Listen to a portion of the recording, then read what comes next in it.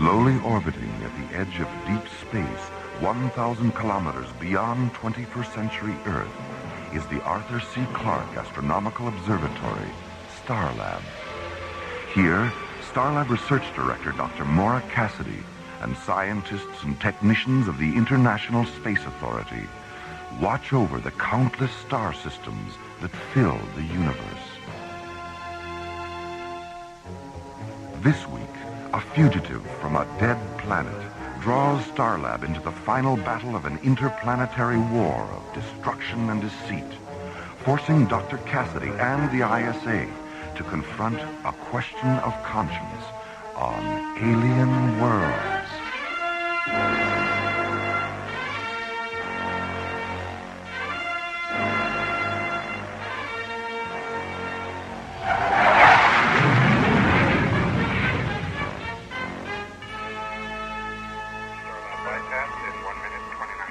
Solaris to Starlab.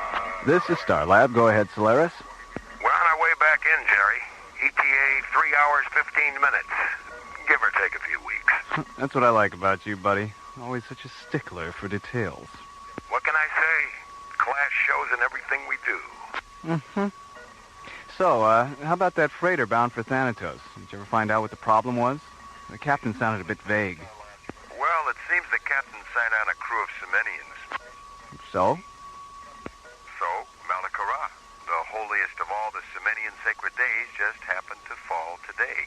And Jerry, the Semenians consider it sacrilegious to work during Malakara. You mean they just stopped working right in the middle of the flight? You got it. So it was up to us to tow the ship to the nearest spaceport. There the captain can wait out Malakara. After all, we wouldn't want them falling into the sun or ramming the moon or something. It just ruins the view. I see. Well, as long as you're in such a charitable mood, perhaps you could do me a favor and make one more stop on your way in? Don't tell me.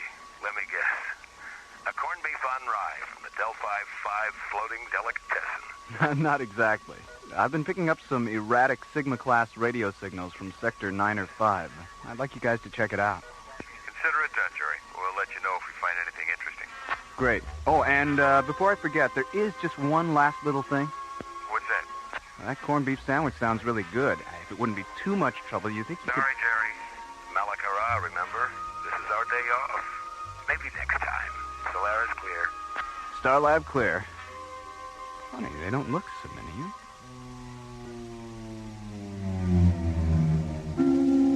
One hour later, the Solaris comes to a stop, 500 yards from a small, needle-shaped craft hanging motionless against the star-shot curtain of deep space. Well, there she is. What do you make of it? Well, the design looks pretty standard, but those markings, I've never seen pictographs quite like those before. And look at all that carbon scoring along the port side. Yeah. She's seen some action, all right. No sign of activity. Think it's a derelict? What about the distress signal? It might be automatic. Better run a tomography scan. Right. No good, Skip. She's shielded. Scanners just can't penetrate the hull. Well, so much for doing things the easy way. You think it might be a booby trap? Now, who'd want to rig a trap just to get little old us? Well, that depends. How many people do you know? You have a point there. Well, I guess our only choice is to shoot across a magnetic grappler, bring her back to Starlab for a once-over. Okay, let's do it. Better run grappler at maximum range, just to be safe. And if it is a trap? It's been real nice working with you, buddy. I was afraid you were going to say that.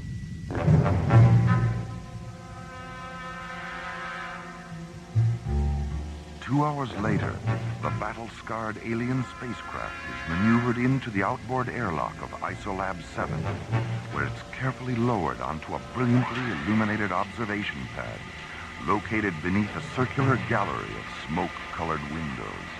Well, there it is, Phil. Your very first encounter with a genuine UFO. What do you think? It's different. The Academy certainly doesn't prepare you for anything quite like this. That's why you're here, remember? You mean this isn't a transport bound for the Passion Planet? I never should have taken that left turn at St. Louis. Oh, well. So, what's next? Well, to start with, we've got to make a spectrographic analysis of the metals in the ship's hull.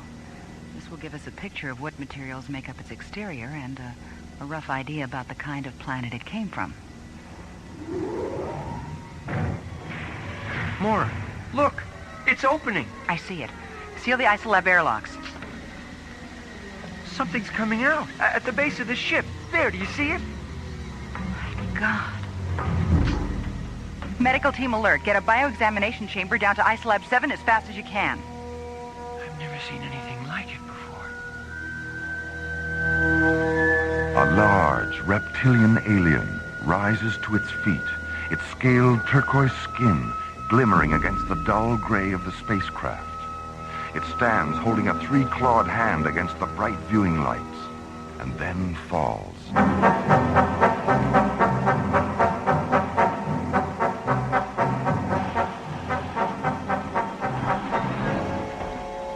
How is he, Maura? Well, according to the report, he's been in a state of extreme oxygen deprivation for several weeks. They could only find scattered traces of oxygen in his entire bloodstream. How did he manage to survive? Probably by going into a kind of hibernation.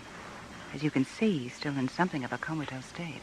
Now, Dr. Cassidy, the time of non-life is over. You can understand us. Your language is not unknown in the universe. I am called Isu of Nakaresh. Nakaresh? I don't think I'm familiar with that system. And with good reason. For there are none left, save myself to speak of it. There was a war, a terrible war, between my planet and another. The reasons are no longer important. Both our worlds shared the same last breath, and now live no more. You mean the war left everyone on both sides dead? All save two, yes. For as I survived, by chance, so too did the last enemy battleship Urkus, which to this day pursues me.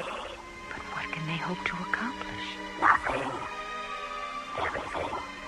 It does not matter. Theirs is an unreasoning, an irrational hate for my people that will not let them rest until the very last member of my race has been totally and utterly exterminated.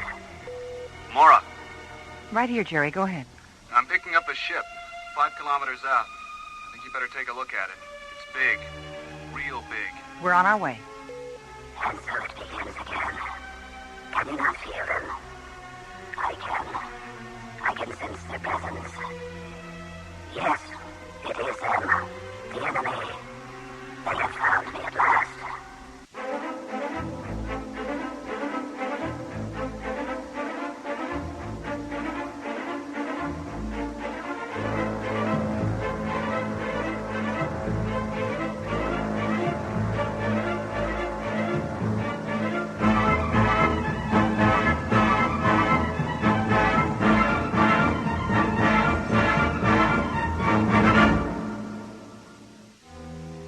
While investigating a distant distress signal, John and Buddy discover a battle-scarred alien spacecraft.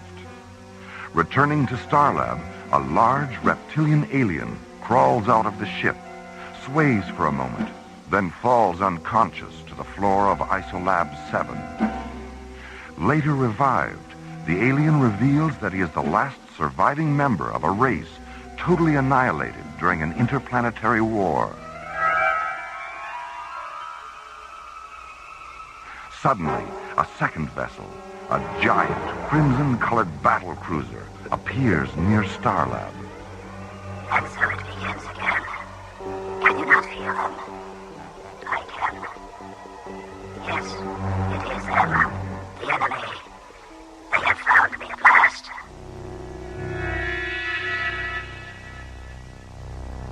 Meanwhile, an envoy from the battle cruiser arrives in Starlab Docking Bay 9 to discuss the fate of the alien creature.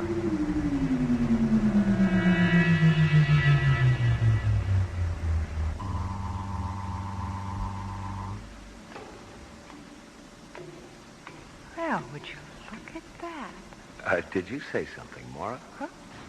Oh, no, I just meant I didn't expect him to be so... Handsome? Good looking? I meant tall, Phil.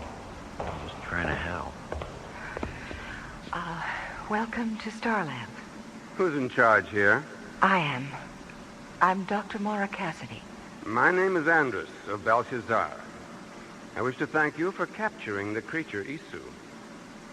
It's comforting to know that there are others in the universe that recognize the depravity of his crime and will assist in the administration of justice. Now, if you will please, turn him over to us. Wait a minute, back up. I'm afraid we don't know anything about any crimes. The one you want, Isu, claims to be the sole survivor of a great war, and as such has requested sanctuary. Sanctuary? From a war that never was? I'm not sure I understand. Isu had isolated a plague bacteria against which our people had no defense. He used the threat of unleashing this disease as a form of blackmail in order to further his own twisted dreams of power. But my people refused his demands, and they died within the day. But if what you say is true, then why are you and your crew still alive? We were on a deep space probe when the plague was unleashed.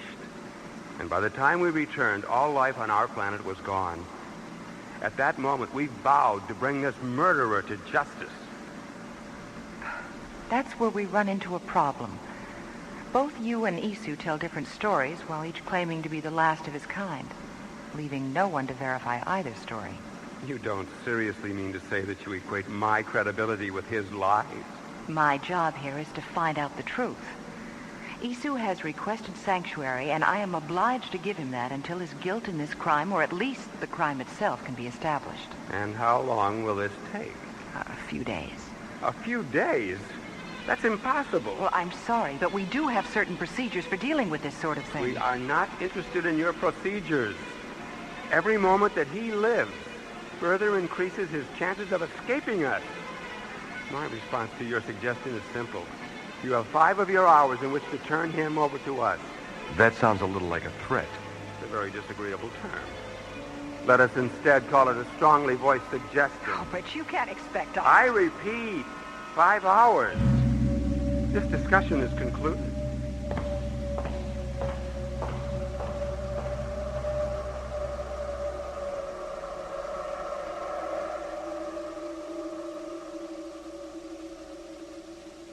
I repeat, 5 hours.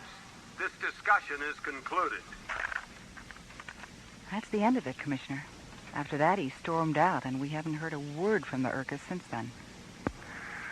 I see. It's quite a dilemma you've got on your hands. What do you think the odds are of Andrus getting nasty if you don't turn over Isu? I honestly don't know, Commissioner. Well, go ahead and put Stargazer on alert, and have them put 3 squadrons on standby. All right, sir. Beyond that, I guess the best advice I can give you is just to follow your instincts. We don't want to start a war, but I don't see how we can turn over the last member of another civilization to be murdered. Well, I think I'll stop by his cabin and have a talk with him. Maybe he'll say something that could help confirm either story. Good. Be careful, Mora. And be sure to keep me posted. I will, Commissioner. Starlight clear.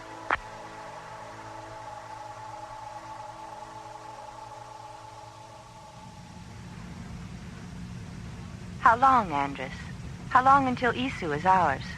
Soon, Meshach. Soon. We've come too far and searched too long to let him slip away.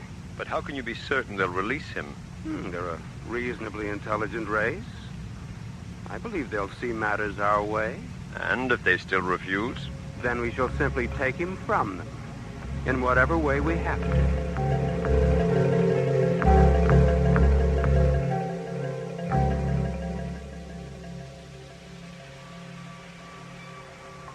You would have liked my world, Mara. What was it like, Isu? Oh, it was beautiful. Crystalline flowers that reflected the emerald sunlight into 1,000 dazzling patterns. Cool, quiet forests. And sleek silver birds with soft golden eyes. Then the war began. My task was to seed the space between our 2 planets with antimatter modules which would detonate whenever an enemy cruiser approached. In fact, I still carry a full load of them in my ship. Then it happened. The fools finally used it. Used what? My people and the Belshazzarians both possessed radiation weapons of incredible force, capable of wiping out an entire planet. We thought that neither would dare use it. But the Belshazzarians did, and we retaliated, and that was the last day. The emerald sky turned red, then black. The ground trembled, and the crystal flowers shattered into a million splinters. Birds fell lifeless from the sky, their golden eyes empty. I then realized that even though my world had died, if something from it could survive, myself, a bird, or even a simple flower, perhaps my world could continue.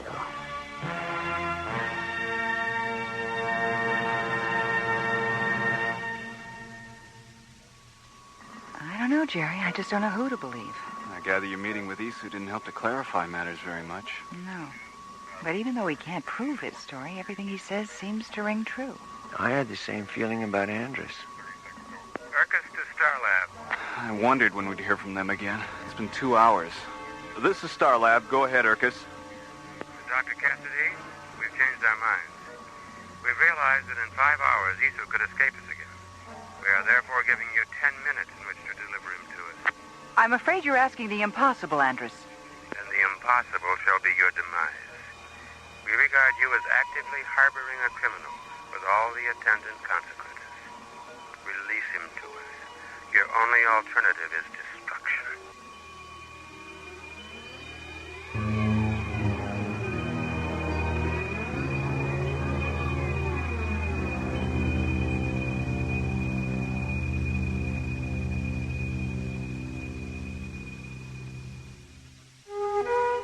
Following the rescue of the reptilian alien Isu, who claims to be the sole survivor of an interplanetary holocaust, Andrus, Isu's pursuer, contacts Starlab. You have 10 minutes to turn Isu over to us. Your only alternative is destruction.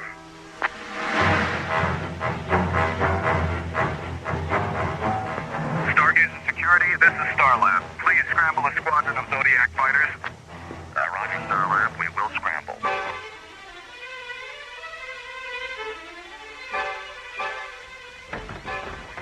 All interceptors, this is a priority 1 alert. Scramble all Stargazer fighters immediately.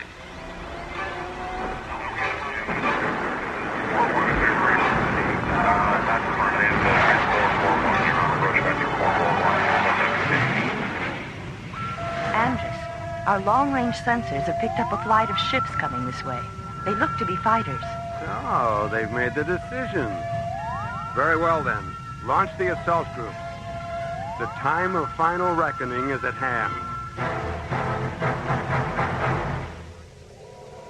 This is a priority 1 alert. All personnel report to Isu, Yes, what is it? do you know what those sirens outside mean? Do you know what's going to happen in another few minutes? There's going to be one of the biggest space battles this station has ever seen. A lot of people are going to die because of you. And you know what? I don't believe you. Not one bit. I think everything Andrus said about you is true. I'm sorry for you, my young friend. But you should not despair, for there may yet be another solution.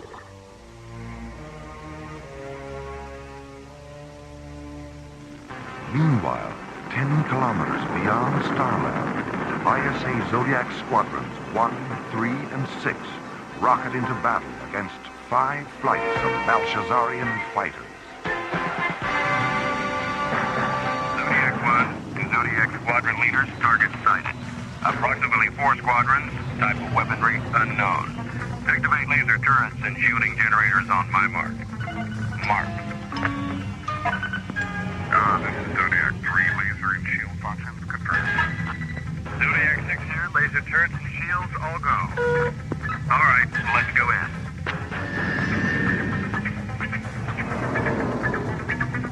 Here they come.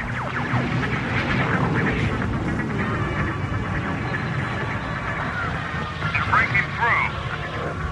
Hold formation. Zodiac 6 takes the point. Roger. Zodiac leader, there's one on your tail. Hang on, I've got him.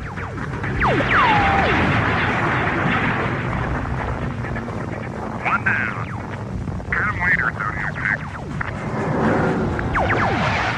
Zodiac 6, do you copy?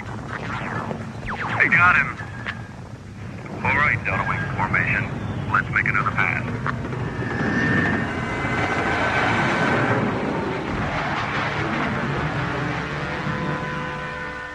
Andrus, a single craft is approaching from Starlab. What type? I can't tell. It's shielded. Wait, there's a signal coming in. It's Isu. He requests permission to come aboard. Permission granted. Well, it seems we've won the war before we've even finished the battle. Call off the attack, Meshach. Yes, Andrus.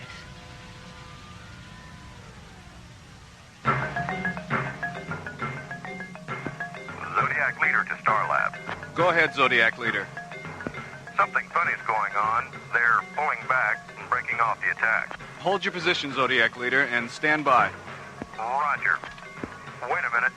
There's another ship heading toward Urkus. It's not one of ours, and it doesn't look like one of theirs. 1 second, Zodiac Leader. I'm putting it on the screen now. Oh, no. Isu. Dr.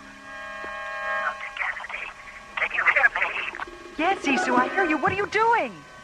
Too many have died, Mara. And for me, it is the end of the running. And perhaps the beginning of peace. In the years to come, watch for silent silver birds in flight. And think of me.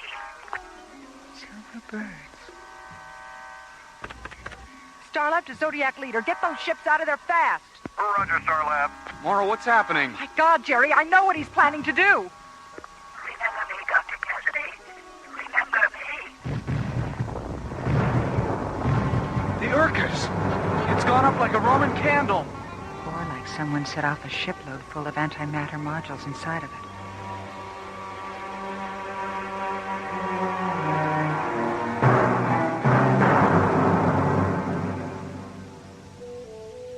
What were our losses, Mora? 3 Zodiac interceptors. And the Urkus? No survivors. It's too bad. It seems now we'll never know who was really telling the truth. If Isu was lying, this could have been his final, ultimate act of destruction. Then there's always the possibility that he was telling us the truth after all. There's always that, yes. Well, I suppose I'd better file my own report on all this. I'll see you in a few days, Mara. All right, see you soon, Commissioner. Starlab out.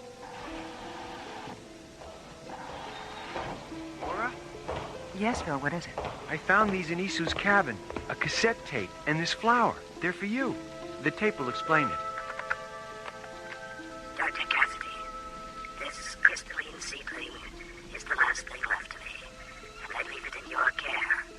When the time comes, you will know what to do with it. When the time comes. Do you know what he was talking about, Mora? Yes, Phil, I think I do. The crystalline flower seedling. Someday we'll find a planet with an emerald sky and still silver birds. And when we do, I'll know what to do with this. And I will remember.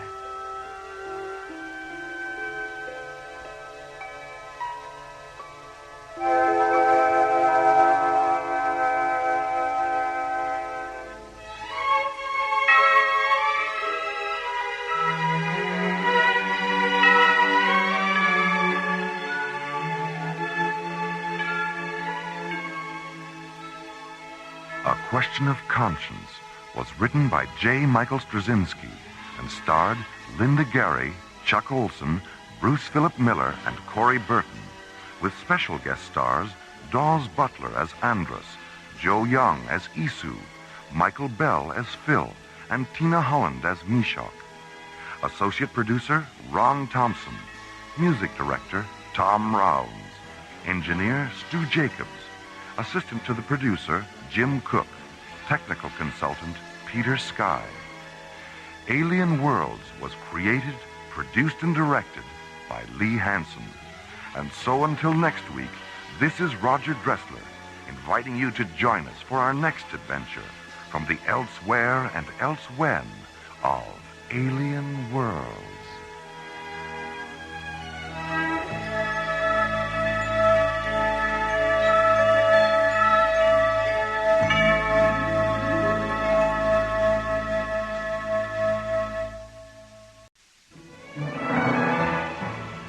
Slowly rotating at the edge of deep space, 1,000 kilometers beyond the atmosphere of 21st century Earth, is the Arthur C. Clarke Astronomical Observatory, Starlab. Here, Starlab Research Director Maura Cassidy, along with the scientists and technicians of the International Space Authority, watch over the countless stars and planets that fill the silent distances beyond the giant space station.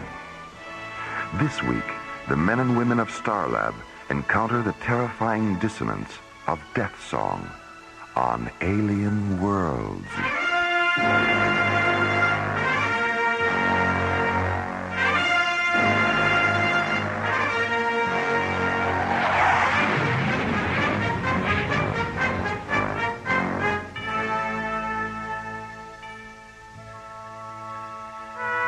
After spending 5 days at the Sealab 7 underwater research station in the South Pacific, ISA Commissioner White arrives at Starlab aboard Earth Shuttle 1.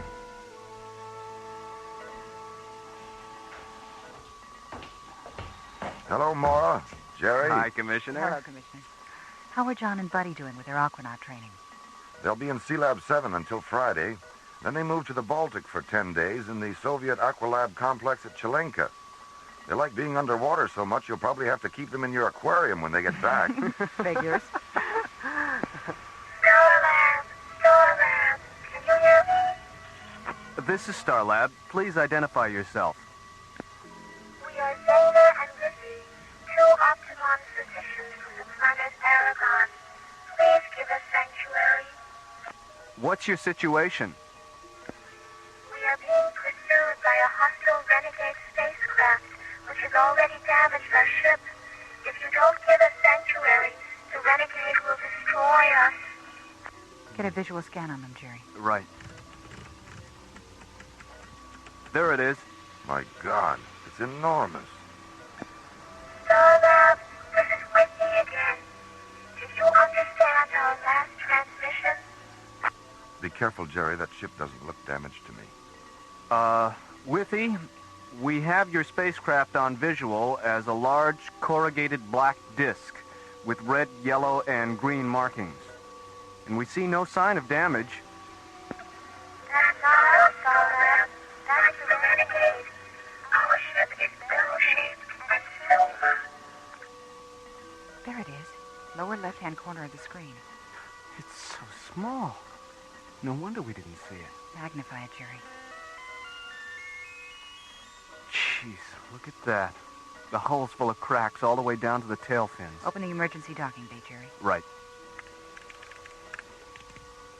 Withy, guide your ship toward the docking bay that's surrounded with flashing red lights, and we'll take you aboard. Thank you, Starlab. Thank you. Starlab, you will soon regret having given them sanctuary. Who are you? Identify yourself. I am Helon, Withy and Zena's pursuer. Is it true that you intend to kill them? Of course it's true. But why? What have they done? It isn't a question of what they've done, Starlab. It's what they haven't done.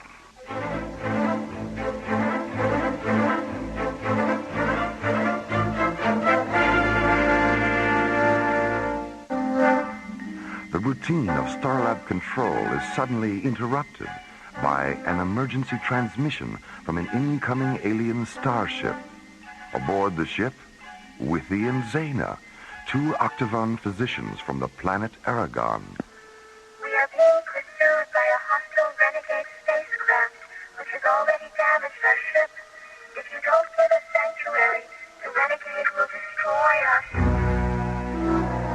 As the bell-shaped Aragonian starship moves into visual scanner range, Maura, Jerry, and Commissioner White see another spacecraft. Huge, black, and disc-shaped. I am Helon, Withy and Zena's pursuer. Open a close proximity channel, Jerry. Go ahead, Commissioner. Helon, this is Commissioner White of the International Space Authority. I represent the scientific and military forces in this solar system. Do you understand that? I understand. Any hostile action against this space station will be construed as an act of war against the Earth and will be dealt with accordingly. Do you understand that? I understand. What's your planet of origin? Aragon. I see. Well, are you a legal officer of some kind? Have the two Octagon physicians committed a crime? To my way of thinking, they have. Dr. Cassidy, this is Simon down in the emergency docking bay. The alien ship is secure. All right, Simon, thank you. Commissioner, I think we've heard enough from Helon to know where he's at. Let's put him on a hold and see what the two physicians have to say about, whatever this is about. Helon, stay on this frequency and I'll get back to you. I need some time to think about what you've said.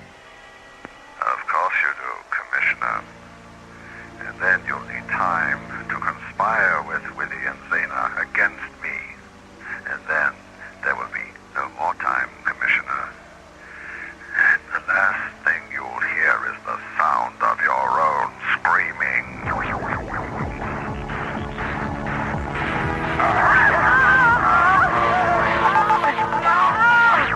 Surrender the two physicians within the hour, or I'll unleash a symphony of such terrible power that your star lab will shatter like delicate crystal.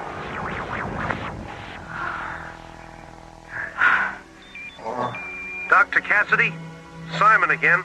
The two aliens have come out of their ship. Bring them to my quarters right away, Simon. Let's go, Commissioner.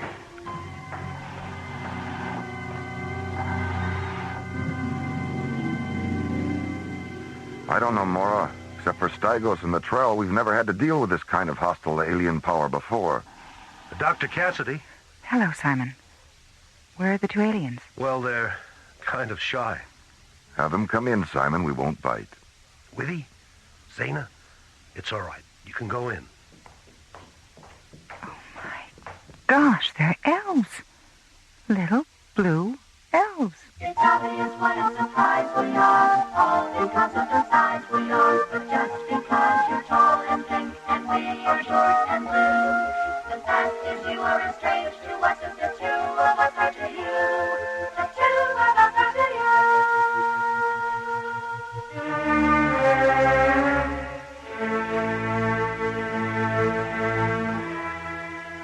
2 kilometers beyond Starlab, Helon enters the audiogenic spectrum chamber of his slowly orbiting ship. He touches a bright red jewel near the entryway. The gleaming black metal floor slides open. Then something begins to rise up out of the opening. Something massive and angular and dark. A nightmare construct of polyphonic drone generators and ultrasonic inverters, thick spiraling amplifier coils, and blood-red keyboards. Helon's Deathsong synthesizer, the Cathedron. My beautiful Cathedron, my phantom self, my soul. Soon we will hear their voices dying amid the music of an unexpected destiny. Elon, it's time. Time? Time for what, Cataract? My infusion. It's time for my infusion. I just gave you a Deathsong infusion, Cataract, a few moments ago, up in the communications chamber. No, you didn't, Elon. That wasn't my infusion. That was the premonition adagio you transmitted to Starlab. It was? Yes, of course it was. Forgive me, Cataract. Perhaps we should share an infusion. Memory distortion is one of the primal symptoms of Deathsong withdrawal. Yeah, yes, of course. An infusion. Here, Cataract. Help me with the anthem injectors. With pleasure.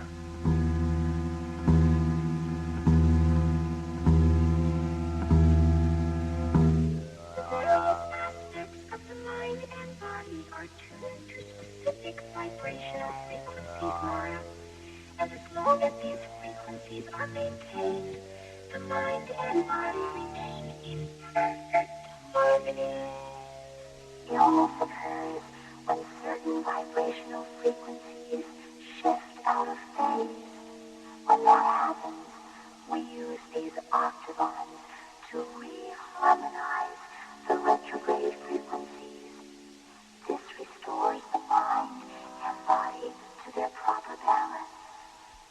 We don't treat the disease that has no body.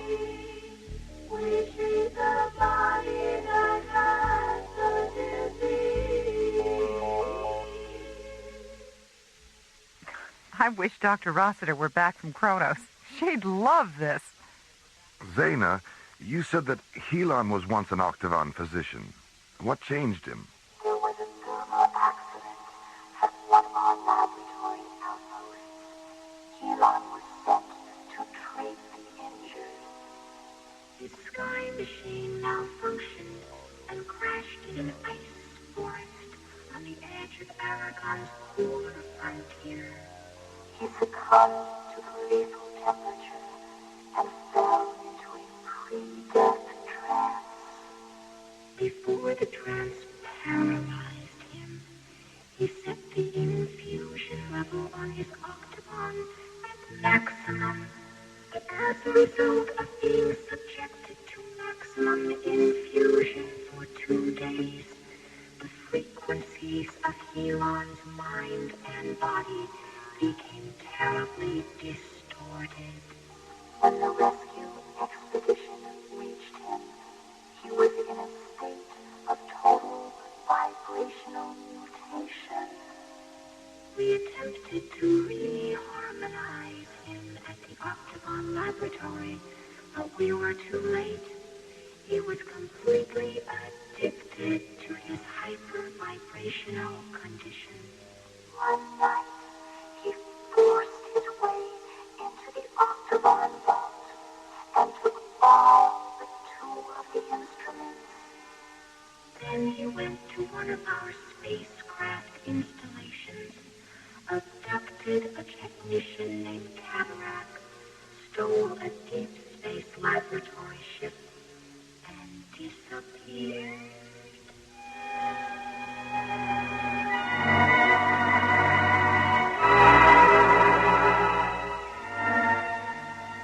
Helon, when Withy and Zaina are dead and their octavons are interfaced with the cathedron, where will we go? What will we do? We will wander from galaxy to galaxy, exploding the stars with Deathsong.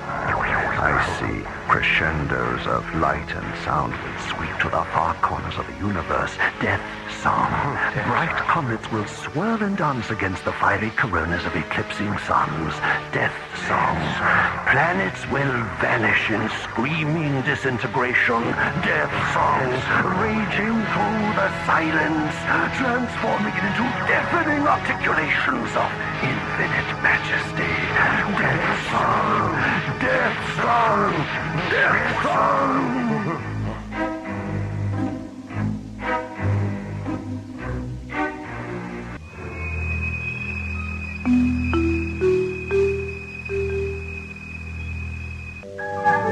Two kilometers beyond Starlab, Helon's huge, black, ovaloid spacecraft continues its slow, concentric parking orbit.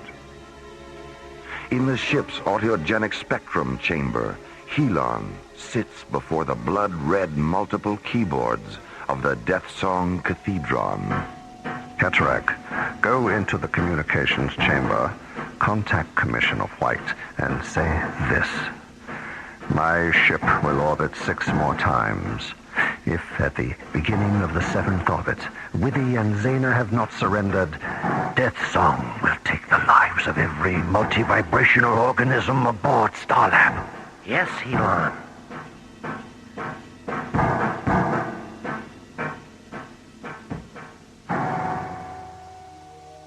And because there had never been more than 12 octagons in existence at one time, there have never been more than 12 octavons positioned. 12 physicians for an entire planet? 12 are enough, Nora. Injuries are rare on Aragon, and illness is relatively non-existent. What was Aragon like before the octavons were created? We treated the diseases of the mind and body with narcotic chemicals. As a result, the people of Aragon were in a constant state of neurotic irresponsibility. Mora, are you there? What is it, Jerry? I have a transmission coming through from Helon's ship. We'll be right there.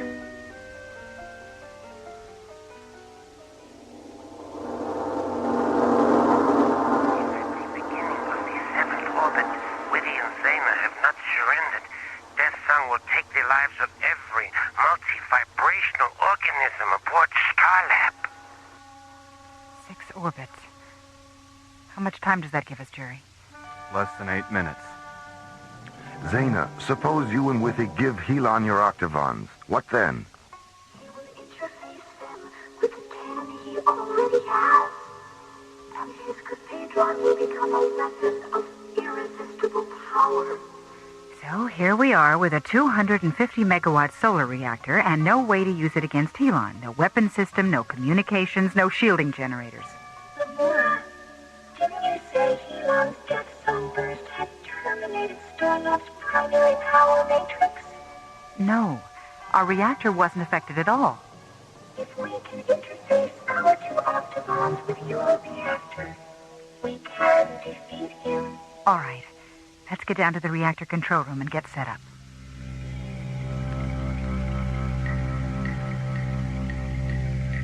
How much time do we have, Jerry? 1 minute, 30 seconds. Helon just started his 5th orbit. Withy, what effect will this have on Helon? He will die. Die? But you said you wanted to help him. Taking his life is the only way that we can recall him to life, Nora. Our octavons will terminate him and then infuse him with the frequencies of his earlier life. How will you know if you've been successful? His voice, Commissioner. You will hear it in his voice. Harmonize the octavons, Zaina, and tune for maximum pulse inflection. Harmony achieved, please. Engage the primary and ancillary subarticulations. Multisonic articulations are in cadence. Cross-link reactor output subterminals, Jerry. Subterminals are in phase. Maximum quantum injection now.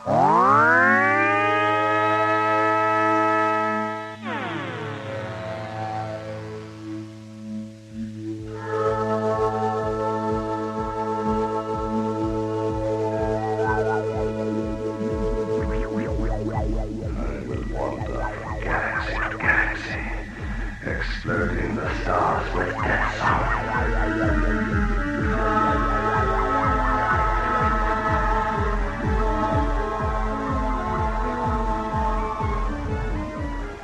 I say crescendos of light and sound will penetrate to the far corners of the universe.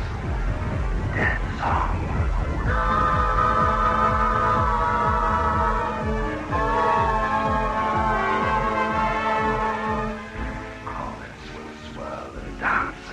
Fiery coronas of eclipsing suns.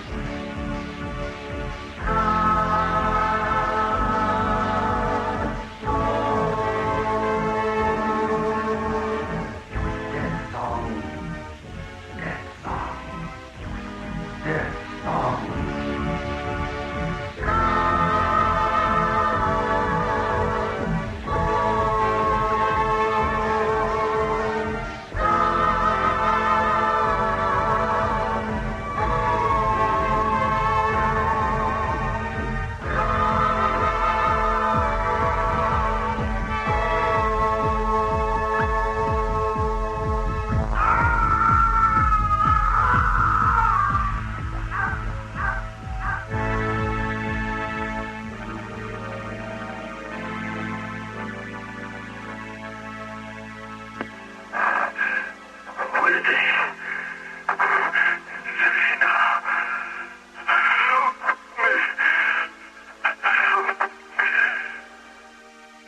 We must go to him, Laura. Call the short-range vehicle hangar, Jerry. Tell them to get a shuttle ready. Elon. Cataract, my friend, forgive me. Please forgive me.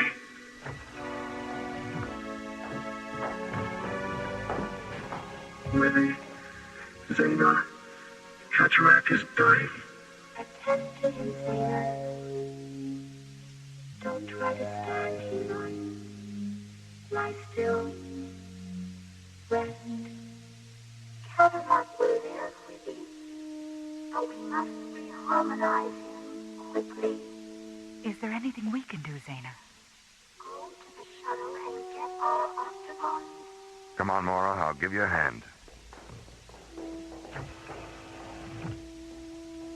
Wendy, Zena, thank you for calling me from the darkness. We are your brothers, Elon. We are your friends.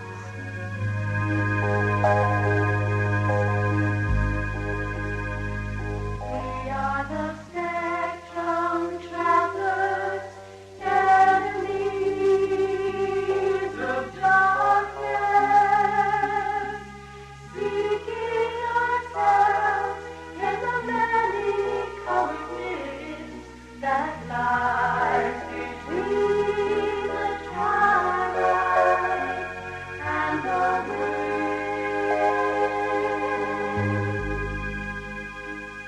We are the rainbow riders, lost in light, finding ourselves in the water-driven spaces that hide between the storm clouds and the sun. We are chromatic dreamers asleep in the future,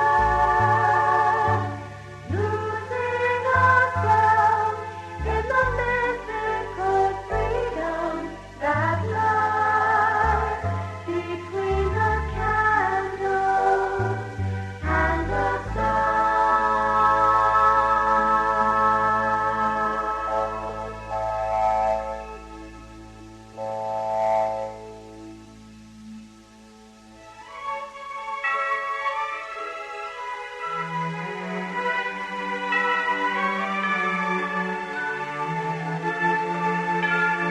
Deathsong was based on a story by Ken Ross and written by Ron Thompson, and starred Linda Gary, Roger Dressler, and Corey Burton, with special guest stars Larry Moss, Joe Baker, Michelle Goodman, Lindsay V. Jones, and Tony Walters. Music director Tom Rounds, with special music effects composed and performed by Rick Kellis. Associate producer and song lyrics by Ron Thompson. Engineer Stu Jacobs. Assistant to the producer Jim Cook. Technical consultant Peter Sky. Alien Worlds was created, produced, and directed by Lee Hansen. And so until next week, this is Roger Dressler inviting you to join us for our next adventure, The Infinity Factor, from the elsewhere and elsewhen of Alien Worlds.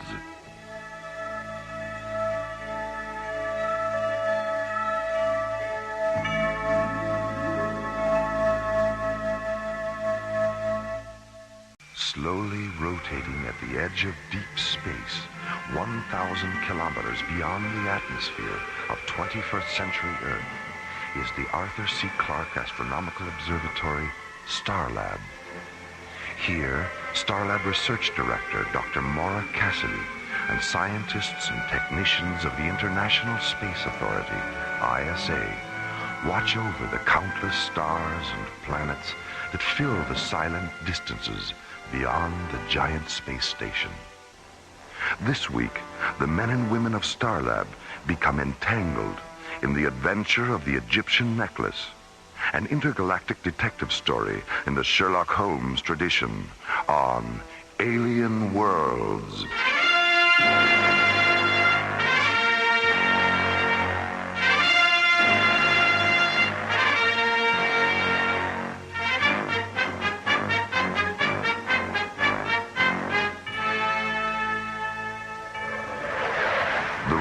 British Museum freighter Nile Delta, commanded by Captain Jack Lemus, is returning to Earth from the planet Thanatos.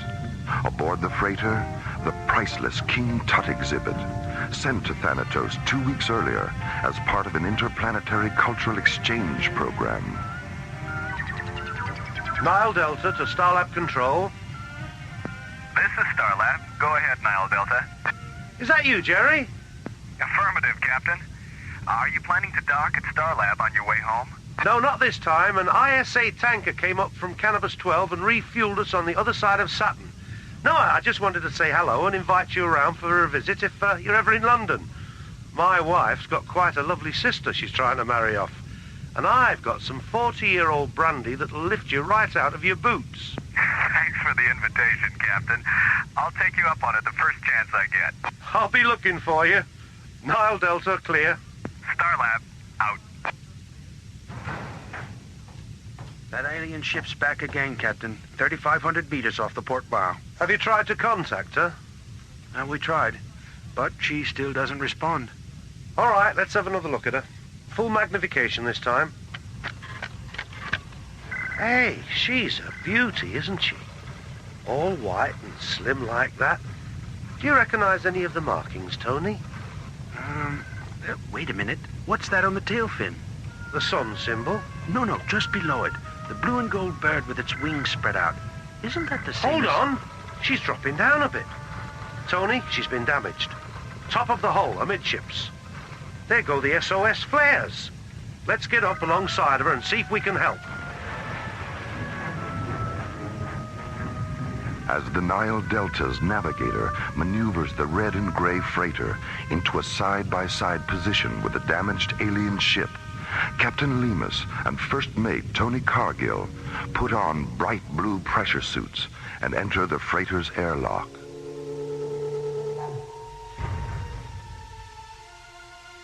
A moment later, an enclosed metal flex walkway slowly telescopes from the Nile Delta's airlock to an access hatch which has irised open in the hull of the fluorescent white alien spacecraft. You're very generous to give us your time and kindness. Well, hello. Who are you? My name is Puritep. I'm glad you didn't abandon us. Yours is the only vessel we've seen since the accident. When did it happen? 3 days ago. And some of our mariners have been injured. Is there a healer aboard your vessel? Yes, there is. And we have a complete medical facility as well. Then if you'll please follow me, we can begin transferring our injured to your ship.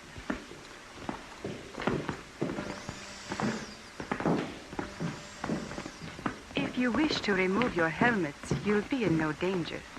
We're oxygen breathers, too. Whew, well, that's better, isn't it? Aye, it was getting a bit stuffy in there. This is Amontef. Which of you is Captain Lemus? Well, I am. How do you know my name? We know the names of everyone aboard the Nile Delta. We also know it carries the afterlife treasures and mummified body of Tutankhamun. Your ship isn't damaged at all, is it? No, it isn't. Don't look now, Captain. But I think we've been set up for a little of the old smash and grab. What the bloody hell do you want with the King Tut treasure? It only has value on Earth. It's worthless out here. We don't want the entire treasure, Captain. Only the beaded floral necklace. It's not mine to give you. And even if it were, I wouldn't. I have a rule against being overly charitable to anyone who makes a fool of me or my friends. Come on, Tony, let's get back to the ship. Please, Captain, don't force me to use this weapon. A weapon? A tiny little thing? Let's get out of here, Captain. Amontef? Stop them, Puritep.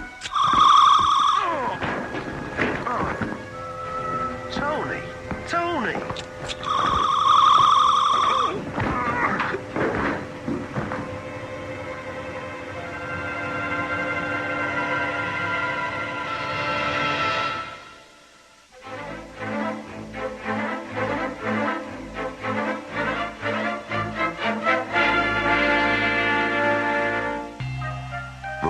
British Museum freighter Nile Delta is returning to Earth from the planet Thanatos. Aboard the freighter, the treasure of the Egyptian boy king Tutankhamun. Midway between Earth and Saturn, a damaged alien spacecraft appears and fires SOS flares. Nile Delta Captain Jack Lemus and First Mate Tony Cargill board the alien ship to offer assistance. But inside, they discover they have fallen into a trap set by the aliens who want a beaded floral necklace from the King Tut treasure. An hour later on Starlab, Dr. Maura Cassidy and SET Captain John Graydon, not yet aware of the Nile Delta incident, enter the vestibule of Starlab's Visual Media Theater. John, how long has Buddy been in there? About 6 hours. 6 hours? What's he watching? The outtakes from Gravity's Rainbow? Oh, no, that was yesterday. Sunday, he sat through 5 old Stanley Kubrick films, and Monday it was a Daffy Duck festival. What he's watching today is anybody's guess. Maybe he fell asleep. Well, I wish he'd sleep a little faster. We're going to be late. Hi, Maura. Hi, John. Buddy. Buddy, didn't your mother ever tell you that if you watched too many movies, your face would break out and you'd go blind? Very funny. I think you've got that mixed up with something else, Maura. I do? What? I'll tell you later. Well, buddy, what'd you see today?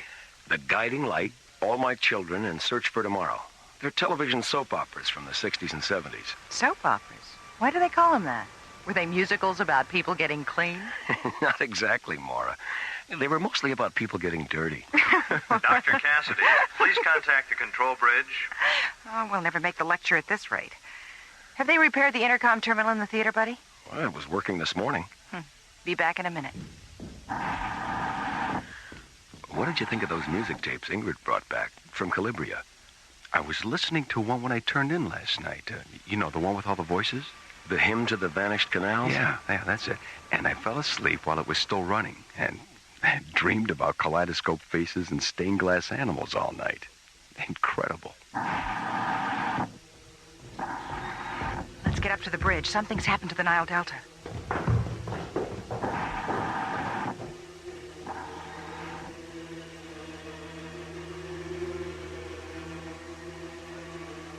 When we woke up, we were back aboard the Nile Delta. The rest of my chaps were still knocked out, and the necklace and the aliens were gone. Is the necklace the only thing missing? We don't know yet. We're still checking the manifest. Have you notified the museum yet? I'm going to do that just as soon as... Stand by, Starlab. Dr. Cassidy, our medical officer, Dr. Lomax, he's just come up from the cargo bay. He said the aliens opened the coffin, unwrapped the mummy down to the neck, and took a tissue sample from its face. A tissue sample? Is Dr. Lomax absolutely certain about that? He's positive, Dr. Cassidy, and he's holding up a little gold surgical instrument they dropped. Well, put it in a safe place and we'll analyze it when you get here. See you around midnight, Captain. Starlab out. Nile Delta, clear. Buddy, John, what do you think? Well, we've got about 9 hours before the Nile Delta gets here. Let's go down to the library and pull the King Tut tapes out of the Egyptology section. Maybe we can turn up something. Why not? Meanwhile, at the Royal British Museum in London, Sir Dorian Bradford Gray, the museum's director, receives word of the Nile Delta incident. 15 minutes later, Sir Dorian reports the incident to British Prime Minister Lord Henry Gladstone Baggs. Within the hour, Lord Henry enters Buckingham Palace and conveys the news to Her Majesty, Queen Victoria III. And what about the aliens who perpetrated this awful crime, Lord Henry? Does the Ministry have any idea who they are? I'm afraid we're still in the dark about that, Your Majesty. Hand us the royal pen and ink, Lord Henry, and some royal stationery, too. This incident requires the services of England's most famous consulting detective. Agreed? Oh, yes, by all means, Your Majesty, by all means. Now, let's see. from Victoria Regina the Third. Yes, Your Majesty. To Sonar T. Foom. Without any shadow of a doubt, My Your Majesty. dear Mr. Foom, a matter of some urgency has arisen, which Pleasure, Your Majesty. requires your immediate and undivided attention. Oh, Britannia. Meanwhile, in the heart of London's West End, Sonar T. Foom and his associate Dr. MacGuffin Drone are spending a quiet afternoon in their rooms at 221B Pennybaker Street.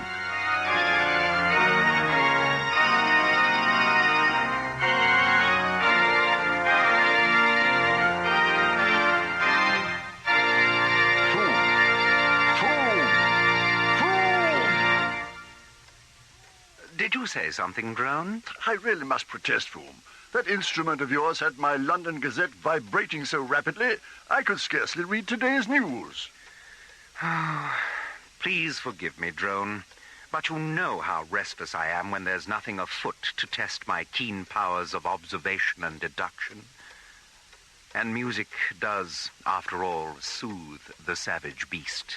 Well, if it's savage beasts you're interested in soothing, perhaps you should consider taking up residence at the zoo. Careful, Drone. I think you're skating on rather thin ice with that one. Just a moment. Do my ears deceive me, or is that Mrs. Hudson's cat-like tread upon the stair? Yes, that's Mrs. Hudson, all right. No question about it. Come in, Mrs. Hudson. Why, Mr. Foom, how on earth did you know it was me? Elementary, my dear Mrs. Hudson. There are just the three of us in the entire house. The doors and windows are latched from the inside. Dr. Drone and myself are, as you can plainly see, here in this room, which left only you, Mrs. Hudson, unaccounted for. Oh, Mr. Foom, you never cease to amaze me. I also perceive an envelope between the thumb and forefinger of your right hand, Mrs. Hudson. White, 6 inches square, addressed to me in violet ink. Oh, my, yes, I nearly forgot. It just arrived. May I have the envelope, please? Thank you. A message from none other than Her Royal Majesty. You don't say. Her Royal Majesty. How did you know that, Foom? The return address, my dear Drone. I recognize the royal zip code. Your powers of observation are absolutely uncanny, Foom. Yes. And now...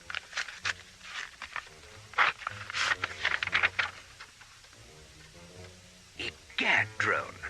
The Nile Delta's been set upon by alien beings, and King Tutankhamun's floral necklace has been purloined. Her Majesty requests that we go to Starlab at once and assist in the investigation of this beastly crime. Mrs. Hudson, call the airfield and tell Smattering to prepare the Bellerophon. Right away, Mr. Foom. Now, let's get our equipment sorted out, Drone. The game is afoot, and a new adventure is at hand.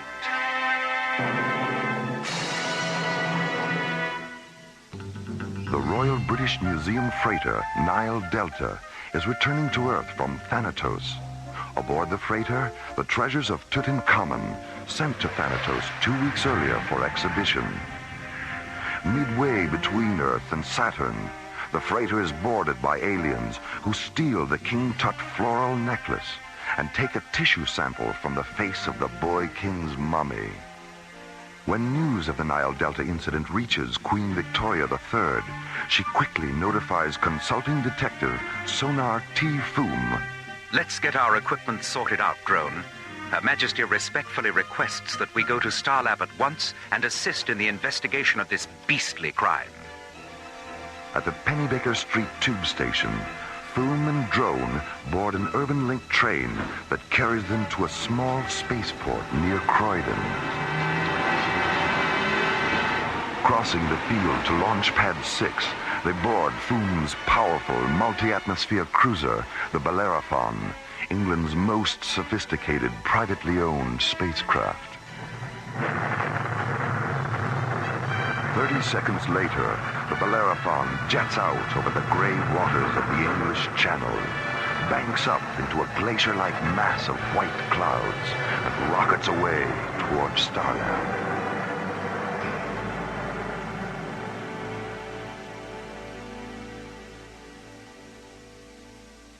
Erica finishes replacing the AE-35 module, huh? Will do, Dr. Cassidy. See you later. Let's see. 9 o'clock. Well, time to feed my fish.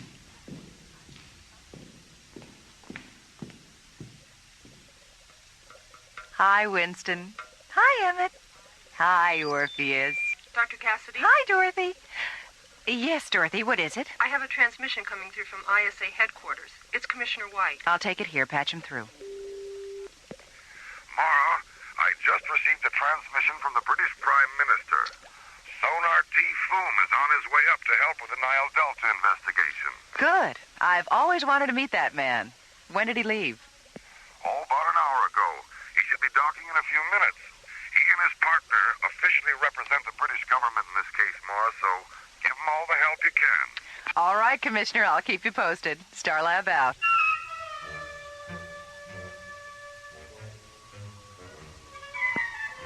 Good evening, Starlab. This is the Bellerophon. Sonar T. Foom at the controls. This is Starlab. Go ahead, Bellerophon. What is Starlab's rotational profile? 18 per minute on a variable axis of 0.3 degrees, non-correctable. Thank you so much. At our present rate of speed and your present rate of rotation, I calculate our docking orbit insertion coordinates will be 208 degrees at subvector 671. Hold on a minute. That's right. Did you calculate that in your head? Of course. That's amazing. Nothing to it, really. Now, what do you have in the way of empty docking bays? Number 14. Thank you so much. And will you please inform Dr. Cassidy that we'll be there in 1 minute, 13 seconds? Will do. Starlab out.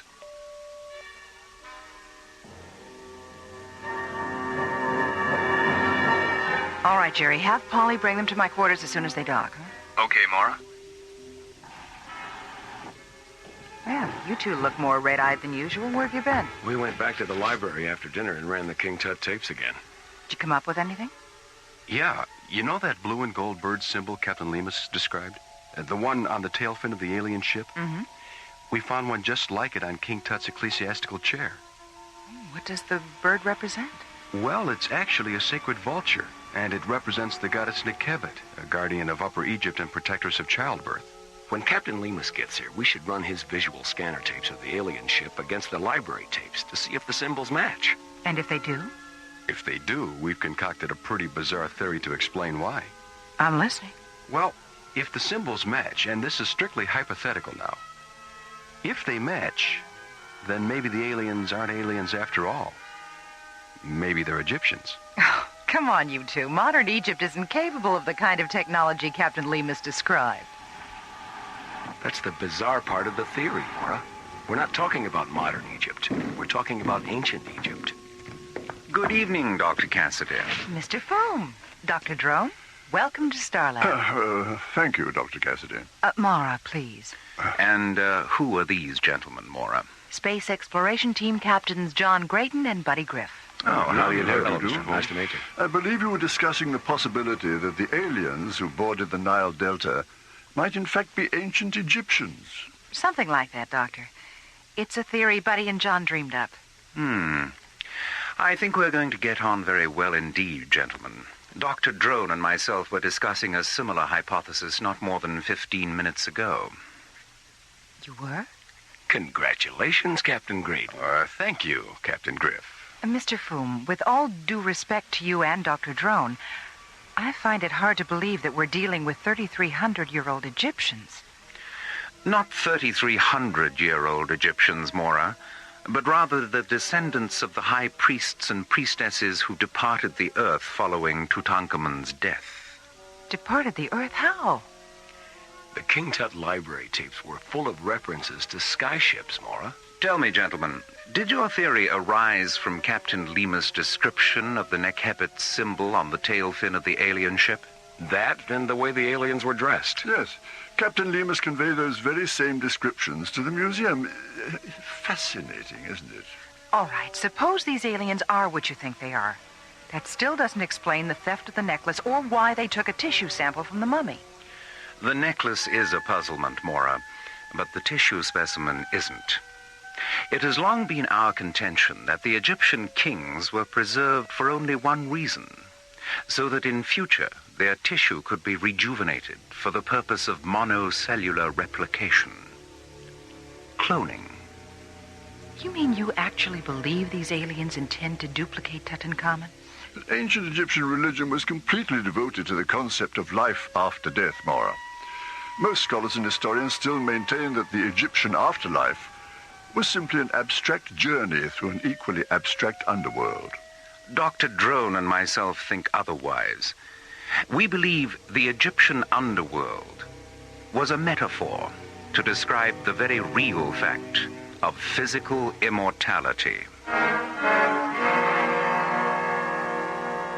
Thou art standing before Ra, who cometh from the east. His duration of life is infinite.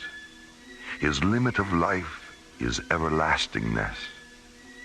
Become one with Ra, and be received into the land of eternal triumph.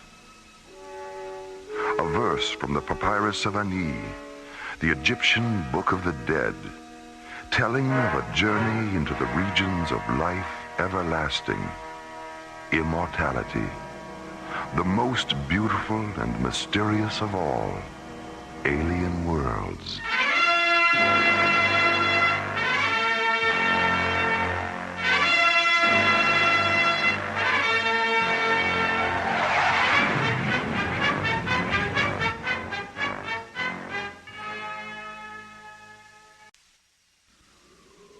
Slowly rotating at the edge of deep space, 1,000 kilometers beyond the atmosphere of 21st century Earth, is the Arthur C. Clarke Astronomical Observatory, Starlab. Here, Starlab Research Director Maura Cassidy and scientists and technicians of the International Space Authority watch over the countless stars and planets that fill the silent distances beyond the giant space station. Last week's episode began when Captain Jack Lemus, commanding the Royal British Museum freighter Nile Delta, notified Starlab that he was returning to Earth from the planet Thanatos. Aboard the freighter, the treasures of Tutankhamun, sent to Thanatos 2 weeks earlier as part of a cultural exchange program. Midway between Earth and Saturn, the freighter is boarded by aliens who steal the King Tut floral necklace and take a tissue sample from the face of the boy king's mummy. A tissue sample? Is Dr. Lomax absolutely certain about that? He's positive, Dr. Cassidy, and he's holding up a little gold surgical instrument they dropped. When news of the Nile Delta incident reaches Queen Victoria III, she notifies England's most famous consulting detective, Sonar T. Foom. Her Majesty requests that we go to Starlab at once and assist in the investigation of this beastly crime. Meanwhile, on Starlab, SET captains John Graydon and Buddy Griff research the Egyptology section of Starlab's library. Did you come up with anything? Yeah. You know that blue and gold bird symbol Captain Lemus described?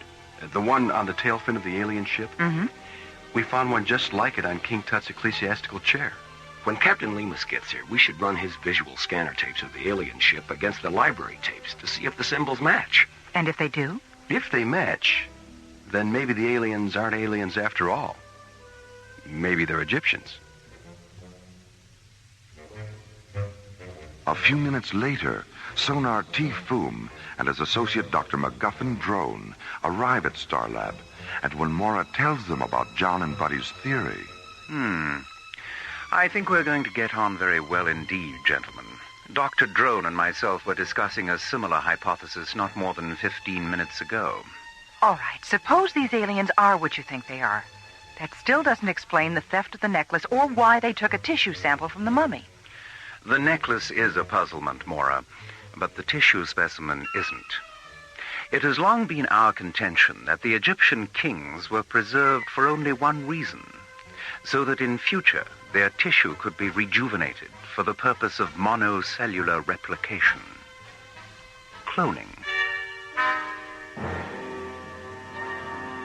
And now, the conclusion of the adventure of the Egyptian necklace, an interplanetary detective story in the Sherlock Holmes tradition on Alien Worlds.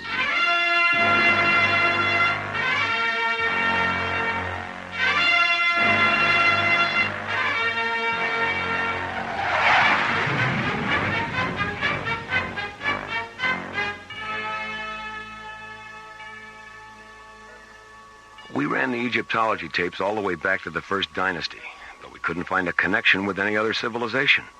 A lot of theories, but nothing definite. What sort of theories? Well, some historians think dynastic Egypt may have evolved from ancient Sumeria because of the similarity of their religious deities and astrological calendar. And a few renegade scholars even hypothesize that the Egyptians were the survivors of Atlantis. Look, before we get carried away by all these theories, I'd like to know one thing. Aside from religious deities and sky ships, did these civilizations share a common philosophy about where they came from? Yes, Mora, they did. They all believed they were the children of highly evolved beings who originally came down from the stars.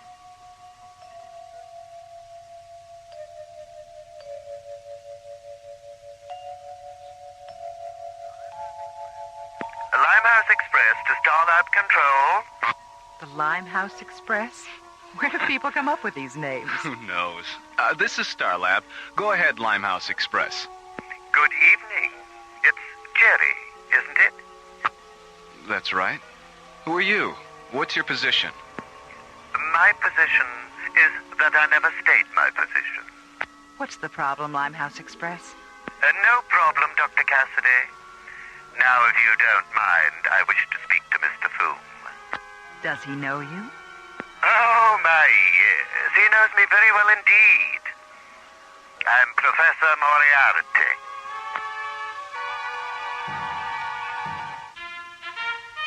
England's most famous consulting detective, Sonar T. Foom, and his associate, Dr. MacGuffin Drone, arrive at Starlab to investigate the theft of the King Tut floral necklace from the Royal British Museum freighter Nile Delta.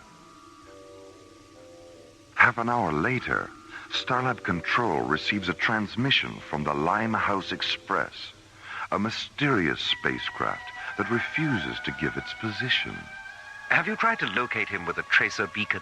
He's neutralizing our tracer beacon with a scrambler beam that he's transmitting along with his radio signal. He's too far away for the scanners to pick him up. Very clever, Moriarty. Very clever indeed. Nearly as clever as you, eh, Foom? Well, I wouldn't go quite that far, Drone. No, I suppose not. Open B channel, Jerry. Go ahead, Mr. Foom.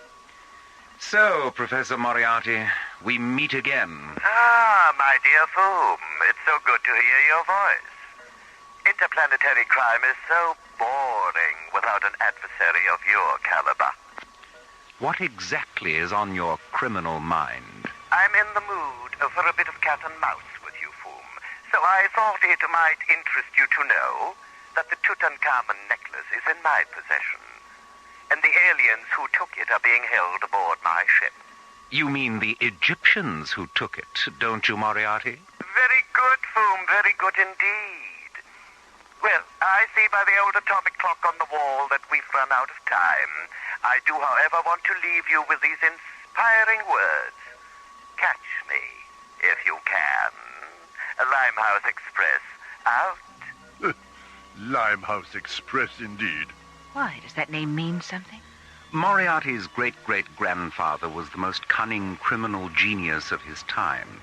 His headquarters were somewhere in the Limehouse section of London.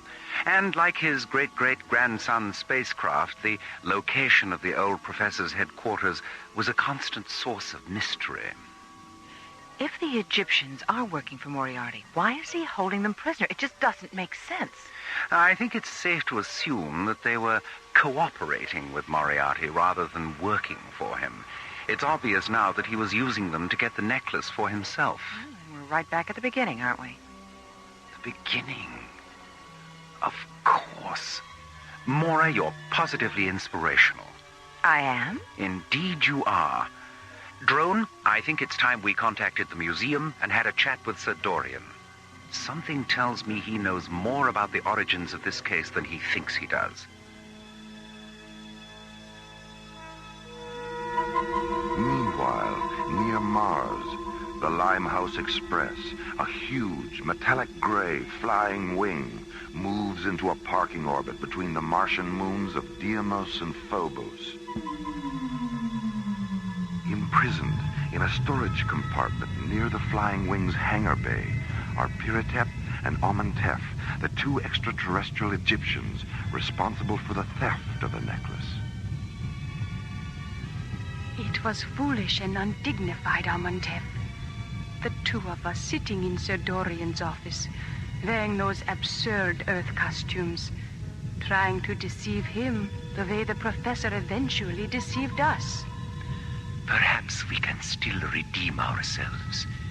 It is apparent from the way the professor talks about this man Foom that they are deadly enemies.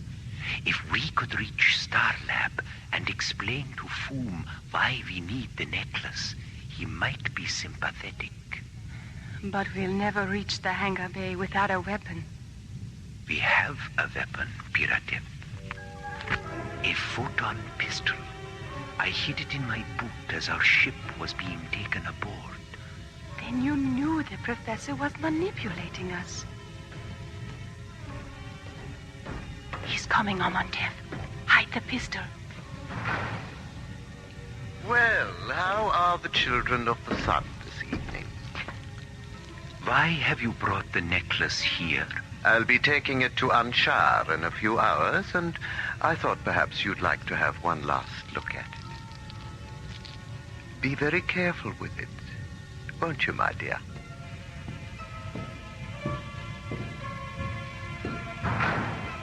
Amenhotep, there's only one guard in the corridor. All right. What is it?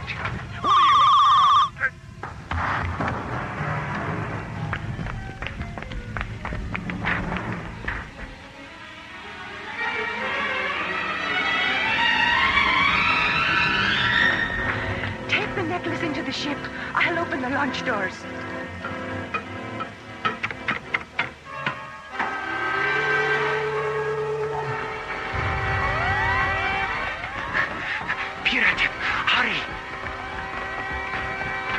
Amenhotep, the guards are coming. Take the necklace to stop them. Piratep!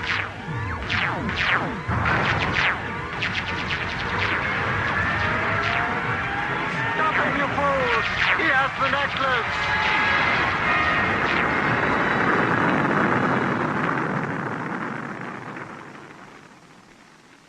Meanwhile, on Starlab, Sonar T. Foom and Dr. MacGuffin Drone sit in a conference room on G-level, analyzing a video image Sir Dorian has transmitted from the museum's employee index terminal. Drone, there's something rather curious about this picture of Wilhelmina Hammersmith. Look closely at the eyes. What's your professional opinion? Well, the left eye is artificial. Now, look at the ring finger on the left hand. Oh, here, let me magnify it. What do you see? A deep circular impression, as if a ring had been removed. A platinum serpent's ring, perhaps? Great Scott. Great Scott indeed, my dear Drone. This is not a 70-year-old Egyptologist named Wilhelmina Hammersmith, This is none other than Professor Moriarty himself. What an extraordinary masquerade. Yes. Wearing this disguise, Moriarty appears at the museum and presents false credentials. Impressed with these documents, Sir Dorian gives Moriarty a post in the Egyptian Antiquities section. And it is here that he learns the highly confidential facts of the Nile Delta's Thanatos schedule. Didn't Sir Dorian say that this Hammersmith woman was in his office when the Egyptian couple was there trying to buy the necklace? Yes, and 2 days later, Wilhelmina Hammersmith Moriarty resigns, and the Egyptian couple are never seen again. Now, let me see. The two Egyptians who boarded the Nile Delta are obviously the same two who were in Sir Dorian's office. When they leave the museum, Moriarty follows them.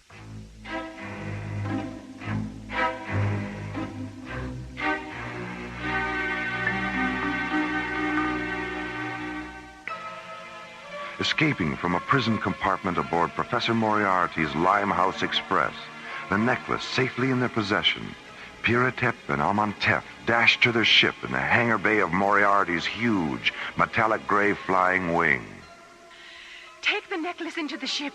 I'll open the launch doors.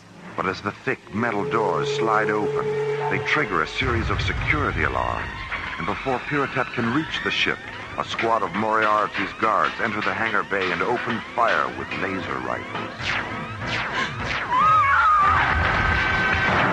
Piratep! As Piratep falls, blood streaming from her face, Amantef closes the hatch of the ship and blasts off for Starland. 9 hours later...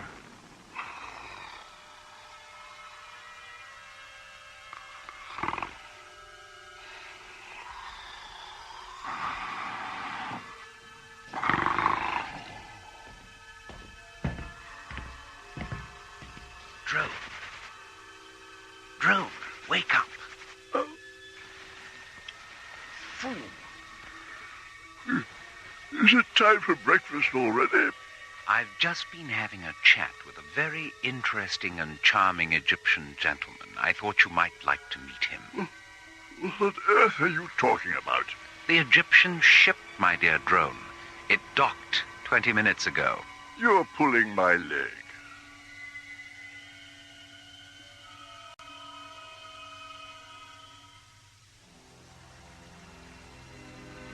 No, my dear Drone, I'm not pulling your leg. The white beads of the necklace are data storage terminals. Here, look through the lens. Good heavens.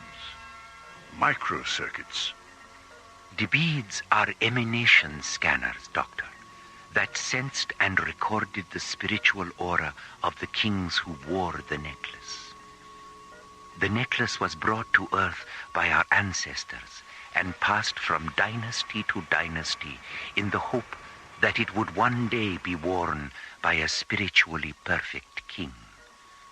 A king who would then be replicated and given immortality. Tutankhamun is that king. Look, you said you didn't know King Tut's tomb had been discovered until just a few weeks ago. How did your people lose track of its location in the first place? The last Egyptian dynasty ended with the death of King Nechneb. When he died, the necklace was sealed in his sarcophagus.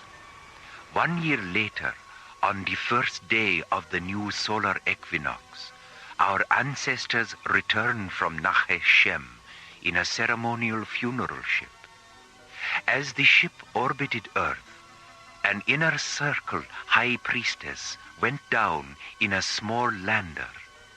She recovered the necklace, analyzed the white beads, and saw that of all the recorded spiritual auras, Tutankhamun's had been the most perfect and powerful.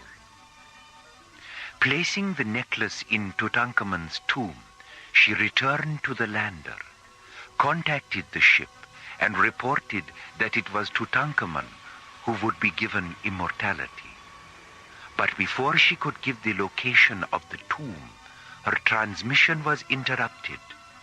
She was never seen or heard from again. Limehouse Express to Starlab. I'll talk to him, Mora. Well, if it isn't the notorious Wilhelmina Hammersmith. Don't be tiresome, Foom. I know Amontef is there. We tracked his ship. Now, as you said earlier, let's get down to cases. Piratep is alive and sealed in an airlock. If you don't return the necklace, I'll decompress that airlock and kill her. I see. How do you want us to proceed? Dr. Cassidy and Amontef will deliver the necklace in an unarmed ship. Amontef knows my location. And Foom, don't try any of your tricks. Decompression is a singularly horrible way to die. What are you going to do, Foom? Elementary, my dear drone. I'm going to beat Moriarty at his own game. Amontef, come with me. I'd like to have a word with you in private.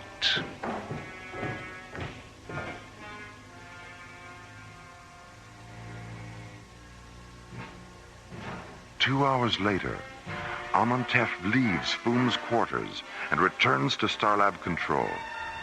From there, he and Mora descend to Launch Bay 15, board the Deep Space Laboratory ship Octavia, and blast off for the Limehouse Express. 9 hours later, the Octavia enters Martian space and moves into a side-by-side position with Moriarty's huge flying wing. As the two ships float in the airless void between Deimos and Phobos, an enclosed metal flex walkway telescopes from the Octavia to the personnel hatch of the Limehouse Express. After pressurizing the walkway interior, Mora stabilizes its atmosphere. A moment later, the two ships open their airlocks.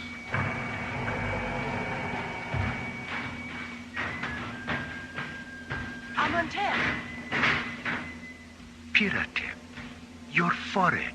Don't concern yourself, Amontef. The wound is superficial.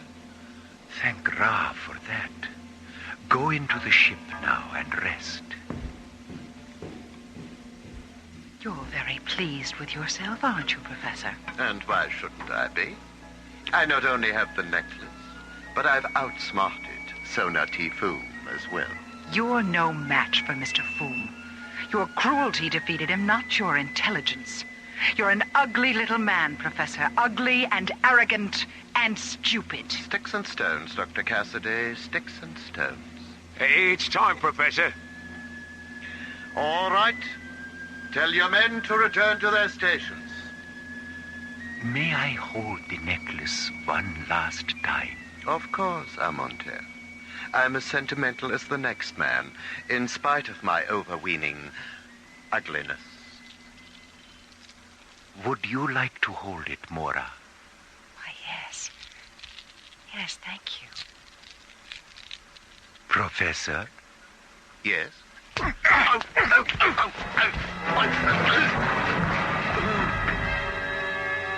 Amontef! Into the ship, Mora. I'll bring the professor. Professor! Guards! Guards!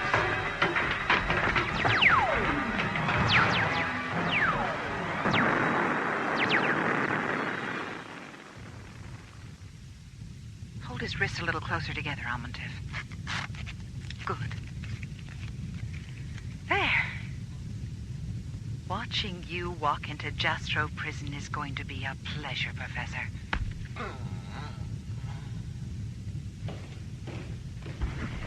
Amontef, how did the descendant of an ancient Egyptian high priest manage to become a master of Oriental martial arts? In much the same way that I became a master of disguise, Mora. Practice. Here, hold my nose. Mr. Foom! Shh! You'll wake Piratep. Why didn't you tell me? If you had known it was me disguised as Amontef, you might have behaved differently aboard Moriarty's ship. Here, help me peel off this beard. My fingernails are all sort of... More, huh? Oh, I'm sorry, Mr. Fu. Oh, that's all right. I'm sure I'll be as good as new when they remove the bandages. What did Amontev say when you told him what you intended to do? He smiled his most seraphic smile and gave me his blessing. He's quite an extraordinary man, you know. While we were talking, I asked him why the Egyptian civilization was brought to Earth in the first place. And he said, to create a sense of wonder, Mr. Fu.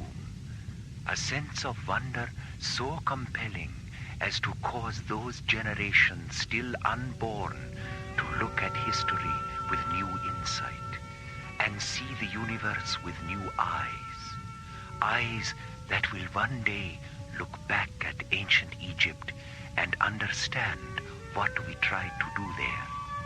And on that day, realize that they are looking back into the future.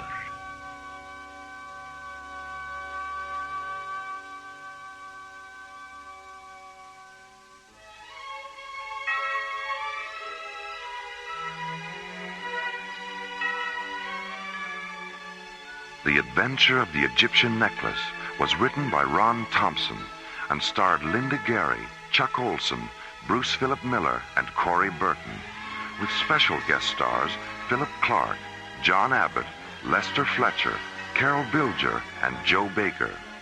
Associate producer Ron Thompson, music director Tom Rounds, engineer Stu Jacobs, assistant to the producer Jim Cook, technical consultant Peter Sky. Alien Worlds was created, produced, and directed by Lee Hansen. The Adventure of the Egyptian Necklace is dedicated to the memories of Sir Arthur Conan Doyle, creator of England's most famous consulting detective. And so, until next week, this is Roger Dressler, inviting you to join us for our next adventure, Timeclash, from the elsewhere and elsewhen of Alien Worlds.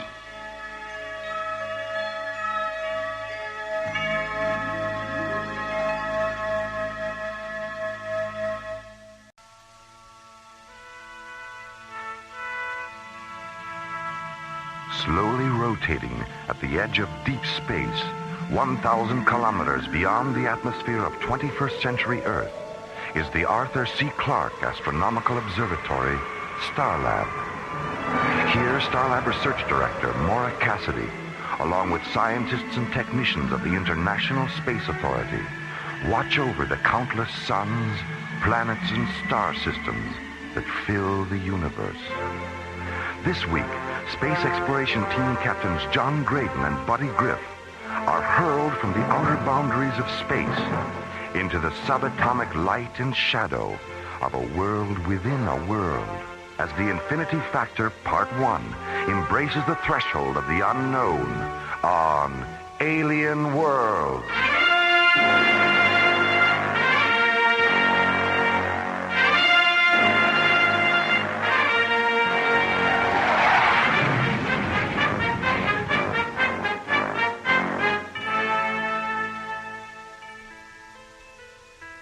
Astrophysicist Tom Liu Ping has been performing experimental tests in supralight travel, moving at velocities beyond the speed of light. The final step in a series of tests is now at hand. A specially modified ISA Delta Series craft, the Hyperion, will be piloted by John Graydon and Buddy Griff at speeds traveled before only by an infinity of light. Starlab Control, this is Tom Roping aboard the Hyperion. This is Starlab. Go ahead, Hyperion. I just finished Timmy and 3, a little behind schedule. Jerry, I've got a revised ETA. Any problem, Tom? No problems, just a delay in getting launch clearance. What's your new ETA, Tom? 15 minutes, 29 seconds. Roger. I copy 15 plus 29er. Your docking orbit insertion coordinates are 614 at subvector Alpha, docking bay 3. Starlab, clear. Roger, Starlab. Hyperion clear.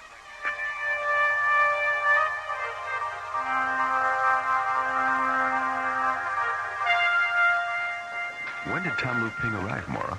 He got in at 0300, John. He was late leaving Timian 3. That's why we rescheduled the briefing. Here's his room. He should be ready by now. Oh, Tom, excuse us. I really didn't realize that you... It's okay. Come on in, Maura. I was just finishing my Tai Chi exercises. Oh. Ah, Captain Graydon. So good to meet you in person after all the visual communication. Yes, hello, Tom. Nice to see you. Tai Chi, huh? Mm-hmm. Sort of looks like slow-motion karate. Yes, actually, it's more meditation than martial art. Well, keeping in shape out here is a good idea. I do a little hatha yoga myself. Oh, very good, Maura. Very good. Well, what's our program? I understand the briefing was rescheduled? Yes, we're meeting at 1300 hours in room 2 on Level A Conference Center. All right. I'll meet you there in a few minutes.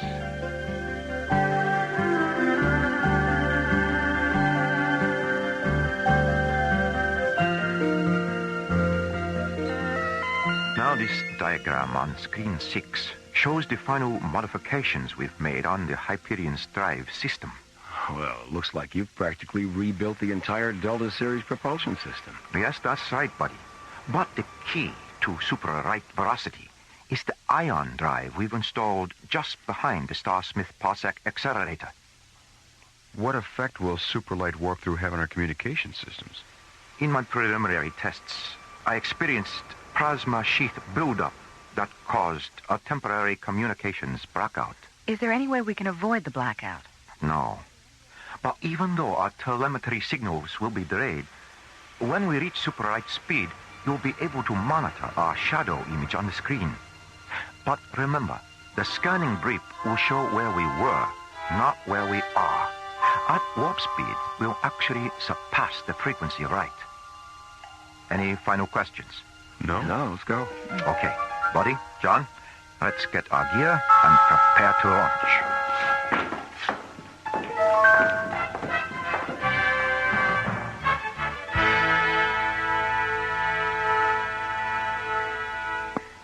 Starlab Control to Hyperion. This is the Hyperion. Go ahead, Maura. Microlab confirms your calculation for reaching supralight critical at vector 098. 098. Roger. Thanks, Maura. Good luck with the test, and try not to lose touch. Don't worry, we won't, Maura. Okay, buddy, let's do it. Interface all computer functions. We have a positive decoder interlock on all data terminals. Manual launch functions are canceled. Real-time launch status, 15 seconds and counting. Okay, Hyperion, you're cleared for launch. Roger, Starlab. Okay, let's see what this baby can do.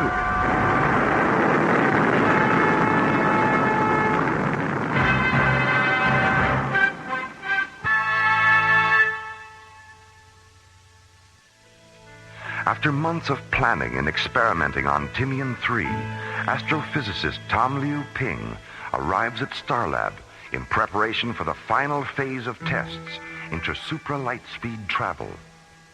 Assisting in the tests and piloting the modified Delta Series spacecraft Hyperion are Captains John Graydon and Buddy Griff. As the experimental vessel jets away from Starlab, Research Director Maura Cassidy prepares the monitoring procedure that will track the Hyperion's telemetry and progress during the multiple light-speed flight. Oh, hi, Maura. Hi, Jerry. How's it going? Well, they've made a couple of orbits at light speed 1 to check the systems. We're monitoring them on screen 4. Dr. Cassidy, this is Barbara, Spectral Analysis. Our monitoring is beginning to show telemetry distortion coming back from the Hyperion. What's their position, Barbara? We're tracking them in final orbit prior to the superlight entry at subvector 096. Okay, thanks, Barbara. Jerry, open a channel to the Hyperion. This is Starlab to Hyperion. Over. This is the Hyperion lab. Jerry, I can barely reach you. Roger. Hold on a minute, John. How's the signal now, John? Any better? No, you're still breaking up, Jerry. Tom, how's the ion drive functioning? He's right, boss. In fact, he's wrong. I thought it would be in 3 warp speed. We're going next to which could create everything notice. before we go super light. Jerry, can't you do anything about the transmission? I don't know where all the hash is coming from, but there's some kind of interference. But the best we can do is keep the shadow blip on the screen. All right. Well, that won't help us much communications-wise. Dr. Cassidy, Barbara again. The mass proximity indicator registers a radical shift in the molecular density level of the Hyperion's hull. Start an MPI printout recording, Barbara. Mara, the Hyperion shadow blip has just disappeared from the screen. And they've vanished from all our tracking instruments.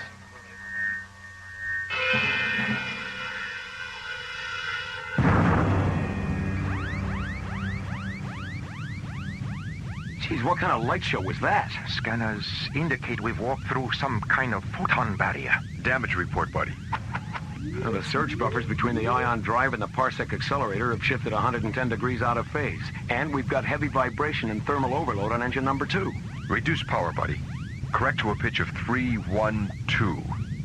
And fire yaw thruster with a 0.5 vertical correction. Let's see if we can stabilize. Right, Skip. She's coming around, Skip. Where the devil are we? Let me check the translocator beacon. That's pretty strange. What is it, buddy? The beacon draws a blank. And celestial guidance doesn't respond either. It's as if we were in completely uncharted space. Try a long-range scan. I don't think that would be necessary. You'll find an Earth atmosphere planet at vector 659 Mach 5.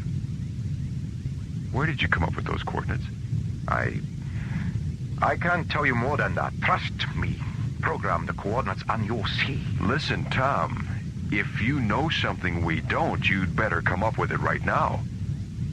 It wasn't supposed to happen like this. Tom, out with it. Yeah, come on, man. All right. About 6 months ago, I made breakthrough in my experiments. What kind of a breakthrough? I discovered a parallel universe during my first super-right walkthrough test in Delta 5. Oh, terrific. Is that where we are now? Yes. What about the planet you just mentioned? Is a water world called Asakusha. The people of the planet live on 2 islands. I made contact with one of the islands called Adusa. What I found was a world out of balance. Out of balance? What do you mean? The Asakushans had an ion generator that kept the people of the planet in balance, physically and emotionally. They regarded this generator as some kind of holy shrine. It's a 2-piece interlocking cylinder called the Altar of Light and Dark. So what caused the imbalance? The people from the other island, Kudor, broke into the shrine 2 years ago and stole half of the altar. As a result, the ion level of the atmosphere has shifted. This shift caused the people of Adusa to become weak and passive, while those of Kudor become strong and aggressive. How did you get involved? Why did you get involved? It was my intention to return to the planet after we had completed these tests and leave my ion generator with the people of Adusa so they could restore their physical and emotional balance. But now that the generator seems to have malfunctioned, I don't know what to do.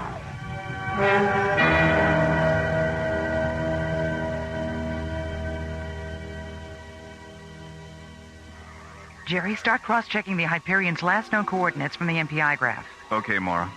Starlab, this is Echo Leader. Roger, Echo Leader. Go ahead. We've completed our Phase 2 search and reconnaissance. There's not a trace of Hyperion anywhere. No debris? No sign of wreckage? No, apparently she didn't break up. There's nothing here. All right, Echo Leader, thanks. Return to base. Roger, Starlab, Echo Leader on the return. Starlab, clear. What could have happened to them? Even at light speed, spacecraft don't just disappear.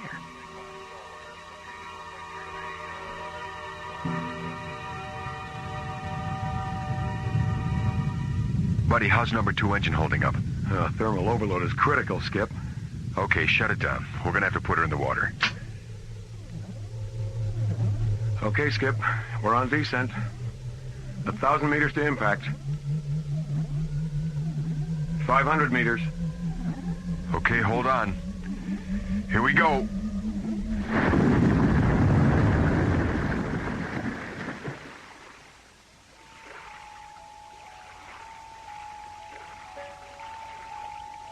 Oh, my head.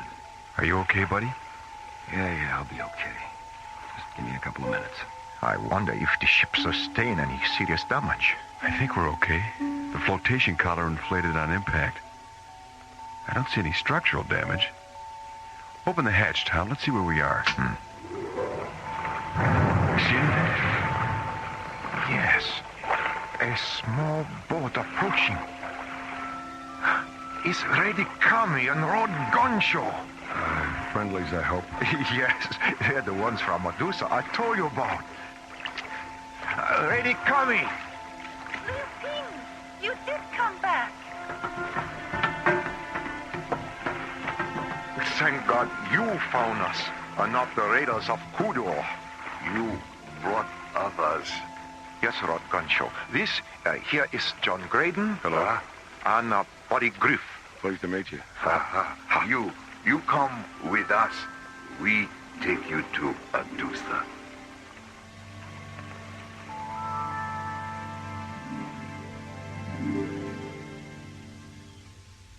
Why did the people from Kodor steal the beacon device from the sacred altar? Warlord Heiko sought to gain control over the two islands. To him, possession of the altar represented ultimate power, but he did not realize the far-reaching effect this would have. With each new tide, his people grew more hostile and aggressive. That is why the two halves of the shrine must be restored. If not, all the people on Sukusha will eventually die because of this imbalance. Will you help us with this task? Buddy, what do you think? Well, we're here. We might as well see what we can do. All right, then. Looks like we're going to Kodor. Where is Kodor? It is 26 miles across the sea. The Four Preps, 1958. What does he mean? Never mind. It's just Buddy's way of breaking the tension.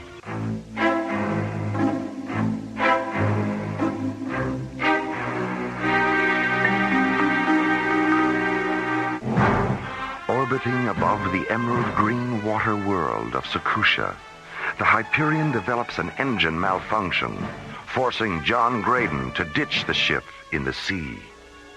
10 minutes later, John, Buddy, and Tommy Lu Ping are rescued and taken to the nearby island of Adusa. Here, Lady Kami and Lord Guncho convince them to help Adusa recover a sacred altar from the nearby enemy island of Kodor. Meanwhile, on Kodor, Fleet Officer Sora enters the Imperial throne room with a message for Heiko, Kodor's ruling warlord.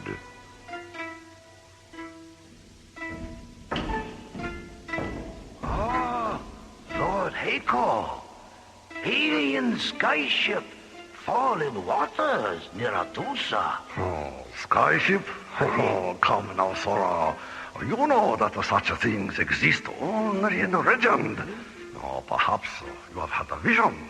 Then it is vision I not see alone. Every watchtower on windward side of Kodor see also. Shared visions are not uncommon, Sora. Have you consulted the Oracle for an explanation of this phenomenon? I need not consult Oracle, my lord. I need only consult telescope. Skyships still float in waters near Adusa. Not possible. Step to window, my lord. You see. Here, take telescope. How they do it, Sora? My lord? Gansho and Lady Kami. How is it that they have the power to call the sky gods into their service? How I should know, Lord Heiko. What do you mean, how I should know?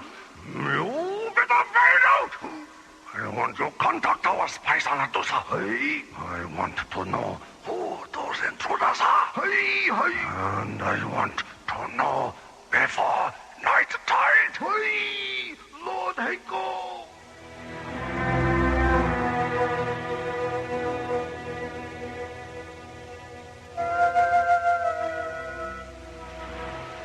Mora must be going crazy wondering what's happened to us. Yeah. Dear Mora, we're somewhere in a parallel universe. The weather is overcast, and so are we. Your pals, Buddy and John. P.S. Help. Where's the post office, Gunshaw? I want to get this off right away. What is your friend talking about, Tom? He's expressing dissatisfaction with our circumstances. Can you blame him? No, I suppose not. Look, Tom, we know that you should have told us about all this before the Hyperion took off. So we're not going to get too upset right now. But when we get back to Starlab, if we ever do, you'd better be prepared to run for your life. All right? All right. And thanks. Our ship is ready, my lord Gansho. Wait a minute. I don't mind sailing into the Valley of the Shadow of Death, but not in broad daylight. The sun sets quickly on twilight afternoons like these, Buddy. It will be dark long before we sail. Cross your heart? My heart? That's just Buddy's way of asking for reassurance, Cammy. Oh. Yes, Buddy. Cross my heart.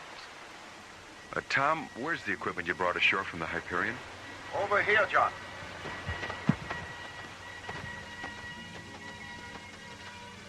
Let's see. 2 laser rifles, 2 hard beam photon pistols, 5 night vision helmets, a tool pack, and a hospital kit. Okay, pass out the helmets, buddy. Right, Skip. Of what use are these helmets, John? The lens on top projects a type of light that can be seen only if you look through the helmet's faceplate. Then, when we get to Kodor, we will be able to see in the dark without those in the dark seeing us. Yes? Yes. That's right. Another miracle of rare device. You have so many. Are they endless? I hope not, Gunshow. We're going to need every miracle we can get our hands on before this is over. The night tide cycle is beginning, my lord Gansho. Yes. Yes, it is time we sailed. Have you told Kiyatsu where we are going?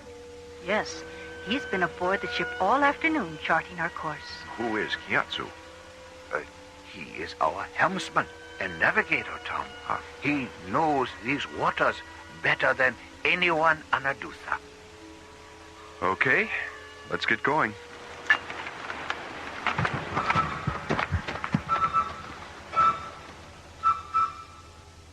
Sora, do you still have the message the carrier brought this afternoon? Hey, Lord Eiko? Read it to me again. But Lord Eiko, I already read to you dozen times. Please, Sora, if you wish to remain in the good graces of your imperial warlord, you will indulge him, not question him. Excellent point, Lord Eiko. My Lord Eiko, Gonshu, Kami, and 3 sky gods depart for Kodar on night tide. Course I have charted will take ship within 100 leagues of Pagoda Tower, between islands. Your faithful servant, Kiyatsu. Good old Kiyatsu. He certainly does epitomize the word spy, doesn't he? He does indeed, my lord. And what arrangements have been made to welcome our visitors from Adusa? But, Lord Eiko... Tell me again, Sora. I love the image it conjures up. 15th Kodorian siege galleys positioned in semicircle round Pagoda Tower. When Kiyatsu sail past tower, circle will close. And Gonshu, Kami, and Sky Gods will be taken prisoner. Oh, you certainly have a way with the words, Sora. Aye, thank you, Lord Hiko. By the way, what you plan to do with them after their capture? We'll try to persuade the Sky Gods to give us the secrets of their power. Aye? And if they not easily persuaded, then we will simply feed them to the carnivore eels. And when no trace of them remains, we will tell ourselves they never existed. After all, Sora, life must go on.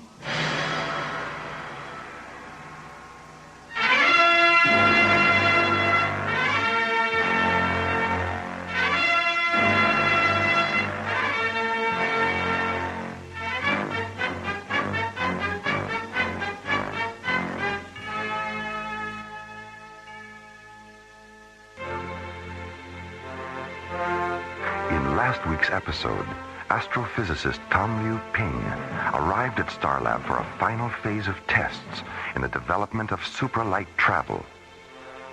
Piloting the modified Delta Series spacecraft Hyperion and assisting in the tests are space exploration team captains John Graydon and Buddy Griff.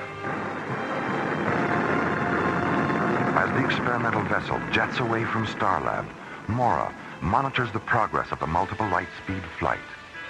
Dr. Cassidy, the mass proximity indicator registers a radical shift in the molecular density level of the Hyperion's hull. Start an MPI printout recording, Barbara. Mora, the Hyperion shadow blip has just disappeared from the screen. And they've vanished from all our tracking instruments.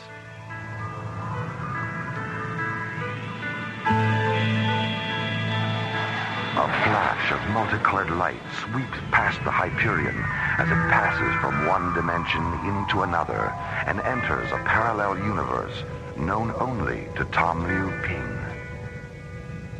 Where the devil are we? You will find an Earth atmosphere planet at vector 659 Mark 5. It's a water world called Sakusha. The people on the planet live on 2 islands. I made contact with one of the islands called Adusa. What I found was a world out of balance. Out of balance? What do you mean? The Sakushans had an ion generator which kept the people on the planet in physical and emotional balance. It's a 2-piece interlocking cylinder they call the altar of light and dark. So what caused the imbalance? The people from the other island, Kudor, stole half of the device. As a result, the ion level in the atmosphere shifted. The people on Adusa have become weak and passive, while those on Kudor have become strong and aggressive.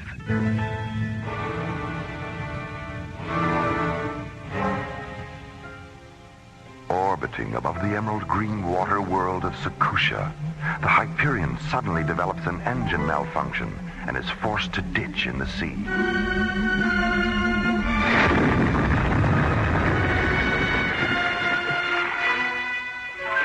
Minutes later, John, Buddy, and Liu Ping are rescued by Tom's friends, Lady Cammy and Lord Gunshow. The 3 are taken to the nearby island of Adusa, where they're asked to go to Kodor and help recover the cylinder stolen from the altar of light and dark. Will you help us with this task? Buddy, what do you think? Well, we're here. We might as well see what we can do. Meanwhile, on Kodor, Fleet Officer Sora and ruling warlord Heiko, now aware of the plot to regain the cylinder, discuss a counterplan. 15th Kodorian siege galleys positioned in semicircle round Pagoda Tower. When Gyatso sail past tower, circle will close, and Gonshu, Kami, and Sky Gods will be taken prisoner. And now, the conclusion of the Infinity Factor on Alien Worlds.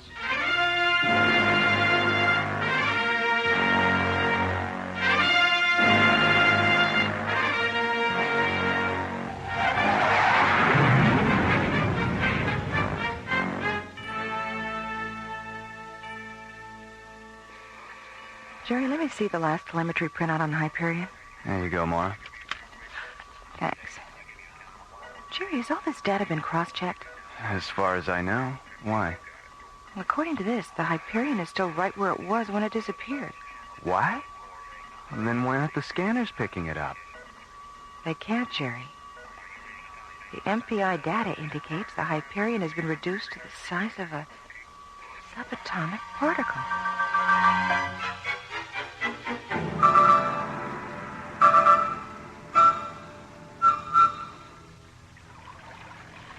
Lord Guncho! Kodorian siege galleys! They're all around us! I see no Kodorian vessels, my lord. Perhaps that helmet causes her to see things that are not there. No, Kiatsu. The helmets allow her to see through darkness. Lord Guncho! Let me light this lantern so I might see. Kiatsu, what are you doing? Skipper, he's signaling those ships. Stop it. I can see many boats closing in on us. What are we going to do? We're going to take them out, that's what. Skip? Right, buddy. Fire! By the gods, a lightning shooter. Good work. They break formation. Look! There's Kodor! I can see the island! Tom, take the helm. I know a cove just beyond those cliffs.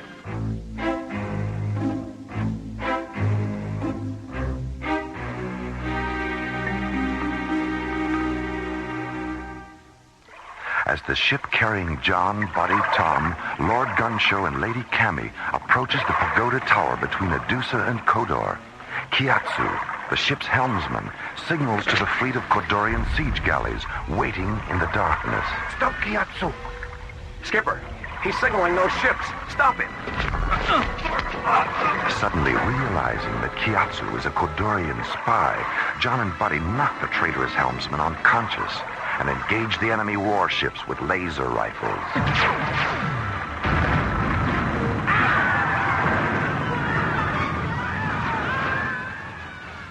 Half an hour later, Fleet Officer Sora reports the outcome of the battle to Warlord Heiko. 10 ships, my Lord Heiko. The Sky Gods projected lightning bolts that destroy 10 of our ships. I nearly drowned. Where are the Adusans and the Sky Gods now, Sora? You have captured them, yes? No. No? What do you mean, no? I mean, no. We did not capture them. They escaped to the other side of the island. Escape? You had better find them, Sora. I'll drown you myself. Oh, Lord Heiko, you don't want to do that, do you? Kiatsu! Lord Heiko. Kiatsu! What happened? When I tried to signal our ships, Sky Gods knocked me out. Where are they now, Kiatsu? In a cove on other side of island. When they went ashore, I escaped. They're after the cylinder for the Order of Right. So, my trusty Kiatsu, you did not fear me after all. No, Lord Heiko, I not fear. Kiatsu, tell me about the Sky Gods lightning. How did they do it? Kiatsu? How I should know, my lord? I out cold during battle. You missed the whole thing! That will be all, Kiatsu. Yes, Lord Heiko. Sora, you were there. You tell me about the lightning. Was it wonderful? Oh, Lord Heiko, it was so terrible. And yet, it was beautiful, too. Everywhere there was lightning. Red, orange, and purple. There was fire and smoke and the clack of wooden masts splitting, falling and burning. It was as if the night itself had turned to fire. Oh, Sora! Such a way with the words you have!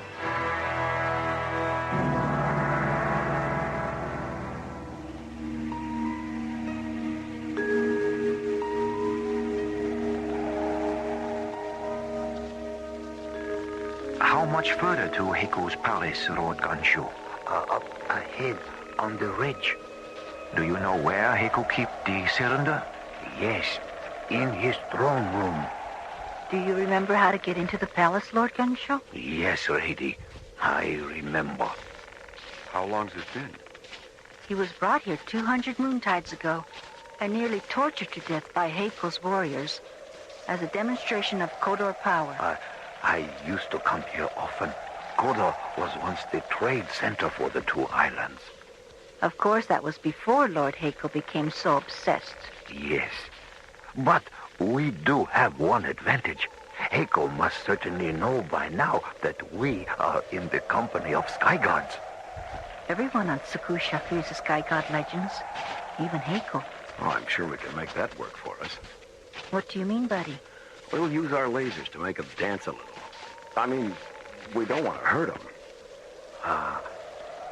It is good you do not wish to harm anyone. We also believe this to be right. To hear you speak makes me feel, for the first time since the theft of the cylinder, that all is not lost. Don't worry, Gansho. We'll get your cylinder back. And I will do my best to understand the manner in which to restore the altar. But I will need your help, Lord Gansho. Yes, Tom. Can you tell me if there are any insignias, markings, colors, or anything like that which connect the two halves of the altar? Yes.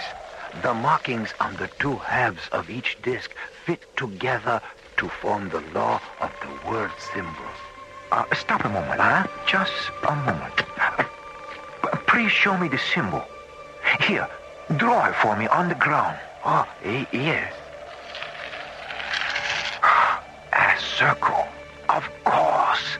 The infinity factor.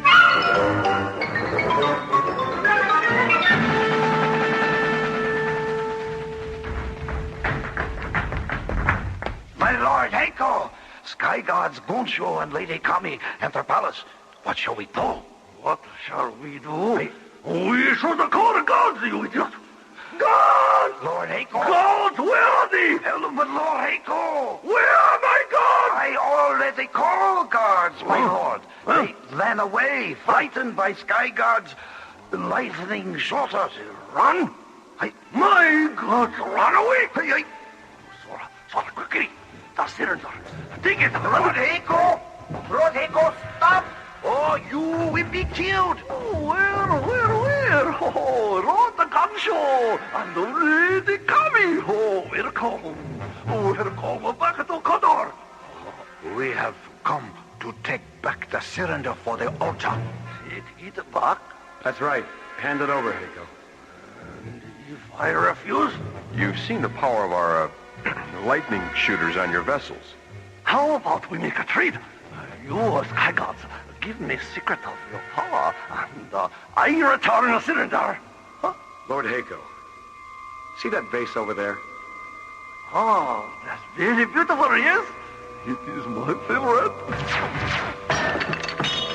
Oh, you destroy my Kodorian Pagodavis! Sora, attack! Not me, Lord Heiko. Sora not want to end up like a vase.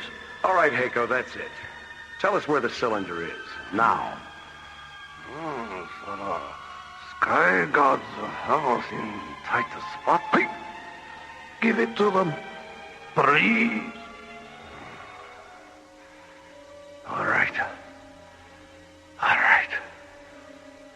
Cylinder is over there.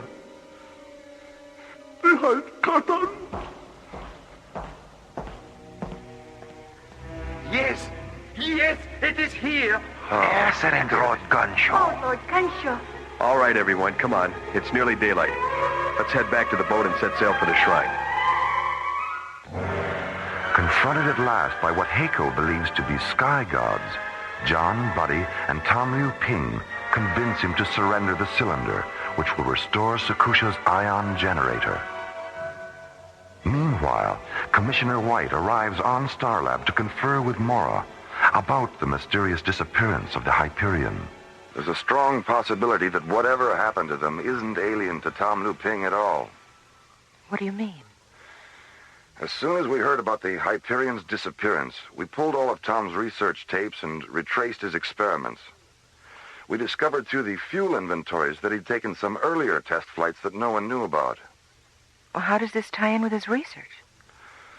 Well, from what we could decipher, he discovered some kind of parallel universe. There's also an emotional involvement. We found his diary.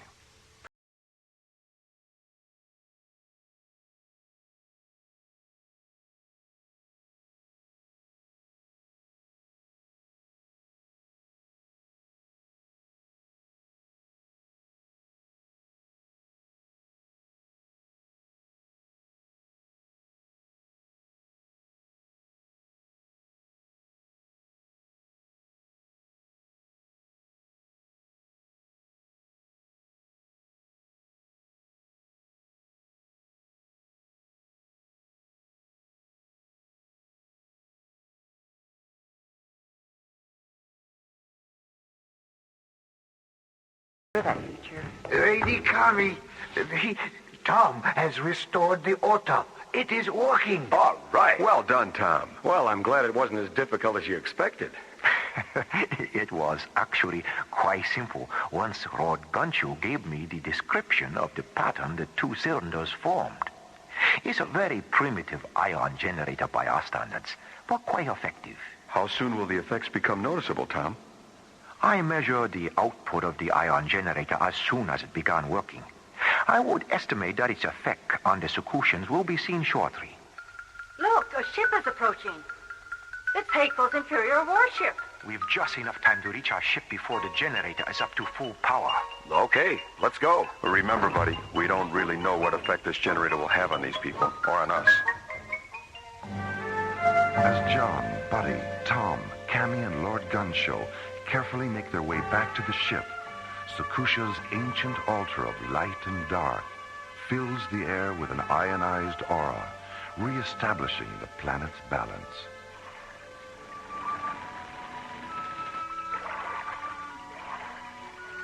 Meanwhile, aboard Lord Heiko's Imperial flagship. Ah, Sora, isn't it a wonderful day for a sailboat ride? Water smooth and the wind just right. Hey, my lord. Sailboat, very relaxing. Lord Heiko, huh? Didn't we have something we were going to do today? Ah, yes, Sora. I believe you're right. Did it have anything to do with a Rod Gunshow? There's his vessel off the window at the side. Hi.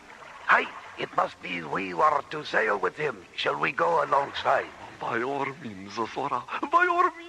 Let us greet our old friend, the good and kindly Lord Vatusa. Rod Gunshow! Lady Kami! How are you? Excellent, Lord Heiko. Excellent. Who are your three friends? They are friendly visitors from another world. Another world? You hear that, Zora? Visitors from another world? What other world, Rod Gunshow? Earth? What a funny name for a world. You must bring your friends to Koda for a visit. Thank you, Lord Heiko. Glad to see that you're feeling better. Thank you. We will look forward to that. Be seeing you. Goodbye. Goodbye, Lord Heiko. Sora, what did a visitor from other world mean? Now that I'm feeling better. Have I been ill? Perhaps he was just wondering about your health. Where I never felt better.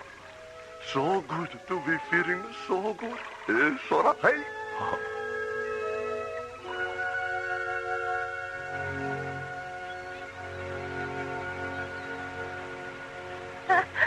I could not believe how quickly Heiko changed. Yeah, he really went from a tiger to a pussycat, didn't he? A tiger to a pussycat?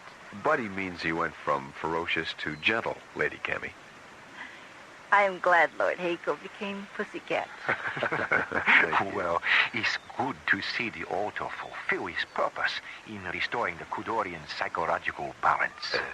Now, Lord Heiko, will be able to govern his island wisely, gracefully, and with great kindness. What about your skyship? Will it be able to return you to your world? What I learned about your ion generator showed me how to repair our spacecraft. We will be able to return safely, I'm sure. Will you ever return to Sakusha? There is enough in common in our hearts to make us all part of a great oneness. We too often forget one another. The emptiness is illuminated by the light of the heart. I must accept full responsibility for what I have done in our world first. Then perhaps I may return and go forth with what I have helped you create and give you greater understanding of what you have yet to create. We will always remember your presence and what you have brought to us. Goodbye. Goodbye, Lady Cammy. Lord Gunshow. Goodbye, buddy. John. So long. Remember to keep clear of the ship when we lift off. All right. You have a safe journey.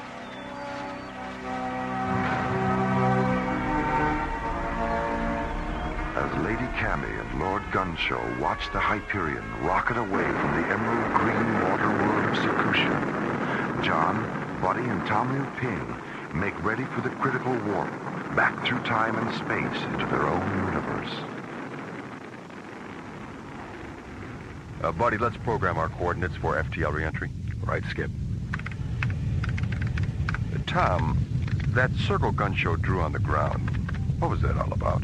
This circle, John, was the missing key to all my research. I knew that by understanding what had happened on Sakusha, I would be able to understand what I had discovered. We were reduced in time and space to an infinity where balance is restored through the cohesiveness of philosophy and science together. And the moon circle on the cylinders united the two. The moon circle? Yes, you see, the circle had been broken, separated, and the way the two cylinders fit together restored the circle and the balance of Sakusha. We're programmed for FTL re-entry at Vector 558, Mark 1, Skip. Okay. Keep your fingers crossed.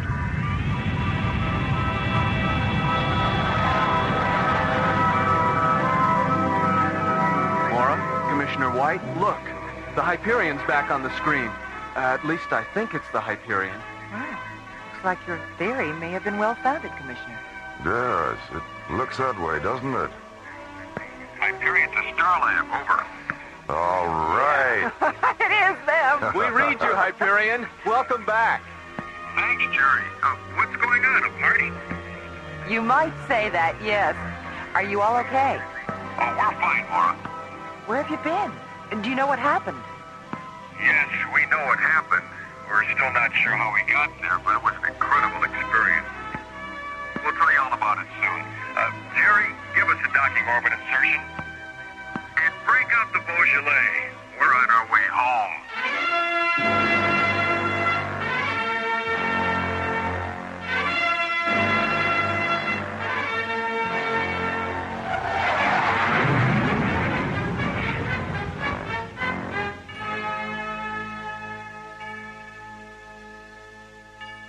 The Infinity Factor, Part 2, was based on a story concept by Larry Oakner and written by Lee Hansen, Jim Cook, and Ron Thompson.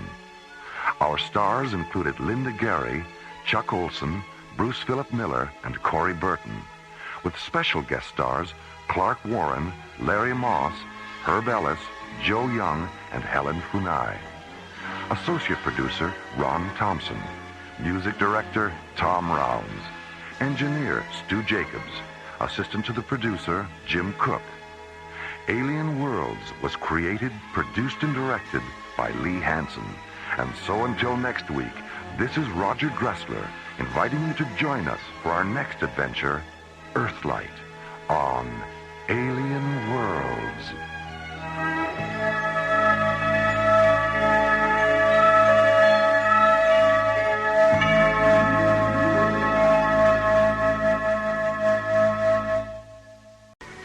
Stellar exploration is the newfound adventure.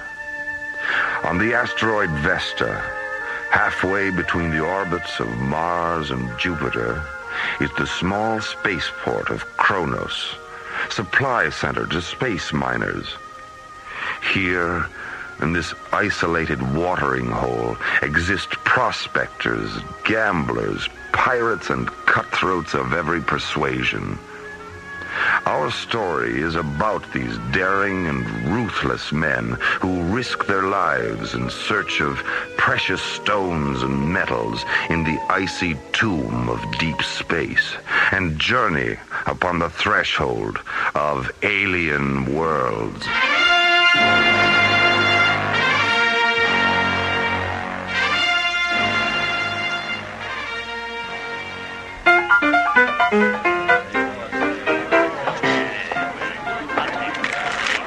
Spaceport Kronos, the Rising Star Saloon, Saturday night.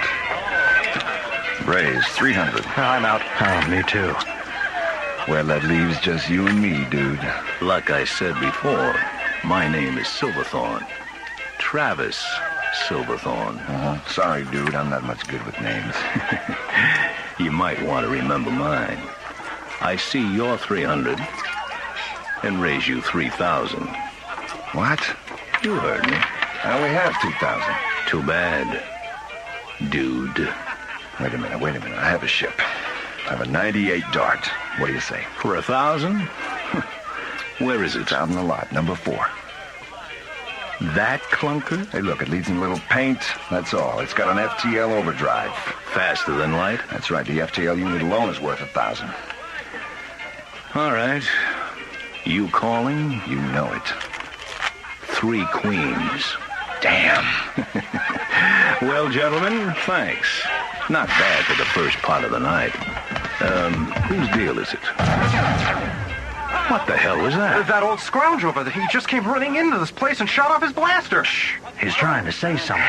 Glowstone. Glowstone? Did he say glowstone? Well, there goes the game. Glowstone.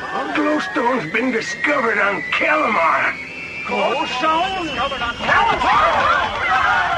Meanwhile, high above Earth, Starlab, the spinning observatory wheel, drifts silently, peacefully through space. Aboard Starlab, Research Director Maura Cassidy and her assistant Tim ready the giant telescopes for a close-hand look at the new frontier.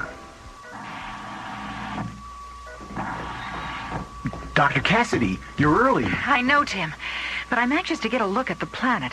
Besides, Commissioner White has ordered a 24-hour surveillance of Kalimar. Mycroft is moving the 900-inch scope into position now. The 900? What's wrong with the big one? It's working on spectral analysis. 2 more hours. Oh, well, we can't wait. Delta 1 will be here any minute, and I want Kalimar on the viewer when Graydon and Griff arrive. Why are they coming here to Starlab first? Kalimar's in the opposite direction. I don't know, Tim. They didn't tell me. I can't believe it was just yesterday that news of the glowstone strike got out. It seems like everybody's going to Kalimar. Well, I wouldn't mind going there myself. What for, Dr. Cassidy? Well, for one thing, I've never even seen a grain of glowstone, much less the rocks rumored to exist on Kalimar. Will you settle for a good look right now? The scope's ready. Well, then turn on the viewer, Tim. Let's see this new frontier. Right, Dr. Cassidy. Viewer on. Ooh.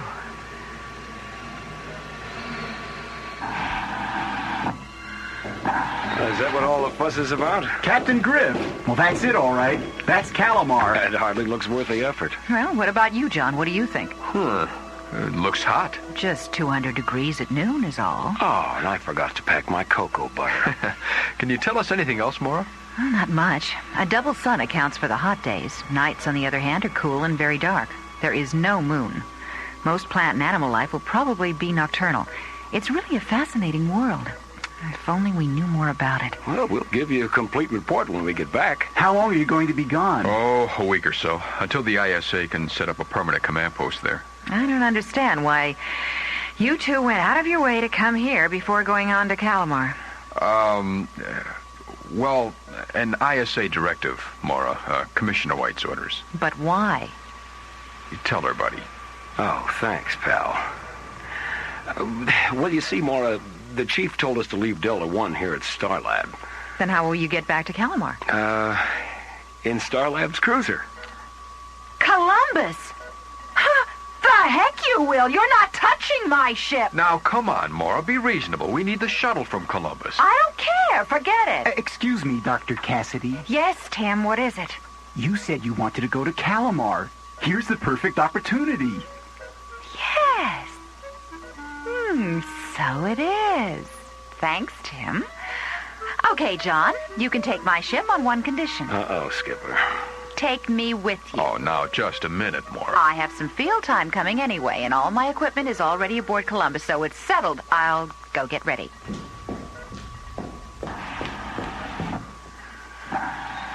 Hey, Skipper. We sure handled that well. Yeah, well, maybe it's a good thing she's coming along, buddy. We can use the help.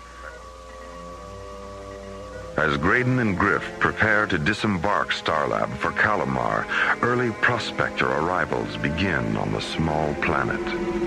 Mark Robbins and Lee Johnson are among the first.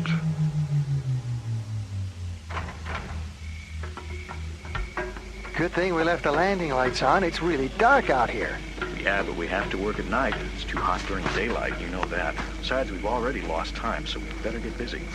You sure these hills are the best place to look for glowstone? They're a good place to start, Lee. You unpack the scanner, and I'll set up the auxiliary lights. Wait a minute. Shh. What's wrong? I thought I heard something. Well, I don't hear anything. There, listen. Yeah, I do hear it now. Sounds like a herd of animals or something. Don't worry about it. Oh, there's something eerie about that sound. I said don't worry about it. Come on, let's get to work. From the blackness of Kalimar's night comes an omen. What lies ahead on this tiny, distant planet remains an unknown, shrouded in mystery on alien worlds.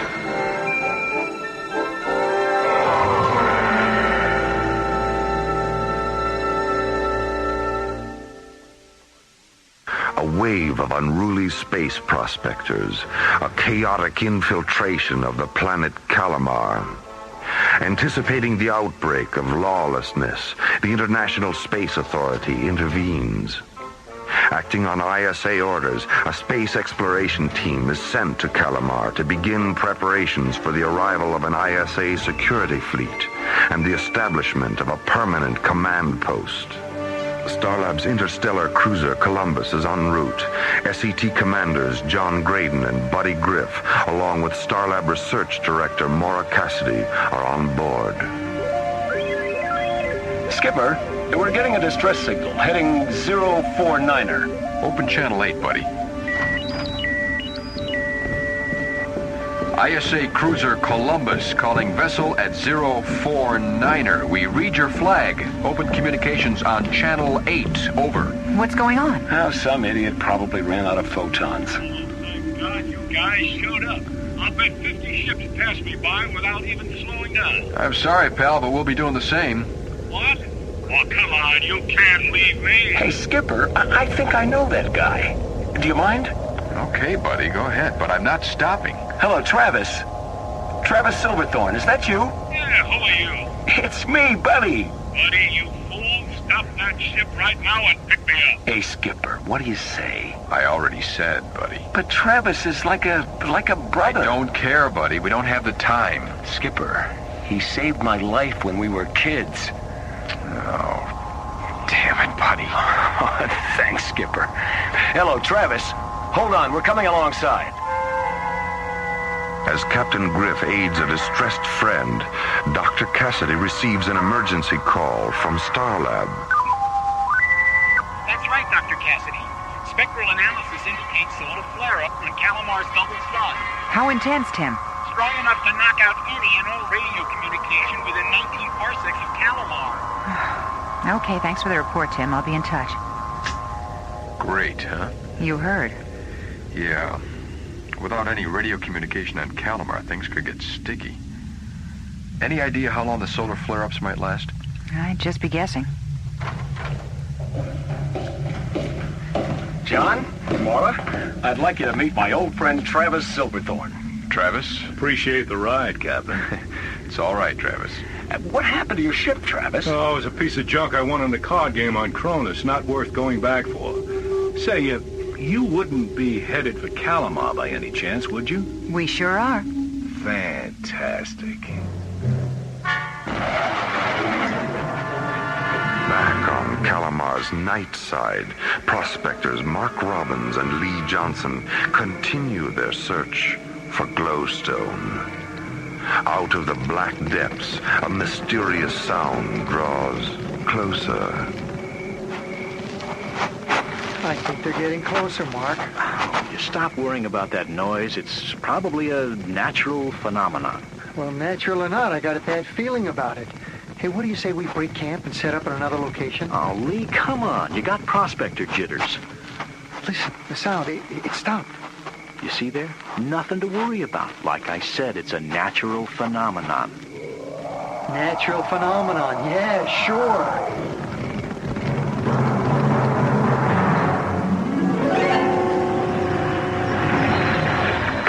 Well, that's it. We've entered the area affected by Kalimar's sun. We no longer have any radio communication with anyone. We'll need to keep a monitor on the radio at all times. Hey, Skip, me and Travis are throwing a party to celebrate our reunion. You want to join us? Oh, no thanks, buddy. But go ahead, just don't overdo it, huh? Right, Skip. How about you, Maura? Would you like to have a drink with us? Well, Oh, go ahead, Maura. We have time before we get to Kalimar. okay, why not? All right. We'll be in the galley, Skipper.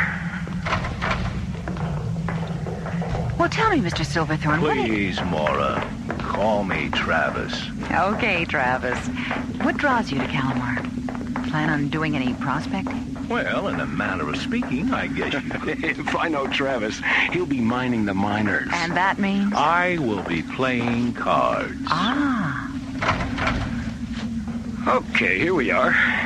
Martian physics okay? Sure, fine. Okay by me. You know, I've never seen glowstone. No kidding? I just happen to have a piece with me. Really? Oh, I'd love to see it. It's just a speck, but it's enough to see the value. To get the full effect of glowstone, you have to see it in the dark. Oh, buddy, will you please turn off the lights? Sure. Oh, it's beautiful. I've never seen such rich colors before, so bright, pure, and warm. Think she likes it, buddy? I don't know. It's hard to tell. The glowstone is supposedly an aphrodisiac, too, you know. No, I didn't, but I'm not surprised. Oh, wow. You two want to be left alone? Buddy. Of course, that's not the reason it's so valuable. That's right. That much I do know. Glowstone is a perfect energy source. Small, clean, safe. Doesn't get hot, and yet the energy it releases can be put to thousands of uses. And on top of all of that, it's one of the rarest minerals in the universe. This little speck of mine is worth close to 100,000. I've met men who are willing to kill for a piece half this size, and almost as many who are willing to die for it. The value of glowstone cannot be denied, but neither can the dangers of mining it. As two young prospectors draw closer to a confrontation with the unknown on Kalimar. It's been a half hour, Lee, and no more howls. If anything was there, it's gone now. No, I don't think so, Mark. They're out there, all around us. I can feel them. Maybe we should just get back to work, Are you kidding? That's just what they're waiting for. Well, we can't sit here all night. Besides, I've scanned the whole place. There is nothing here to fear. But, Mark... But nothing. Now, give me that blaster and wait here. Where are you going? I'm going to prove my point. I'll fire the blaster a couple of times over by that rock. If nothing happens, then maybe we can get back to work, okay? And if something does happen? Well, then you're going to have a front row seat. But nothing will happen. Now watch. Hey, what happened to the lights? Mark? Mark! What in the name of God is that? Mark, where are you? Lee? Lee! Help me!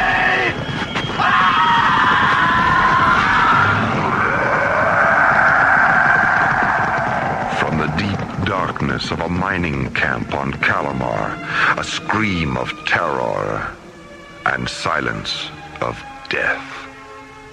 What strange creatures stalk the blackness and lure these helpless miners into horror? An excursion into the arcane on Alien Worlds.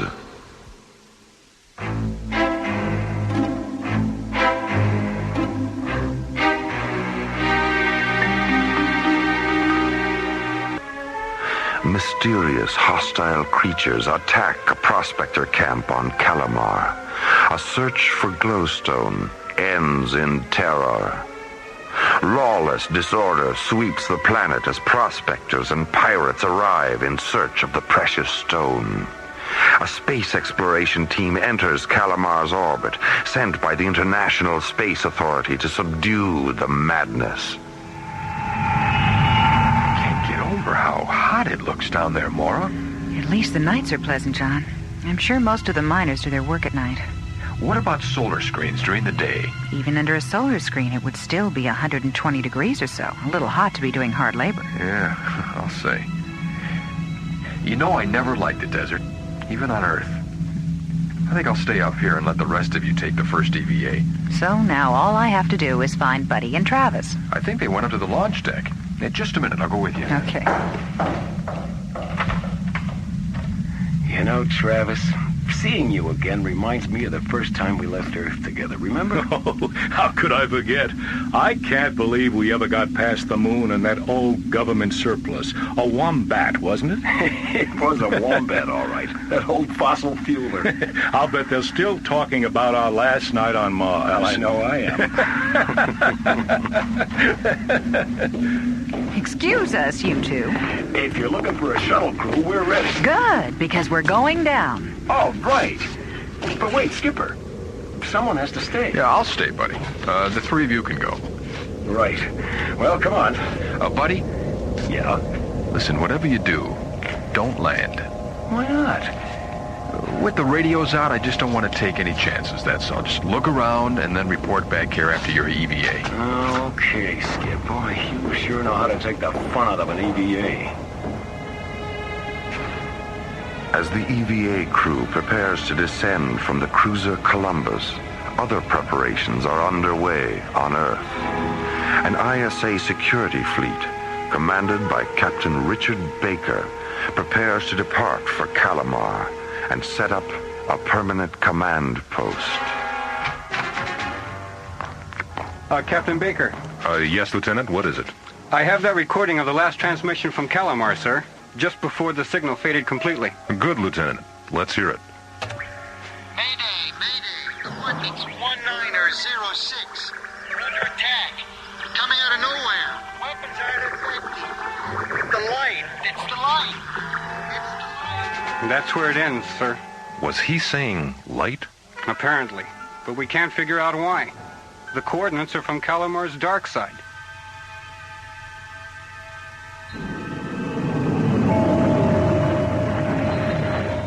An EVA shuttle streaks across Kalimar's ebony skies into the planet's night side. Aboard, Captain Buddy Griff, Travis Silverthorne, and Maura Cassidy observing the planet's surface through an infrared scanner. Altitude leveling off at 10,000. Speed 900 and dropping. I can't understand it, buddy. There's no lights down there. There's no sign of mining camps or laser drills. There's nothing but darkness. I have to admit it, Travis. It does seem strange. Will you two relax? We're flying over a huge plains area. Any mining operations are bound to be in the hills, right? Oh, yeah, that's right. Well, can you see anything at all down there, Mora? Scattered plant life and what appears to be a giant herd of animals. I'm taking us down closer. This is strange. What's strange?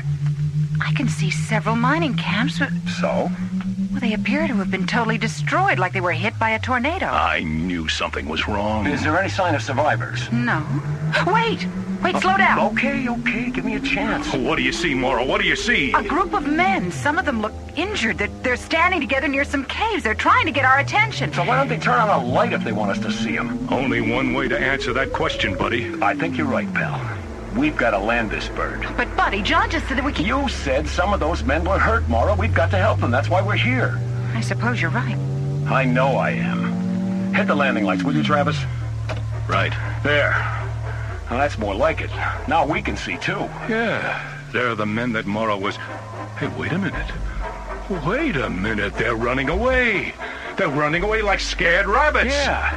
They're heading straight for the caves. They panicked as soon as you turned on the lights. Touchdown. Let's get out there and find out what's going on.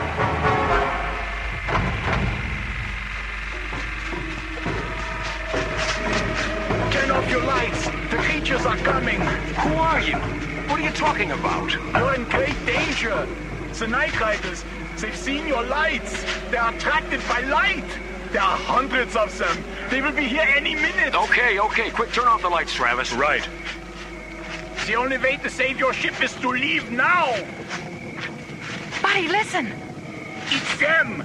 They're coming, I tell you. I'll take a look through the infrared binoculars. Hurry. They can't be stopped. They'll tear your ship to pieces and us too if we don't get out of here. What is that? It's the Night Riders. Night Riders? Mora, can you see anything through the binoculars? Can I ever? They're coming this way, all right. There must be several hundred of them. Several hundred what? Strange creatures, reptilian, I think, but huge. They're riding on the backs of those animals I saw earlier. My God, I don't believe it. What is it? What is it? They don't have any eyes. But how can they... Please, there isn't much time. You must leave. He's right. They've already reached the foothills. Okay, let's go. Everyone in the shuttle. You too, mister. Thank you. Thank you.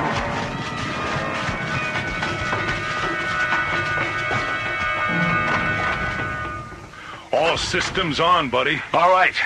Preliminary ignition. Set. Uh-oh. What's the matter, buddy? Misfire. Again. Let me out of here. I want out. Relax, will you? All right, baby. Come on. Damn it. I'm getting out of here. Now. All right, that's it. Abandon ship. Head for the caves. Right, buddy. Okay, be careful, Moro. Watch your step. Come on, buddy, hurry. Okay.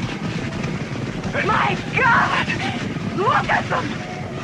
What are they? I don't think they're Indians, Mora. I don't believe it.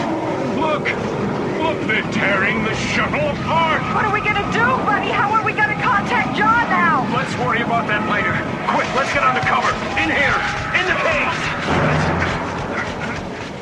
Buddy, Mora, and Travis find themselves trapped, overrun by strange, sightless alien creatures. Unable to contact John Graydon high above them, aboard Columbus, they appear to be hopelessly stranded in darkness. Their shuttle has been torn to pieces by the Night Riders of Kalimar. Indeed, a phantasm of consternation on alien worlds.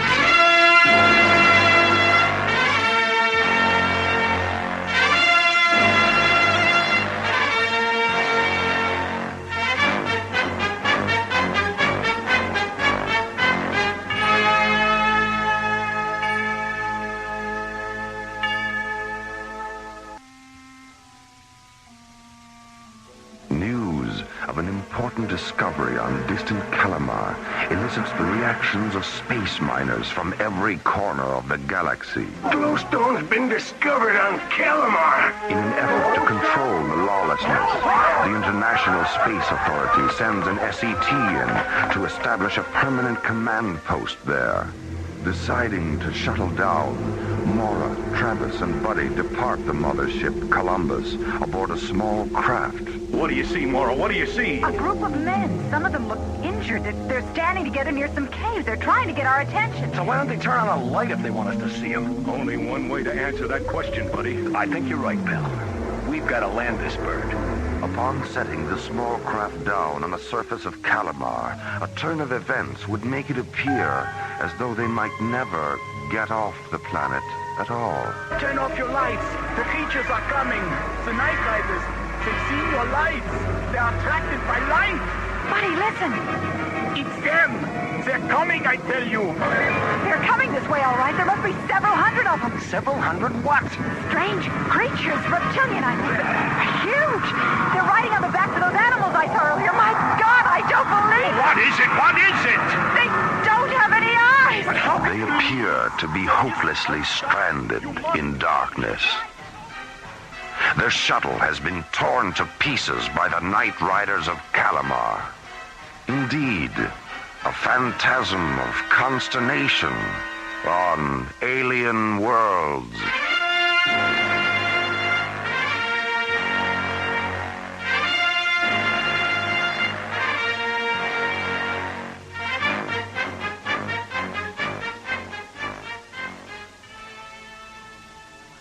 as the charging hoofbeats of the night riders fade into the depths, Buddy, Mora, Travis, and the miners seek refuge in a Kalimar cave.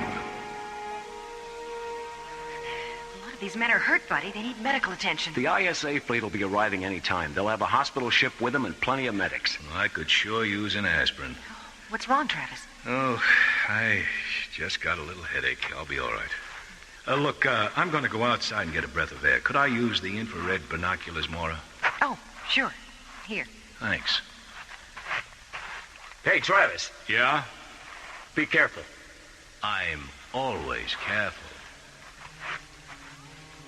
Buddy, where are you? I'm right here.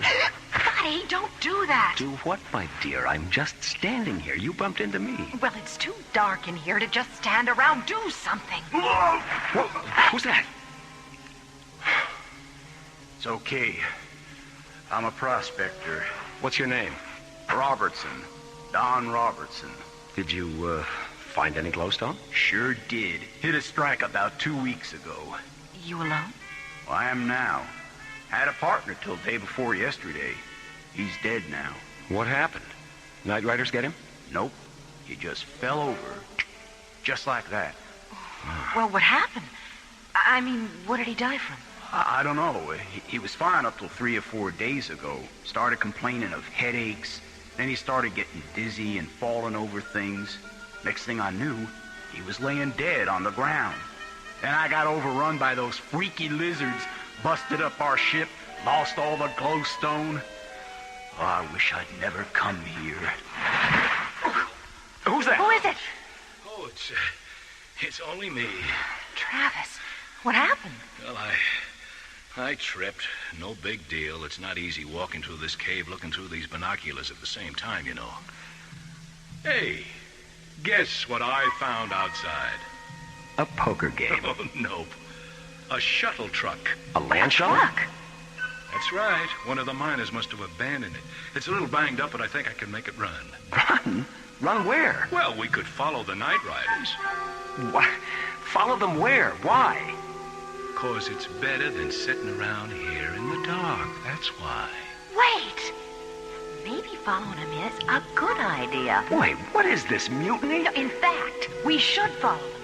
Well, look, don't you see?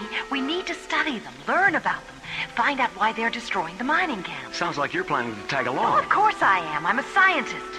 I didn't come here to ignore the native life. I came to study it. All right. All right, I'll stay here and see what I can do for these people. You two go ahead. But try and be back before dawn, okay? Otherwise, you're liable to get a real mean tan, you know what I mean?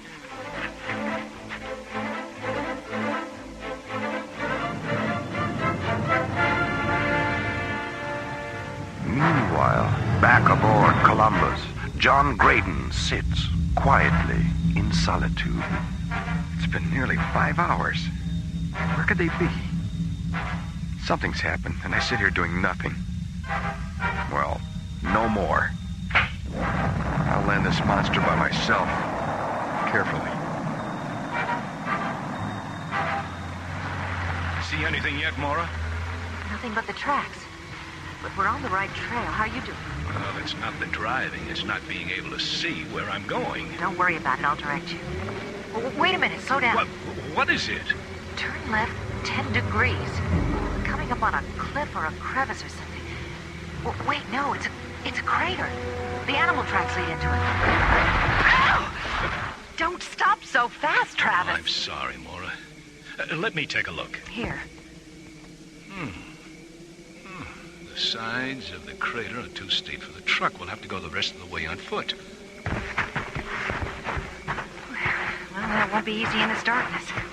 And we only have one pair of infrared binoculars. Well, you walk alongside of me. My turn to guide us with the binoculars. Maybe we should hold hands? I thought you'd never ask. Now, careful now. Watch your step. You watch your step. How do you focus these things anyway? They're a little blurry. Are you nearsighted? Oh, yeah, why? Push the little button on the top right side. Oh, yeah. Oh, yeah, that's better. What's that? I don't see anything. Just a lot of rocks. Travis? Oh no, Mara. Mara, we're surrounded by them. Don't move. Get away from us! Put me down! Help me! It's got me! Travis!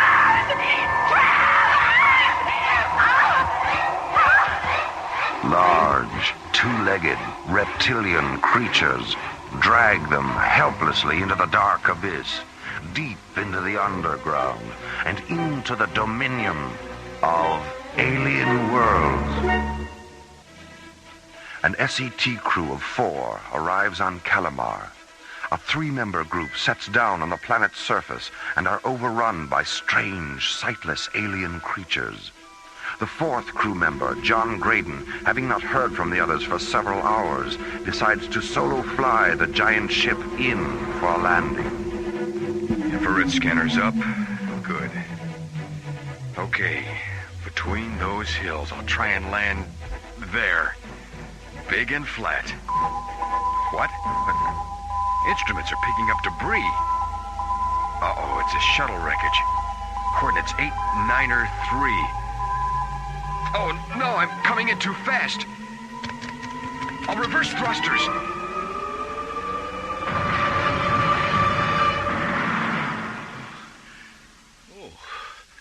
Oh, my head. Travis, are you all right? Oh, Mara. What happened? Where are we? We've been captured by the Night Riders. I wasn't sure if you were going to come too or not. How long have I been out? A few hours, maybe. I've lost track of time down here. Down here? Down where? Where are we? Deep underground in a cavern. The creatures have us sealed off in this room. We're trapped. Travis, move over here with me, please. I can't move, Mara. I seem to be paralyzed.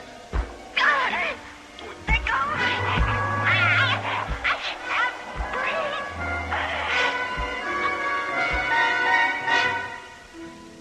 Skipper, up here!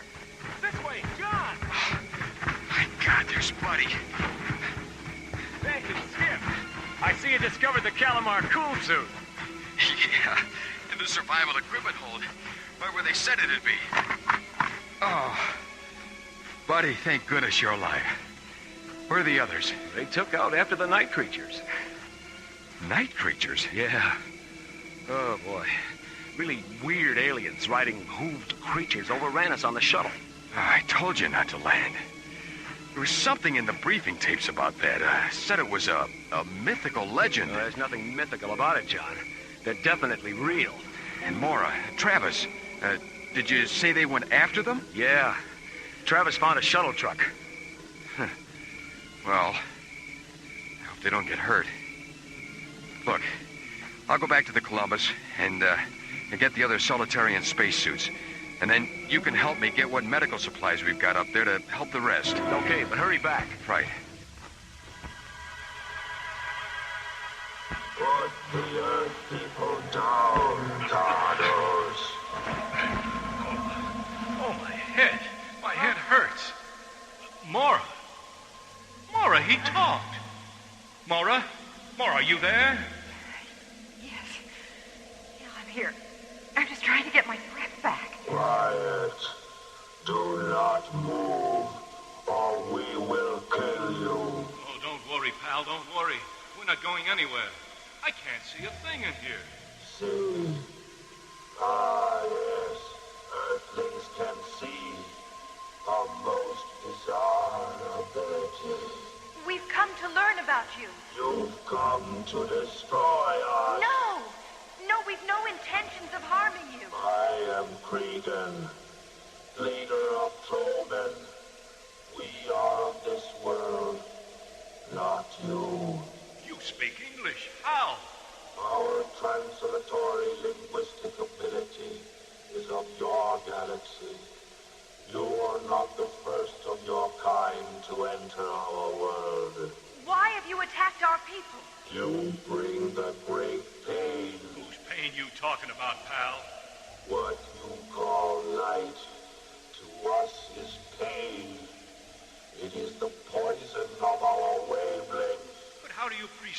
light if you're blind? Blindness is relative only to your spectrum of perception. We are of telepathic senses. You are disrupting our wavelength, altering our sensibilities. You must leave Kalimar. But what about sunlight, a glowstone? Enough talk. Wait, you don't understand. We represent the... You are an invasion to our universe. We are not compatible. Well, what do you plan on doing with us? We will display your death to your people without mercy. Then they will know our power, and they will leave. Oh, come on, pal. You don't want to do that. I've got too many poker games left. Besides, the miners won't leave. They could care less about us, believe me. Silence. It is done.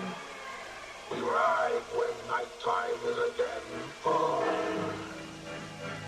A terminus planned by the leader of the Troman promises the doom of Mora and Travis at sundown. An exhibition in death by the Night Riders of Kalimar as darkness slowly overcasts this alien world.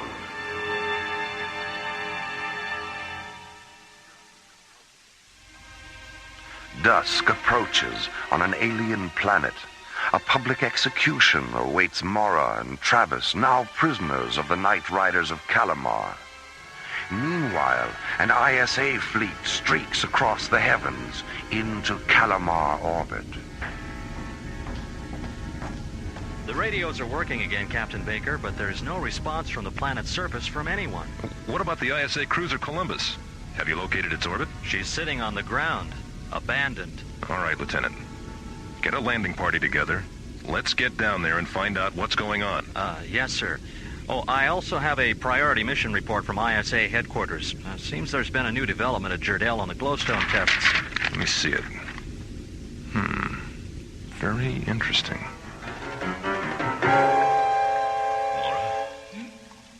Mora, I just had a realization. About what? Glowstone. What? I'm going to reveal it to the Night Riders. I have a feeling glowstone is different from other forms of light energy. It's true.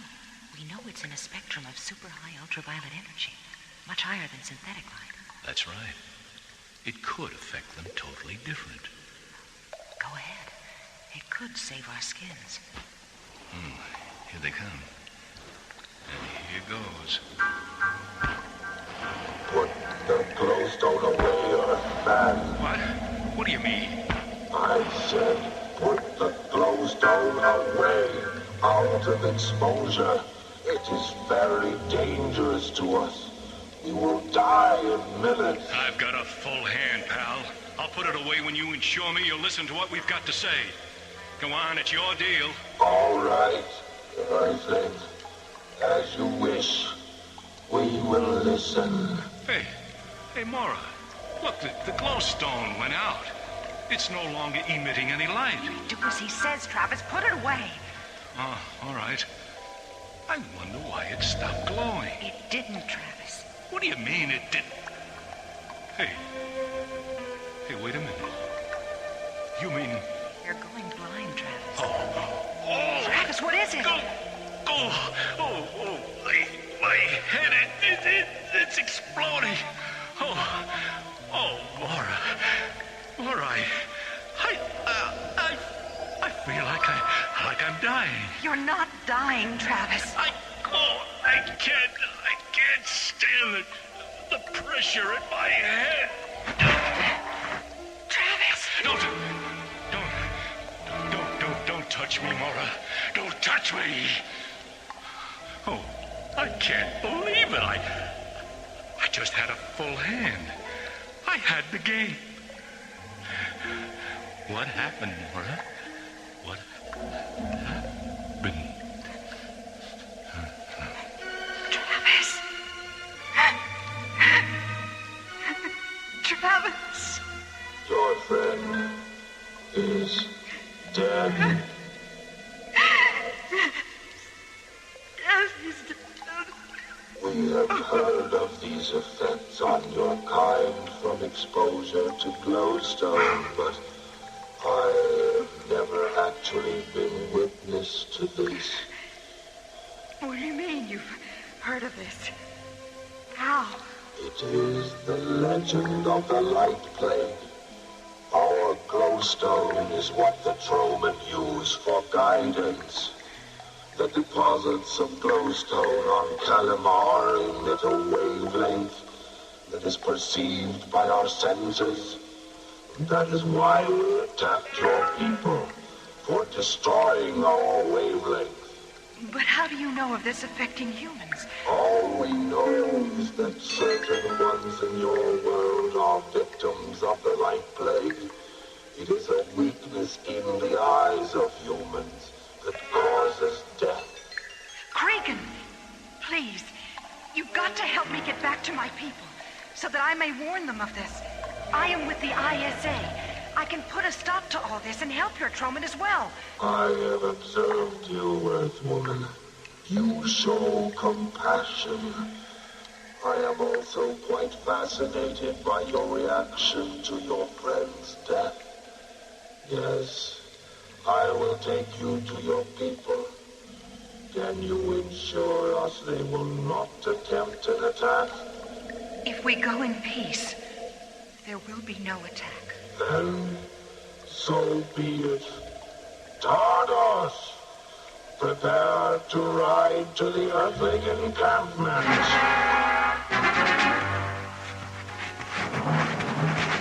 Captain Baker, SCT Commanders John Graydon and Buddy Griff.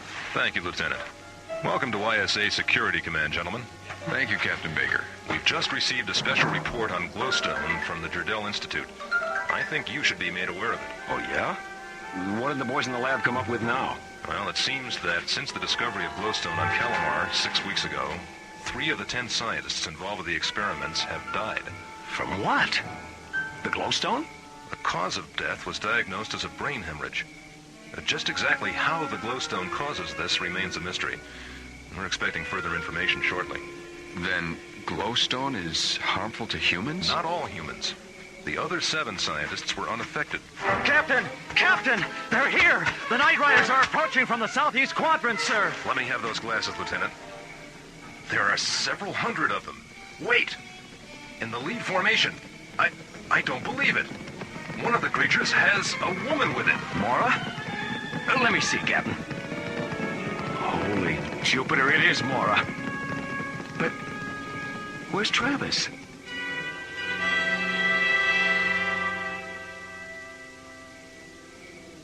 Mora, are you all right? Yes, buddy, I'm fine. Where's Travis? He's dead. Travis? Dead? Oh, come on, Doc, you're putting us on. That old buzzard will live to be 100. I'm afraid it's true. But how? What happened to him? I'm not sure. But he had all the symptoms of a brain hemorrhage. What? Captain, we've just gotten another report from Jerdel. I think you should take a look at this, Dr. Cassidy. It may answer a few questions. Well, what's in it? What's it say? The scientists that died had a vision deficiency. They were nearsighted. Glowstone emits a kind of light wave that triggers a spasm of the optic nerves and then creates an aneurysm. What's that? A ballooning of the blood vessels. They actually explode, and that's a brain hemorrhage. Oh, God. The final poker game. On Kalimar. It was through Travis's death that I was able to discover a great deal about the Night Riders. The glowstone underground is their planetary guidance system. It's how they see. And our mining it has disrupted that? That's right. We're initiating martial law here. The planet will be closed off to all incoming personnel, probably open only to scientific studies, provided we can reach an accord with the aliens here. That won't be a problem now. The ISA has issued a search and seizure of all glowstone in the star system. Until we better understand its effect on people with eye deficiencies, it'll have to remain on Kalimar. To the better for the Night Riders, too. Well, I guess there's one thing to be thankful for out of all this. What's that, buddy? Well, as SET members, we all have 20/20 vision.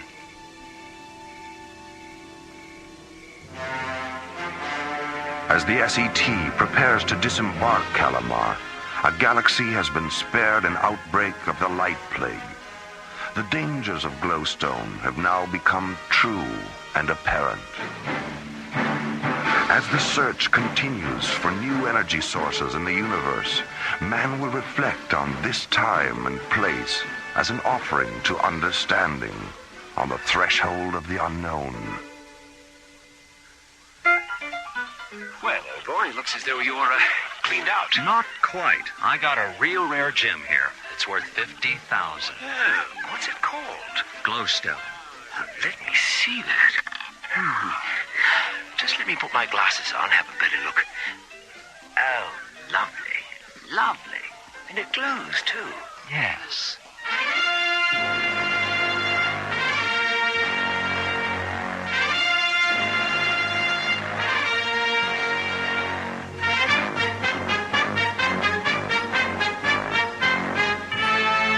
The Night Riders of Kalimar was written by Dudley Brown and Lee Hansen and starred Linda Gary, Chuck Olson, Bruce Miller, Phil Diskin, and Corey Burton, with special guest Peter Leeds. Associate producer Jeff Allen. Music director Tom Rounds. Our engineer was Stu Jacobs. Assistant to the producer Laurie Tyler. Technical consultant Peter Sky. Alien Worlds was created, produced, and directed by Lee Hansen. And so, until next time, this is Roger Dressler inviting you to join us for another journey into Alien Worlds.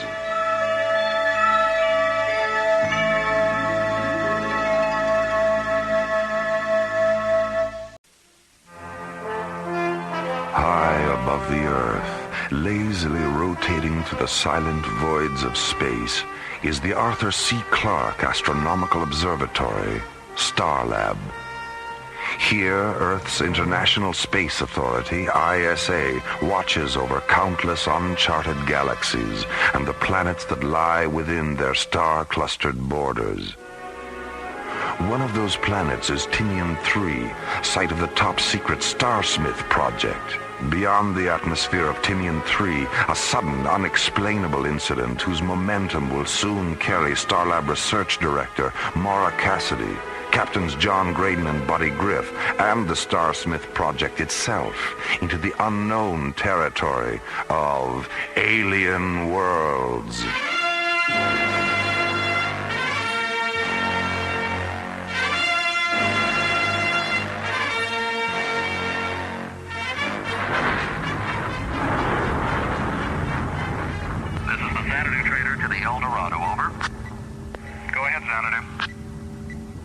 Unidentified ship at 168 degrees, bearing 1,000 meters and closing. Over. Roger, Xanadu. I'm picking it up too. Switch to visual. Let's have a look at her. Over. Roger, we've got it on the visual. Oh my God, it's enormous. El Dorado, do you recognize the markings? Over. Negative, Xanadu. Wait a minute, Bill. I'm picking up a tractor beam generator impulse from the UFO. They've locked onto us, Xanadu. They're overriding our shielding circuits. Bill, I see another tractor beam nozzle. Get out of here. Dive. Xanadu, we're inside the UFO. They're closing the hatch on us. I can see. Starlab Control, this is the Xanadu trainer. We have a condition red alert. Repeat, red alert. Coordinates 595. Do you read? Over. Starlab Control to Xanadu Trader. Starlab Control to Xanadu Trader. There's too much static on this frequency. Switch to subchannel 4. Roger, Starlab Control, subchannel 4. How do you read me now? Over. 4 by, loud and clear. Go ahead. We've just been attacked by an unidentified alien vessel. Huge. Twice the size of a Viking-class cruiser. What's your location, Xanadu? We're orbiting in a descent vector over Tinian 3. Triangulator coordinates 5, 9, or 5. Any damage? Negative, but the other freighter is gone. The El Dorado. She was orbiting with us. Destroyed? No, the alien didn't fire a shot. They locked onto the El Dorado with a tractor beam and took her aboard through some kind of recovery hatch. What was the El Dorado's cargo? Same as mine. Classified hardware for the Starsmith project.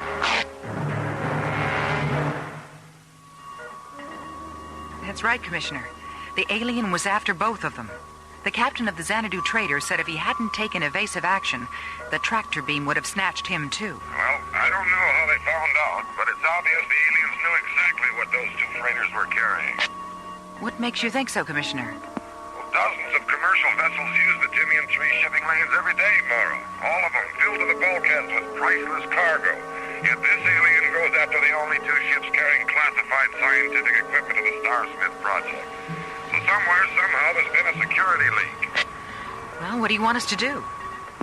Where are Graydon and Griff? They're out patrolling the Corona Echo intersect in Delta 1. Well, call them back to Starlab. I'll be up on the next shuttle. All right, yes, sir. Jerry. Yes, Mara. Contact Delta 1. I'll be down in a minute. Okay, Mara. Delta 1 coming up.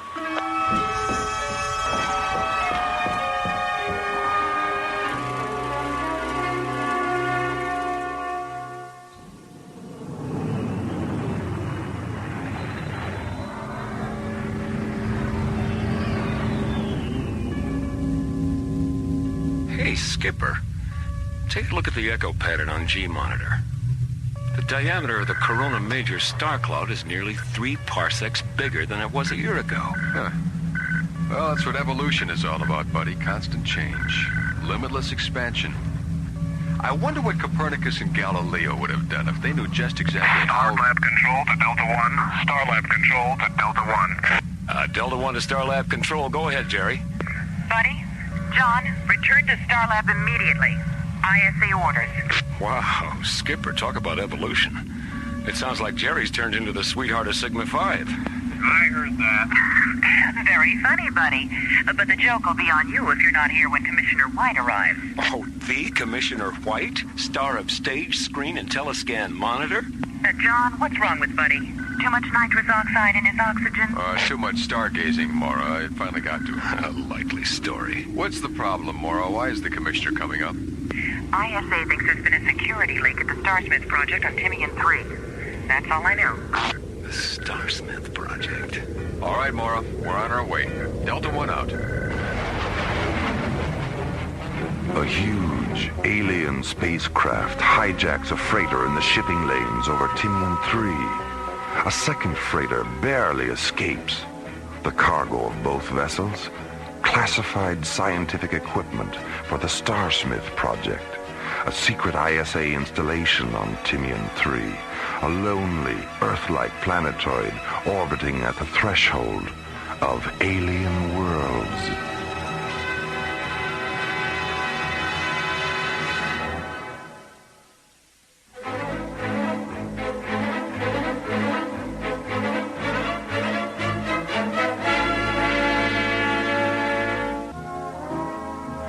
Freighter hijacking over Timian 3 by a mysterious alien ship and the suspicion of a security leak at ISA's top-secret Starsmith project on Timian brings Captain John Graydon and Buddy Griff back to Starlab from a routine surveying mission.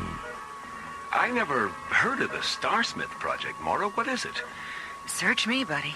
Well, I don't mind if I do. John, I think we'd better depressurize Buddy's libido before it's too late. Ah, saved from a fate worse than death. Hiya, Commish. Hello, Buddy. John, Mora. Hello, Commissioner. Have you told him about the freighter hijacking, Mora? Yes, sir. All right, here's the rest of it. 3 months ago, Professor Logan Starsmith came up with a workable blueprint for a new hyperdrive unit, the SPA-1. The Starsmith Parsec Accelerator. It won't replace the HD4 units now in service, but used in conjunction with them, the SPA-1 will increase their power by a warp factor of 10. A warp factor of 10? Well, that's a 5-magnitude increase. That's right, John. Now, our defense system depends on having the fastest ships in the galaxy, and to prevent the SPA-1 from falling into the wrong hands, we've kept it under wraps. We even had the various components built at separate locations. Now, 2 weeks ago, we reopened the ISA Plasmatron laboratory on Timian 3 so Starsmith could assemble the unit. He took some of the components with him. The rest were aboard the Eldorado and the Xanadu trader. Well, how many people knew what the freighters were carrying? Only Starsmith. The freighters were loaded 3 days ago. He ordered them up himself. Well, when did you find out? He didn't contact ISA until the ships were orbiting Timian. Well, if there's been a security leak, Starsmith would seem to be the obvious suspect. Well, that's what we thought at first, but there's no motive. He's rich, respected, dedicated, completely devoted to his family. He's also one of those typically isolated geniuses whose concept of an alien is someone who sneaks into the country without a passport. Well, what do you want us to do?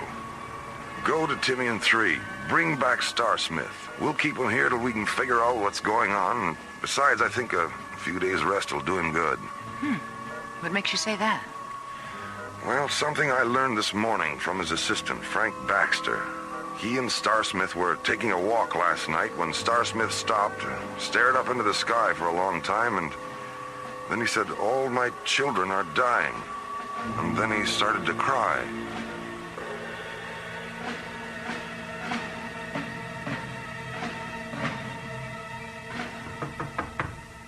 Professor Starsmith, it's Frank.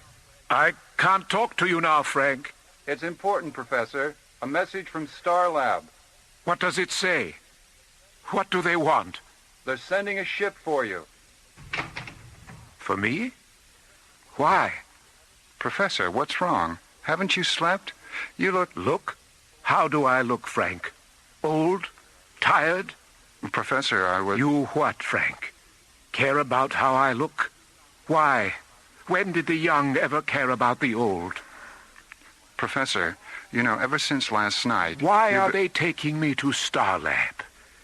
Well, in view of what happened yesterday, the Commissioner feels you'll be a lot safer there. Well, what about you? I'll be all right. ISA is sending a fighter squadron to patrol Timian in case the alien does come back, but they don't want to take any chances where you're concerned. Besides, someone has to stay here and keep an eye on things.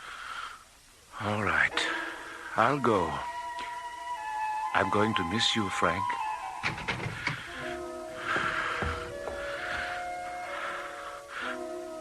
Are you still here?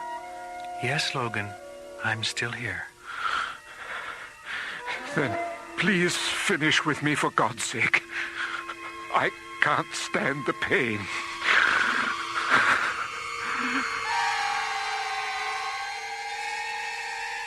An alien voice in the dark, a sudden swirl of shimmering golden rainbows, then silence as Professor Logan Starsmith is drawn into the sunless void between being and nothingness.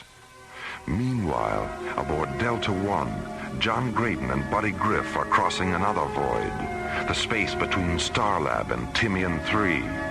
A distance normally measured in days, about to be compressed into one measured in minutes. Okay, buddy, let's start the switch over to hyperdrive. Pulse converters? Pulse converters. Check. Shift register circuits A through E. A through E. Check. Sequencer links to substatus screen. Substatus screen. Check. Primary and secondary parsec refractors. Parsec refractors are in phase. All right. Synchronize timers for a -15 interface. And hold on to your hat. Timers are set and counting. Hat is firmly gripped. Check. Oh, if only Werner von Braun could see us now. Who knows, buddy? Someday if we stay in hyperdrive long enough, maybe he will. We're through. There's Timian. You all right, Skipper? Yeah, fine. How about you? Okay. Except that now I'm 3 days late for my date with that cute little Mycroft technician. 3 days late? Yeah. We were supposed to go out the day after tomorrow. Right. Roger, Delta One. Stay aboard. We'll rotate the pad. Professor Starsmith will be right there. Roger, Timian Control. Tell them to use the starboard ramp. We've already got the hatch open. Roger, Delta One. Personnel ramp 5. Professor? All right, Lieutenant. Thank you. You're sure you're all right, Professor? Yes, Frank, I'm sure. I was just going through one of those neurotic episodes we so-called eccentric geniuses are famous for. Well, I'll do my best to hold things together while you're gone. Excuse me, Professor, but you'd better hurry. The magnetic storm we've been tracking is moving in fast. Another 15 minutes and you won't be able to launch. I'll be in touch, Frank. Goodbye, Professor. Take care of yourself.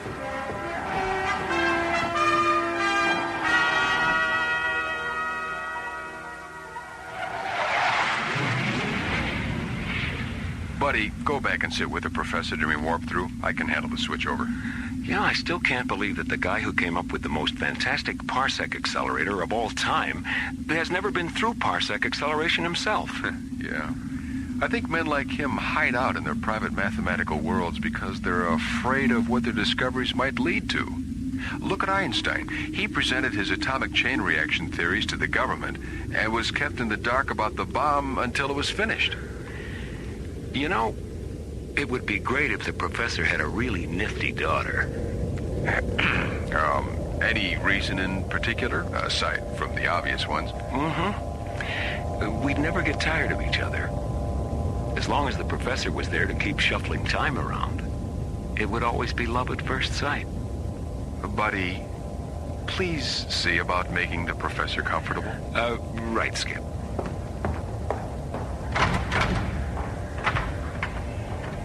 How you doing, Professor?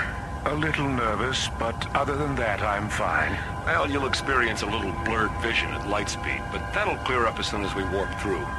Don't worry about a thing. I'll be right here beside you all the way. I appreciate that, Captain. Thank you.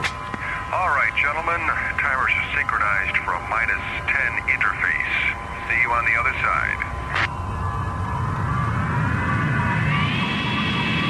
Here we go.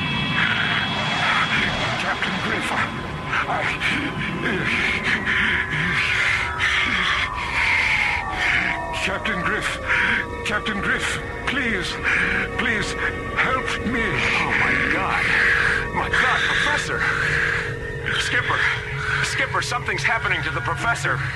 Buddy, what's wrong? Oh, my God, he's shriveling up. He's dehydrated. I can see his cheekbones.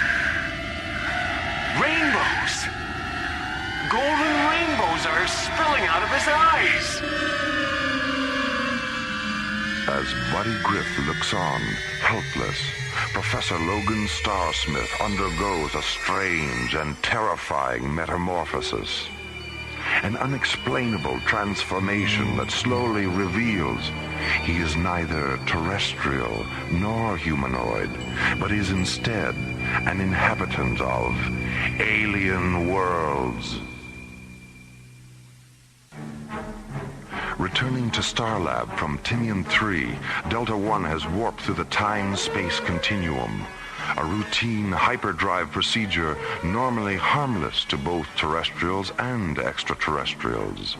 But as Buddy Griff looks on in disbelief and John Graydon frantically radios ahead, their passenger, Professor Logan Starsmith, as a result of the warp-through, is undergoing an astonishing transfiguration. You heard me the first time, Jerry. The professor is changing into some kind of alien life form. Notify Mora and the commissioner, and tell Dr. Rossiter to get down to sickbay and open up the alienology unit. And get us aboard now. Whoever this creature is, he's dying. Starlab control to all incoming traffic. Hold your positions. We have an emergency. Dr. Rossiter, report to sickbay. Prepare the alienology unit. Starlab to Delta One. Red vector approach 589er. Bay 14, level C. I'm opening the doors now. As Delta One orbits into an emergency docking vector with Starlab, another drama unfolds on the distant planet of Nikona, an alien world on the verge of extinction beneath a dying sun. Emperor Mika sits alone in the Imperial Tower of the Nikonian Citadel, awaiting the return of the ship he sent on a desperate mission to another galaxy. Mika? What is it, Ariana? Our recovery ship has returned from Timian 3. Have the accelerator components been unloaded? Mika, our ship was able to take only one of the Earth transports. The other one flew out of tractor beam range before we had... I don't care to listen to any excuses today, Ariana. I ordered both ships to be taken. They weren't. I don't know how much longer I can tolerate having my orders disobeyed. Mika, please. The life element supply aboard our ship was subcritical. If they had pursued the other transport, they might not have come back at all. I feel they did their best under the circumstances. I think we have reached a point where what you feel is no longer important, Ariana. First, you convinced me to support Matip's plan, which has obviously failed. Now, you stand there and suggest that failure to carry out a direct Imperial edict is acceptable under the circumstances. Mika? Nekona is dying. That is our only reality. And survival by any means possible is our only concern. Disobedience and failure, regardless of the circumstances, are inexcusable, and they have no place in an unforgiving and uncompromising universe. There was a time when you understood failure. Was there? I doubt it. What's being done with the crew of the capture transport? They're being held in the Legionnaires' quarters. Have them taken to the cells. No, Mika, I won't. There's no reason to make them suffer your disappointment. I see. Andros. Yes, Mika? Take the crew of the Earth ship to the suffocation chambers. Yes, Mika. Stop it, Mika! Stop it. I'll have them taken to the cells. Ignore my order, Andros. Yes, Mika. Do you see how useless it is to oppose me, Ariana? I know you think I have become a sadistic tyrant. But I am the Emperor of Nekona, and our situation is desperate. Unlike you, I have no affection for Earthlings, and if I have to execute 10 or 20 or even 1,000 to maintain your obedience to me, I shall do it. I am sorry, Ariana. I never thought it would come to this. It came to this 2 solar years ago, Mika, when you ordered the construction of the first suffocation chamber. Meanwhile, on Starlab, Delta One has docked, and the mysterious being Professor Starsmith has become lies near death in Starlab's alienology unit. Collapse at 1723 UIT. Mark. Right and left lobes are 100%. What are his chances, Diana? We won't know until Mycroft finishes analyzing the pathological data. But if his body fluids keep misting out of him like this, he won't last another hour. Sandy? Yes, Doctor? How are you coming with the anti-dehydration chamber? Just a few more minutes. Captain Griff, you said his eyes were hemorrhaging golden rainbows. How long do they do that? Well, it all happened so fast. 15, 20 seconds, maybe. Were his eyes transparent before the hemorrhage or after? Before. His eyes changed, and then the rainbows just spilled out. What is it, Diana? You have that look on your face. The eye phenomena. I've read about it before. Captain Graydon, did you witness any part of the reversal process? No, I didn't. By the time I got to the passenger deck, Professor Starsmith was gone, and this alien was there, strapped in next to Buddy. Diana, why does he still have one human hand? His bioenergy discharged too fast during the reversal to neutralize all the exterior synthetic tissue. It'll disappear if we can get him stabilized. If? Diana, we've got to. He's the only one who knows where Professor Starsmith is and what this whole incident is all about. The chamber's ready, Doctor. Thank you, Sandy. Oh, Sandy, see what you can find in the Alien Medicine Bank on ophthalmic hemorrhage reaction. I'll call you from the display terminal. Let's get him into the chamber. Maura, if you'll just open the main chamber. Children, Siata, Ut, Omitas, Matibsa. I'll miss you, Frank. Linguistics, it's Dr. Cassidy. I want 2 Omnivox technicians and a portable phonetics decoder in the alienology unit immediately. Riata, Forma, Anissa, thank you, Captain Griff. Buddy, he's talking to you. Why me? You were the last life form he saw before the transformation. I don't know what to say to him. Dr. Rossiter, Sandy. The alien is an inhabitant of the Newconian Empire. Newcona, of course. Sandy, is the pathological data ready? It just came off. I'm on my way down with it. Matibsa, I'll miss you, Captain Griff. Diana, he's not breathing. Do something. Oh, I'm sorry, Mara. He's gone. I'm going to miss you, Frank.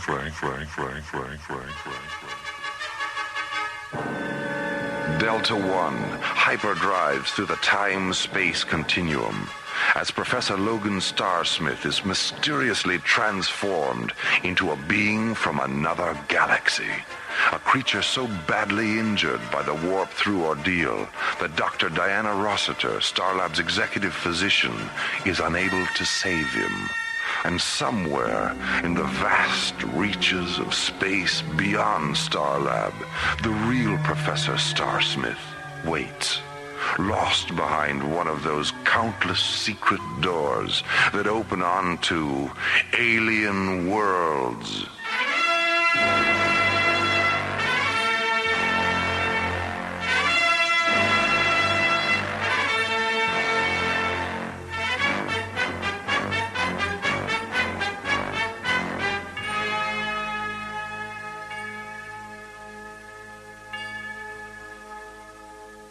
The Starsmith project was based on a story by Ellen Pellicero and written by Ellen Pellicero, Ron Thompson, and Lee Hansen. Associate producer Jeff Allen. Music director Tom Rounds. Engineer Stu Jacobs. Assistant to the producer Laurie Tyler. Technical consultant Peter Sky. Alien Worlds was created, produced, and directed by Lee Hansen. And so, until next time, this is Roger Dressler, inviting you to join us for the conclusion of the Starsmith project on Alien Worlds.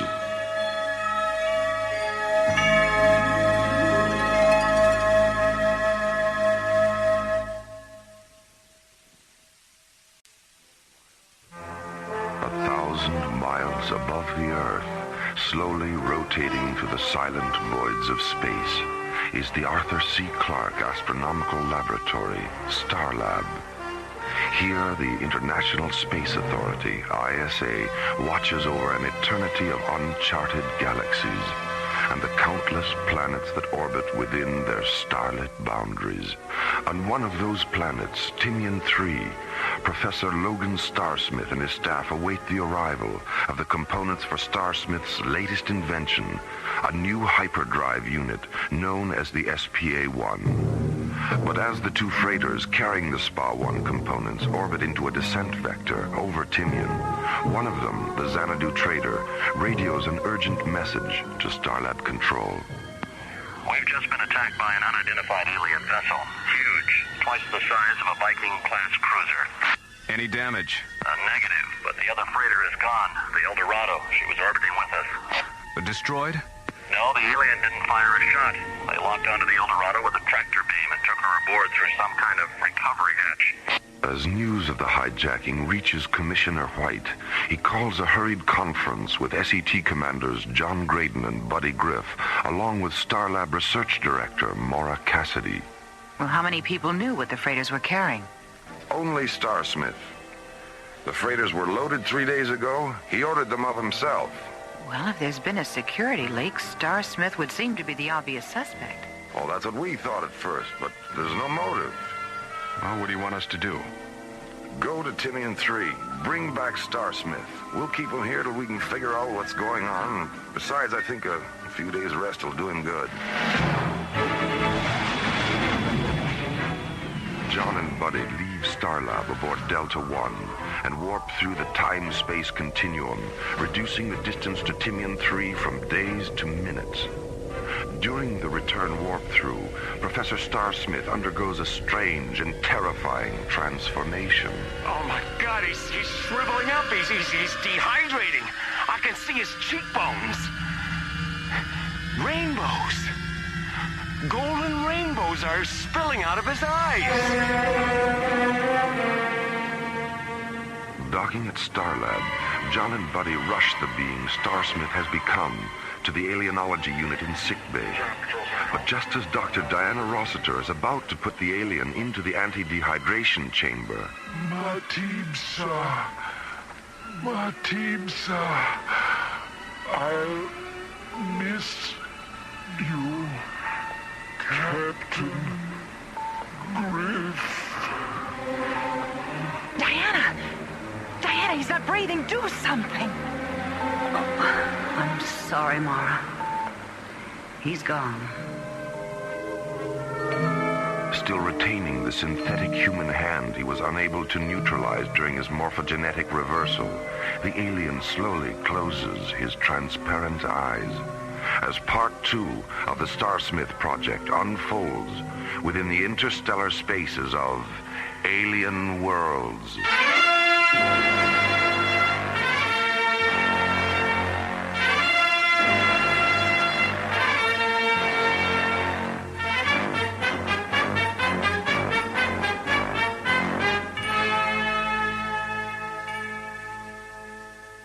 Right and left lobes are 100% negative function. Body temperature is centigrade. Doctor, look. His hand is dissolving. Let's get him into the chamber. There still might be a chance. You mean he's not dead? If he were, the hand would calcify, not dissolve. I think he's lapsed into a pre-death coma. I hope we haven't run out of time. Here's his data, Dr. Rossiter. TOS profile, pathological readout, and neurotracings. Nitrogen, oxygen, neon theta, hydrogen, paragen violet. His cells are 92% paragen violet. Sandy, flood the chamber with an osmotic vapor of 80% paragen violet and 20% neon theta. All right, Doctor. Maura, turn on the chamber microphone. This one? The red switch, yes, that's it. Captain Griff. I'm right here. I was afraid. You don't have to be afraid anymore. We're all here to help you. Then you should know me. I am Matib, a thought magician from the Niconian Empire in the galaxy of Cerisias. Buddy, ask him what Professor Starsmith is. Whose voice is that, Captain Griff? My name is Mara, a friend of Captain Griff's. We're concerned about Professor Starsmith. His spirit is within me. His form is safe on Nicona. Is there a physician among you? Yes, Matib. My name is Diana. Are you monitoring my heart pulsations, Diana? Yes. I'm beginning to feel the symptoms of paragen violet saturation. When I finish speaking, reduce the osmotic infusion 10% every 25 pulses, then remove me from the chamber. An alien thought magician is saved from death by executive physician Rossiter. Although Professor Logan Starsmith's body is safe on Nicona, his spirit still resides within Matib. Exactly why and how Matib assumed Starsmith's body remains a mystery, one which moves them deeper into an alien world.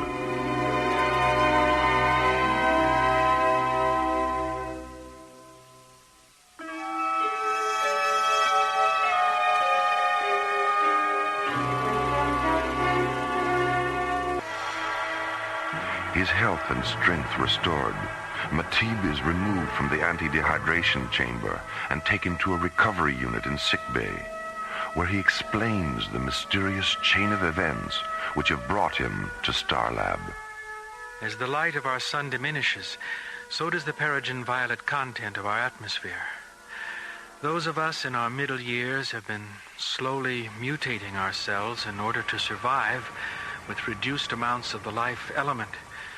But because our children and elders lack the strength for cell mutation, They've been dying at the rate of 500 a day. Is there any way you can save yourselves? Our only choice is migration to a planet with a high atmospheric content of peregrine violet. We know of one, but it's 2,000 light years from home. And without Professor Starsmith's invention, we'll never reach it in time. Our ships are too slow. Why didn't you simply come to us and ask for help? Emperor Mika doesn't trust you. He knows that the history of Earth is one of almost fatal devotion to the extremes of pleasure, pain, and power. And to Mika, all extremes have their basis in fear and deceit. Well, I think we'd all have to agree with that, Matib, but things have changed during the past century. I realize that, Commissioner, but Mika doesn't. He's old. Peregrine violet anoxia has all but destroyed his logic and reason. He no longer understands the universal constant of change, and that it affects all sentient beings. There was a time when he would have come to you himself, but now... Well, how did you find out about the project? It was top secret. There are no secrets from someone who can become anyone. I was a parsec engineer at the component facility in New Chicago. I was the navigation officer aboard the Xanadu Trader. And finally, I was Professor Starsmith. We've always been aware of Earth's technological skills, and we knew it would only be a matter of time before one of your scientists devised a revolutionary hyperdrive unit. I spent 3 years at the New Chicago facility, waiting. Where are the men whose bodies you biosynthesized? They were held in cryosuspension on Nakona, then returned one by one as I cycled through their various identities. But what about the time missing from their lives? Nothing is missing, Captain Great. All I experienced in their places was given to them when I returned their spirits. They're not even aware they've been gone. How did you manage to get Professor Starsmith to Nakona? A number of storage tunnels under the project complex opened several hundred meters beyond the laboratory.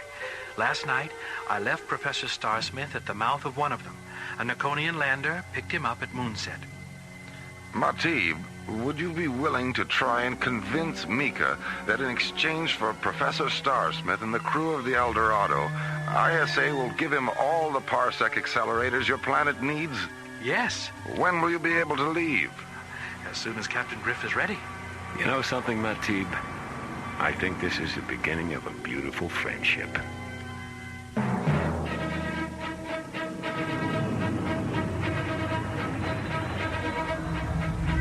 How much further to the warp-through meridian, buddy? 2 minutes, 40 seconds. Matib, are you certain you'll be all right during parsec acceleration? As long as I only have to sustain one body, faster than light speed is as harmless to me as it is to you. Skipper, we have 3 Piranha-class fighters at 282 degrees. 5,000 meters in closing. Magnify 1,000, and let's have a look at them on beam monitor. Captain, those are Nakonian spectrum raiders. Something's wrong. Mika's never sent a patrol out this far before. 1,000 meters in closing. 500 meters in closing. Captain, open a close proximity subfrequency. Niata lux Nakonia, Niata lux Nakonia, Loveriat Matipsa, Matipsa, Teres Naxo. Matipsa duum ut amchus, Mika imperius benarius meatum Parallaxos. They have orders to destroy any Earth ship they see. Mika believes I was taken to Starlab and killed. The pilot thinks my voice is a deception. They're gonna nail us next time, Skipper. Please, don't fire on them, Captain. They're not aware of the real situation. Buddy, open the starboard fuel bay and jettison the primary liquid oxygen pod. And then get ready for an emergency warp-through. The pod's jettisoned, Skipper. Okay, now when they start firing, blast the pod with our starboard laser cannons, and I'll warp through behind the explosion.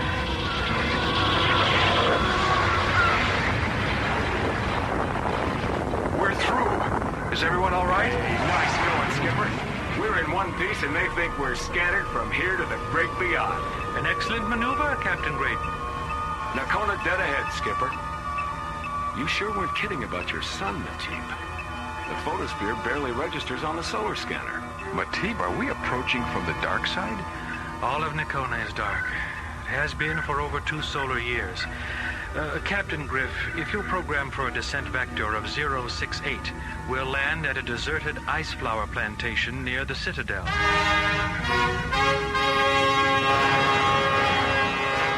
As John, Buddy, and Matib approach Nikona aboard Delta One, Emperor Mika sits alone in one of the Nikonian Citadel's high towers, his spirit weakened by Peregrine Violet's starvation, his mind suffocated by hallucinations. And then Nikona came out of the sun, and we came out of Nikona into a void of broken eyes and blood and darkness. Mika, What do you want, Ariana? the crew of the captured transport vessel. They're desperately in need of water. They can have all the water they need, but not until I've eased the suffering of our own people. Mika, please, they haven't That will be all, Ariana. Yes, Mika. Ariana, Yes, Mika? please, bring me a heart-beam photon pistol. Why? You have no enemies here. Oh, but I do, Ariana. They live all around me, in the twilight and the shadows. The pistol, Ariana. Yes, Mika. Yes. The pistol. As Emperor Mika sits, planning his revenge against a dark force of invisible enemies, John, Buddy, and Matib enter the subterranean corridors beneath the Nikonian Citadel and make their way to one of Matib's cryo-laboratories. Professor Starsmith is in here. Matib, all these crystal pillars, what are they? Beautiful. These are the cryo chambers. Buddy, Professor Starsmith is standing inside this one. He looks all right, doesn't he? Captain Griff, if you touch that prism, the chamber will open. Captain Graydon, take these jewels and place the red one over the professor's left eye, the yellow one over his right eye, and the blue one in the center of his forehead. Like this? Yes. Now, please stand away or you may be harmed. Professor Starsmith. Professor Starsmith. Are you still here? Yes, Logan. I'm still here. As John and Buddy watch, two razor-thin beams of golden light erupt from the center of Matib's forehead and penetrate the iridescent jewels over Professor Starsmith's eyes. The gem on his forehead begins to oscillate, filling the white crystal chamber with a blinding ultra-blue radiance.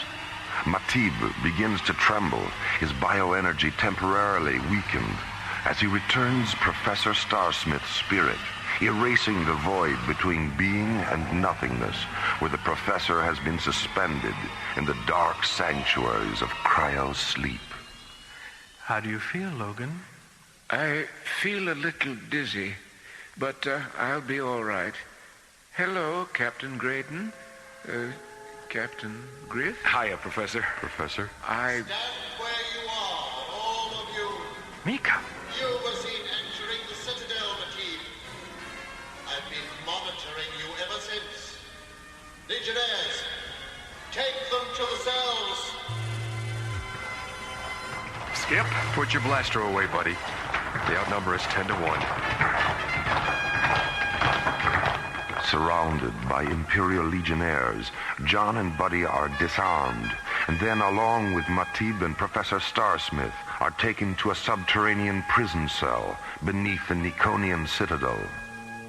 Meanwhile, Mika listens to the hallucinatory voices that continue to flood his broken mind. Voices that insist even his friends are enemies, and that all enemies must be destroyed.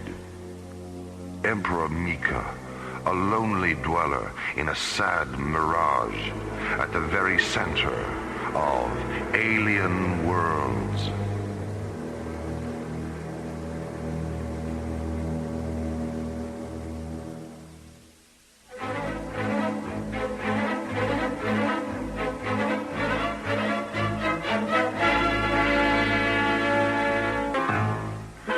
captured by Imperial Legionnaires, John, Buddy, Matib, and Professor Starsmith have been locked in a cell beneath the Niconian citadel. And while Mika sits in one of the citadel's high towers, deciding what to do with his prisoners, Matib has already determined what that decision will be. Unless we can confront him and convince him to listen, I'm certain he'll have us killed. Do you honestly believe he'd listen to you? Mika and I have known each other all our lives. I've experienced his kindness and generosity and wisdom throughout the years. I can't believe that everything he was has been lost. Well, if it isn't our boys in uniform. Professor Starsmith, please come with us. Sartos? Is that you? Yes, Matib. Your helmet and faceplate, I didn't recognize you at first. Where are you taking the professor? To Mika. Nayat Delarayas Turat. You can speak English here, Sartos. These are my friends. All of us are your friends, Matib. We want to help, but you know the penalty for violating an Imperial edict, no matter how unfair it is. Professor Starsmith, please. Do you think he'll be all right? I don't know.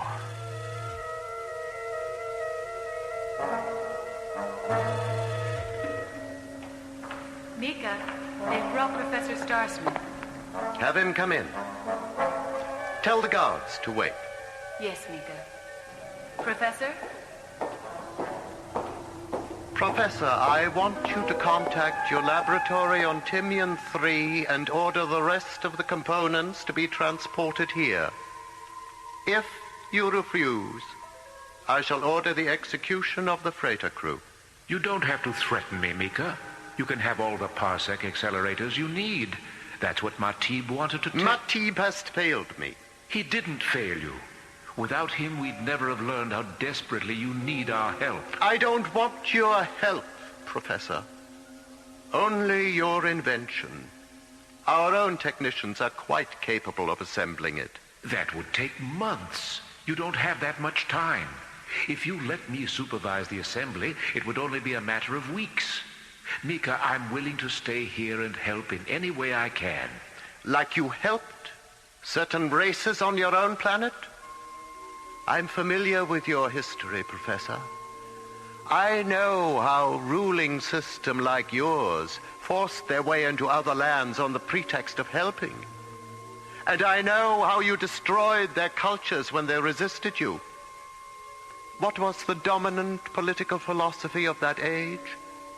Burn the infants of one land so the earth could be made safe for the children of another land? That was a long, long time ago, Mika. I live in whatever time I choose, Professor. Now, shall we begin again? He's been gone a long time, Matib. What do you think's going on up there? I don't know, Captain Graydon. I don't know. Ariana! There isn't much time. Mika's in a terribly violent state. Here are your weapons. Sartos gave them to me. Sartos. I knew he'd help us. He said he had no choice. Not after seeing you here.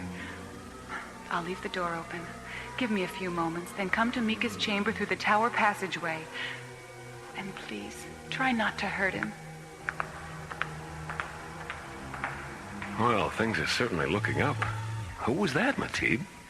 Mika's daughter. I shall kill them, Professor. I'll kill them all. All right, Mika. But you've got to promise me that you'll... No promises, Professor. Now, please, follow me to the communications chamber. Mika, wait! Stand where you are, Matib. Mika, put that weapon aside. We don't want to harm you. Mika, please, listen to him. Ariana, you set them free. Mika, we've come to help your planet, your people. No! Skipper, look out! Oh, Mika, stop it! Stop it! Ariana! Matib! I'm blind! I'm blind! Father, no! Oh, my God, Skipper, he shot himself. I couldn't help myself, Ariana. The voices that were inside, they were mine. All this time, I was only raging against myself. Oh, Father. Father. Realizing at last that his only enemies were the dark, distorted voices of his own sadly broken spirit, Emperor Mika becomes a victim of his own rage. Understanding in this final moment that only in the sanctity of death can the raging sound of one's own self be silenced, purified, and given back to that infinite, invisible place from which all things eventually return. There's good old Delta One, Skipper. Right where we left her. Right. Professor, what should we tell your family? Tell them I've come to my senses and finally realize that science exists not to serve itself, but to sustain the balance of life everywhere in the universe. Tell them Nakona desperately needs my help. And tell them I've seen a future in which we'll all be Nakonians someday. We'll be seeing you, Professor. So long, Professor, and good luck. Goodbye, Matib. Goodbye, my friend. Take care of him, Ariana. He's too good to lose. Thank you for bringing him back to us. Watch the skies, my good friends. We'll meet again.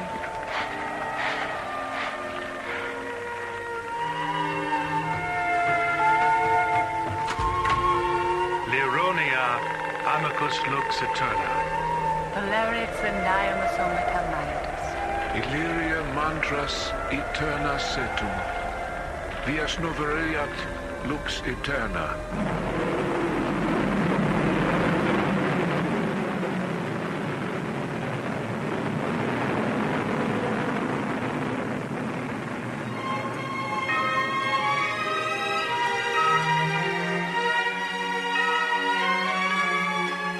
The Starsmith project was based on a story by Ellen Pellicero and written by Ron Thompson. Our cast included Linda Gary, Chuck Olson, Bruce Miller, and Corey Burton, with special guests Richard Paul, Byron Kane, Francis Bay, Lester Fletcher, Carol Bilger, and Gail Murphy. Associate producer Jeff Allen. Music director Tom Rounds. Our engineer was Stu Jacobs. Assistant to the producer, Laurie Tyler. Technical consultant, Peter Sky. Alien Worlds was created, produced, and directed by Lee Hansen.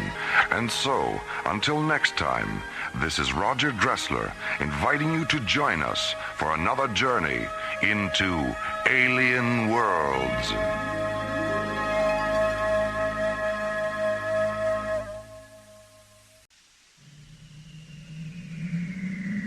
Slowly orbiting at the edge of deep space, 1,000 kilometers beyond 21st century Earth, is the Arthur C. Clarke Astronomical Observatory, Starlab.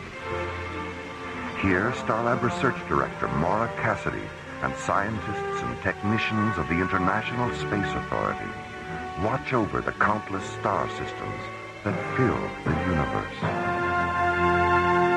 This week, Maura Cassidy and Space Exploration Team Captains John Graydon and Buddy Griff encounter the phantoms of Tamerlane and experience a dream within a dream on Alien Worlds.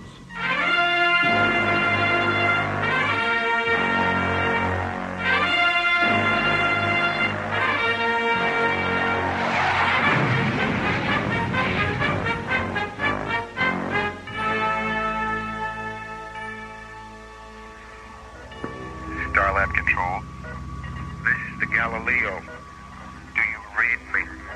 This is Starlab. I read you, Galileo. What's your situation, Captain Egan? Where are you? We're 200 kilometers out at Vector 205. And this isn't Captain Egan. It's Lieutenant Becker. Egan is dead. Lieutenant Becker, this is Dr. Cassidy. What happened to Captain Egan? He died in the maelstrom, Dr. Cassidy. A whirlpool in the universe.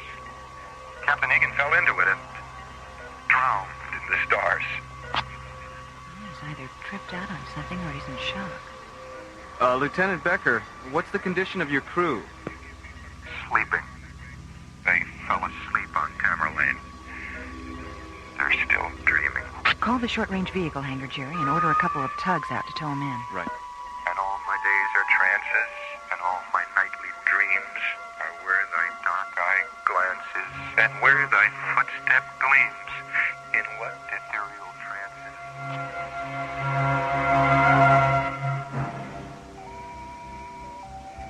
Attention all SRV personnel. This is a priority rescue alert. Prepare 3 Magnum-class tugs for immediate launch. Utility pilots Haskell, Shaw, and Henning. Please report to the SRV operations officer. Leader, Vector 9. Roger, Firefly. Vector 9. Check. You have it. Mission Control, Galaxy 9. Roger, Starlab. We have the Galileo in sight, and she is damaged. Looks like the starboard thruster housing's ripped open, and she's leaking fuel. Tug 17. 17, go ahead, Lee. Yeah, Jimmy, see if you can check out that fuel leak, will you? Roger. Tug 9. Tug 9. Come on, Ron, I know you're there. I can hear you swearing at your receiver in my headphones. Sorry about that, Lee. I had to switch to another channel. Your transmission was breaking up. Okay. Get around to the Galileo's port side and see if you can get a grappler pad on her. Use the standard placement. Roger. I have grappler contact, Lee. Pad magnetism stable. Okay, Lee, I've closed off the leak. All right. Now let's get a grappler pad on her starboard side. I'll stick one on the nose. Roger.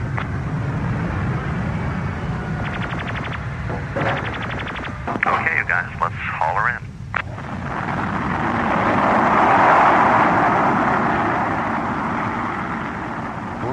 Minutes after launch, Space Tugs 2, 9, and 17 returned to Starlab with a damaged laboratory ship in tow and guided into Docking Bay 14.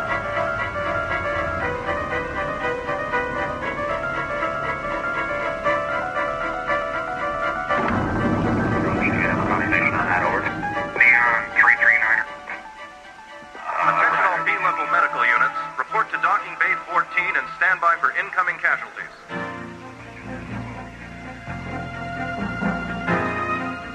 Minutes after the Galileo's arrival, Starlab's executive physician, Dr. Diana Rossiter, begins a computer-assisted examination of the ship's unconscious crew.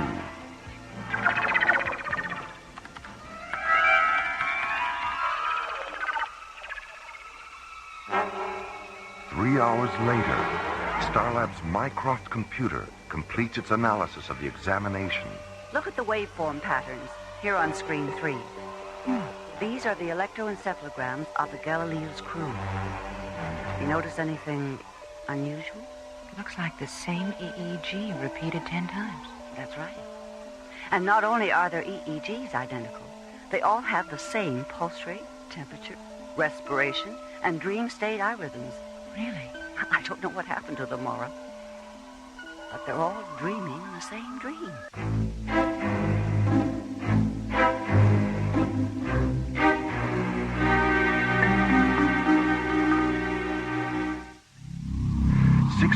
After its disappearance during a routine mission, the Deep Space Laboratory ship Galileo returns to Starlab, its captain missing and presumed dead, its first officer in a state of second-degree mind shock, its crew asleep and dreaming identical dreams. What about Lieutenant Becker? He talked off and on during his examination, but he was getting so anxious I thought it best to sedate him for a while. Diana, did you record what he said during the examination? Maddie's making a copy of the tape now. You want to hear it? Mm-hmm. Have her send it up to my quarters. I'll listen to it when John and Buddy get here.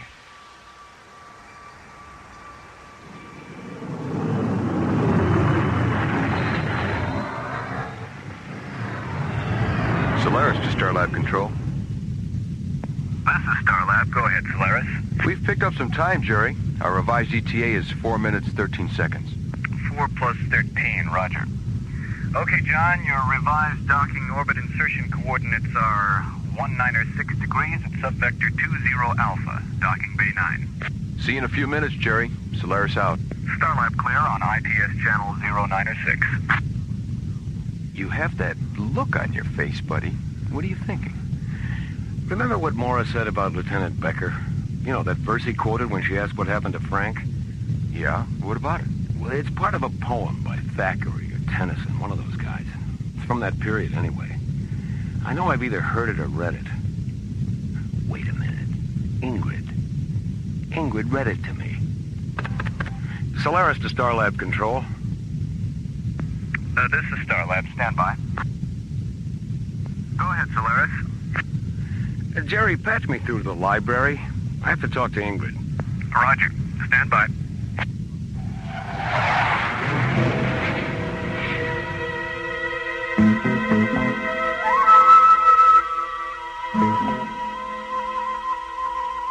And all my days are trances, and all my nightly dreams are where thy dark eye glances, and where thy footstep gleams, in what ethereal dances, by what eternal streams.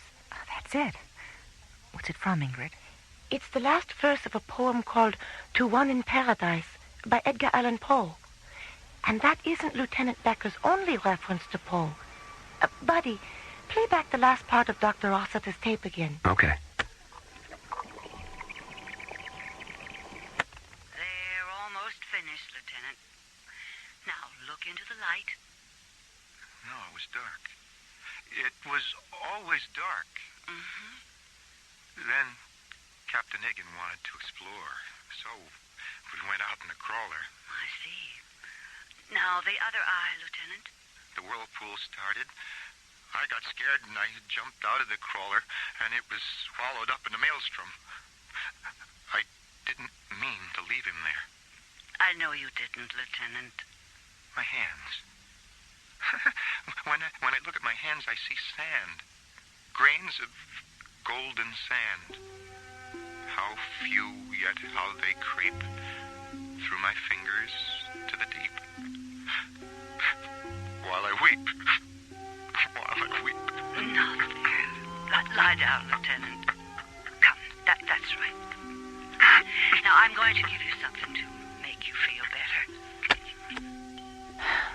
Well, anyway, the whirlpool he mentioned coincides with one of Poe's short stories, A Descent into the Maelstrom. And the reference to grains of golden sand? A poem Poe wrote in 1847 after his wife died. A dream within a dream. Maura. What is it, Jerry? You better get up here. I have a transmission coming through on the Mayday frequency. It's Captain Egan. Egan? How can that be? We're on our way, Jerry.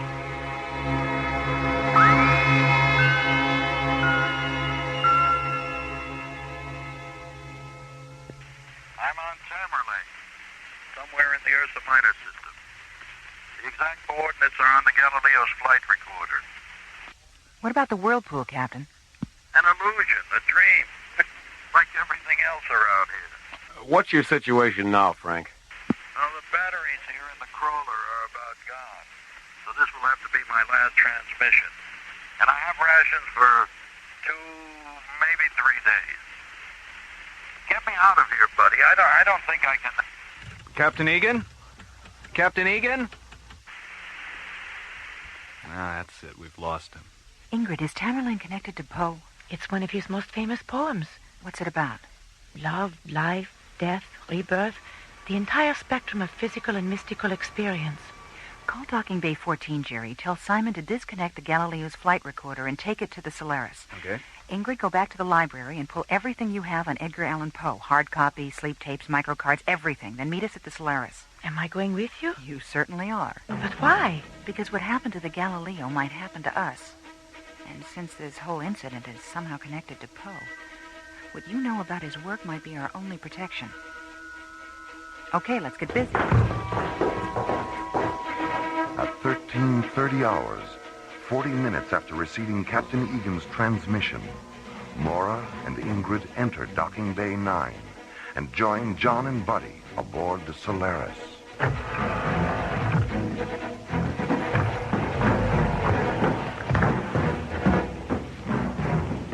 Is Is everything programmed and ready? Oh, we're all set, Mara. Good. Better strap yourselves in. We're due to launch in 90 seconds. Ready? Let's go. Okay, buddy, let's run it down. Exterior hatches and fuel bay doors. Pressurized and locked. Environmental control systems. Green across the board. ECS backup terminals. In phase and programmed for zero-time emergency interlock. Microwave antenna function.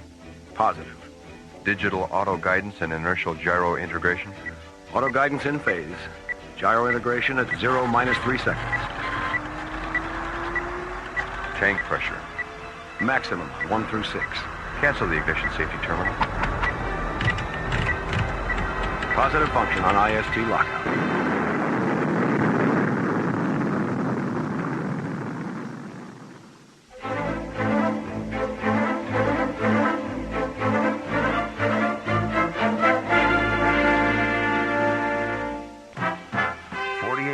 After launching from Starlab, the Solaris penetrates the Ursa Minor star system, a constellation filled with glowing stellar dust and brilliant star clusters, a constellation dominated by the second magnitude binary star, Polaris.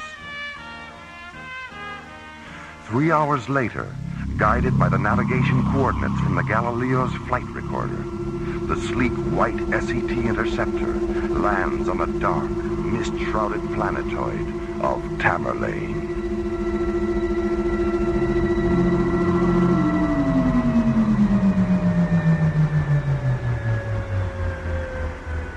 Open the visual scanner ports, buddy. Let's have a look at this place. Okay. There's nothing but mist and shadows. Can you move a little to the right, buddy? I can't see the screen from back here. Oh, yeah, sorry. How's that? That's fine. It looks like the landscape in the fall of the House of Usher. Wait a minute. What's that in the corner of the screen? It's a cat. Yeah. A black cat. It's... Wait a minute. What happened? Where'd it go? It's gone. Was it really there? It's gone. Maybe it wasn't really there. It had to be there. Oh, buddy, I'm so sleepy. We all saw it, didn't we? Where's Frank? Oh, we have to find Frank. Go to sleep. Go to sleep. We can't go to sleep. Don't go to sleep.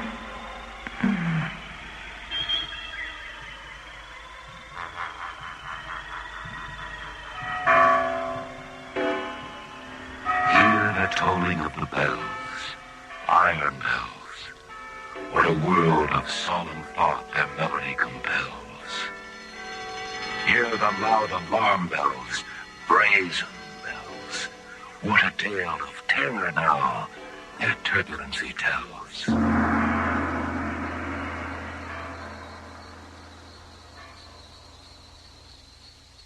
In there, Fortunato. The cask of Amontillado is in there.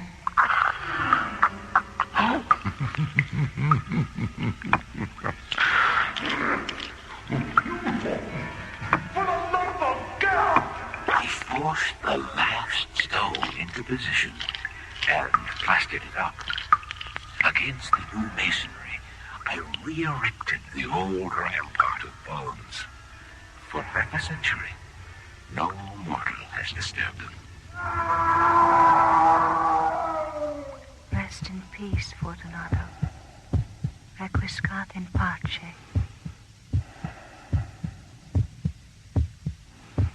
Under the floor. He's hidden the old man's body under the floor. Louder. Louder. I admit it. Tear up the planks. Stop the beating of his hideous heart.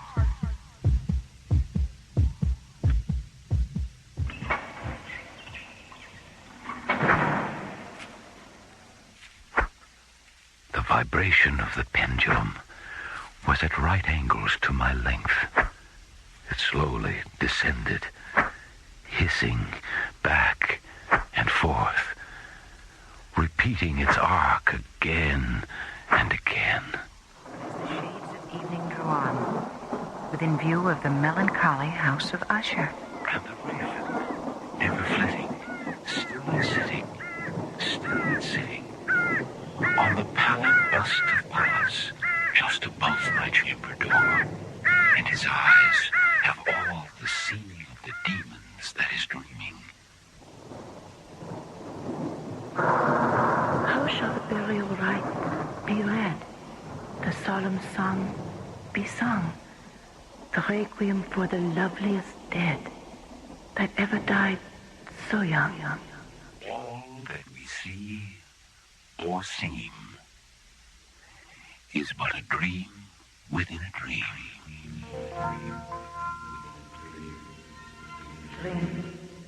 Dr. Cassidy. Buddy. John. Buddy. John, wake up. Dr. Cassidy, wake up. Frank.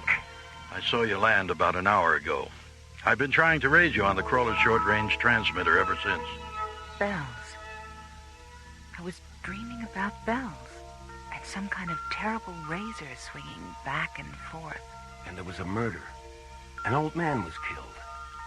His body was under a floor, but his heart wouldn't stop beating. The pit and the pendulum. The telltale heart.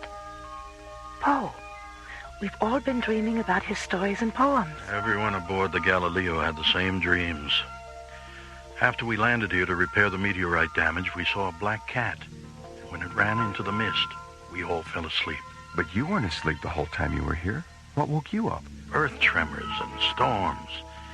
And after every disturbance, the mist would clear long enough for us to see another part of Tamerlane had disappeared. It's losing its molecular density, too. I've been checking it out on the crawler's densiometer. Tamerlane is returning to its own dimension. What do you mean? Tamerlane isn't supposed to be in this time-space continuum. Somehow or other, it slipped out of its own dimension. And now, it's slipping back. How do you know that? The longer you stay here, the more you dream. And with every dream, you understand a little bit more about Tamerlane and what it is. Have you found out why all the dreams are related to Edgar Allan Poe? Yes, I have. I found the house last night. House? What house? The house where the dream chamber is. The house of Usher. Come on, I'll show you.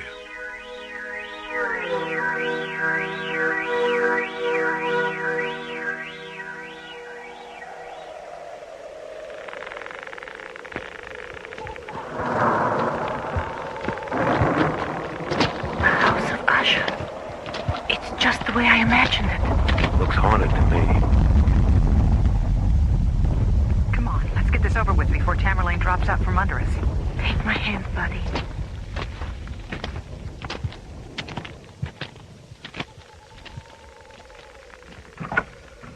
Where to, Frank?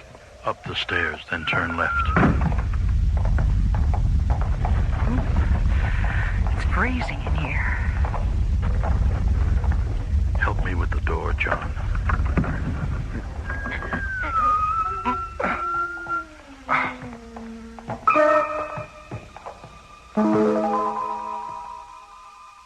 Impossible. It's impossible. It's not a room at all. Space. Oh, it's beautiful. We're in space. The dream chamber. An opening in a time-space continuum. A place enclosed not by walls, but by the golden light and phantom shadows of a parallel universe. A void filled with glittering star fields and an eternity of stellar mists, tinted with all the colors of creation. And in the center of the dream chamber, a bed made of interlocking beams of light, and lying on the bed, forever asleep and forever dreaming. It's him. It's Poe. Is he alive? He's a dream, buddy. A dream sustained by everyone who reads his work and falls in love with its beauty and terror, its sorrow, its truth. Are we looking at eternity? Well, we're looking at Poe's eternity. It's fading. Everything's fading. Let's get back to the ship before we get caught in this. Look, he's standing up. Ingrid, what's wrong with you? He's not standing up. He's afraid. He's running away. Ingrid. Buddy, help me. I can't hear anything. Hey, help me with her, Frank. Okay, let's get her out there.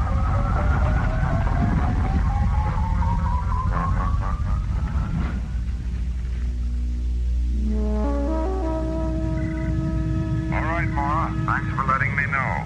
I'll notify Starlab and tell them you're on your way in. Thanks, Commissioner. Oh, by the way, I heard from Dr. Rossiter. Lieutenant Becker's all right, and so's the Galileo's crew. They woke up about a half an hour ago. All right, Commissioner. Thank you. See you tomorrow.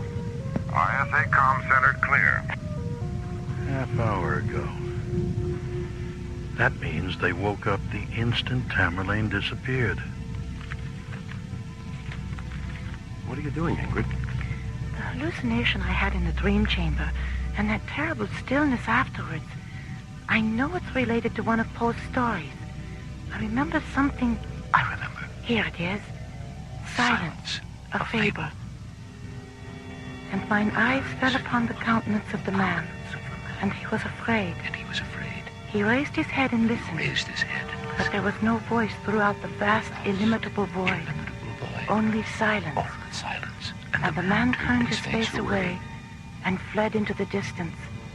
And I beheld him no more.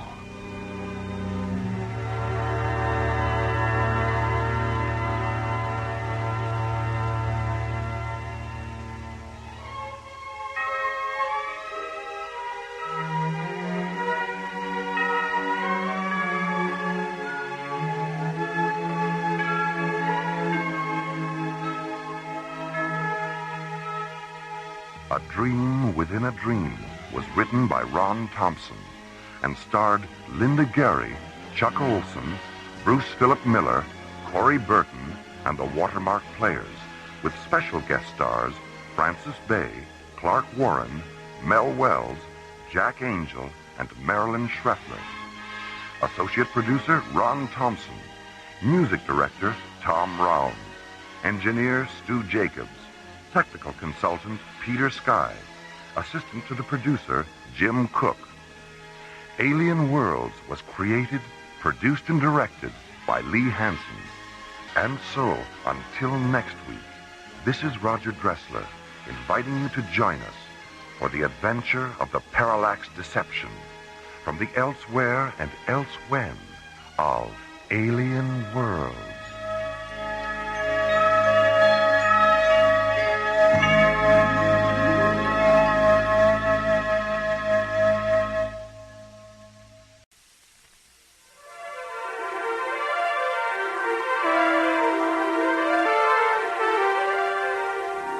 Within the far reaches of deep space, there remain unknown planets, journeys into galaxies yet uncharted. Stellar exploration is the newfound adventure. High above Earth's windy skies, 1,000 miles in space, a large wheeling disk lazily drifts in orbit. A space station whose official designation is the Arthur C. Clarke Astronomical Observatory. To those living and working aboard, it is simply called Starlab. Their lives and adventures become our story on the threshold of Alien Worlds.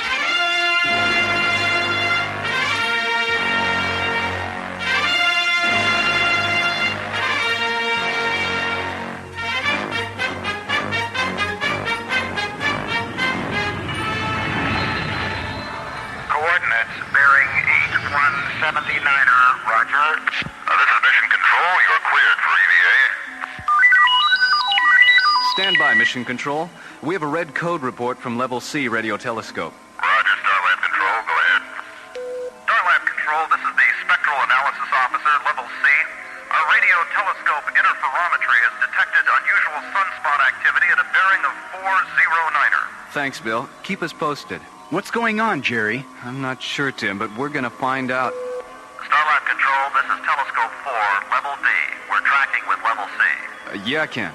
The solar graphs show high density activity. All right, Level D. Print through the data on the ICM recorder, please. Right, Control. It's online.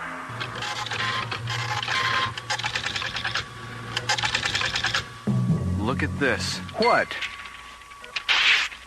That's more solar activity in the last 2 minutes than we've seen in 2 years. I'd better call Dr. Cassidy. Meanwhile, on Earth, the effect of the sun's strange activity begins. Kansas City, Missouri, 8:05 p.m. Good evening, Mr. Jennings. Good to see you again. Well, thanks, Ron. Now, would the two of you care for a bottle of wine? Yes.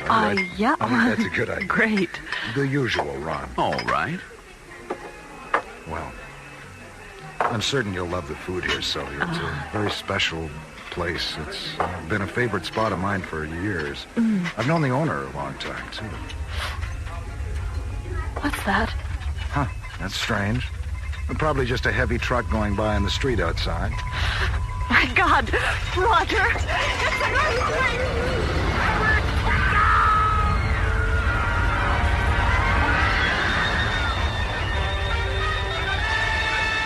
Temperatures worldwide are dropping. Anchorage, Alaska reports a record low of 86 degrees. Tidal waves and temperature shifts around the globe slowly intensify. A solar mystery unfolds. And back on Starlab, the disorder becomes even more apparent.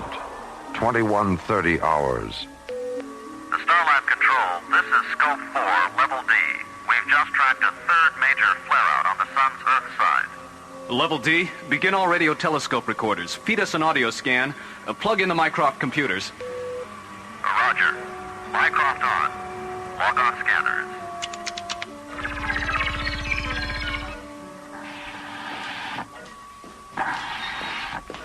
Hi, Dr. Cassidy. Thanks for coming up here. I knew you'd want to know. All right, Tim. Now, what's going on? The 3 of our main telescopes are tracking the sun. Yes, and? Analysis indicates an incredible amount of solar flaring and abnormal sunspot activity. Earth stations are reporting earthquakes, tidal waves, and various other abnormalities. We've begun tracking confirmation through our Mycroft Computer Center. Okay, Tim. This is Spectral Analysis Level C. We have a priority report. This is Control Level C. Go ahead. Jerry, I can't believe what we're seeing up here. What is it? It looks like we may be headed for a singularity condition on the sun. Singularity? You mean the sun's going out? Bill, are you sure? Listen, we'll send Tim up there right now. We'll need all your current graphs and radiation scan reports. Okay, Jerry. And Bill, you'd better set up radar solar tracking operations, too. Right, Dr. Cassidy. Tim, you'd better get up there now. Get all the graphs and Mycroft readings. Okay, Dr. Cassidy. I'm not looking forward to telling the ISA the sun is going dead. Knowledge concerning energy had become an important property to man. But the idea of the sun going out prematurely represents a new and very unusual situation for Dr. Cassidy and Starlab's research people.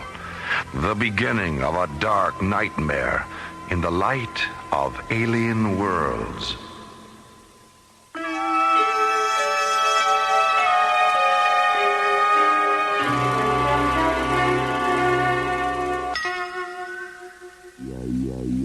To those aboard Starlab, a shiny rotating observatory high above Earth, the sun seemed to be going dead.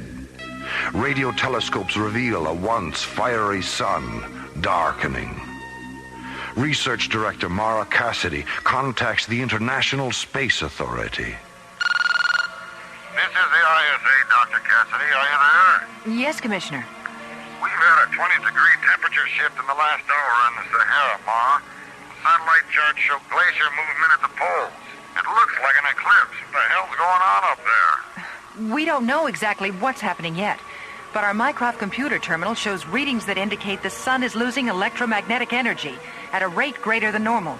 We may be headed for a gravitational collapse. Pardon me, Dr. Cassidy. The mass proximity indicator is registering... Not now, Tim. I've got... Dr. Cassidy, are you setting up solar radiation scanning? What? Solar scanning? Yes, we're working on it, sir. Tim, have communications patch Mycroft through to the ISA computers. Right. Commissioner White, I'm having our computer tech supply your office with a duplicate of our current information tapes. You'll have everything we've got shortly. Yes, Doctor. My terminal is receiving it now. Hey, is this right? It can't be. I'm afraid so, Commissioner White. We've got about 60 hours before the sun reaches singularity and Earth freezes solid. What can we do to help? Well, first of all, we need you to send an SET up here right away. We need to make a house call. Well, the only space exploration team I've got for immediate launch that can handle this is Delta 1. Delta 1? Oh, wait a minute. That's Graydon, right? Captain John Graydon? And Buddy Griff, that's right, Ma. Oh, no, Commissioner. Isn't there anyone else you could send us? I'm sorry, Doctor. That's the team. We'll launch immediately. Their ETA is 3 hours, 10 minutes. Keep us informed, Ma. Out. Yes, sir. We'll keep you informed. Out. Dr. Cassidy, what's wrong? I can't believe they're sending Buddy Griff up here. They might as well let the damn sun go out. Delta 1, SET command. Report to ISA pre-launch immediately. What? Oh, we just got in. Boy, you can't get a spare minute anywhere anymore. Oh, come on, Captain. Let's just finish this hand, huh? Oh, we better pass for now, buddy. We better get down there. Pass? The man's 18 in back of me. I got a hot 21, and he says pass. It's just a game. We can pick it up later. It's just a game. I'll say it's just a game. All right. ISA says jump, and Captain John Graydon jumps. That's how come you're a bloody hero and I'm just a lover. And that's the story of your life, right, buddy? Dr. Cassidy, I just got back from spectral analysis. The mass proximity indicators are registering some kind of solid object near the sun. It's like a planetoid. Oh, Tim, don't be silly. The MPI is probably reading solar flare-off gases. But I think there's something there. Don't worry about it, Tim. Besides, the problem right now is the SCT crew they're sending us. I don't understand. Isn't that the next logical step? Logical step, yes. Logical team, no. Especially with Buddy Griff. Buddy Griff? Captain John Graydon's co-pilot. The Prince of Pomposity. John Graydon. I met him just after he got back from Altair. He's a great pilot. I remember a lecture he gave our academy class in 2010. It's not John who worries me. It's Griff. During the Altair mission, my father was with them. Buddy made a very bad judgment error with a photon laser. It caused my father's death. Oh, Doctor, I'm sorry. I had no idea. Yes. Well, never mind. I'll deal with that later. Well, let's get up to spectral analysis and take a look at this planetoid of yours. I'm really worried about this, Doctor. I have a theory that this object is affecting the sun. Now, don't ask me how the devil it got there. Tim, pull yourself together.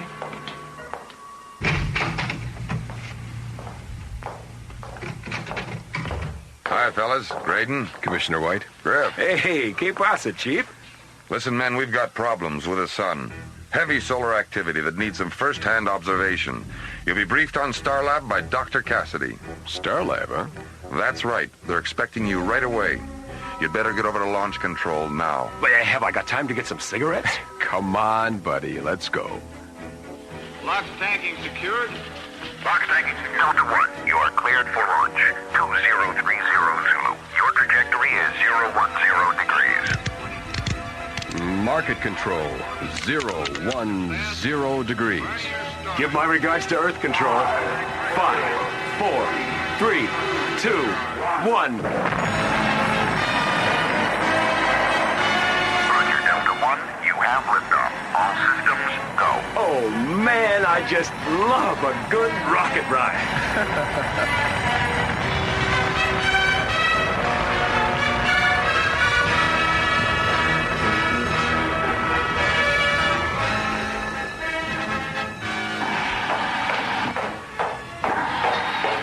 ISA Launch Control reports Delta 1 liftoff, Dr. Cassidy.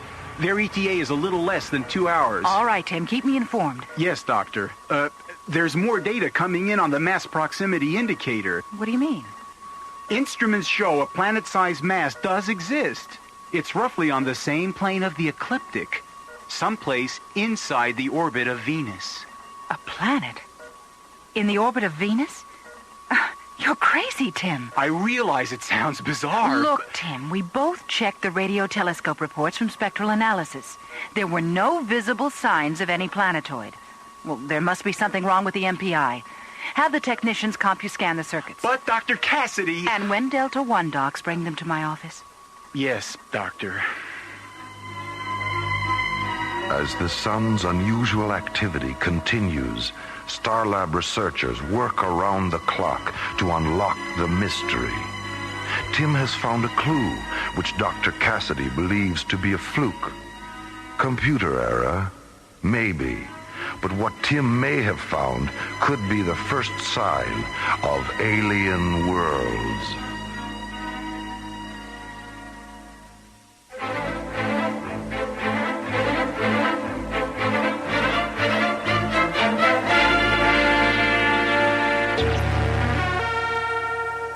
Strange solar activity threatens the survival of Earth. A solar exploration team is sent to investigate under the direction of Dr. Mara Cassidy at Starlab, a space observatory. There is little time. Dr. Cassidy? Yes, Tim. Delta 1 reporting, Captains Graydon and Griff. Thank you, Tim. Come in, gentlemen. Hello, Dr. Cassidy. Good to see you again. Hello, Captain Graydon. Griff. Hiya, Doc. Hey, where's the hero's welcome? No band, no parade, no hats and horns? I thought this was a big deal. Like the big deal with my father, right? Oh, look, lady, there were problems for all of us on Altair. What happened with your father could have involved anybody. It just happened to be me. That's right, buddy.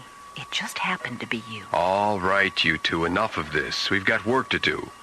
Can you tell us why we're here, Doctor? Well, you've observed the unusual solar activity during the past few hours. Yes, of course. We were wondering if there are any solar collecting activities that could be causing this. No, we've checked that. There's something going on with the sun itself. That's why we need you, to take pictures and run solar tests close up, before it goes dead. Dead? The sun?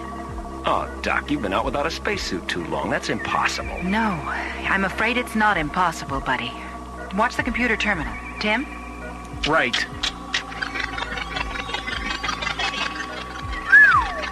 That's frightening. Wow.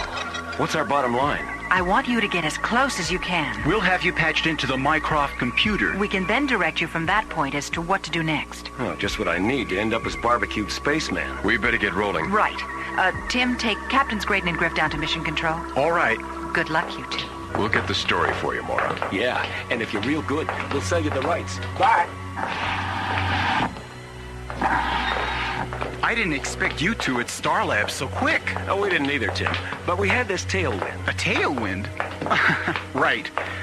By the way, Captain Graydon, I feel I should tell you there's something out there by the sun. Oh, really? What do you mean, Tim? I have a theory about all this. Theory? What theory? About what? Well, I'm certain there's a planetoid out there next to the sun, drawing off energy. A planetoid? You think it's alien? Well, let me put it this way. It's not ours. We haven't been able to track it visually because of the glare from the sun's rays, so I can't prove my theory yet. We'll keep an eye out, Tim. Thanks for the tip. Right. So long, and good luck. Thanks, Tim.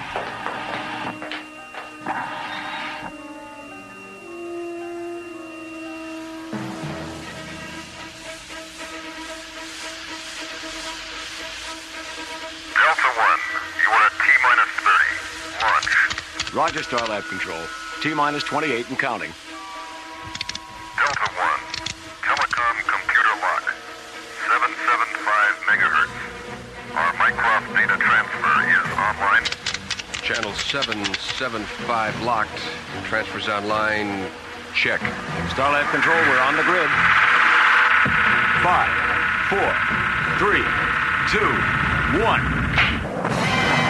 Lift away.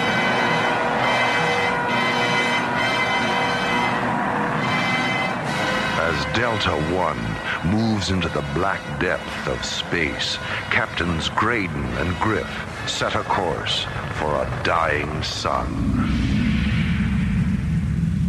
We're getting close. Is shielding operational? It is now, Captain. Delta One, this is Starlab. We scope you at 214 degrees, bearing 030. We have visual radio telescope contact with you. MPI shows a planet-sized mass close to your present position. You are off course by 02.5 degrees. Have you visual Starlab. Starlab, this is Delta One. Do you receive? Over. What the?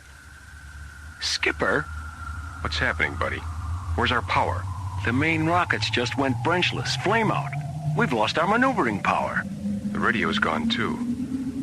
Fire retros. I am, Skipper. Nothing. They're like a plate of cold spaghetti. We're being pulled off course. The compass has gone berserk. What is happening? Buddy, what the devil is that? What? Where? Look. Over here, through the infrared viewing screen, off the port side. Where did that come from? It's huge. It's definitely not an asteroid. No, it's too spherical. Well, whatever it is, we're being pulled towards it. Look at the size of that thing.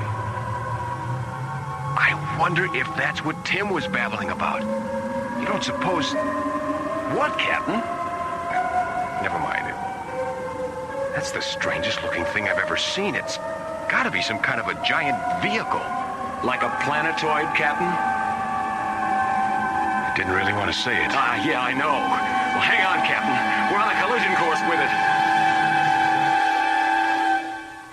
Dr. Cassidy, look! On the tracking screen, Delta One. It's gone!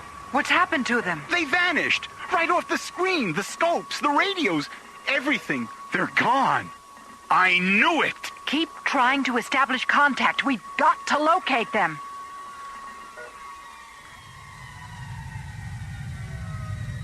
Hey, Captain, what happened? Who turned out the lights? Buddy, we're inside Tim's planetoid. What? Oh, man, I must have blacked out. Look, over there. An opening. That's where we must have come in. Hey, what's that? Something's outside the hatch door. I think we've got company.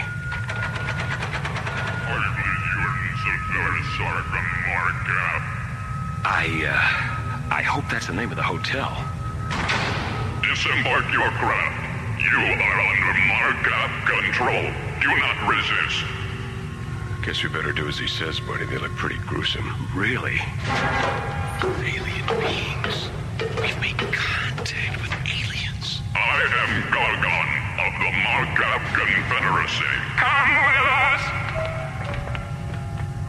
I'm Captain John Graydon, ISA Terra. Where are you taking us? I always knew I should have taken foreign languages. All right, don't get pushy. Get your claws off me. Boy, are you weird looking. I know of no Markup Confederacy, at least in this galaxy. Well, me neither, Chief. Wow. This must be the lobby. Commander Konar, we have intruders on Voltar. Intruders? By what reason do you come to Voltar? Well, Doc, you see, we really didn't plan on it. You might say we sort of fell into it, you know what I mean? Why do you approach Voltar sun miners? Sun miners? We're from Terra, Earth. We're not intruders. We're on an emergency mission. Our sun is dying. Captain, we've just stumbled onto the reason. I am Czar Konar, commander of the Markup Confederacy, 5th Galaxy of Tremion. You are intruders. Look, Commander Konar, we were pulled off our mission by you. You have entered forbidden space. Markup space. Markup space? What are you doing to our sun? We collect and store great energy from many suns. Yours is not the first. Yeah? Well, listen, you sun stealers. Earth can't survive without that energy. Then you shall perish. We take suns in many galaxies. It must be so for Markab existence. Hey, no way, you oversized tin termite. We're not gonna stand for this. Buddy, no, don't. Buddy, are you all right? It's all right, Captain. Run for it. I'll handle these things. Seize them. Run for it, Skip. Get out of here. Buddy, are you crazy? Run, damn it. In here. I'll duck behind this girder. Okay, now down this corner. Through here. Oh, which ramp? That one, that's it. There's the ship. Oh, if I could just manage to get... Stop, Tehran! Oh, boy, I took close for cover. Oh, all right, I made it. Oh, no. I sure hope that energy field is null. Come on, baby. Come on, fly, Delta One. Fire, damn it. All right, Delta One. Now, let's get the hell out of here. I'm moving. The force field is null. Good. Instruments show me clear. I'm through. I've made it. I can't believe it. Oh, no. Wait a minute. What's that pull? Oh, no. They've got a pressure beam on me. I've got to go FTL. Quick. Okay. I'm out of their orbit. Oh, wait. Buddy. What about Buddy? I've got to get back. I've got to get help. I can't just leave him there. Starlab Control. This is Delta One. Come in, Starlab Control. Starlab Control. Starlab, thank God. This is Delta One. I've been overtaken. We've been in contact with alien beings. Delta One, where have you been? You've been off our scopes for an hour. The planetoid. Tim was right. It does exist. There are aliens. John Graydon uses every faculty to blast free of the Markab aliens and return to Starlab. Call themselves Markabs. Buddy's still inside. We've got to get him out. Thoughts of what he just experienced race through his mind at laser speed. It is imperative to warn Starlab and Earth. The threat is no longer theory. It is reality. Graydon and Griff have made contact with alien worlds.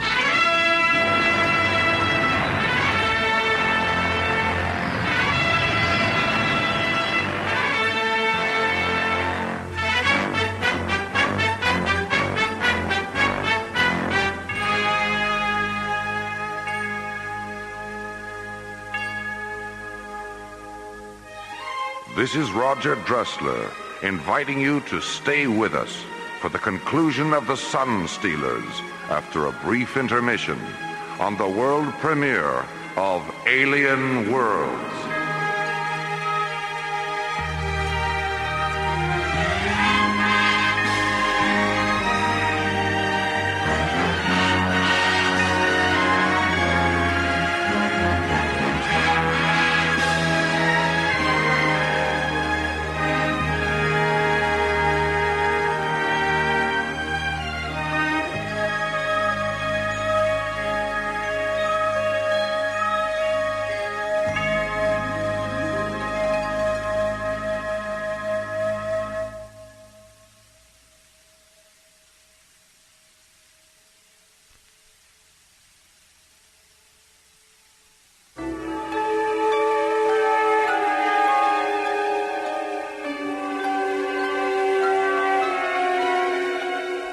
Above Earth's windy skies, 1,000 miles in space, the astronomical space observatory Starlab lazily drifts in orbit. Research teams aboard have detected strange solar activity on Earth's sun. Space exploration team John Graydon and Buddy Griff are sent to investigate and face a bizarre encounter. We're being pulled off course. The compass has gone berserk. Buddy, what the devil is that? Where did that come from? It's huge. Whatever it is, we're being pulled towards it. Hang on, Skipper. We're on a collision course with it. Delta One is mysteriously pulled aboard an alien planetoid. I am Kalimar, commander of the Marcab Confederacy, 5th galaxy of Tremion. You are intruder. Buddy, are you all right? Run for it, Skip. I'll handle these things. Resisting, Buddy Griff creates a diversion, allowing John Graydon to escape from the alien planetoid aboard the Delta One spaceship. Starlab Control, this is Delta One. Come in, Starlab Control. Starlab Control, Delta One, where have you been? You've been off our scopes for an hour. The planetoid. Tim was right. It does exist. There are aliens. I've been overtaken. John Graydon, shaken by the alien encounter, returns to Starlab in Part 2 of The Sun Stealers on Alien Worlds.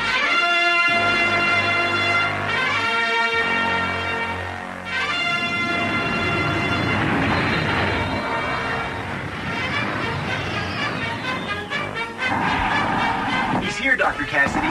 They're bringing Captain Graydon in now. Okay, Tim, come on. All levels report It's pretty to strange, isn't it? What, Tim? Well, haven't you heard? I mean, something went wrong. They were overtaken by aliens. Buddy didn't get out. I've only gotten the preliminary report. I'm not sure about any aliens yet. Hi, Mara. Tim. Jerry, where is he? He's in the isolation airlock chamber. How is he? Oh, Doc Benson says he'll be all right. Radiation levels are minor, but there's enough present to leave him in the capsule for at least an hour. We need to run a couple more tests. You can talk to him on the intercom. Good, Jerry. Tim, pull the Mycroft onboard computer tapes and begin decoding them. Better check over Delta One's flight recorders, too. Send all the information to the ISA. All right. John, thank God you're okay. Mara, we're not alone out here. Buddy did make it out. He's inside an alien planetoid. It's draining the sun's energy. Oh, take it easy, John. What's draining energy? The Marcabs. What? Oh, Mara, they're awful. Like insects. Tall, very tall. I'd say maybe about 7 feet. Their bodies are black and shiny, claw-like hands, and large, radiating eyes. Good Lord. Buddy, what about him? Is he... But Buddy caused a diversion so I could escape. We've got to get back there and get him out. Well, of course, John. Dr. Cassidy, we have the ISA. We're feeding them to your televideo screen. All right. I hope they've got a lead on all this. We just got the reports. It's unbelievable. How's Graydon doing? He's here in quarantine, Commissioner White. Listen, I trust you've received the flight tapes by now? Yes, Ma. We haven't come up with anything solid yet, though. We're still trying to analyze all the information. But I'm afraid the computers at Jardel Institute have given us a new prediction. What are you talking about? Well, Doctor, according to them, we have less than 9 hours before the sun reaches a point of non-recovery. There's really not enough time for us physically to analyze and return you all that data. So what does that mean? Well, Ma, I'm afraid you're on your own. It's up to your people at Starlab to stop those aliens. Their eyes turn instinctively toward a dimming ball of fire hanging in space. The sun is fading, dying, and with it the future of Earth. The hopes of a planet ride upon their shoulders as they prepare an opposition against alien worlds. The life expectancy of Earth has been reduced to 9 hours as our sun fades into obscurity. Alien creatures, revealed as the Marcab Confederacy, continue to drain our solar energy. Starlab Research Director Mara Cassidy, along with her assistant Tim and Space Exploration Captain John Graydon, are the only ones who can stop the Marcabs, if indeed they can be stopped. Oh, John. Well, come on in. Glad to see you out of quarantine. That makes 2 of us, Mara. How are you feeling? Much better, thanks. Good. Can you recreate for me just exactly what happened to you and Griff aboard Delta One? Well, we were within the ecliptic range of the sun about 5 minutes out, and we were getting ready for our first photo scan pass. Yes? All of a sudden, our radios went dead. instruments, everything. We completely lost all power. Mm-hmm. Then we spotted this incredible object about 5 kilometers in diameter, a metallic, black, with a large disc on top. And then? We lost control of the ship, and we were drawn into the object. We took about 6 Gs. Buddy blacked out. Next thing I knew, we were taken off the ship by the aliens that I told you about.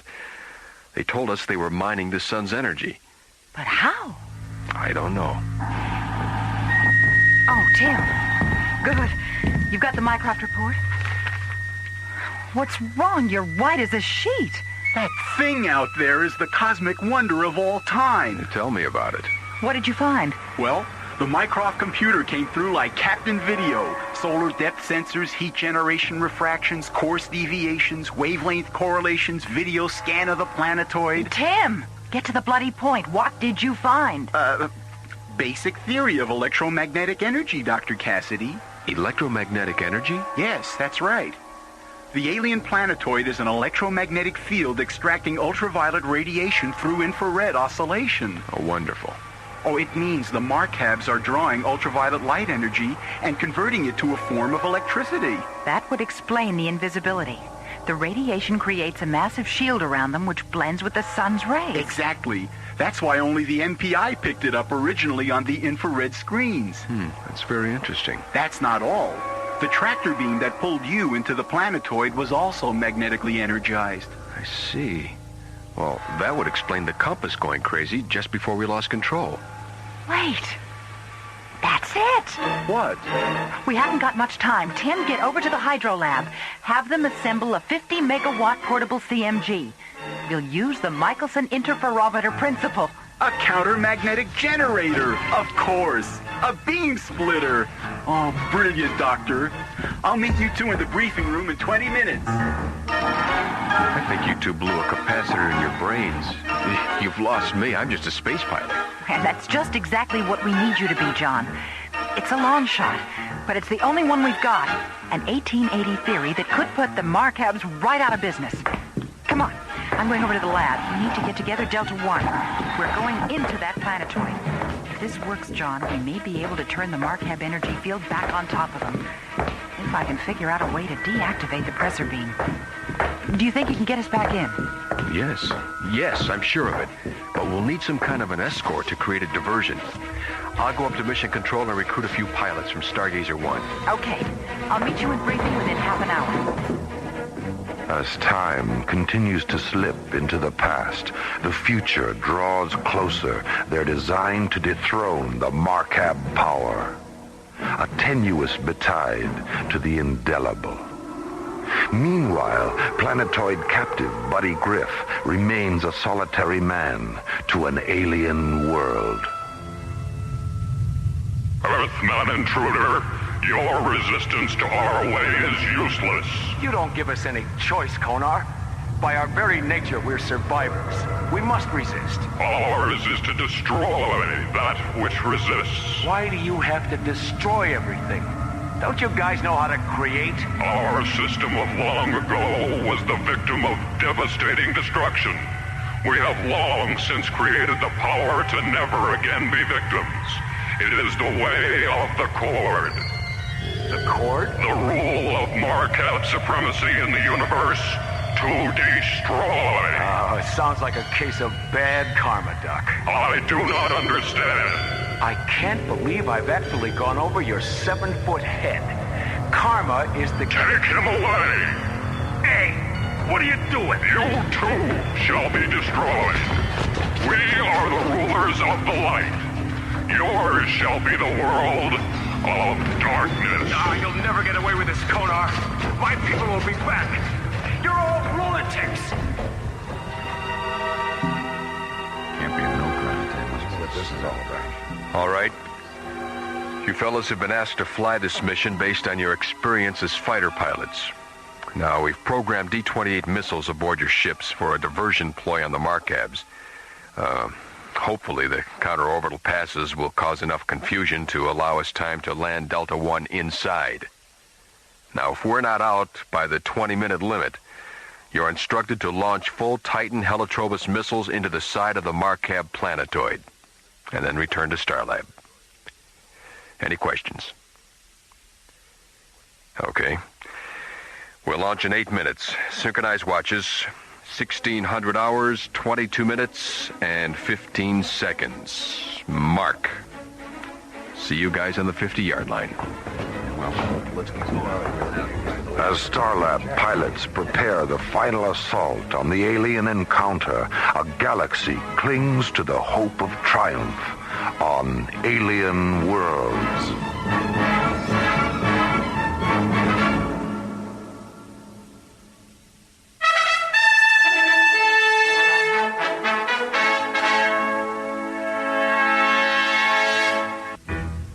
The Marcab aliens must be stopped. Their effect on Earth's sun is tantamount to galactic devastation.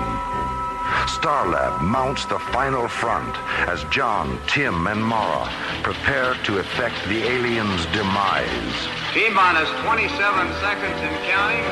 Okay, Captain. The device is on board. Good. Mara, would you strap yourself in, please? Mission Control Delta 1 on the grid for 028. Trajectory on 1775. Roger, Delta 1. You have ignition. Clear. Mission Control, this is Firefly 2.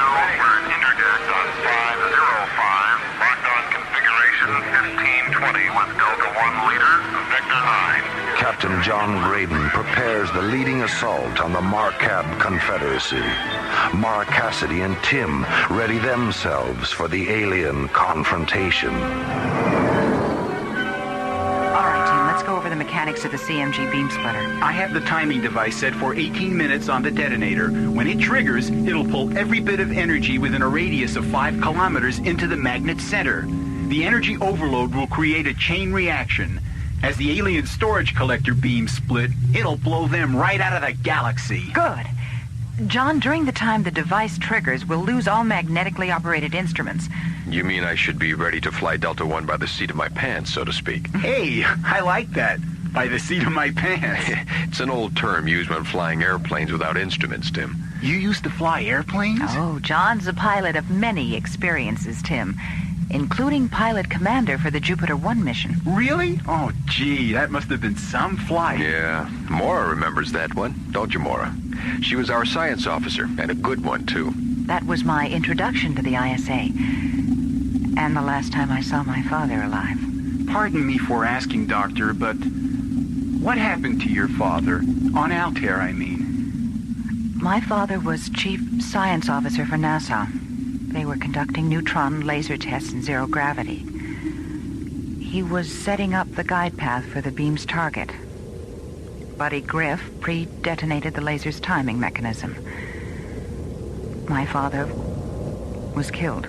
Mara, listen, it's time you knew. That's not really what happened. It wasn't Buddy's mistake. What are you talking about? The report said I know all about the report. It was an accident, that's true. But your father miscalculated the laser's initial impact strength on the beam's path. The device was hot, overheated from testing all day. The heat triggered the premature detonation, not Buddy. How do you know all this? From Dr. Solomon, the project coordinator. He told me the whole story shortly after it happened. But he never said a word about it to anyone, including me. But it wasn't in the report. Why? Because Buddy wouldn't allow it in the report. Since your dad was a notable scientist, Buddy took full responsibility for his mistake to clear his record. Why didn't Buddy tell me the truth? He's a strange guy. Buddy's a rebel, but he's also guided by a strong sense of honor. I see.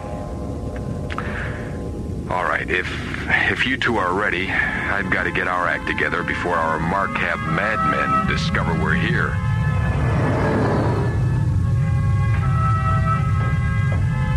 Commander Konar, enemy ships are approaching Voltar. Enemy vessels? More intruders? Who are they? They are of undetermined origin, but they appear to have an Earthcraft configuration. Launch the Voltanians. Destroy them at once.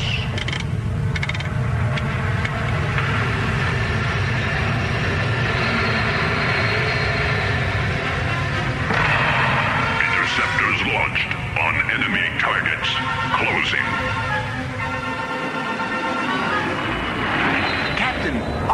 screen. Good eye, Tim. The Markabs have obviously spotted us. This is Delta 1 leader to strike force. Okay, you guys. Looks like this is the 50-yard line. Execute ZK-15s now. Got him, Captain. Got you covered. Now fly that rascal right down their throats. This is Firefly 2, on the lead. Okay, boys, slow your computer better. 0905. Roger. This is Moonlighter 1, Galaxy 9. You've got a hot streamer at 6 o'clock high. Roger, Moonlighter. This is Firefly. We've got you covered, Galaxy 9. Thanks, Firefly. Hey, these guys might die. That was damn good. Right, Galaxy 9. That's ain't no turkey shoot. Well, looks like you've got your diversion, Captain. Right. And there's the planetoid. Really is incredibly large. Oh, my God. Hang on. We're going down.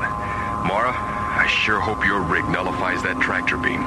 Tim, program the key code. 5513. Lock. Energize. Locked, Captain. We should be clear of any field wave. Good. So much for part 1. Now all we gotta do is find the right place to sit down. There's the opening. Radar configurations check out. Here's the coordinates given on the open side. Mycroft's computations are correct. I love you, Mycroft. Not bad for an expensive adding machine. Mycroft's a lot more than that, Captain. Just kidding, Tim. Hang on. We're setting Delta 1 right in that pigeonhole.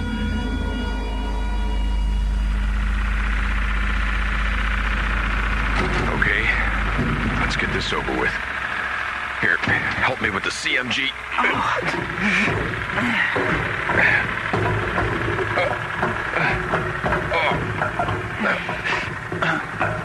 Okay. All right, you both have your communicators? Yeah. All right, Tim, you'll bring the CMG with me. Mora, you guard Delta 1. And if you run into any trouble, you call us. You've got your lasertron, right? Right. All right, don't be afraid to use it if you have to. I'm ready, Captain. We'll set up the jamming device. Then I'm going to try and find Buddy. Okay, Tim, let's go. Good luck. Good grief. Did they have to make this thing so heavy? Oh, God, it's cold in here. This place is amazing. I've got to get some pictures of this interior.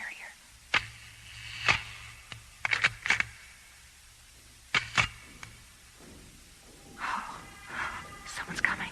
Look down this corridor. That's not moving here. Very well. The Earthcraft, it's back. And the prisoner has escaped. Where is he? Somewhere in this quadrant. I'll look for him. Call the guards. Find the other Earthlings. Quick, the alarm.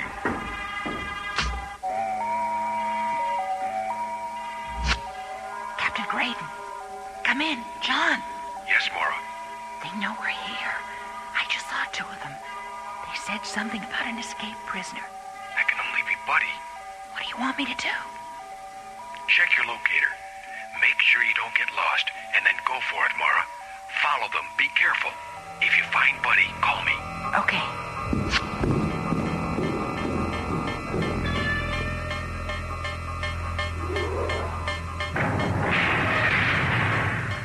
Earthman, so you think you can escape?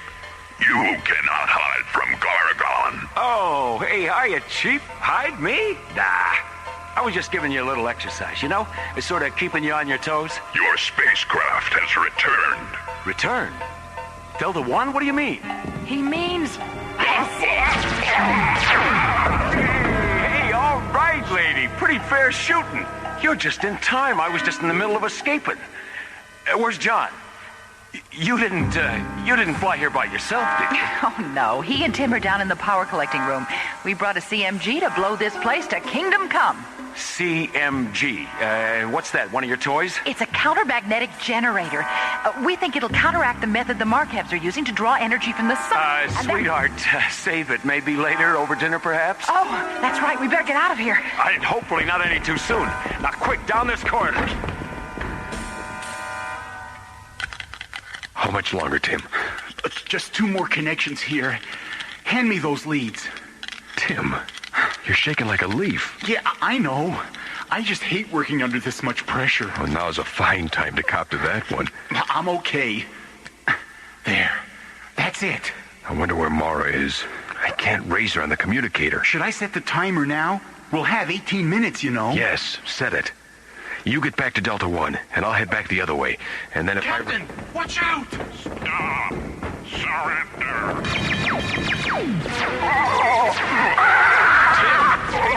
I never knew you had it in you. I can't believe I did that! All right, set the timer. Let's get out of here. Set! There they are! Stop them! Quick, Tim, this way!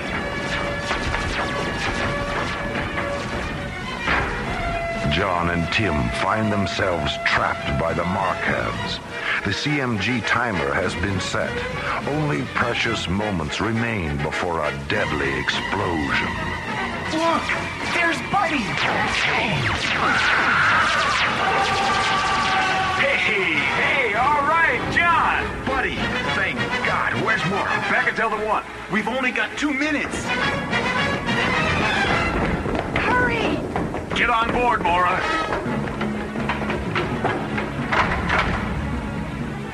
Okay, everyone. We're not out of this yet. Buddy, fire module 1. Right, Skip. I'll take the rocket guns and hold them off.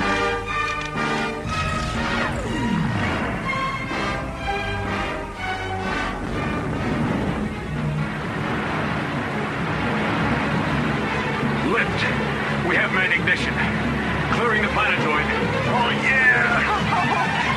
CMG detonation, 15 seconds. Telemetry 4+4. Stand by to hit faster than light speed. Check. FTL, primary ignition. 10 seconds to detonation. FTL, main power. Now! We're clear! We've made it! Oh, thank God!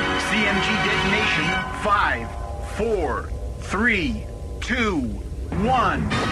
There they go. It worked! Of course it worked! And so we bid farewell to the Gusamines as they and their planetoid sink slowly into the west, and the east, and the north. Together, a small group of people with tremendous courage and confidence have saved Earth from the threat of eternal darkness. The Markab sun miners have been destroyed soon enough to allow the sun's own energy to regain its mighty power. The heroism of Delta One's mission has relieved a galaxy from the peril of alien worlds.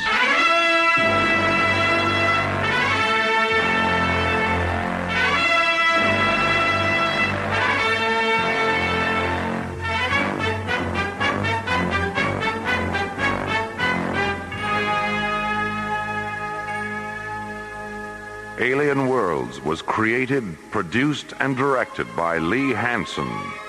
Associate producer, Jeff Allen. Music director, Tom Rounds. Original music by the London Symphony Orchestra, composed by Jim Kirk and Rich Fox.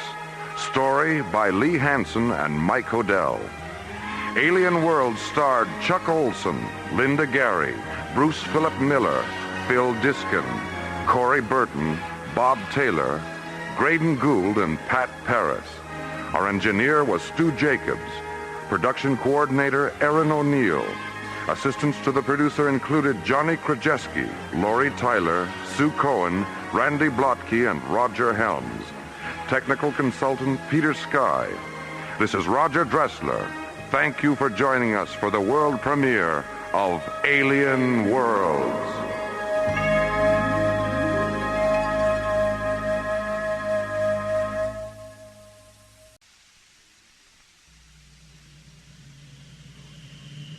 Slowly rotating at the edge of deep space, 1,000 kilometers beyond the atmosphere of 21st century Earth, is the Arthur C. Clarke Astronomical Observatory, Starlab. Here, Starlab Research Director Maura Cassidy and scientists and technicians of the International Space Authority watch over the countless stars and planets that fill the silent distances beyond the giant space station. This week, Captain Buddy Griff and Starlab librarian Ingrid Tassel discover the ultimate sideshow attraction in the circus of their minds when they encounter the Madonnas of Zanzibar Alpha on Alien Worlds.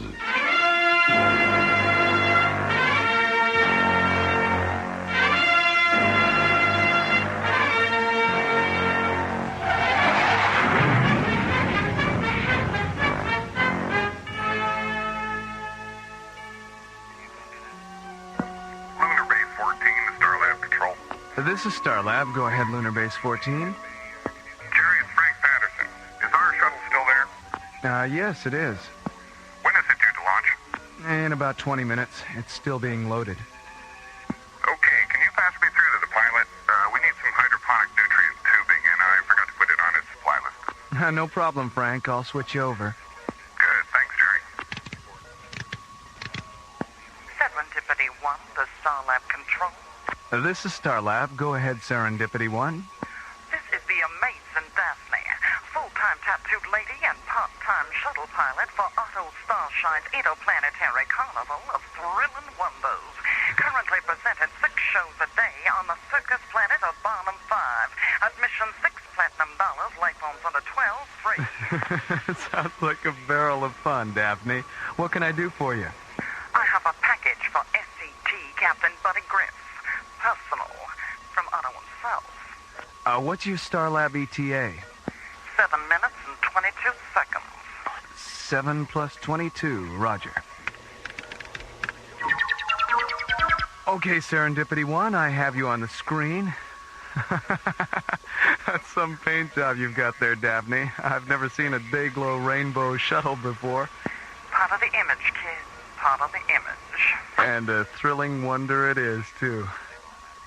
Your docking orbit insertion coordinates are 503 at 20 Alpha, docking bay 7. Thanks, pal. Oh, remind me to give you a couple of free tickets. Serendipity 1, out. The Starlab, clear.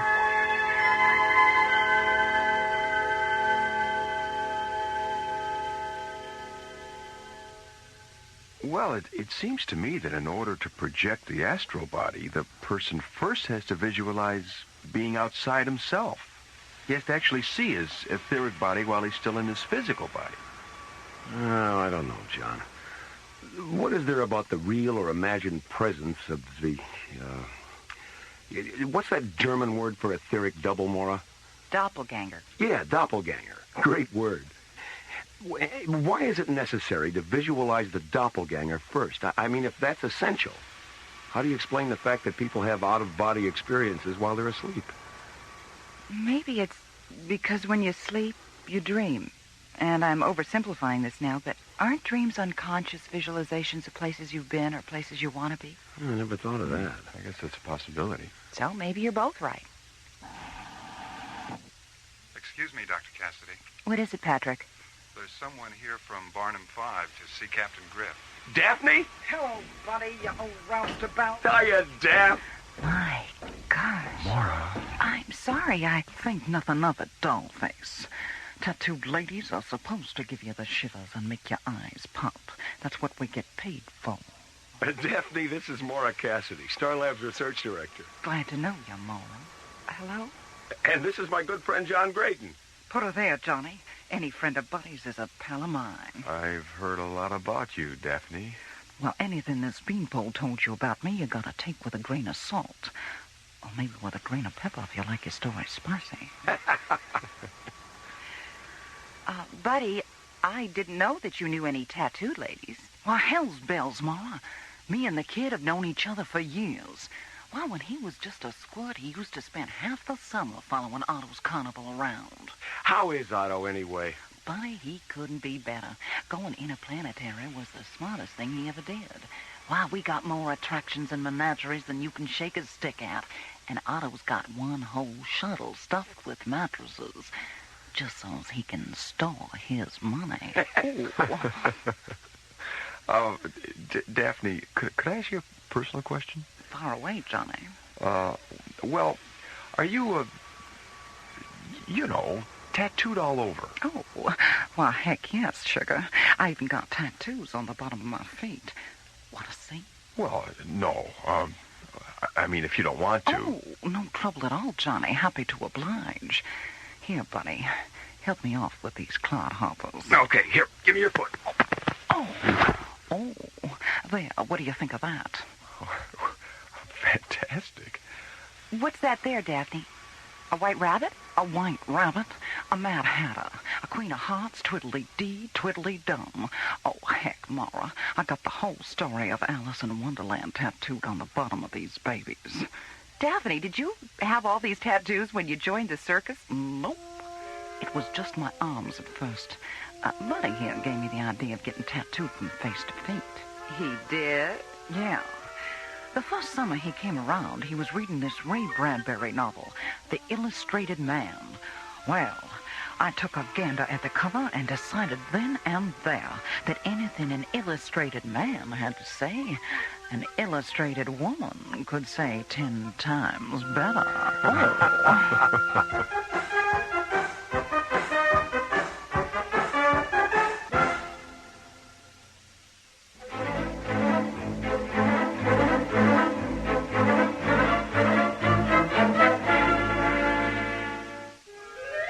Arriving at Starlab from the circus planet of Barnum 5, the amazing Daphne, a tattooed lady from Otto Starshine's interplanetary carnival of thrilling wonders, is reunited with her old friend, Buddy Griff. Buddy, I didn't know that you knew any tattooed ladies. Why, hell's bells, Mama. Me and the kid have known each other for years. Well, when he was just a squirt, he used to spend half the summer following Otto's carnival around. How is Otto, anyway? Buddy, he couldn't be better. Going interplanetary was the smartest thing he ever did. Why, we got more attractions and menageries than you can shake a stick at. And Otto's got one whole shuttle stuffed with mattresses, just so he can store his money. Half an hour later, Maura, John, Buddy, and the amazing Daphne enter Starlab's Visual Media Theater to view a videotape cassette Daphne has brought from Barnum 5.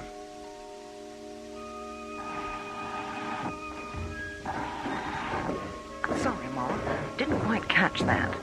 Left ear's going punky on me. I was wondering about the cassette. Oh, that. Well, when Otto got Buddy's message about coming to Barnum 5, he rounded up a bunch of our ballyhoo boys and had them put together this little video tour of the grounds. Sort of a preview of coming attractions. Well, that was nice of him. Otto's always doing stuff like that, Mara. Figured Buddy'd get a kick out of it. I love it. Well, I guess we should sit down, huh? Yeah. Maura, where would you like to sit? Well, I'd like a seat on the aisle. Well, I don't know. I like sitting in the middle, up close. John? Why don't we sit over there next to the console? I think Johnny's got a good point there. If we sit by the console, we can change focus and resolution and color correct if we have to. Okay, right you are. Hand me the cassette, buddy. Here you go. Okay, Johnny, let her rip.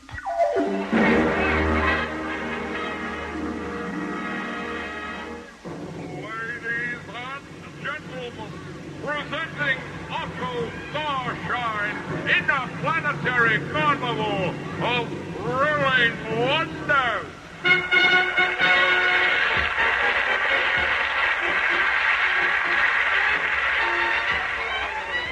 Otto Starshine, a name synonymous with alien acrobats, zero-gravity clowns, intergalactic aerialists, interstellar menageries, and interplanetary sideshow attractions, assembled from the far corners of the universe to amaze, amuse, delight, and astound you. I've never seen anything like that. Here from the planet Oz is glamorous Wanda, the Torsak woman. Watch her now as she puts her mammoth Torsak through their faces.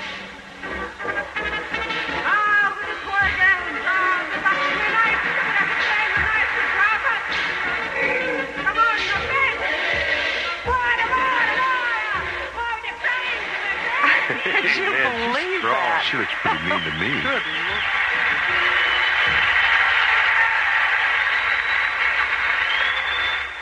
And now, from planet Earth, the fabulous flying baloney, an aggregation of death-defying aerialists, so clever and accomplished, their safety net is 58 feet above them. He's got to be kidding. They fall up? And here from Otto Starshine's interstellar menagerie, a Lavinian confusion creature. Notice the tail at both ends, hence the name Confusion Creature.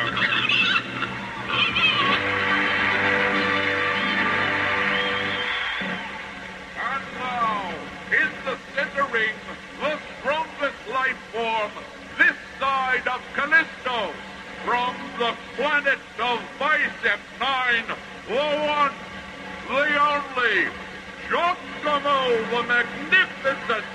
Watch now as Giacomo attempts to lift a fully loaded lunar shuttle.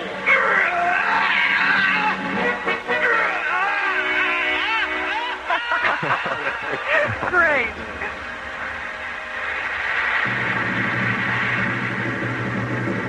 Here is one of our animal attractions from planet Earth. A quartet of tap-dancing kangaroos. Hit it, boys! Gotta dance. Look at those guys go. And now, for your delight and satisfaction, glean the fire-breathing fish person of Ditmo's age. Glean, who has extinguished himself in over 7,000 performances.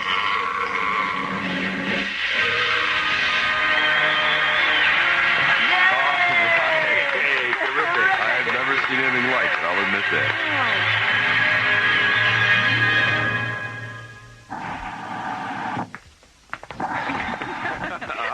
That was terrific. Well, I'd like to hang around and shoot the breeze, but I got a show this afternoon, and I don't believe in keeping the customers waiting.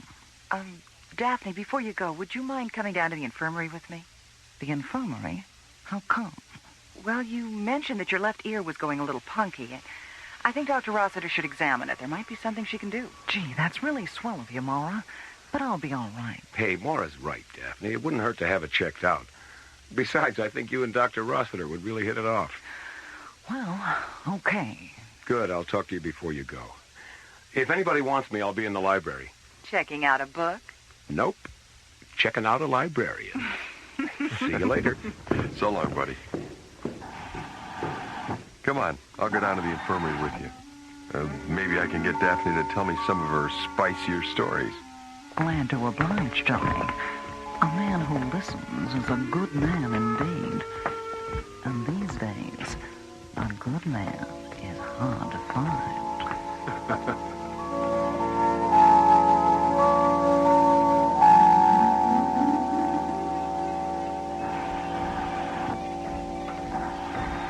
Hi, Ingrid.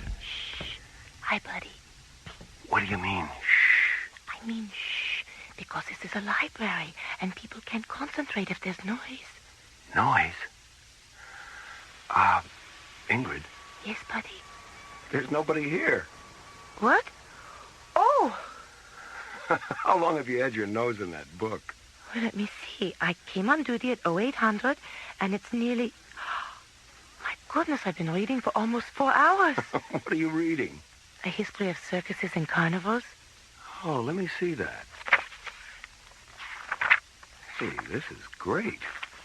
Well, since we are going to Barnum 5 tomorrow, and because Daphne and Otto are such good friends to you, I thought it would be nice if I could talk circus talk with them. Well, people like it very much when you take an interest in their profession, don't you think? Yes, they like it very much. I hope the weather is nice tomorrow on Barnum 5. It would be too bad if there was Jonah's luck. Jonah's luck? It's circus talk for rainy weather. I know. How did you know? Oh, there's a glossary of circus language here in the back of the book. I've memorized it. Oh, you have? Mm-hmm. Okay, close the book. Now, let's see. There's a heavy clem coming down behind the mid-joint, involving a razorback, a joey, and a spindleman. The clem is happening because they all have eyes for the same Sally Kinker. Oh, that's easy. A man who loads the animals, a clown, and a gambler are having a fight behind the fortune teller's tent because they all want the same lady acrobat. Kiss me, you fool. Okay.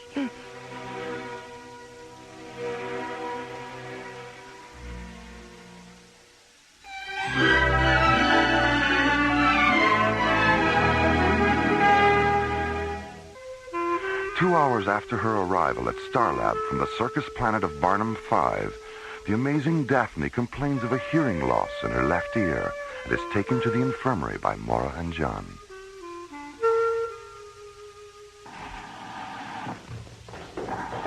Hello, Dr. Cassidy, Captain Graydon. Hi, Maddie. Hi there, Maddie. Hello, Daphne.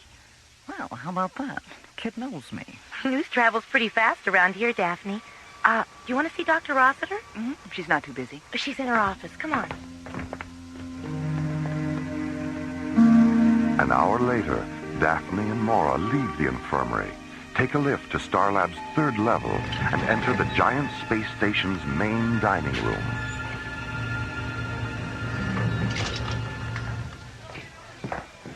Hi, buddy. Hello, Dr. Hi, Maura. Daphne. Hi, honey. How'd it go? Well, it looks like I'm not going deaf after all.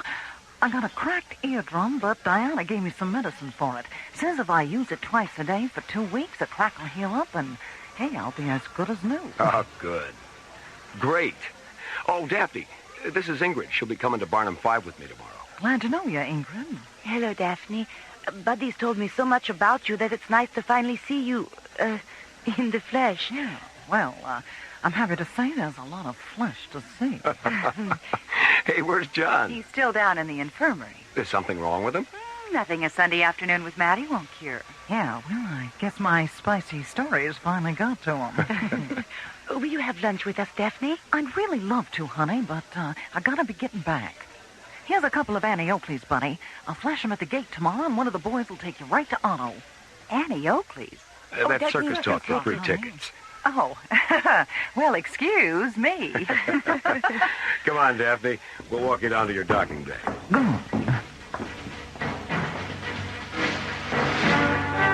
At 0800 the next morning, Buddy and Ingrid enter Launch Bay 12 and board the bright yellow Marathon Alpha, one of Starlab's Magnum-class long-range shuttles. 15 minutes later, the Marathon Alpha rockets out of its launch bay, banks 40 degrees, and jets away toward Barnum 5.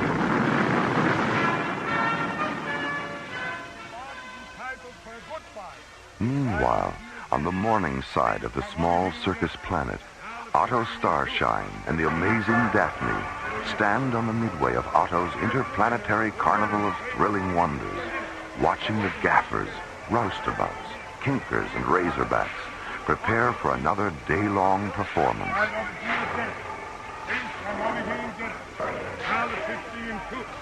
Well, there will be no Jonah's luck today, Daphne. The sky is beautiful. Yeah, it's gonna be a swell day, all right. Say, are we going ahead with what we talked about last night? The 4th ring? Yes, it's a wonderful idea, but it requires a good deal of preparation. So we had better take Buddy and Ingrid to Madame Disha the moment they arrive. Gotcha. No, Disha. Gotcha. Oh, by the way, what was all that commotion last night? One of Glamorous Wanda's mammoth tool sacks got loose and had all 3 of its trunks draped over the counter of Devo's Starflower stand. For a minute there, Devo thought it was going to sniff 'em right out of business. Did you speak to Wanda about it? I mentioned it to her this morning, but she was so busy making herself glamorous, I don't think she heard me. She never changes, does she? You know something, Otto? I hope she never does. She's tough girl just the way she is. Come, let's go see Madame Disha. Gotcha. No, Disha.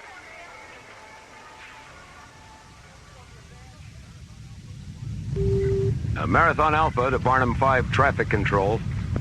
Yo, we're tracking you, Marathon Alpha. I need landing vector coordinates for Otto Starshine's Carnival of Thrilling Wonders. Coming right up. All right, is your ship outfitted with a GC-10 interface module? Affirmative. All right, terminate your onboard guidance system and open interface channel 105. We'll launch you from here. Roger. Okay, Marathon Alpha, we have you on ground control interlock. Have a good time. Thanks. Marathon Alpha out. Well, how do I look? Buddy, close your mouth. I didn't know you were changing your clothes back there. Oh, the way I look doesn't make you uncomfortable, does it? No. Little tiny skirts and little tiny tops don't make me uncomfortable. No. Yes, they do make me uncomfortable. Do you want me to change? No. I like being uncomfortable. Really, I do. I love it. Good. I think it's a perfect costume for a day at the circus. Circus? Oh, yeah, the circus. Oh, sure, it's perfect for a day at the circus. Or a night at the opera. Or a day at the races. 2 hours after leaving Starlab, the Marathon Alpha lands at the small spaceport near Otto Starshine's Carnival of Thrilling Wonders.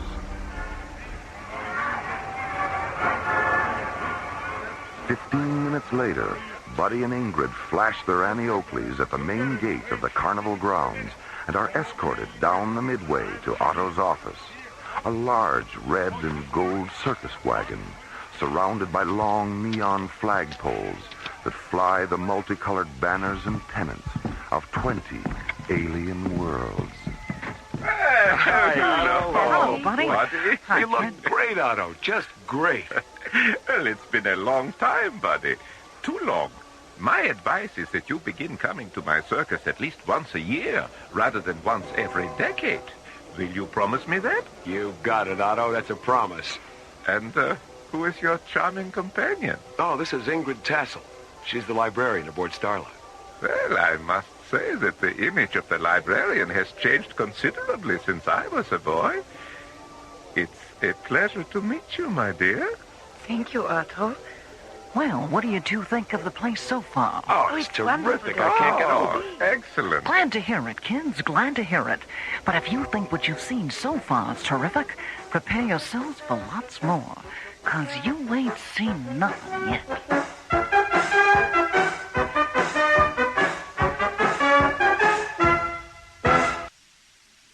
Last week's episode began when the Serendipity 1, an incoming shuttle from the circus planet of Barnum 5, radioed Starlab Control.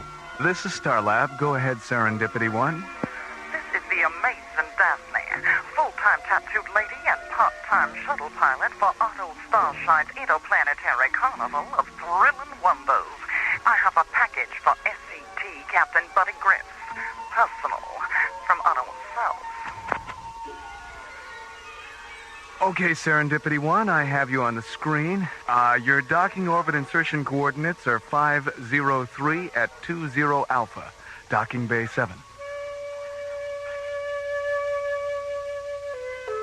Half an hour later, the amazing Daphne is reunited with her old friend Buddy Griff, who introduces her to Maura and John Graydon. Glad to know you, Maury.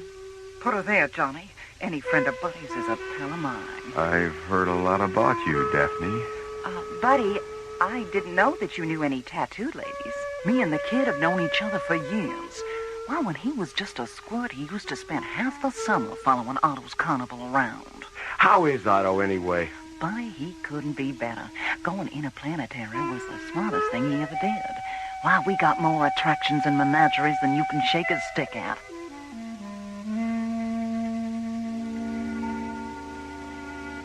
"3 hours later, the giant space station's main dining room, Buddy introduces the amazing Daphne to Starlab's librarian, Ingrid Tassel. Oh, Daphne, this is Ingrid. She'll be coming to Barnum 5 with me tomorrow. Glad to know you, Ingrid. Hello, Daphne. Buddy's told me so much about you that it's nice to finally see you, in the flesh. Yeah, well, I'm happy to say there's a lot of flesh to see. Will you have lunch with us, Daphne? I'd really love to, honey, but I gotta be getting back.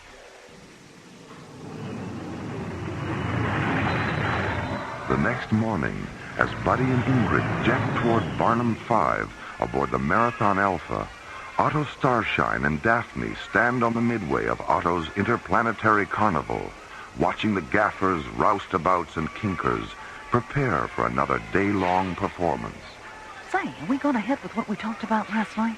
The fourth ring? Yes, it's a wonderful idea, but it requires a good deal of preparation. So we had better take Buddy and Ingrid to Madame Disha the moment they arrive. Gotcha. No, Disha. Gotcha. 2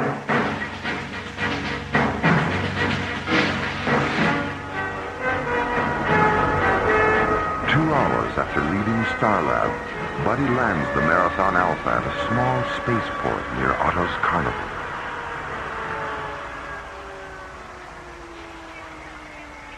"15 minutes later, Buddy and Ingrid are escorted down the midway to Otto's office, a large red and gold circus wagon surrounded by neon flagpoles that fly the multicolored banners and pennants of 20 alien worlds. Hi, Otto. Hello, Buddy. You look great, Otto. Just great.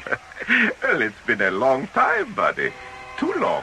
Well, what do you two think of the place so far? Oh, it's terrific. I can't get over it. Excellent. Glad to hear it, kids. Glad to hear it. But if you think what you've seen so far is terrific, prepare yourselves for lots more, 'cause you ain't seen nothing yet. And now, the conclusion of the Madonnas of Zanzibar Alpha on Alien Worlds.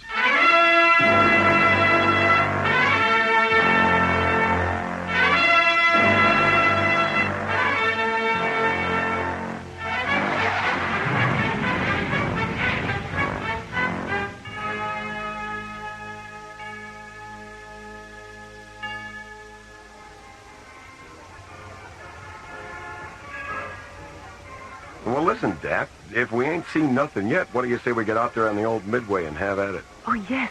There's so much going on out there. I can't imagine how we'll be able to see even half of it in only one day. Don't worry about having enough time, Ingrid. Why, between now and midnight, you're both going to see such mind-boggling sights that we'll probably have to ship you back to Starlab in an ambulance. Oh. Ingrid? Yes, Otto? Sind Sie ein Deutscher? Oh, nein, Otto. Ich bin ein Holländer. Ah. Geboren in der Stadt oder der Land? In der Stadt. Zanden. 20 Kilometer nordunter Amsterdam. Du sprachst vorzüglich Deutsch. Oh, danke schön, Otto. Do you have any idea what they're talking about, Dad? I sure do. Otto asked Ingrid if she was German, and she said no, she was Dutch. Then he asked if she was from the country or the city, and she said she was born in Zandam, a city north of Amsterdam. And when he complimented her on her German, Ingrid said, "Thanks, Otto." Gee, Daphne, I didn't know you understood German. Otto taught me. Buddy, Ingrid, I think it's time for you to meet Madame Disha. Who? Madame Disha, our resident mystic, a fortune teller from the planet of Heterodyne 4. She knows all, she sees all. You mean... Yes, buddy. She sees all. Yeah, that could be a little embarrassing, couldn't it? Well, it all depends on where she looks.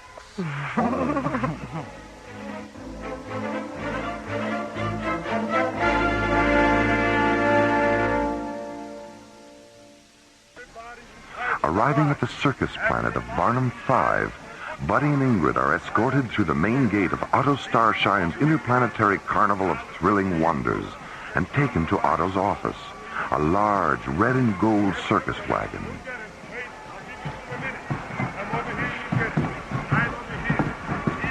Ten minutes later, Buddy, Ingrid, Otto, and the amazing Daphne leave Otto's wagon and walk down the midway toward the mysterious Madame Disha's tent. mysterious Madame Disha. Come, let us go inside. Heterodyne 4, educated in the Good morning, Madame Disha. Hiya, madam. Good morning, Otto. Daphne. Madame Disha, I would like to present... Ingrid Tassel and Buddy Griff. Daphne told you we were coming? Did she? Have a good time, kids. Come on, Otto. Madame Disha will escort you back to my wagon when you are finished, Buddy. Enjoy yourself. Okay, Thank you, see you Otto. later. Please, sit here at the table. Buddy on this side, Ingrid on this side. Okay. Now, put your minds at ease. In a moment, the crystal ball will fill with light. When it does, join hands, look into the light, and concentrate.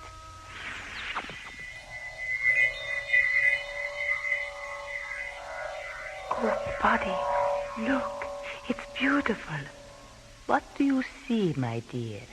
A sky, a lovely red sky, filled with clouds, white and blue clouds.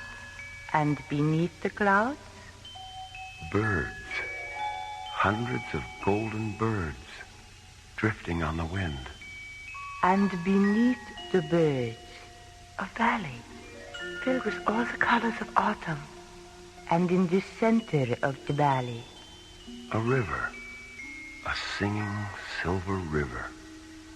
And does not the river remind you of a poem you once wrote, Buddy? Yes. A poem about birth and being alive in the fragile body of a newborn child. And does not the second verse of the poem mention a singing river? Yes. Touched by silver waters, wrapped in velvet clothes, we sleep in ivory cradles where the singing river flows.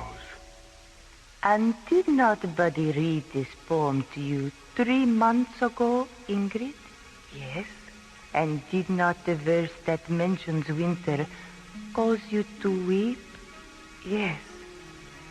We aged in golden afternoons, were old when winter came, and when we died as ancient children, we knew no one was to blame. What do you see near the river? A meadow. A huge meadow filled with strange blue flowers. And when the sunlight touches the flowers, their petals shed tears. And in the center of the meadow? Statues. Enormous crystal statues of beautiful young women on their knees, praying. They are Madonnas. Sad Madonnas. And why are they sad? I don't know. Ingrid? They are sad because there is no one they can tell their secrets to. What secrets, Ingrid? The Madonnas watch over an alien library that lies beneath the ground they kneel on. How is it that you sense their sadness? Because when no one comes to learn the secrets of the knowledge I watch over in the library on Starlab, I am sad.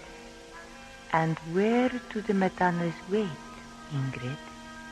Zanzibar Alpha. The lost world of Zanzibar Alpha.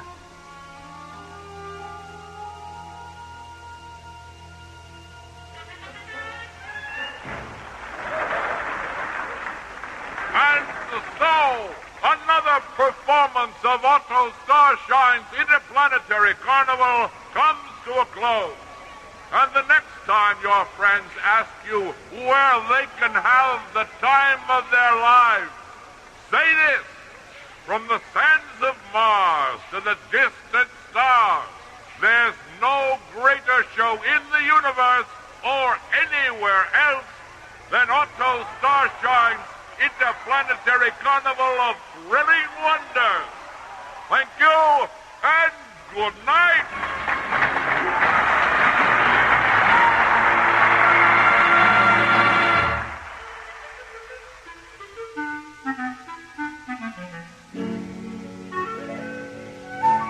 know, Daphne.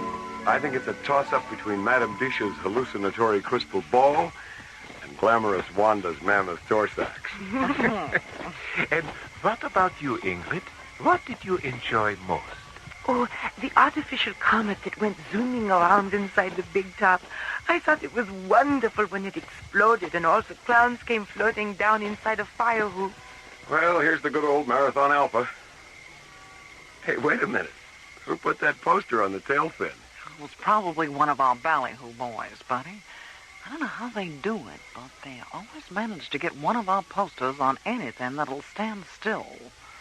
It looks nice. Yeah, it does, doesn't it? Well, we'd better get aboard, Ingrid. Hey, thanks again, Otto. We had a terrific time. Oh, yes, it was just wonderful. Oh, good. Bye, buddy. Good. Thank you so much. Goodbye. Bye, kid.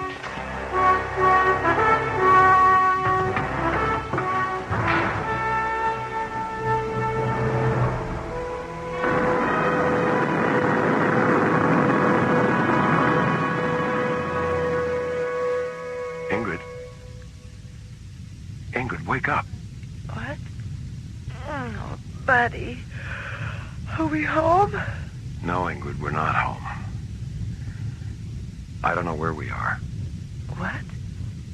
Doesn't the onboard computer know where we are? It does, but I don't. The computer's feeding a star matrix to the navigational display.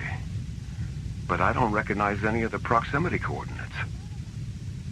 Buddy, there's a planet out there. I know. We drifted into its gravitational field just before you woke up. We're lost, Ingrid.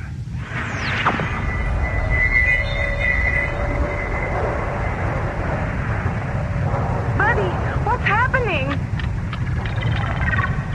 The planet's pulling us down. We're out of control. Sky. A lovely red sky. Filled with clouds. White and blue clouds. Buddy! A river. A singing silver river. Ingrid! Buddy, please don't let go of my hand.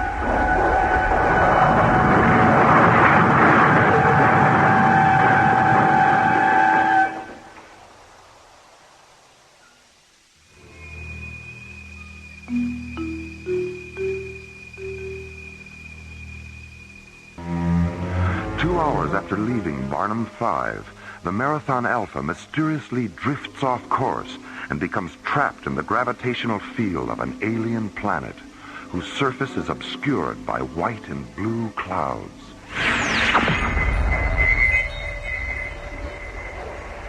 Suddenly, an energy force lashes out from the clouds and pulls the Marathon Alpha down through the planet's misty red atmosphere. A moment later, the shuttle crashes on the edge of a peaceful meadow filled with strange blue flowers, flowers that weep golden tears as the sunlight touches them. Oh, Buddy, it smells wonderful, like jasmine and lilacs. Yeah. Not a scratch anywhere. There aren't even any skid marks on the ground. It's like some giant invisible hand just... Buddy, look! On the other side of the river. The Madonnas. Buddy, what's happening to us? Everything we saw in the crystal ball is coming true. It can't be. Or maybe it can. Come on, let's get a closer look.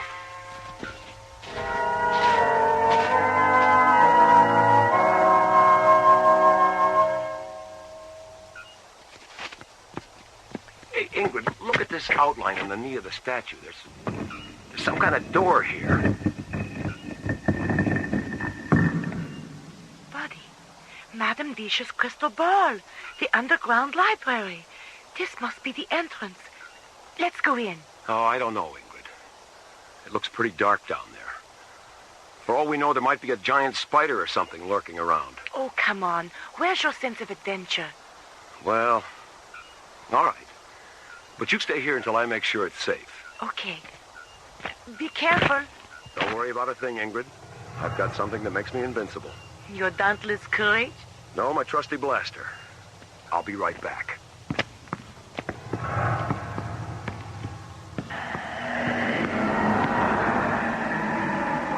Yikes! Good grief!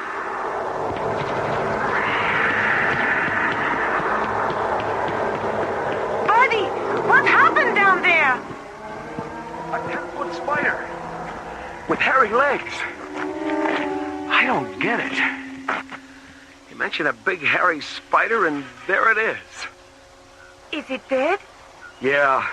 I want to see it. Ingrid. I want to see it, buddy. All right.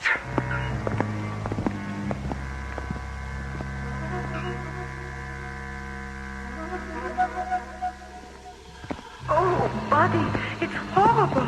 How could such a thing... What happened? Where did it go? The spider has returned to your imaginations. Who's there? Each Madonna represents a various aspect of knowledge. The one who kneels above us symbolizes knowledge through imagination. I am Yana, her soul. Why can't we see you? True knowledge has no form. Imagination has neither shape nor physical substance. But you know that, don't you? Yes, I suppose I do. But if I already knew the answer, why did I ask the question? Because those of us who devote our lives to knowledge are always aware of how little we know. And because of this awareness, we never stop learning. We never stop asking questions. What did you mean when you said the spider returned to our imaginations? The most negative aspect of imagination is its ability to invent irrational fear. When you suggested that a great spider might be present, you formed its image in your mind and reacted with apprehension. When you descended the stairs into this corridor, the spider appeared, but only as a projection of your anxiety. But I saw the spider too. What you saw was based on the sounds you heard, Ingrid. You heard Buddy cry out. You heard him fire his weapon and describe what had happened. Sounds. Only sounds. But then, sound has always been imagination's greatest stimulant. Yana, how did we get here? You arrive at a place by sincerely wanting to be in that place. A metal ship can transport you, or your imagination can transport you. In transporting yourself with your mind, you discover that true knowledge is in the journey, not the destination. But what about the door that opened up there? We couldn't have imagined that, because here we are. Are you? Where are you, Ingrid? A place of knowledge through imagination, you said. A metaphysical library. That door has existed since the beginning of time, Ingrid. And it will always be there for anyone who wishes to pass through it. Oh, Buddy. Ingrid, what's wrong? Oh, they don't know. So many of them don't know.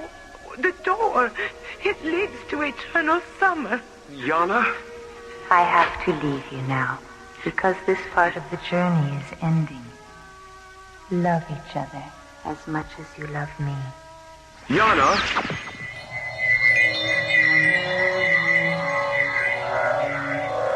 A river. A singing silver river. A valley filled with all the colors of autumn. Birds. Hundreds of golden birds drifting on the wind. A sky. A lovely red sky filled with clouds. White and blue clouds. We sleep in ivory cradles where the singing river flows. Zanzibar Alpha. Yana? The lost world of Zanzibar Alpha. Yana? Buddy, please don't let go of my hand.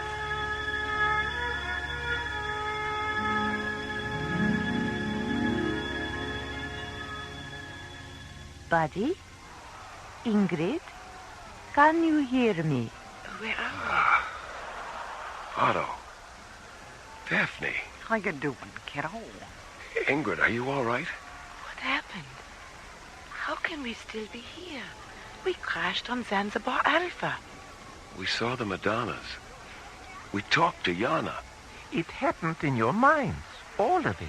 You and Ingrid have just experienced the fourth ring of my circus. The fourth ring? Yes, the magic light of Madame Disha's crystal ball. It gave you what no three-ring circus ever can. An unprecedented journey through your imagination with someone you care about very much. But the Madonnas, Zanzibar Alpha, where did those ideas come from? I invented them at the beginning of the light trance and passed them from my mind to yours. And what about Yana? Was she an invention, too? Yana? The Madonna spirit we met after Buddy shot the giant spider that wasn't there. Yana was someone or something you created between yourselves. Buddy, you can let go of our hands now if you want to. The journey's over, honey. I don't know, Daphne. After what we've been through together, I think the journey's just begun. He's right, Daphne. We ain't seen nothing yet.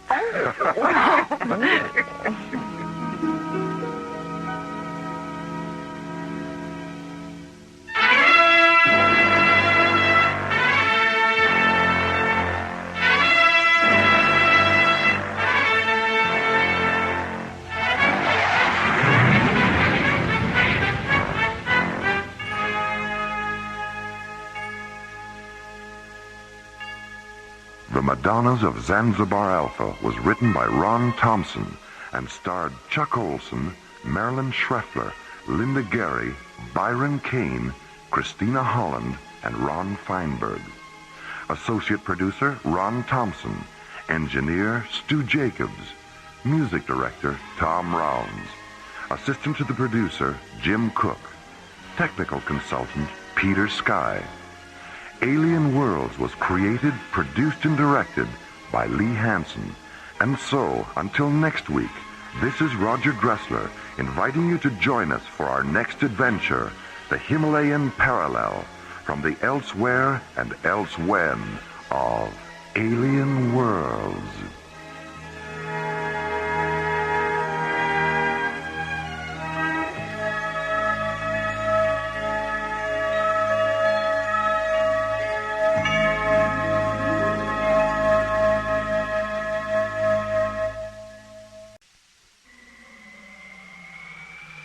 Slowly rotating at the edge of deep space, 1,000 kilometers beyond the atmosphere of 21st century Earth, is the Arthur C. Clarke Astronomical Observatory, Starlab. Here, Starlab Research Director Dr. Maura Cassidy and scientists and technicians of the International Space Authority, ISA, watch over the countless stars and planets that fill the silent distances beyond the giant space station.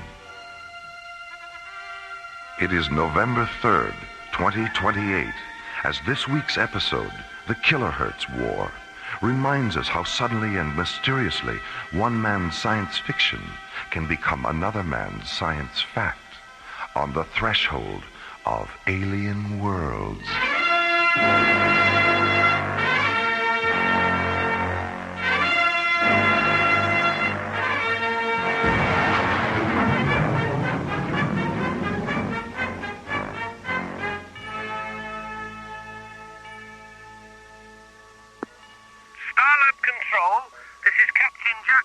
Commanding the Royal British Museum freighter Nile Delta.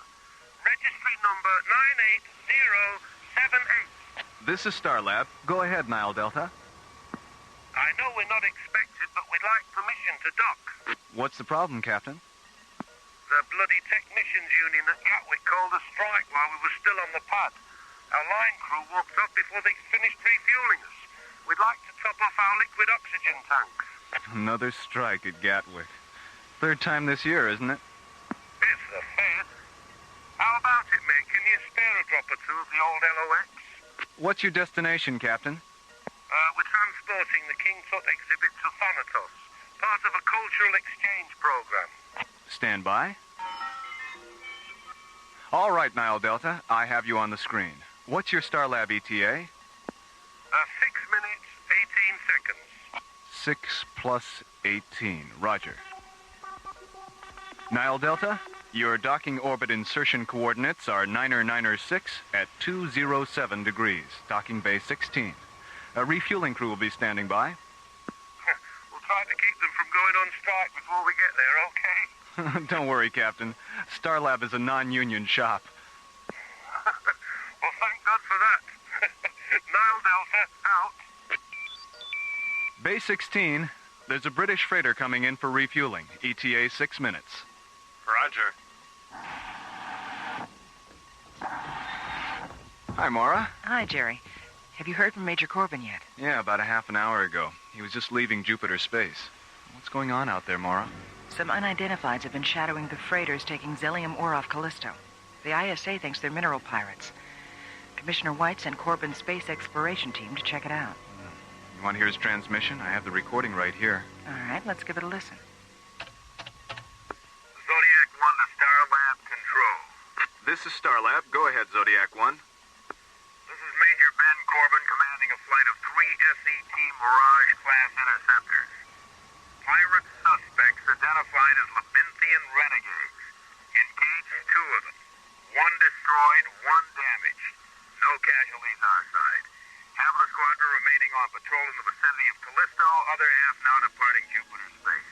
ETA at Stargazer Security Station 2130 hours. This is Major Corbin, Zodiac 1 out. Well, he certainly comes right to the point, doesn't he? You know him? But I've heard John and Buddy mention him a couple of times. I can't remember why. But I do remember they weren't smiling. Here, let me have the cassette, Jerry. I'll be talking to Commissioner White in a few minutes. I may as well play it for him. There you go. Thanks, Jerry. See you later. So long, Maura. Stargazer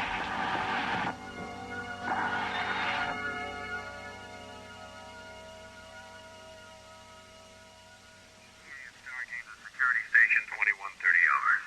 This is Major Corbin, Zodiac 1 out.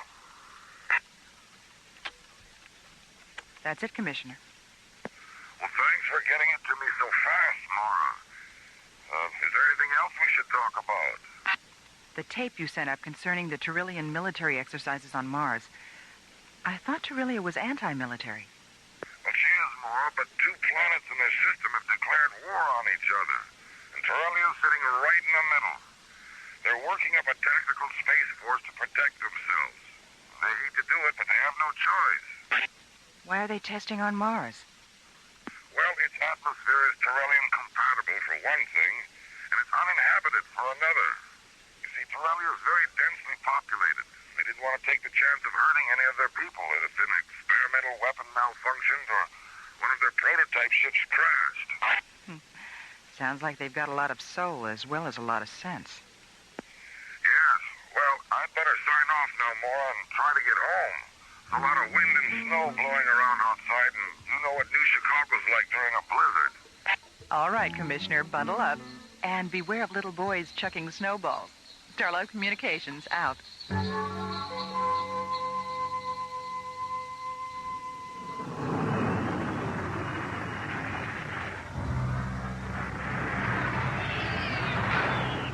Major Corbin.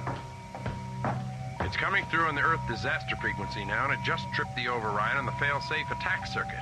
Punch it up in here. The vanguard of an invading army from the planet Mars. An emergency. San Diego burned into the explosive Military operation. Mars. 2,000 feet. Engines to get before after unleashing their deadly assault. This is Captain Lansing of the evacuation. Blackout communication. I told the ISA not to allow those aliens to run loose on Mars. Have you been able to raise Starlab yet? No, sir, and we've been trying for over an hour now. The Tyrellians probably took out Starlab on their way to Earth. All right, Captain. Flash the pre-combat alert to the other ships. We're going to Mars.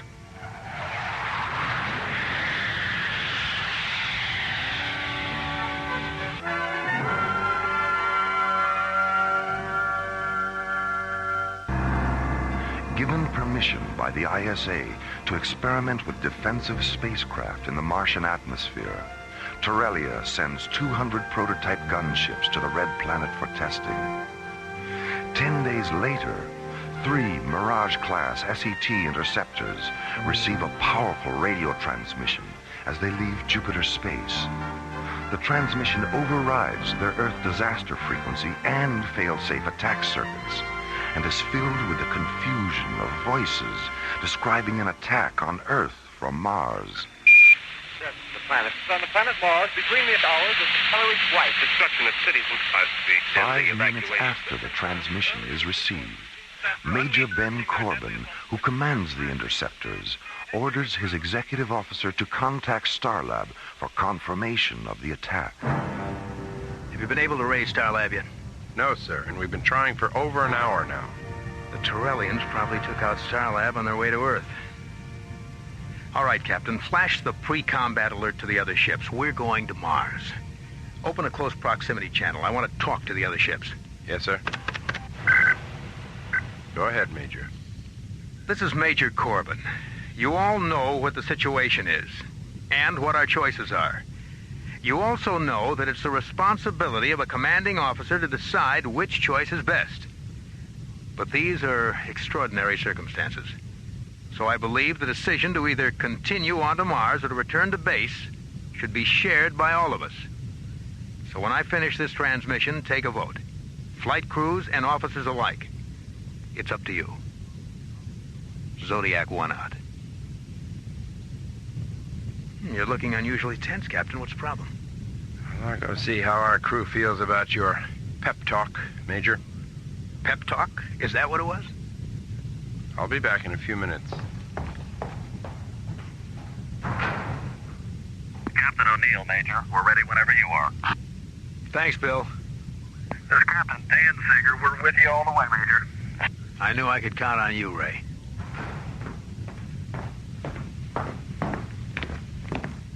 Well, what's the verdict, Captain? Pearson thinks we should return to base and wait for orders. Mm-hmm. What about the others? They're willing to go for it. Fine. What about you? I'm inclined to agree with Pearson. Why? Well, on a strictly legal level, any kind of military action without direct orders is a violation of the ISA Charter. Mm-hmm. With the exception of self-defense. What else? I don't think we have enough evidence to prove that the Earth is actually under attack. Let's hold off until we can authenticate the transmission. That transmission's been coming through for 2 hours now. And during those 2 hours, we haven't been able to contact Starlab or get a single response from the ISA on Earth.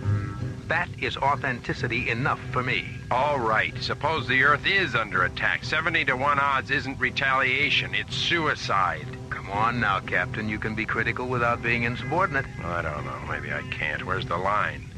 It would help if you try to be a little more objective, Captain. This is a military issue. It's not an emotional one. Well, I guess that's the difference between us, Major, isn't it? You're objective, so you put your faith in action. I'm not, so I put mine in reaction. What sort of reaction are you having? There's something wrong about this whole incident. You're right, Captain. There is something wrong. There's a war on between Torellia and Earth. Objective, subjective, or otherwise. That is a fact.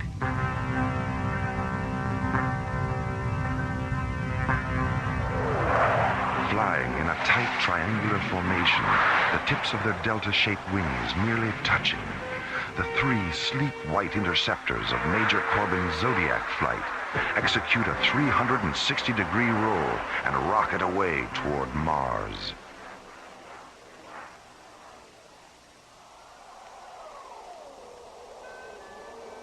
Meanwhile, on the surface of the desolate red planet, the freezing winds of Martian winter blow a stinging mist of iron oxide dust across Cecropia, a vast plain located at the 0 meridian coordinates of 70 degrees latitude, 310 degrees longitude.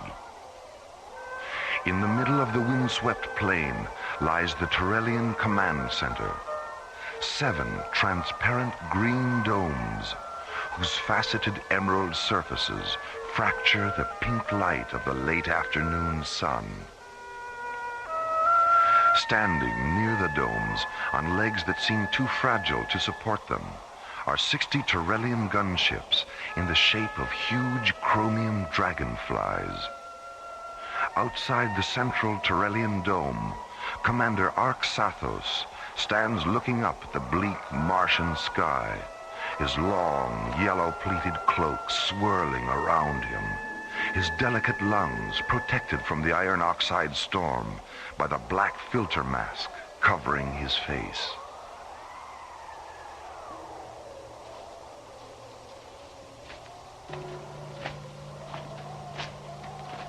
Arxathos, the purification elements in our masks are nearly saturated.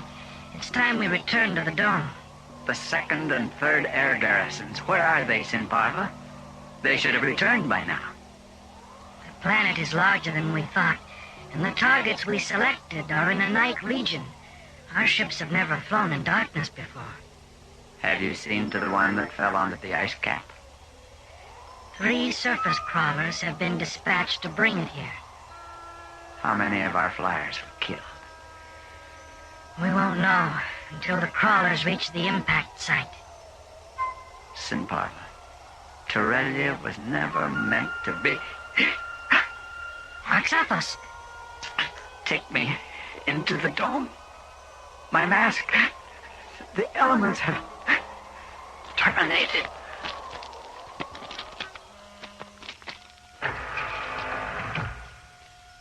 As Sinparva rushes his commander into the protection of the central dome, Major Corbin's SET Zodiac flight enters the Martian atmosphere. Descending to 300 meters above the red planet's surface, the 3 interceptors jet toward the Tyrrellian command center, 2,000 kilometers away. Zodiac 1 to Zodiac flight. Mid-range scanners confirm target interlock. Target description: 7 low-density, low-profile structures and 60 high-density spacecraft. Activate laser turrets and shielding generators on my mark. Mark. This is Zodiac 6. We have target interlock confirmed. Laser and generator functions positive. This is Zodiac 3. Okay on target interlock. Okay on laser turrets and shielding generators. Maintain present course and speed. We'll be over the target in 44 minutes. Zodiac 1, clear. How you feeling, Captain? Any better? You know how I feel. Don't worry, you'll get over it.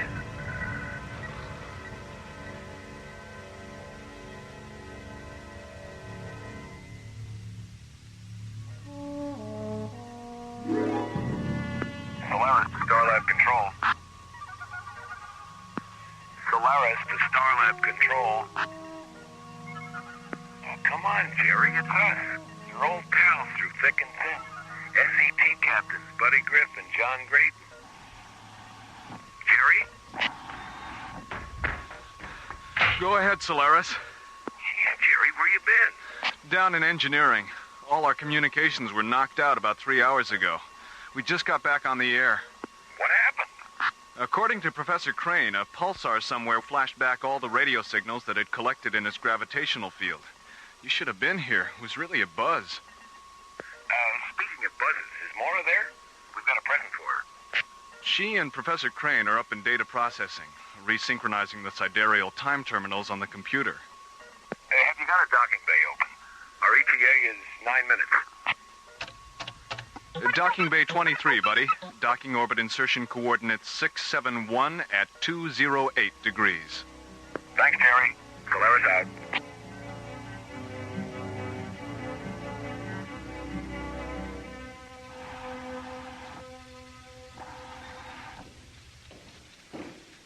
Hello, Maura. Hiya, Maura. Hi, buddy. Professor Crane. John, buddy. Good to see you. How's it going? Jerry told us what happened. We just finished. What's in the box? It's a present from Phil Maxwell. Here.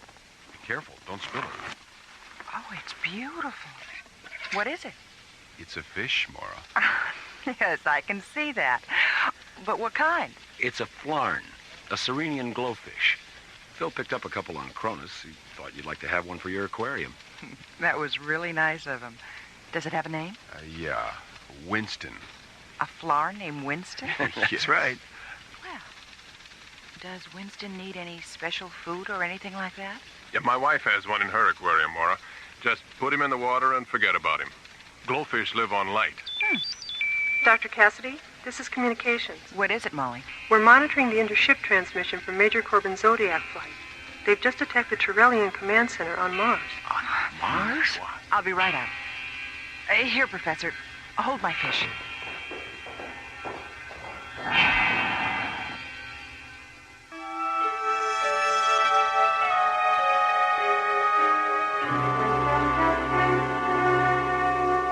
A powerful radio transmission has tripped the fail-safe attack systems of 3 SET interceptors. A transmission filled with distorted human voices describing an attack on the Earth from Mars.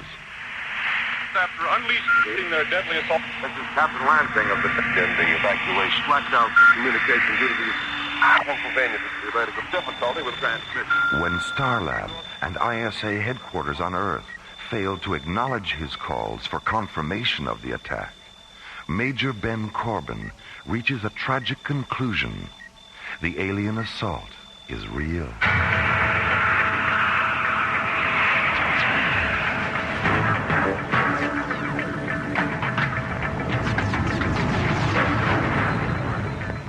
Zodiac 6, break off your approach to the dome. We'll take him out later. That's a roger, Zodiac leader. Zodiac 3, hit that ship that's trying to take off.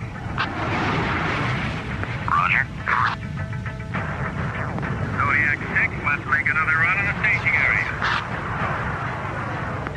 Roger, Zodiac leader, right behind you.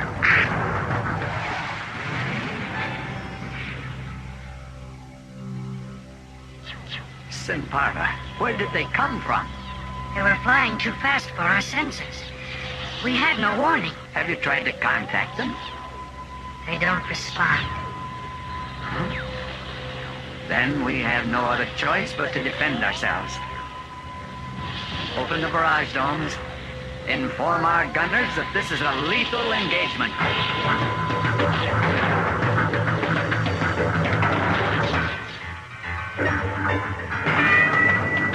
Zodiac leader to Zodiac flight. Regroup at 179er. Switch over to target grid yellow. And we'll go around again. Start up to Zodiac 1. Starlab. I knew we should have waited. I knew it. Starlab, this is Zodiac 1. Go ahead. What are you doing, Major? Get out of there now. Captain, check the source of this transmission. Major Corbin, this is Commissioner White. Get your flight back to Stargazer and turn yourself over to security. You've got one hell of a lot of explaining to do. But the attack on Earth, there was a radio transmission. It tripped our fail-safe system. We heard it on the other... We picked up the same transmission here at ISA headquarters, and so did Starlab.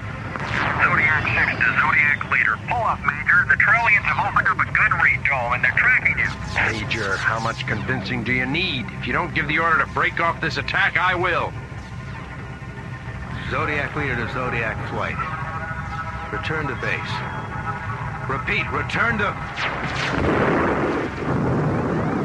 Direct hit on the starboard thrusters. We've lost the automatic guidance circuits. Switch to manual. Attitude gyros are gone. Co-pilot to crew, get to your crash positions. We're going in.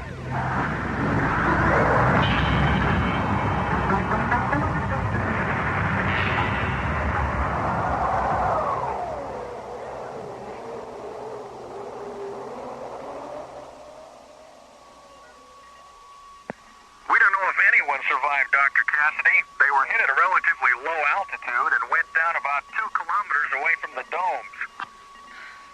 All right. Your orders are to come directly to Starlab. Commissioner White's on his way up. That's Roger, Starlab. Zodiac 6 out. I've finished analyzing the tape Jerry made during the pulsar flash, Maura. The frequency of the predominant voices and the frequency of the fail-safe override are exactly the same. 880 kilohertz. But that's an exclusive ISA frequency. It wasn't in 1938. 1938? That's right. The voices were originally transmitted from the Earth in 1938. What was there about the voices that caused Major Corbin to do what he did? Come on. I'll play the tape for you.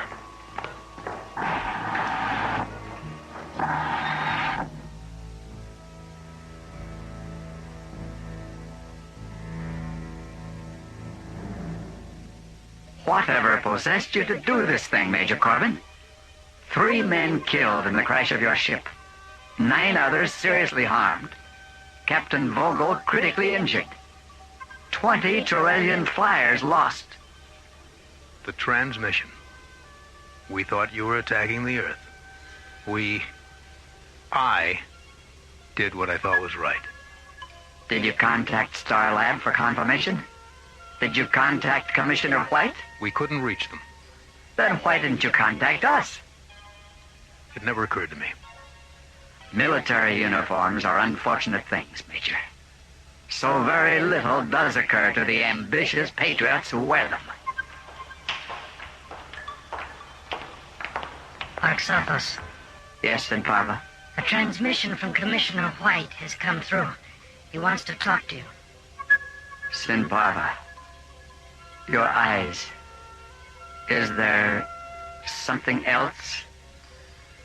There was nothing our physicians could do. Captain Vogel just died. Oh, my God. My God. Between the hours of colorless white, destruction of cities and in the evacuation. Tonight, the Columbia Broadcasting System and its affiliated stations coast to coast has brought you The War of the Worlds by H.G. Wells, featuring Orson Welles and the Mercury Theater on the air. Next week, we present a dramatization of 3 famous short stories. This is the...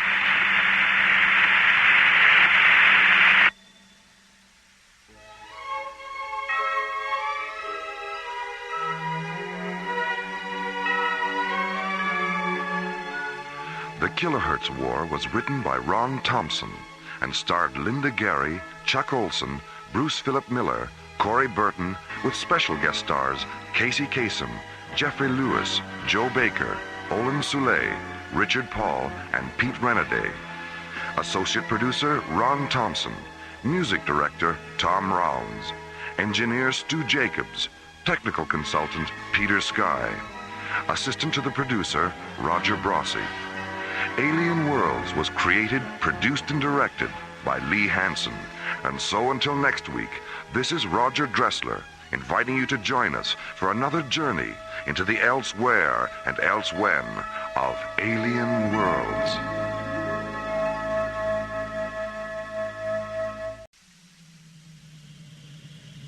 Slowly rotating at the edge of deep space, 1,000 kilometers beyond the atmosphere of 21st century Earth, is the Arthur C. Clarke Astronomical Observatory, Starlab.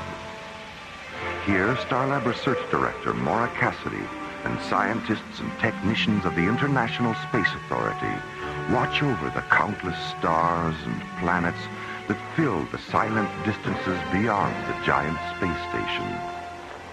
This week, an ancient intruder from another galaxy exposes Starlab to the genetic mysteries of the seeds of time on Alien Worlds.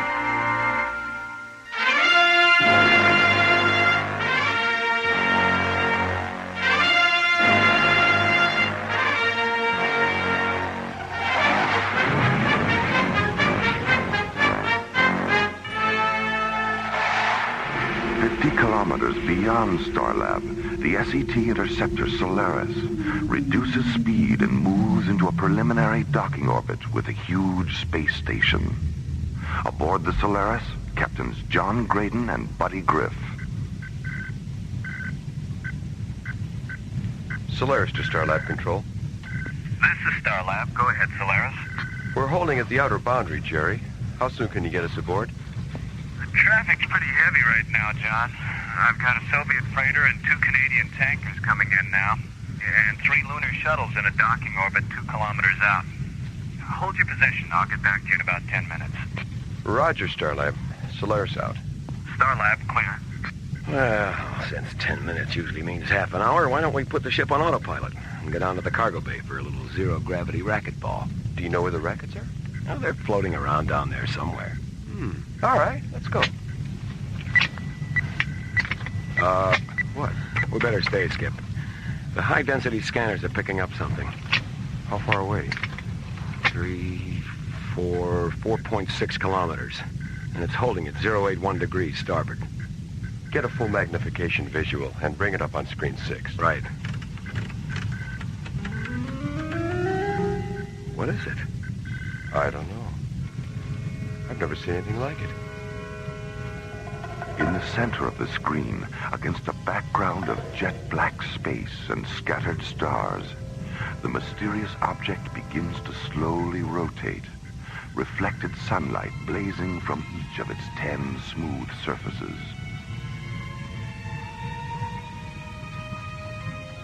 Solaris to Starlab. This is Starlab. Go ahead, Solaris. Jerry, we're visually monitoring a UFO. Are you picking it up on your scanners? No, I don't think so. Oh, wait a minute. Yeah, there is something out there about 4 kilometers from your present position. Right. Okay, tell Morrow what the situation is, and you'd better notify Professor Ballin, too. We're going in for a closer look. I'll keep an eye on you from here, John. Be careful. Starlab out. What do you think, buddy? Well, let's play it safe and sort of sneak up on it. I'll do a tomography profile at 3 kilometers. If the thing's not dangerous, we can get in close and do a Phase 1 scanner series. And what if it explodes and blows us to Kingdom Come? You know, maybe we should stick to racquetball.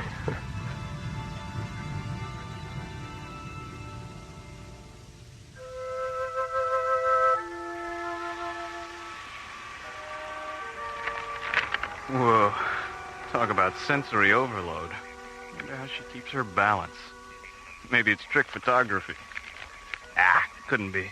No photographer is that tricky. Construction orbiter 5 to Starlab Control. This is Starlab. Go ahead, Maggie.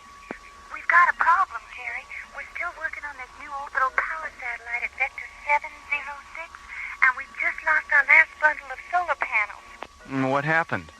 An anchoring cable on the superstructure let go, and the panels have drifted off into deep space.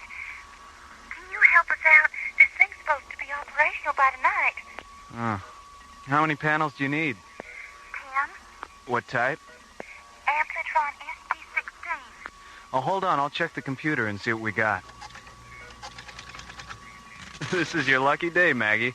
We've got 24 SP16s in storage. Will this be a pickup or a delivery? I won't be able to spare any of our tugs for another hour or so. What's available on your end? Well, we've got a Soviet freighter heading your way in about 15 minutes. I'll have the captain contact you, okay?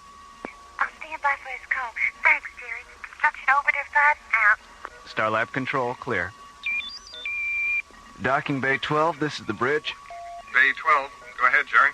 Yeah, Ernie, call Storage Bay 19 and tell them to deliver 10 Amplitron SP16 solar panels to the Odessa, and then have Captain Vashenko contact Construction Orbiter 5. It's kind of an emergency. Will do, Jerry.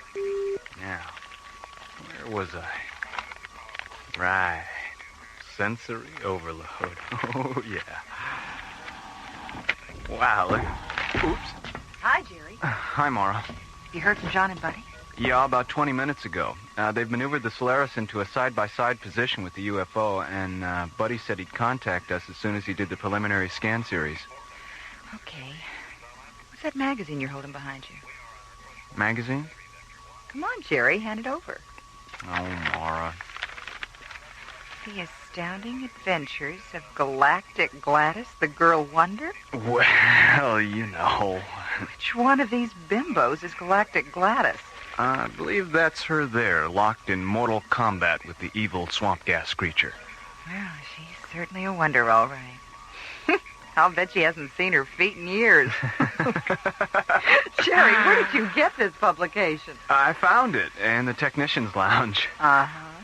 I wondered why they were all running around down there with their tongues hanging out. Jerry. Hi, Professor Ballin. How you doing, Jerry? David, you're just in time for a little X-rated science fiction. Look at this. What happened to her clothes? The evil swamp gas creature ate them. Well, yum, yum. I don't know about you, David. 3 days on Starlab, and you're already starting to sound like Buddy Grip. It must be the altitude. Solaris to Starlab Control. This is Starlab. Go ahead, John. We finished the preliminary scans on the UFO. Is Mara there? I'm right here, John, and so is our new alienologist. Okay, here's Buddy. The object is 3 meters square and shaped like a decahedron. It's made of some kind of copper-colored metal that's about 75% hydrogen. As far as we can tell, there's no inboard or outboard propulsion system. How fast is it moving, Buddy? How fast do you want it to move? What does he mean, John? Well, it was stationary when I brought the ship alongside, but for the past 10 minutes it's been matching our speed, no matter how fast we go. What kind of a readout did you get on the tomography scan, Buddy? The interior of the thing is filled with some kind of ionized gelatin that converts to nitrogen plasma, and then reconverts to gelatin at 12-second intervals. Buddy, is it giving off any kind of sound? Yes, it is. When the gelatin converts to plasma, the object gives off what sounds like accelerated heartbeats. And when the plasma reconverts to gelatin, we hear the heartbeats in reverse.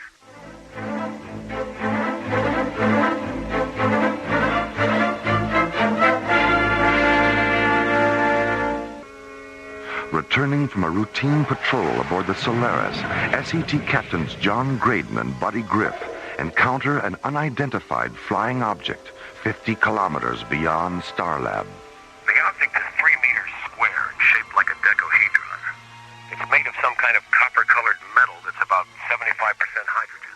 As John maneuvers the Solaris into a side-by-side position with the UFO, Buddy continues to analyze the object with the ship's tomography scanners.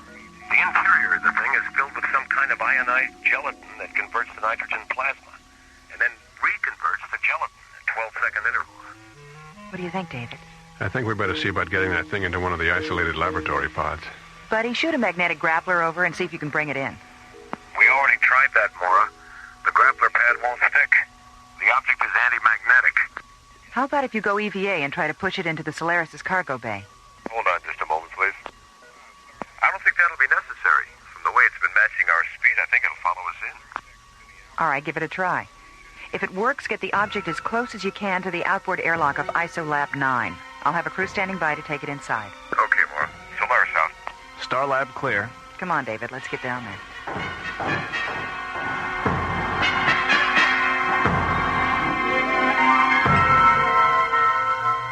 15 minutes later, the Solaris maneuvers the object into a position 2 meters away from ISOLAB 9's outboard airlock. Then, as John guides the Solaris into a nearby docking bay, the lab's airlock opens, and a crew of technicians in yellow pressure suits and tinted glass helmets take the alien decahedron inside. 10 minutes later, the object rests on a slowly rotating observation pad in the center of the lab's brightly lit quarantine chamber. It's remarkably beautiful, isn't it? Frightens me. Why? The way it looks. The color and size, texture. All those desperately perfect angles constantly repeating themselves. Its physical aspects are so familiar we can call them by name in a language we all understand. And yet we don't know what it calls itself or what it might be calling us. You feel whatever's inside is alive? Don't you? Yes. Well, at least our scientific selves are still in sync. Mara, please. Not now. Hey, look who's here. Hi, fellas. Well, I'm glad to see it hasn't blown up yet. Come on, Skip, let's go inside for a close-up. Yeah, okay. I think you better stay on this side of the glass for a while. The object's still being scanned. If you go in there now, your body impulses will be included in the scanner data. Maybe we should go in anyway, just to blow their minds up in data processing.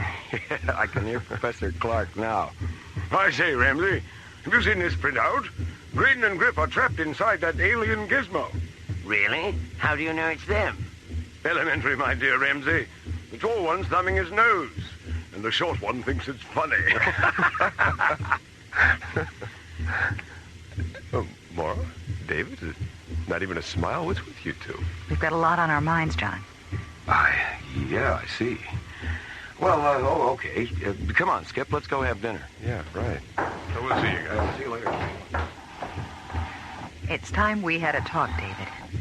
Let's go up to my quarters.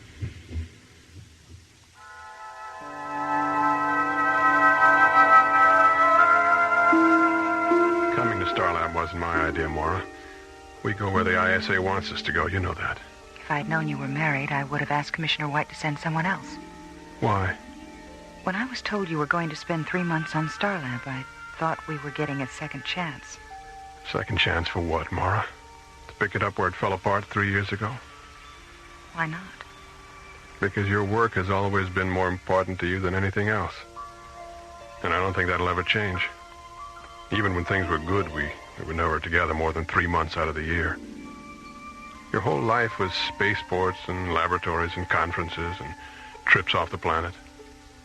You make it sound like I didn't care at all. I don't mean to, Mara. I know you cared. And I know you loved me. But you loved the rockets more. I'm sorry, David. So am I. I'll see you in the morning, Mara.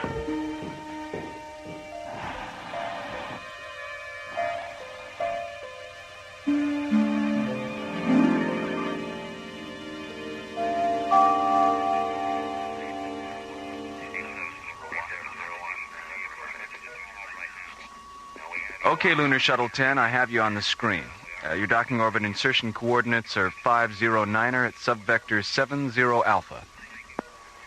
509er at 70 Alpha. Roger, Starlab.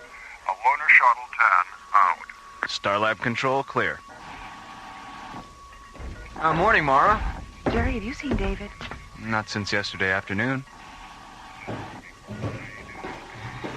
Morning, everyone. Good morning. Have either of you seen David? Yeah, we saw him after dinner last night when we went down to have another look at the UFO. He was in the ISOLab with it. Maybe he's still there. I checked the ISOLab 20 minutes ago. Well, maybe you missed him. Let's go down and take another look.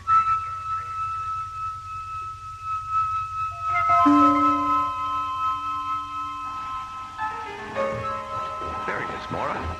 Hit the intercom button, Skip. David, can you come out for a minute? There's no need to be frightened, Mara. Professor Ballon has not been harmed.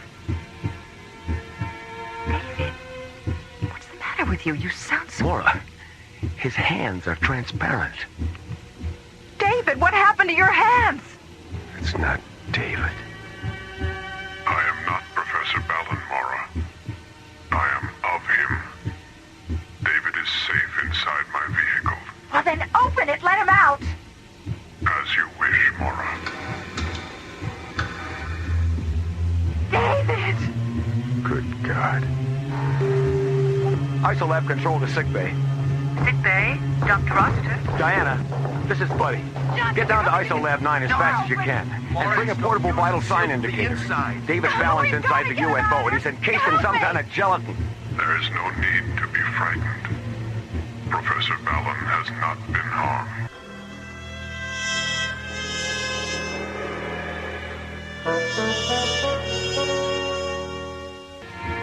Entering the control booth of ISOLab 9, Mara, Buddy, and John discover that the substance inside the alien decahedron has transformed itself into a duplicate of Professor David Ballon, leaving the real David Ballon encased in a cocoon of translucent white gelatin.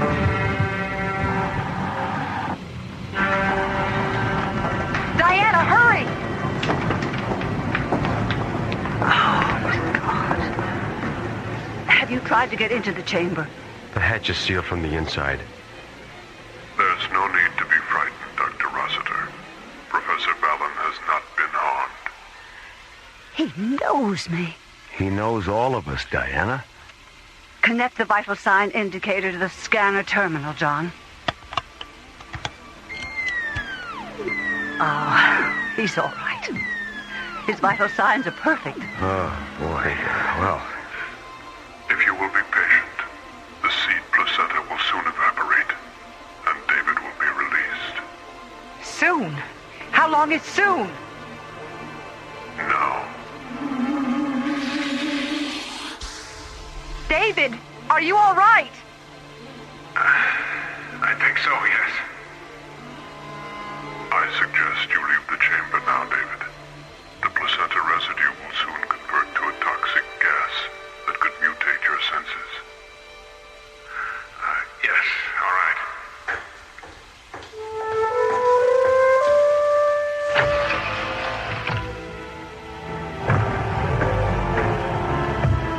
hey, welcome home. Where have you been? Oh, when that thing opened up last night and took me inside, I thought I was a goner. But as soon as the seed placenta started to cover me, I wasn't afraid anymore. It was incredible. I sensed everything that was going on. And when my duplicate emerged, it was like one of those films where the guy dies and you see his spirit leave his body. Film, huh? I guess art imitates life after all. I think it's the other way around, Skip. Life and art should be the same. Ah, yes, they should be. But they rarely are. Perhaps we should learn the lesson of the Balinese. They say they have no art. They simply do everything as well as they can. You once said that to me, David. I know. It's amazing, isn't it, how precisely I've been duplicated. Well, David number 2, what now? I want to return to my world, Diana. And I want to take Mara with me. Now, hold on a minute, you. I'm not in the habit of running off to alien worlds with life forms I hardly know. You know me, Mara. And I know you. He's got a point there, Mara. Well, be that as it may, I just don't think the original me and the duplicate you are ready for... Well, why are your hands transparent anyway? David was wearing protective gloves that prevented the seed placenta from taking a precise imprint of his hands. And Mara, a duplicate of you is all I want. Why? I still love you, Mara. Oh, David. Why didn't you... Wait a minute. What am I saying?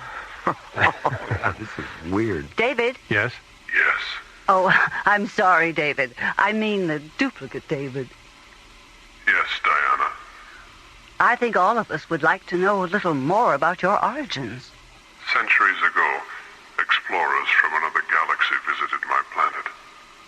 Their bodies contained bacteria, harmless to them, but lethal to us. There was a plague, and before the end came, our scientists created the placenta substance and filled it with the genetic seeds that were the essence of our race. Then they placed these seeds of time in hundreds of vehicles like this one and set us adrift in the universe. Was your race humanoid? Yes, buddy, it was. But some of the cells were randomly coated so we could become whatever organic life form we contacted. I could have been a bird or an insect, or even a flower. Any living thing in which the seeds could take root. What would have happened if you had become a flower? I would have simply pollinated other flowers of the same species, and my race would have been reborn as a genus of conscious, intelligent orchids or roses.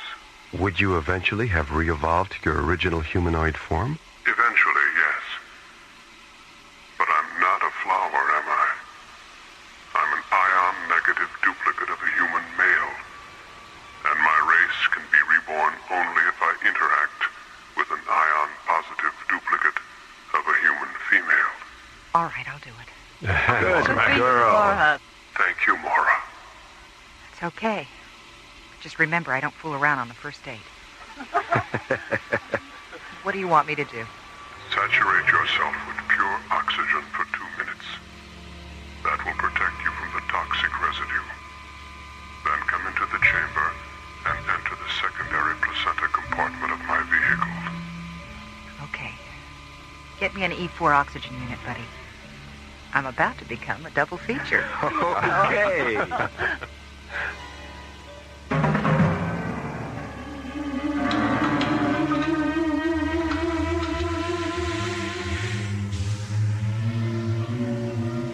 How do you feel, Mora? I'll be all right, Diana. I'll be all right, Diana. Listen to that. I'm in stereo. Thank you, Mora. Thank you. I have a question. Yes? When you and David, this David, are, when you're...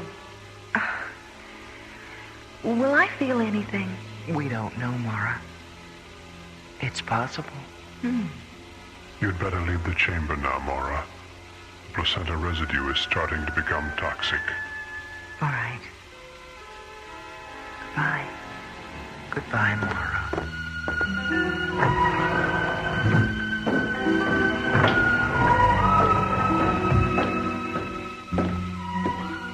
Did you arrange for a ship, John? There's a long-range shuttle waiting for them just outside the airlock. Mara, you'll be able to fly the shuttle, won't you? Yes. I love the rockets as much as you do now. Goodbye. Well, so long, you two. Mora. Good luck.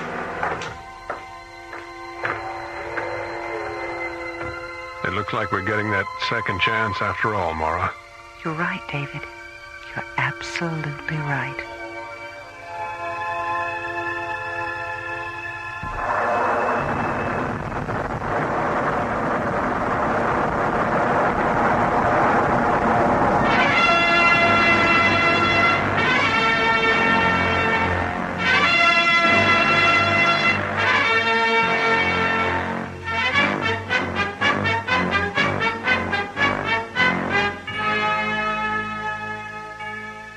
The Seeds of Time was written by Ron Thompson and starred Linda Gary, Chuck Olson, Bruce Philip Miller, and Corey Burton, with special guest stars Pete Renaday and Francis Bay.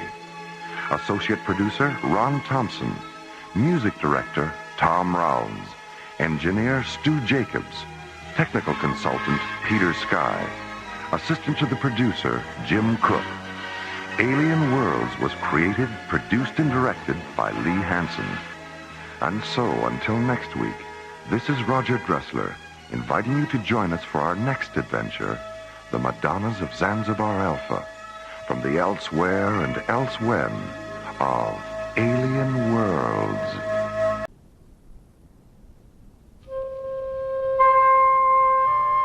High above the windy blue skies of Earth, slowly rotating at the edge of deep space, is the Arthur C. Clarke Astronomical Observatory, Starlab. On Earth's moon, 250,000 miles beyond Starlab, Omega General Industries have uncovered the corroded hull of an ancient spacecraft during a lunar mining operation. Excavating further, they discover the mummified bodies of 50 extraterrestrial humanoids and a strange statue made of jet black crystal. Mining Operations Director Ray Farrell contacts the science complex at Lunar Base 12. Roger, Omega General. Mine Pit 15, 9 kilometers due north of Planius. A research team is on the way. Don't touch anything till they get there. Lunar Base 12 standing by. 2 hours later, Professor Victor Conrad and his research team arrive at the excavation. They finish their preliminary investigation at 0830 the next morning.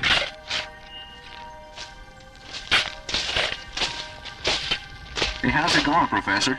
Well, the spacecraft's been under the lunar surface for close to 1,000 years, and the aliens were killed by something that turned their eyes and nervous systems into black crystal. Black crystal? Like the statue? The body samples and the statue samples are identical. Well, what do you make of that damn statue anyway? The thing gives me the creeps. I've seen that image 100 times, Mr. Farrell, carved in stone on most of the Gothic cathedrals of Europe. It's a gargoyle, a supposedly mythical creature that symbolizes ultimate spiritual evil. A 1,000-year-old alien spacecraft buried beneath the lunar surface, and with it, a 4-foot-tall gargoyle made of black crystal. Mysteries from a forgotten time, waiting for a solution as part 1 of the ISA conspiracy, The Darkbringers, takes us from the bright side of the moon into the unearthly light and shadow of alien worlds.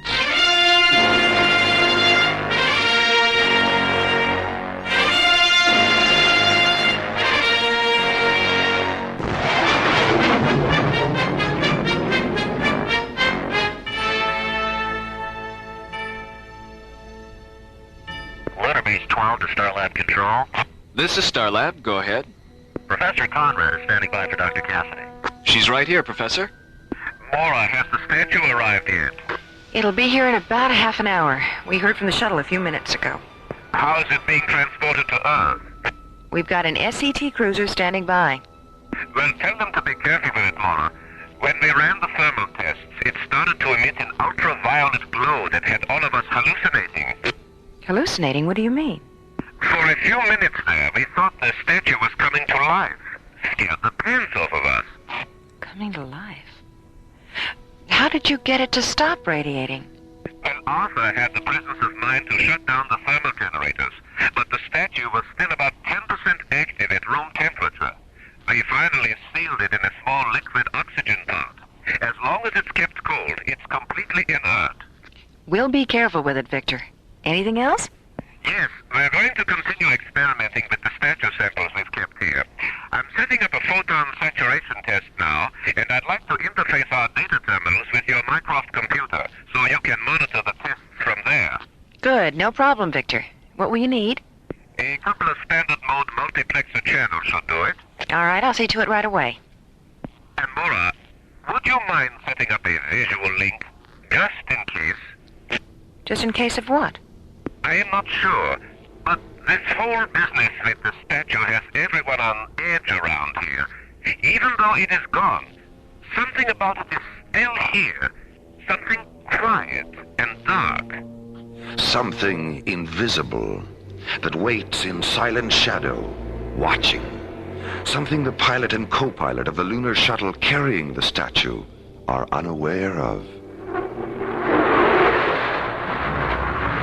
Lou, you'd better go ahead and start the pre-ignition cycle for the retros. It looks like we picked up about 3 minutes when I cleared the booster nozzles. 3 minutes, 18 seconds to be exact. It just came up on the ETA monitor. I'll let Starlab know we're going to be...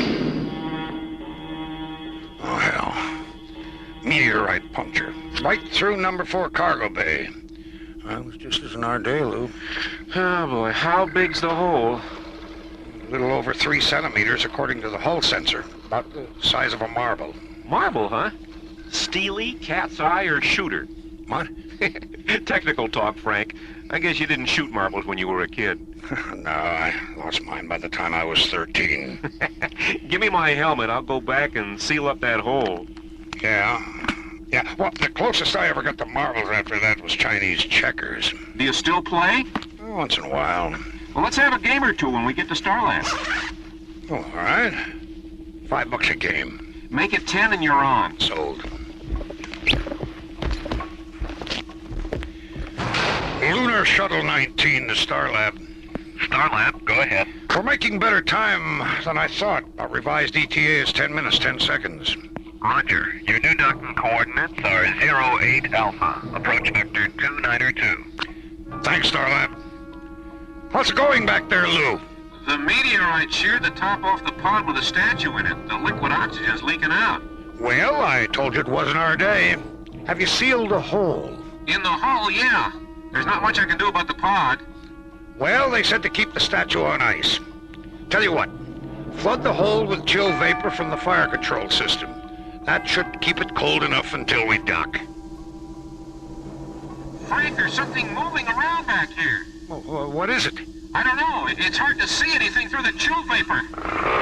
Frank! No!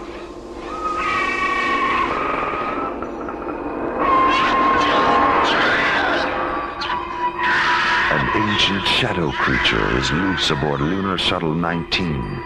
The sound of its unearthly fury merges with a terrified scream of co-pilot Lou Stratton. Then, silence. Pilot Frank Hollister activates the visual scanner in Cargo Bay 4. Oh my God. Lou! Firing the shuttle's booster rockets, he accelerates toward the safety of Starlab, bringing with him the demon spirit of an alien world.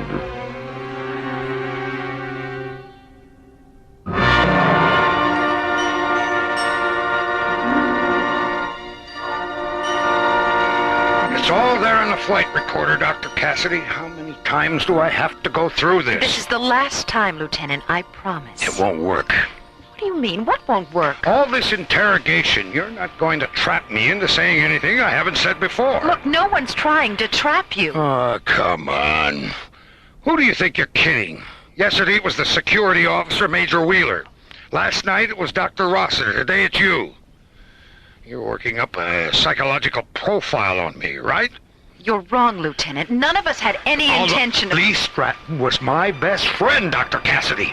But there just wasn't anything I could do. When did you realize it was too late? When I switched on the visual scanner and saw him hanging upside down from the storage rafter. His face. The look on his face. What else did you see? The statue. Sitting there in the corner, looking up at him.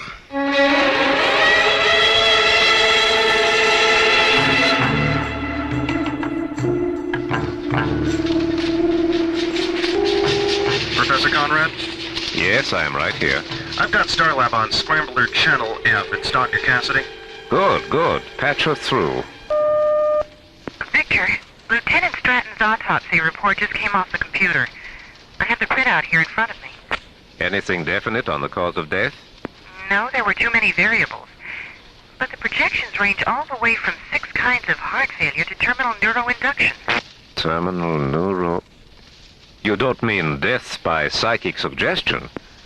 That's what it says here. What about the black crystals in his eyes and nervous system? They're identical to those you took from the bodies of the extraterrestrials. But Mycroft couldn't compute either the source or the structure. What else? His brain. It was 364 grams lighter than the average for a man his age. What about the size? Well, that's what's so strange, Victor. The size wasn't changed at all, just the weight. What do you think? I think I'll go ahead with the experiments on the statue samples we've kept here. I don't know, Victor. The statue arrived at the ISA lab an hour ago. But couldn't you at least wait till they've had a chance to look it over? We can't afford to postpone the experiments any longer. Whatever happened on the shuttle might happen again. Besides, we've got a 48-hour head start on ISA. We may as well take advantage of it. All right. Victor, have you come up with anything to explain how the statue got out of the pod? Not unless you're willing to accept the possibility that the statue really isn't a statue at all, but some kind of transmorphic creature that feeds off the psychic energy of intelligent beings. Well, I'm going to have to think about that. Good luck with the test. And please, Victor, be careful. We will. You got a minute, Victor? Of course, Rachel. Come on in.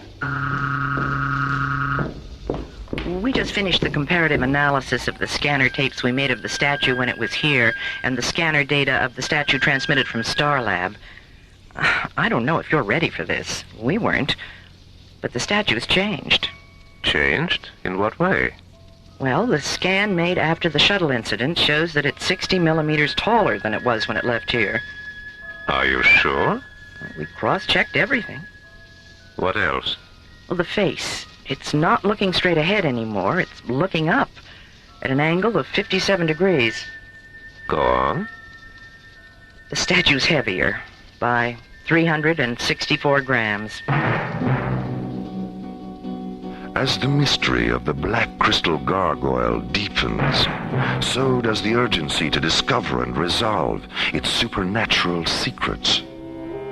At Lunar Base 12 Science Complex, Professor Conrad and his research team prepare a photon saturation test on 2 small crystal samples removed from the statue during an earlier experiment. Rachel, will you please ask Arthur and Misha to meet me in conference room 4? I'd like to have a word with them before we start. And you had better join us, too. Right away, Victor. Back aboard Starlab, preparation of a visual link between Starlab Control and the interior of Professor Conrad's moon laboratory is supervised by Maura Cassidy. Sally, I think the visual feed from Lunar Base should be cross-linked with Mycroft. That way, if something goes wrong with the VTR, we can always retrieve the pictures from the computer. Okay, I'll have it programmed in about 15 minutes.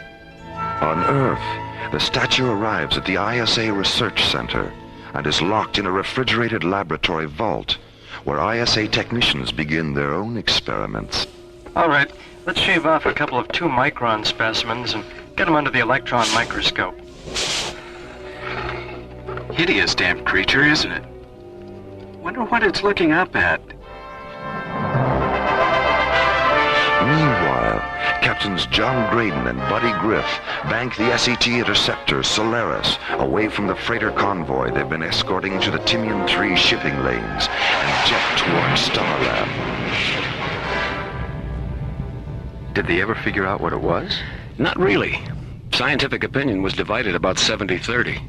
In favor of an alien spacecraft? No, in favor of a meteor. How many people saw the explosion? Well, there were quite a few villages about 500 miles away, and everyone living in them saw it. At that distance? Skipper, when that thing exploded, it lit up the sky as far away as London. And the sky stayed that way for 3 days and nights. Huh. When did all this happen? 1908. Amazing. Where do you get these books, anyway? Ingrid, the librarian on Starlight. Oh. She came across this one while she was looking for an Oscar Wilde novel that Maura wanted to read. And what made her think that you'd be interested? The title. It's called The Fire Came By. Starlab Control to Solaris. This is Solaris. Go ahead, Jerry. Maura'd like to speak with you. Put her on. John, do you have enough fuel to take a side trip to the moon? Buddy? Yeah, we're okay. What do you want us to do, Maura? I've scheduled a conference with Professor Conrad. Pick him up at Lunar Base 12 and bring him here. He's starting an experiment now, but he should be finished by the time you get there. Okay, we'll take care of it, Maura. Hello, buddy. Goodbye, buddy. Cute, Maura. Cute.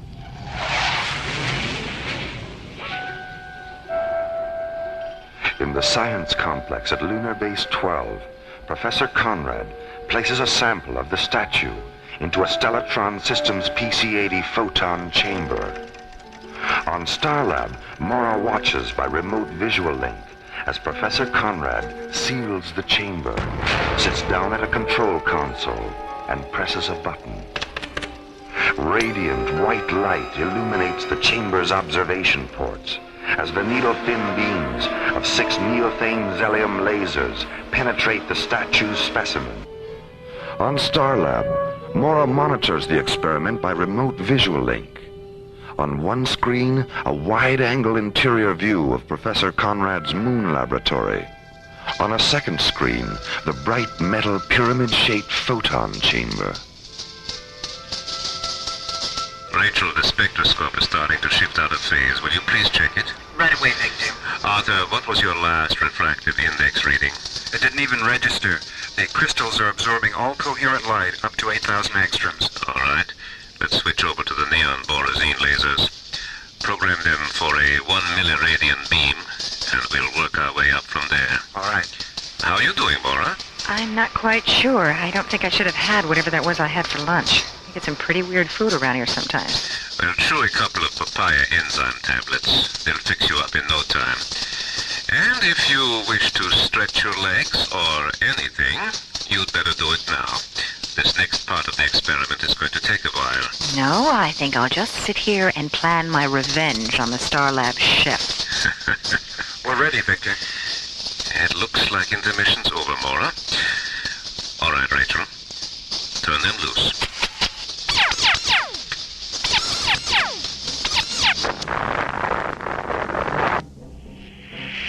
Oh, my God.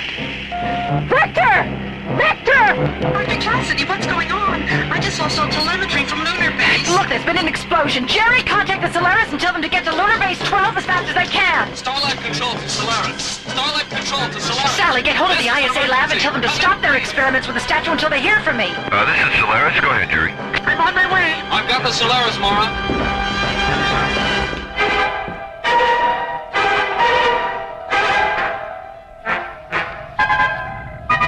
We're coming up on it now, Mara. Have you had any radio contact with them? No, not a word. Even their microwave safety beacon has stopped transmitting. Skipper, screen 5. My God, what happened? John, buddy, what is it? What do you see? Mara, Lunar Base 12 no longer exists. What do you mean? It's been blown to pieces, completely leveled. The entire base. Skipper, screen 6. Buddy, what is it? What's happening? A ship, just above the horizon. It's moving away from us. Magnify it, buddy. Looks something like an old Tarantula-class gunship, except it's about 5 times bigger. Jerry, record this. We're rolling. It's black. Stacked wings angled down about 60 degrees. Yellow markings that look like Cyrillic script, only upside down. Geez, Skipper, what do you make of that? Keep talking, buddy. Short black spikes are starting to bristle out all over the hull. Uh-oh, Skipper, it's turning around. Mara, stand by. We're going in for a closer look at that ship. Open a close proximity channel, buddy. Let's see if they'll talk to us. You're on, Skipper. This is Earthship Solaris. Please identify yourself. Skipper, let's get some altitude before their aim improves. This is Earthship Solaris. Our intentions are not hostile. Please... All right. I'll try it one more time, but that is it. You better let me do it, Skipper. Every time you talk to them, they shoot at us. Solaris, there is still time. Time for what? Escape. From what? Ask your dead brothers and sisters on the wasteland below us. Damn you. You did that? You murdered all those people? But why? They were committing sacrilege. Just who are you? Disciples. Of what? Lightlessness. I've had about all of this I can take. Hold on, buddy. Skipper, lightning is pouring out of those spikes and crawling all over the hull of their ship. Activate the rest of the laser turrets, buddy. We're going around again.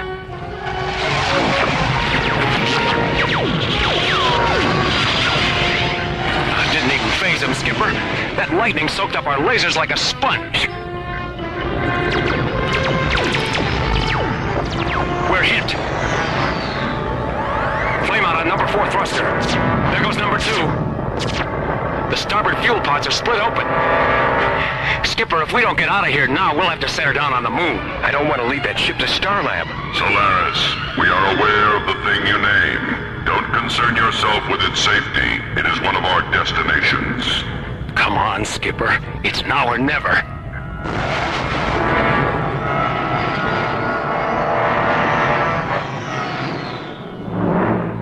Use docking bay 4, John. The crash barriers are up and the fire control crew is standing by. John, where's that ship? Right behind us. Turn your seat around, buddy. Here we go.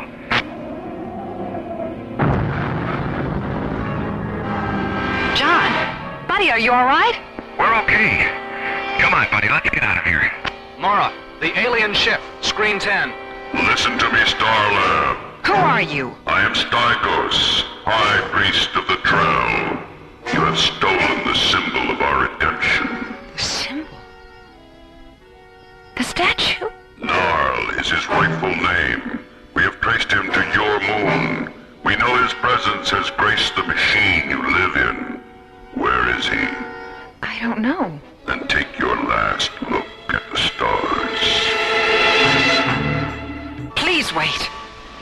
I know where he is. But if you destroy us, you'll never find him. Because I'm the only one who does know. The secret of Narl's whereabouts is not yours to keep. And the lives of the 200 men and women at Lunar Base 12 were not yours to take. They were violating the sanctity of Narl by subjecting the fragments of his being to the light. But they didn't know they were doing anything wrong. Nar is not a merciful divinity in the sense that you understand mercy. Neither is he forgiving in the sense that you understand forgiveness. But there's nothing about innocence to forgive. Where is he? I don't know. Suffer the darkness until you do.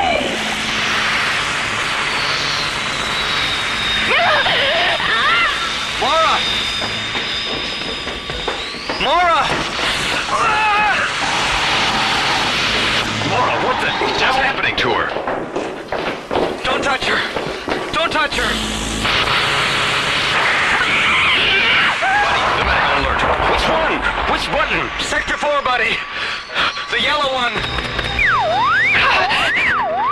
Mora, don't try. Just lie still.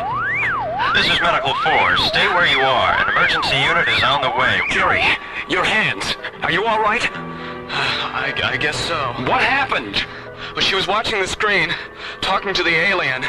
And then the screen threw off a tremendous burst of color. And then the lightning was all over her. It was so cold, it burned my hands. John? I'm right here, Mora. And so is Buddy. Dr. Rossiter's on her way. John? I'm blind! When the lashing ribbons of lightning finally release her, Mora falls, blind. Your blindness is just a warning, Mora. How long it lasts depends upon how soon you tell me where Gnarl is. Shut down all the transmitter frequencies, Jerry. Now run a check on Screen 10's receiver circuits. Whatever they use must have come in through the outside lens. Okay. What are you going to do, Mora? If they find out where the statue is, God knows how many more people they'll kill. I can't tell them.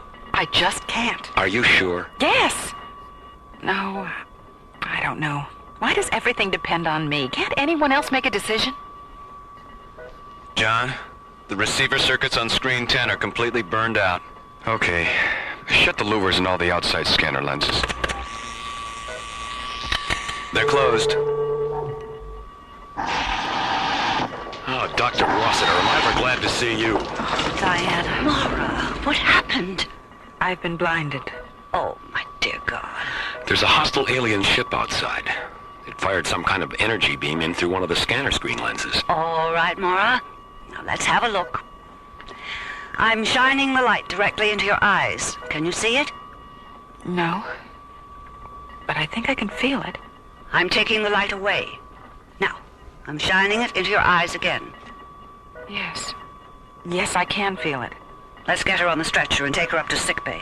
Take her for a second. Okay. Jerry, you better have Dr. Rossiter take a look at your hands.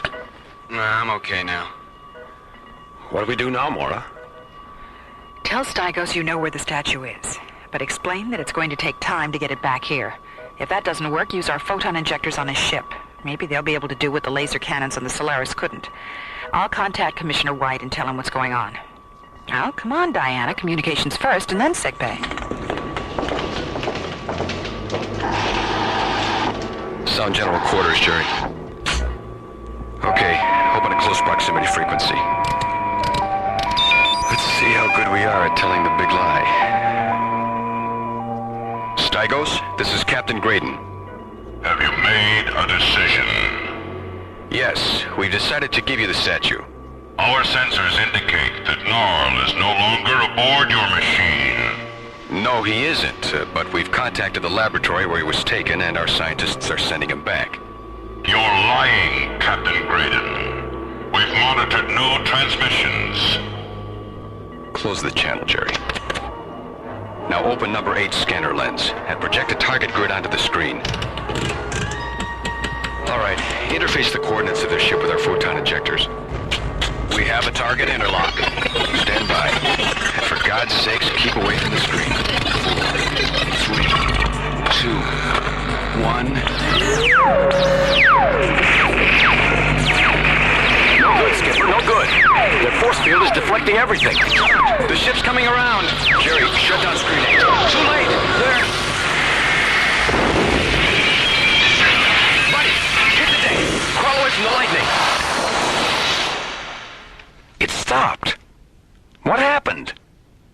Jerry, let's see what's going on. Skipper, the ship's moving away from us. Buddy! Look! What is it? Magnify it, Jerry. My God. It's a city. A floating city. As the black metal insect ship of the Trail stalks away into the dark distances of deep space, a huge floating platform appears and slowly moves toward Starlab. On the platform, a dazzling architectural phantasm, a dream city of white crystal towers, transparent steel minarets, gleaming arches, and pale metal domes. As John, Buddy, and Jerry stand silently in Starlab control, watching the approach of the shining mirage-like metropolis, Mora tries desperately to contact Commissioner White at the ISA Command Center on Earth. I'm sorry, Dr. Cassidy, but it's a top security conference. Commissioner White left strict orders that he wasn't to be disturbed. Listen, we've got an emergency situation up here. I'm only following orders. Yeah, right. That's what they all say. Now, Mora, if you don't change your tune, I'm going to be forced to stick a tranquilizer syringe in your backside. ISA, please have them contact me as soon as possible. I will, Dr. Cassidy. ISA out. If I could only see. Mora, we haven't even examined you yet, and already you're acting like a poor little orphan child who's got herself lost in the woods. I am? Yes, you am. Don't start feeling sorry for yourself now. We have too much to do. Attention all Starlab personnel. The emergency alert is terminated. Stand down from general quarters and return to your stations. Dr. Cassidy, please contact Captain Graydon and Starlab Control. John, it's Mara. What's happening? The troll ship has broken off its attack and left the area. What did you do to get him to back off? It wasn't anything we did. It was something else. What? A city.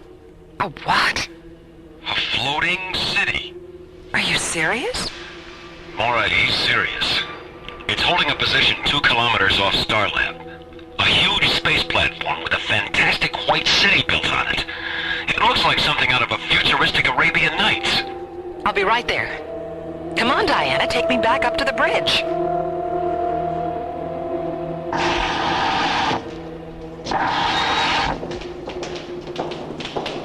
John, is it still out there? Hasn't moved an inch. Oh, Mora, it's so beautiful. Are you here, Jerry? I'm right here. Please, open a close proximity frequency. Go ahead, Mora. This is Dr. Mara Cassidy. Would you please identify yourself? Dr. Mora Cassidy. Which of those 3 names do you have the greatest affection for? Mara. We are the Diatoms, Mora, and we inhabit the star city of Imbria. I am Phaedra, Sky Priestess of the Before Time. We know your machine has experienced an encounter with the Trail. Did Stygos harm you? Yes. Yes, he did. I'm blind. Can you feel the light upon your eyes? Yes. Yes, I can. Then it will be my pleasure to restore your sight. It will? Of course. We have no vehicles of our own, so transport yourself here to Imbria. A projection of light will guide you. I'll be waiting. Oh, yes. Jerry, call the short-range vehicle hangar and tell them to get a shuttle ready. John, Buddy, Diana, let's go to Imbria. Imbria, a fantasy of gleaming crystal and bright transparent metal, a construct of light and serenity and magic. A floating star city, casting its radiance over all who grope their way along the blind corridors of alien worlds.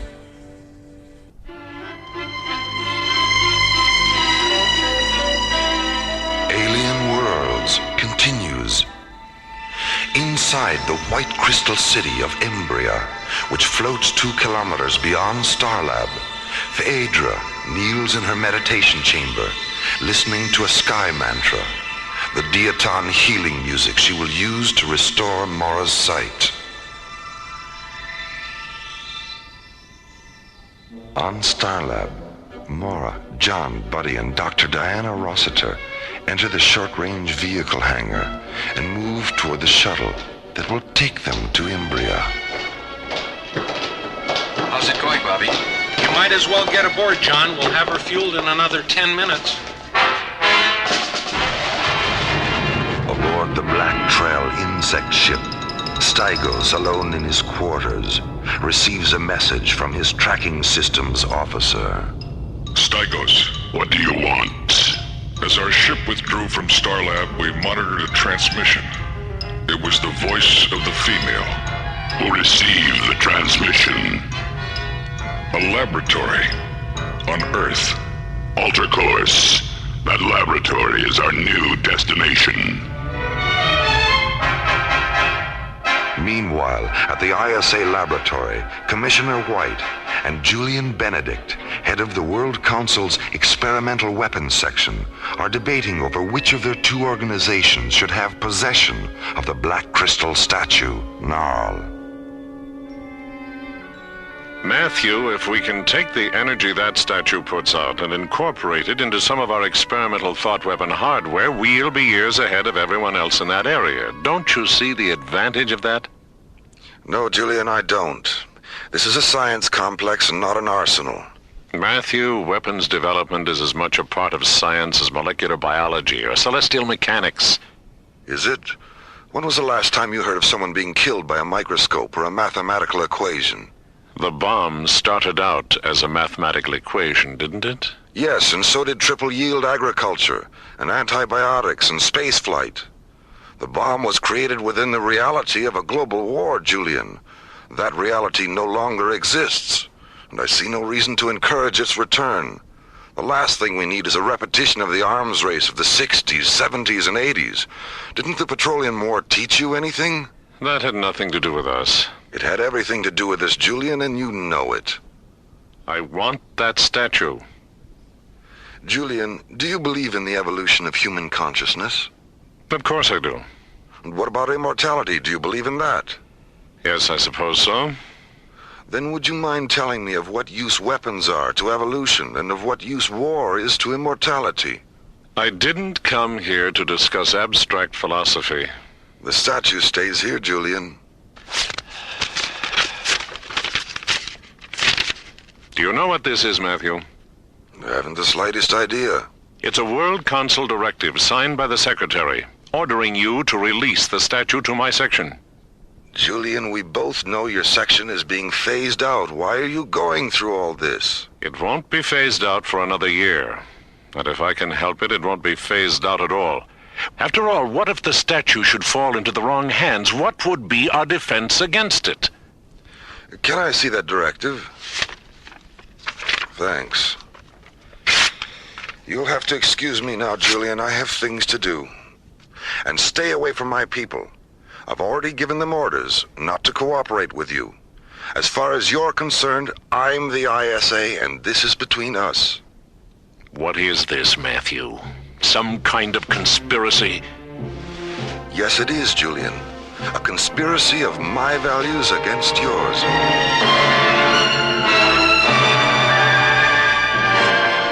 Everyone strapped in? Wait a minute, buddy. Mora, shouldn't that strap go over instead of under? What strap? The one you're sitting on. Oh, I was wondering what that was. Better? Yes, thanks, Diane. Okay, buddy, let's run it down. Navigation and thrust vector systems? Check. Attitude gyros? Locked. Service propulsion and reaction control systems? Positive. Mora, Commissioner White on B channel. Thanks, Jerry. Punch him in, buddy. Mora, I just got your message. What's going on up there? More than I ever thought possible. How soon can you get here? That all depends. Does it have anything to do with the statue? It has everything to do with the statue. All right, I'll leave right away. say?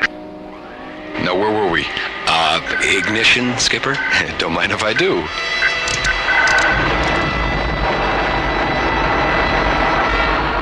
As John, Buddy, Mora, and Dr. Rossiter jet toward the Diaton Star City, Imbria, Commissioner White enters the short-range vehicle dome near the ISA laboratory and boards a priority shuttle. 5 minutes later, the shuttle is towed from the dome to Launch Pad 6.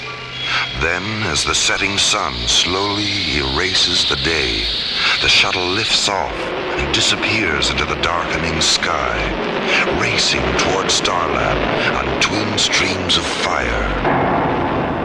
Meanwhile, 550 kilometers above and 400 kilometers south of the ISA laboratory, the Black Trail insect ship enters the Earth's ionosphere.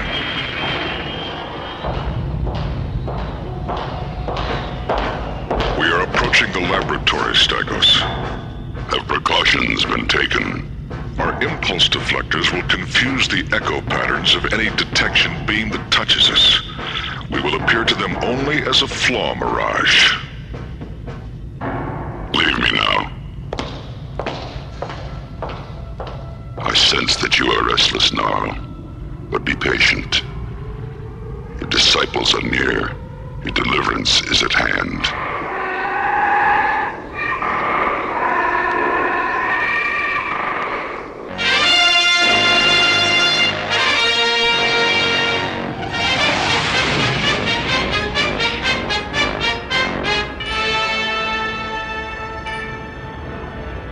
Where are we now, buddy? How close? We're 1,700 meters away, Mora. There's the beam, bright and beautiful. Who is with you, Mora? 3 friends. John, Buddy, and Diana. Who is your pilot? I am Phaedra. John. Just a moment. John, our scan tracings indicate that your propellant emits a lethal mist. Will you please terminate your engines? Our atmosphere is delicate. If I shut down the thrusters, we won't be able to maneuver. The light will control your vehicle and guide it safely down. All right. Shut them down, buddy.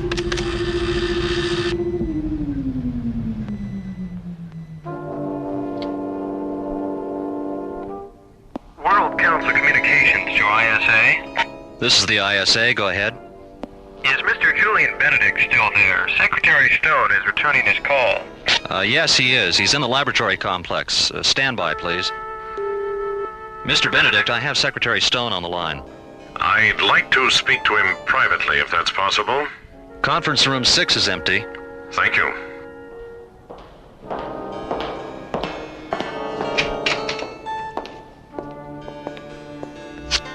Mr. Secretary, Commissioner White ignored your directive. Tore it up, as a matter of fact. Well, if I had his sense of ethics, I probably would have done the same. What do you mean? I've had some serious second thoughts about this whole thing, Julian. I think we'll let the matter of the statue rest until the President and Vice President get back from Draconia. But, Mr. Secretary... Was there anything else, Julian? No, sir. Thank you. You can let it rest if you want to, but I can't.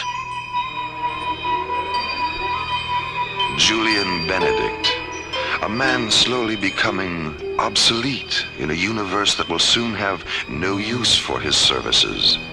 A weapons maker on the verge of taking his first desperate step into an alien world. Julian Benedict sits alone in conference room 6 at the ISA Earth laboratory, silent, sad, filled with resentment. The experimental weapons section he heads up is being phased out by the World Council. An attempt to gain control of the Trell statue and use its energy in a final desperate attempt to prove his usefulness has failed. It seems your political system has little use for you, Julian Benedict. Wait, who's there? I am Stygos, High Priest of the Trell. What are you doing on this chair? channel. It's a top priority frequency. We have access to whatever frequencies we choose. Where are you? Hiding in the darkness above. How did your ship get past our defense scanners? That's of no importance now. What is then? What do you want? What you want. The icon of Gnarl. Is it yours? 10,000 millennia past. Our planet was visited by a nameless race of darkling beings with magnificent wings and eyes of fire. We were without intellect then. Nothing more than restless shadows, hiding in the sea, crawling out at night to feed off the night mists. The darkling priests gave us the gift of Gnarl, and through him flowed the powers of redemption that transformed us. Then, a nomadic stealer ship came down from the air and took Gnarl away, thinking he was a construct of a precious gem called Nightstone. We know now that the stealer ship malfunctioned, causing it to impact on your moon. The violators built a dome as protection from the lunar cold, but they made the mistake of taking Gnarl into the shelter with them. How did you know he'd been found? Our parsec scanners have been probing the universe for centuries. Do you have access to Gnarl? Why don't you just take him? That was our intention. But now we know the chamber that imprisons him is small. If we destroy it, Gnarl may be harmed. Suppose I do have access to Gnarl. So what? Free him, and I'll give you the secret of his power. It'll take time. I understand. ISA Communications. Please put me through to the Security Bureau in my section. Right away, Mr. Benedict. Security.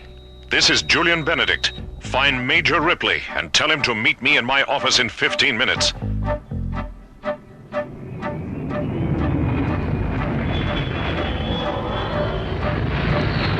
Starlab Control, this is ISA Priority Shuttle 1 requesting docking coordinates. Roger, Shuttle 1. What's your ETA? 10 minutes, 30 seconds. 10 plus 30. Roger. Your coordinates are Niner 60 at subvector 448, docking bay 9. Roger. Well, Jerry, this is Commissioner White. Is Mora there? Mara? No. Didn't she talk to you? Well, it was a short conversation. An alien ship attacked us about an hour ago. Mara was blinded. Blinded? Well, how is she? I don't know. She's not here. Where is she? On Imbria, the Diaton city that's floating just about 2 kilometers off Starlab.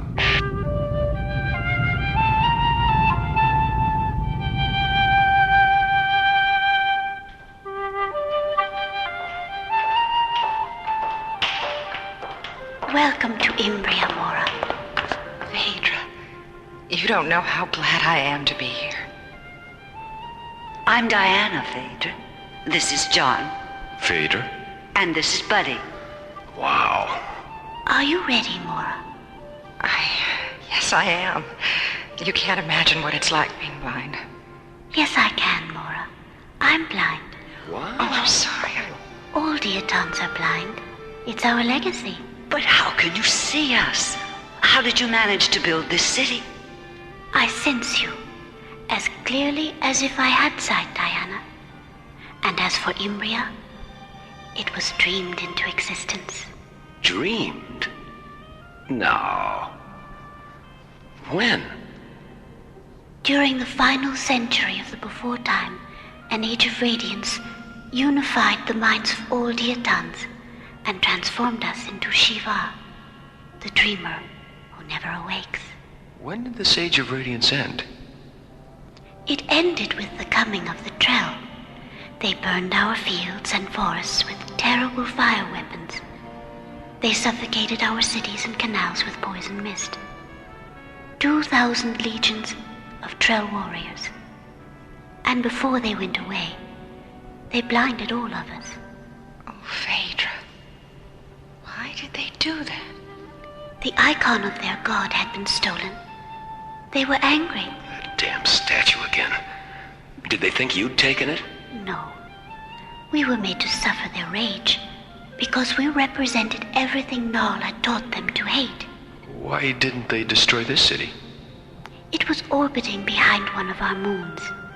Those of us who survived the Trell invasion came here when we realized we'd never be able to rebuild our planet.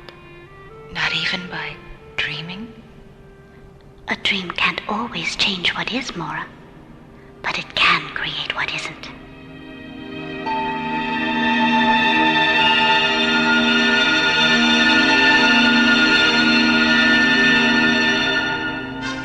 ISA control to Starlab. Starlab, go ahead. Has Commissioner White arrived here? It's urgent. I'm right here. What's the problem? A security police unit from the experimental weapons section is in the laboratory. They say they have orders to take the statue. Damn it, Julian. Who's the officer in charge? Major Ripley. Call the lab. Tell Ripley if he doesn't want to spend the next 10 years in Jastrow prison, he'd better talk to me.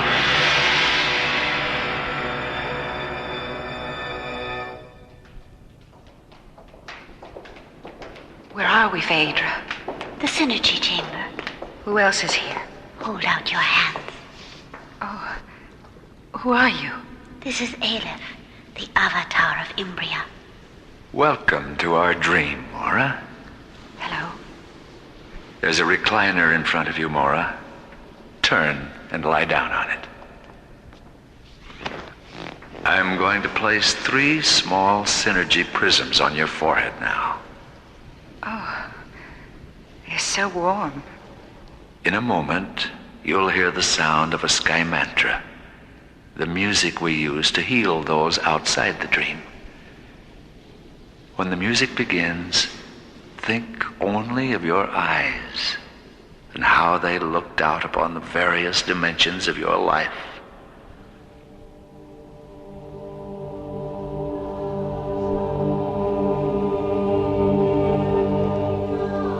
I see red, yellow, and sunsets, and we're surrounded by clouds. It's sensual. I see Daddy! Daddy!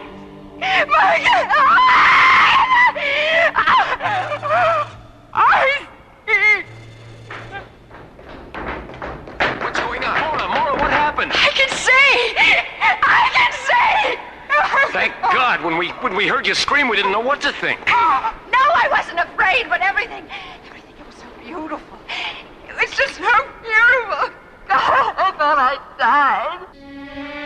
Deep within the star city of Imbria, Mora lies sleeping, exhausted by the Diaton Sky Mantra ritual, which has not only restored her sight, but for one fantastic moment has opened her mind to eternity.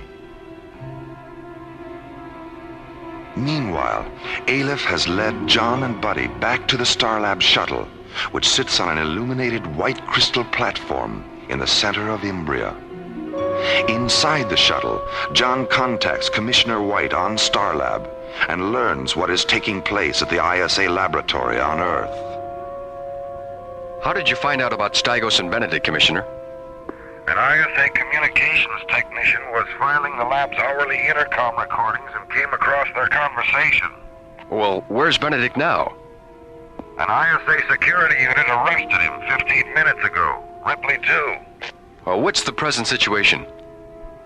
Well, Stygos will probably move against the laboratory when he doesn't hear from Benedict again. John. Stand by, Commissioner. Yes, what is it, Leth? The vault where Narl is. Do you know its precise latitude and longitude? Commissioner White does. Why? We're going to take possession of Narl before Stygos does.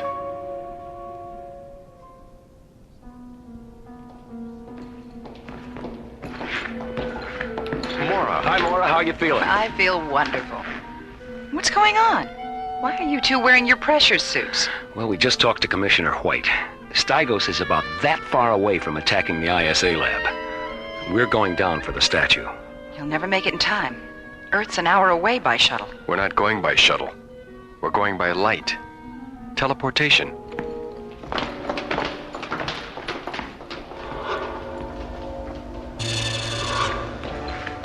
John, buddy, secure your helmets. This isn't gonna hurt, is it?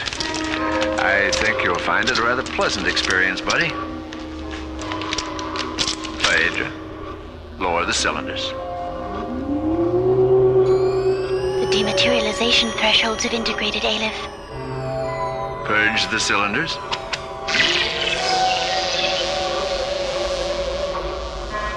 It really happened, Skipper.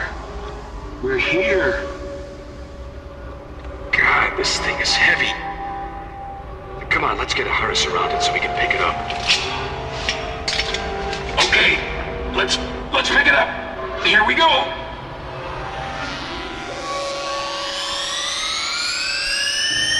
Raise the cylinders, Phaedra. Where is it? What happened? Where's the statue? Oh, no. We lost it. Phaedra. Null was too powerful. He rejected the translocation process just beyond the Earth's atmosphere.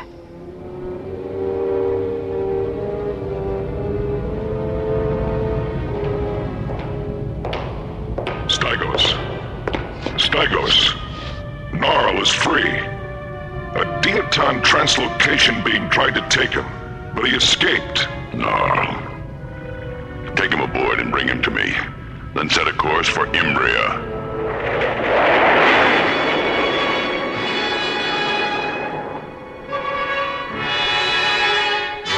The Trell ship is at 90 power spans and closing, Aleph.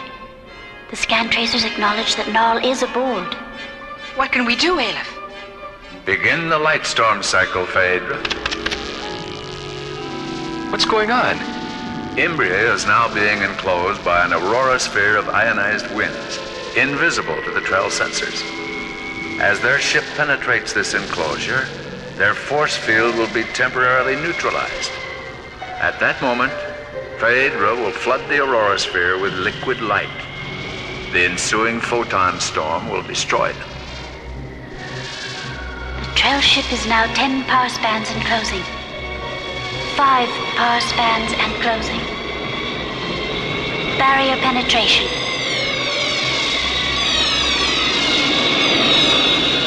Gnarl is free! Gnarl is free! Phaedra, the liquid light injectors.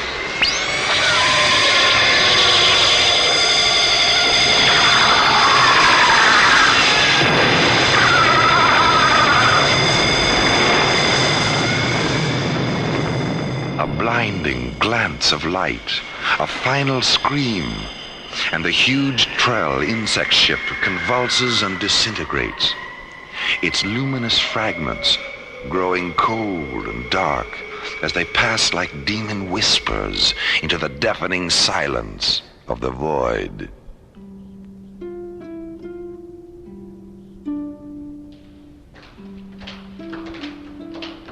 Phaedra, are you going to guide us away from the city with another light projection?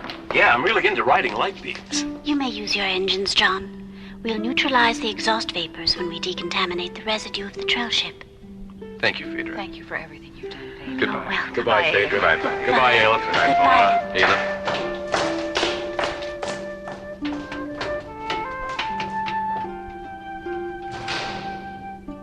You didn't tell them, did you? I saw no reason.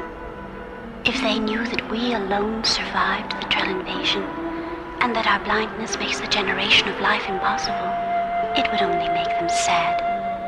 But we'll heal ourselves in time, and then perhaps, when we see them again, there will be more to the dream than just you and me.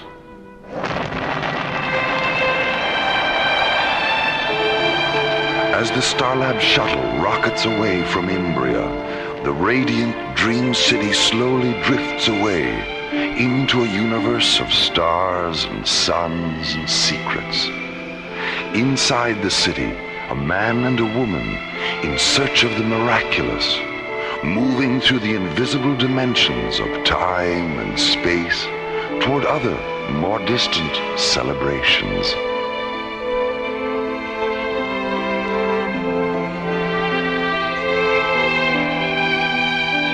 Lightstorm, the ISA Conspiracy, was written by Ron Thompson. Our cast included Linda Gary, Chuck Olson, Bruce Philip Miller, and Corey Burton, with special guests Ernie Anderson, Robert W. Morgan, Olin Soule, Michael Rye, Russi Taylor, Francis Bay, and Peter Leeds. Alien Worlds was created, produced, and directed by Lee Hansen. And so, until again we meet, this is Roger Dressler, inviting you to join us soon for further adventures into alien worlds.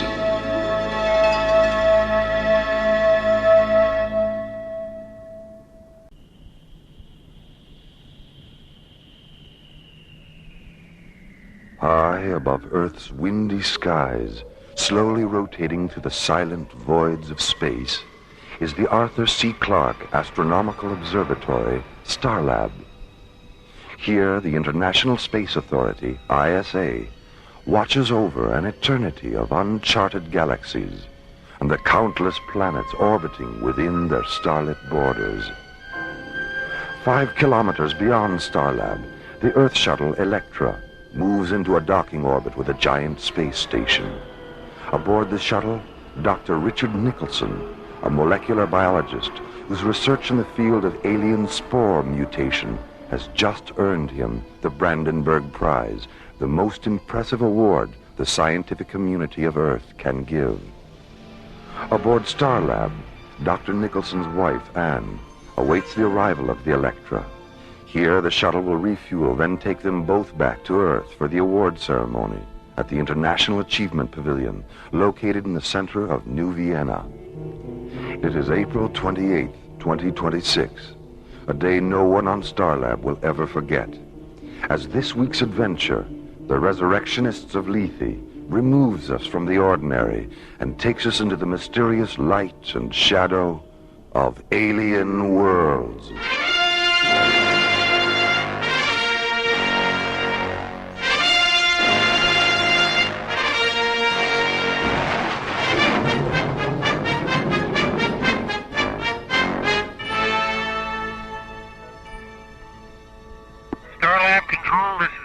On docking vector approach 558 ETA 3 minutes, 10 seconds. Over. Roger, Electra. You're cleared for entry into Shuttle Bay 5. The doors are open and the refueling crew is standing by. Roger, Starlab.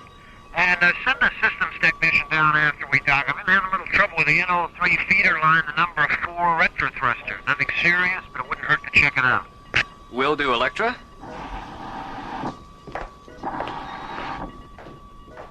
Well, hi, Jerry. How's it going? Oh, hi, Mara. This is Nicholson. Hi.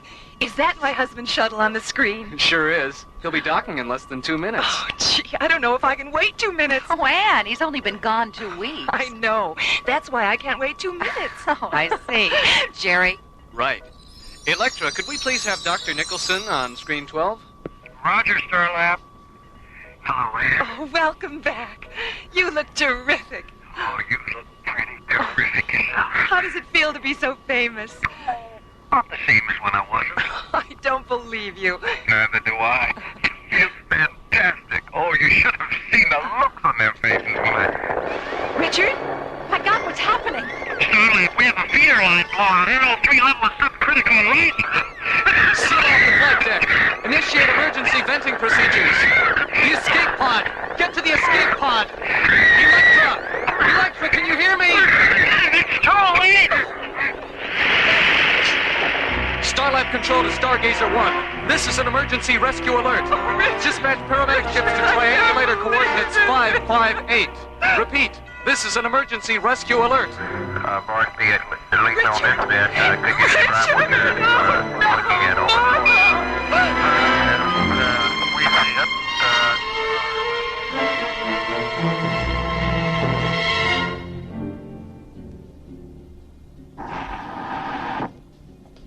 Dr. Cassidy? Come in, Carl. You look exhausted. It's been a long day. A long day. I just can't believe he's gone. He always took so much time with us at the academy. always making sure we understood things. There were times when I was ready to quit, and I would have if he hadn't talked me out of it. I know. He was understanding with all of us. Is that the accident report? Yes, I just finished it. NO3 suffocation. It's so stupid. I'm going to find out why the Electra's retro thrusters weren't converted to a non-toxic fuel if it's the last thing I do. I mean, the Ithaca was converted. The Corinthia was converted. Oh, why wasn't the Electra good? I'm sorry, Mora. Mora, Commissioner White is coming through. Have the message recorded, Jerry. Mora will have to... No. That's all right, Carl. I'll be there in a minute, Jerry. Come on. I'll walk up to communications with you. Thanks, Carl.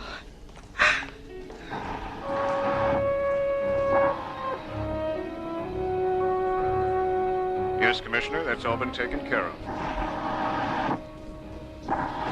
Here's Dr. Cassidy now. Hello, Commissioner. Hello, Mora. Are you coming up to Starlab? I'll be up there tomorrow. I just wanted to let you know that the ISA Council has ordered an honorary internment for Richard on Lethe. Supervisor Toddmaster has already been notified, and one of his mortuary ships will be there tomorrow afternoon. Toddmaster? Simon Toddmaster? I thought you knew. He's been Lethe's supervisor for nearly 2 years now. How did a man like that ever end up on a satellite for the dead?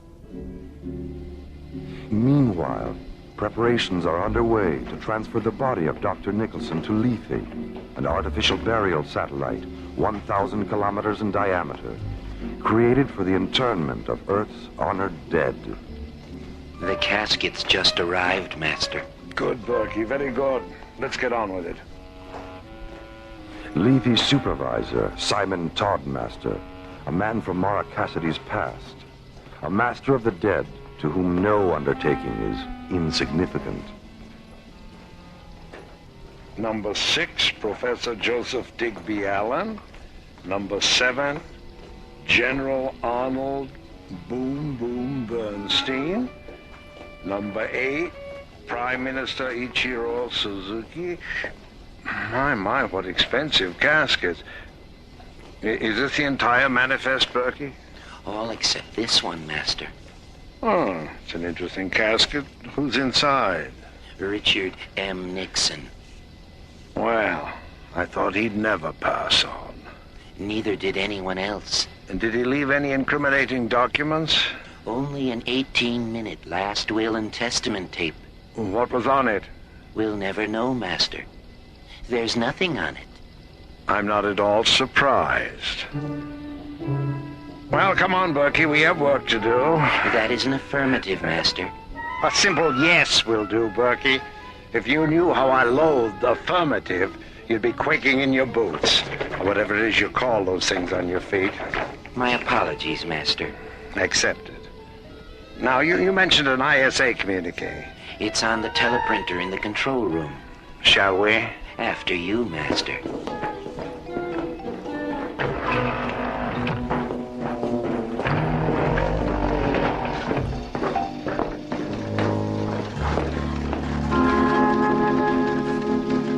Here it is, Master. Well, what does it say? We've been ordered to Starlab to pick up the body of Dr. Richard Nicholson. So, Dr. Nicholson has finally shuffled off his mortal coil. Cause of death? An accident.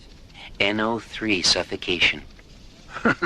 How utterly fitting that the man who used to give me so much gas should succumb to a lethal dose himself. I don't understand. Now, poor Richard and I worked together on Starlab once upon a time as fellow science officers. We were Professor Cassidy's golden-haired boys. Oh, you mean you used to have yellow protein filaments growing on that shiny dome of yours? Golden-haired boys is just a figure of speech, Berkey. Now, where was I? Oh, yes, well, I got into some trouble while I was stationed on Starlab. Nothing serious, just a little glowstone smuggling, but they railroaded me into prison anyway. I'd still be there if Lethe hadn't suddenly required a man of my unique talents. From prison to Lethe? What's the difference, Master? Yes, indeed. I'm volunteering for this post for sheer inspiration. Berkey, Professor Cassidy had a daughter, Maura. Find out if she's still on Starlab. And find out if Ann Nicholson is there, too. She could be very useful to us, considering how closely she and her husband work together. As you wish, Master. Ratchet? Master? Berkey and I are going to Starlab. Prepare the Orcus Omega. Yes, Master. By the way, Mrs. Thorndancer is waiting to see you. Well, send her in, Ratchet. My dear Mr. Toddmaster, My dear Mrs. Thorndancer. I just couldn't leave without thanking you for everything. 24 hours with my husband, alive and happy, reliving the best times we ever had. Oh, Mr. Toddmaster, it was wonderful. Well, I'm delighted that you're delighted. But remember, this is our little secret. Oh, don't worry. I won't breathe a word to a living soul. Goodbye, Mr. Toddmaster. Oh, it's never really goodbye, Mrs. Thorndancer. Only au revoir. Ratchet, what's the progress on the Thorndancer experiment? She relived a period with Professor Thorndancer during which he was deeply involved with mind weapon research. Some of his workable hypotheses were so dangerous, he never revealed them to his colleagues, but he did confide them to his wife, and she talked her head off about them. The professor's replicate functioned so well that it had her discussing mind weapon theory within 5 minutes. The data is in the Omni extrapolator now. Good work, Ratchet. Stay tuned. Berkey, what did you find out about Maura Cassidy? She's now Starlab's research director. Ann Nicholson is there, too. Well. Are you feeling all right, Master? I'm feeling very well, Berkey. Thank you. The Orcus Omega awaits you, Master. Thank you, Ratchet. Come along, Berkey. We mustn't keep the dead waiting. Lethy's sinister supervisor and his assistant Berkey descend to the mortuary satellite's launch bay and board the sleek cobalt blue funeral ship Orcus Omega. Orcus, the ancient Roman name for Pluto, the god of Hades, and Omega, the Greek symbol for the end, the final singularity. Meanwhile, on Starlab, Ann Nicholson has just been told about the ISA decree to have her husband honorarily interred on Lethe. I can't help the way I feel, Maura. I am not going to Lethe, and that's all there is to it. Well, you still haven't told me why you won't go. It's grotesque. Taking him away from me like this and hiding him in a place where I'll never see him again. Couldn't he be put in cryosuspension, Maura? Have you asked the council about that? Maybe there's still a chance that Richard could be brought back to me someday. And you know it's too late for that. All right. Then you take him to Lethe, Maura.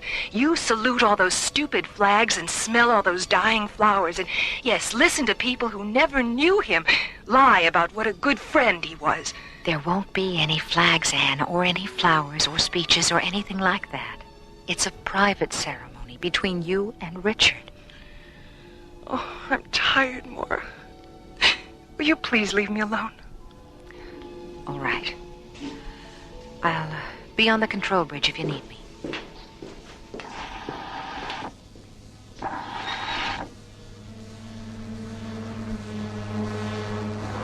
Roger, Orcus Omega. Your DV coordinates are 068 at 204. And you're clear for entry into Level C Docking Bay 19er. Thank you, Starlab. Orcus Omega, out. How long will we be on Starlab, Master? Just long enough for you to load the late Dr. Nicholson, and for me to have a few words with my past. Starlab. I'm looking forward to seeing what goes on inside. Well, I'm sorry, Berkey, but I'm afraid you'll have to stay aboard the ship. Not again. Berkey, how often do I have to remind you that you are an image infusion android, an illusion? that you only have substance when the light is right, that you'll vanish if the light should change. I'm sorry, but if someone sees you 1 minute and then doesn't see you the next, they'll know that I'm in control of an illegal procedure. You don't want me sent back to prison, do you? Berkey? Oh, don't rush me, Master. I'm thinking. The Orcus Omega maneuvers into a docking orbit with Starlab. On board, Lethy's tall, black-cloaked supervisor, Simon Toddmaster, and his assistant, Berkey. A former assistant to Maura Cassidy's father, Toddmaster is no stranger to Starlab. Hello, Maura. It's wonderful to see you. Simon, you're the last person I ever expected to see on Starlab. I'm sorry, I didn't mean that personally. Well, you know what I mean. It's all right, Maura. I understand. Are those flowers for me? The roses are here. Thank you, Simon.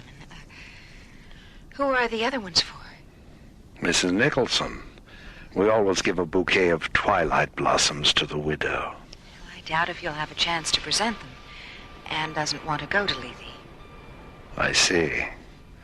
Well, perhaps if I spoke to her, I do have a way of making people understand the importance of being present at the final interment. Well, if you think your talking to her will do any good, I'll take you to her quarters. Maura, is Mr. Toddmaster there? Yes, he is. Dr. Nicholson's body has been taken aboard the Orcus Omega, Mr. Toddmaster. Thank you. Oh, would you mind telling my assistant that I'll be there in a few minutes? Will do. And now, Maura, if you will show me to Mrs. Nicholson's quarters.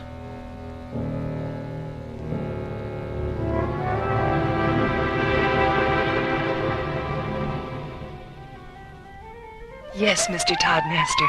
The flowers are beautiful. What did you call them again? Twilight blossoms? That's right, Anne. Twilight blossoms. You know, when you first came in, I thought they were ugly. But there's something about their fragrance now that makes them seem so alive. Anne. Yes. Would you like to see Richard again? Alive? Oh, yes.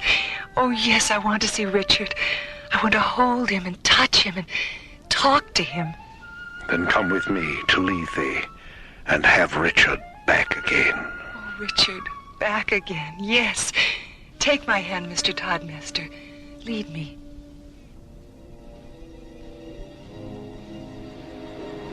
We've just got confirmation on it, Maura. Toddmaster's in control of image infusion, and he's using it to create the illusion of bringing the dead back to life. The dead? But why? So he can extract classified military and scientific information from those who were at one time associated with the men and women now interred on Lethe.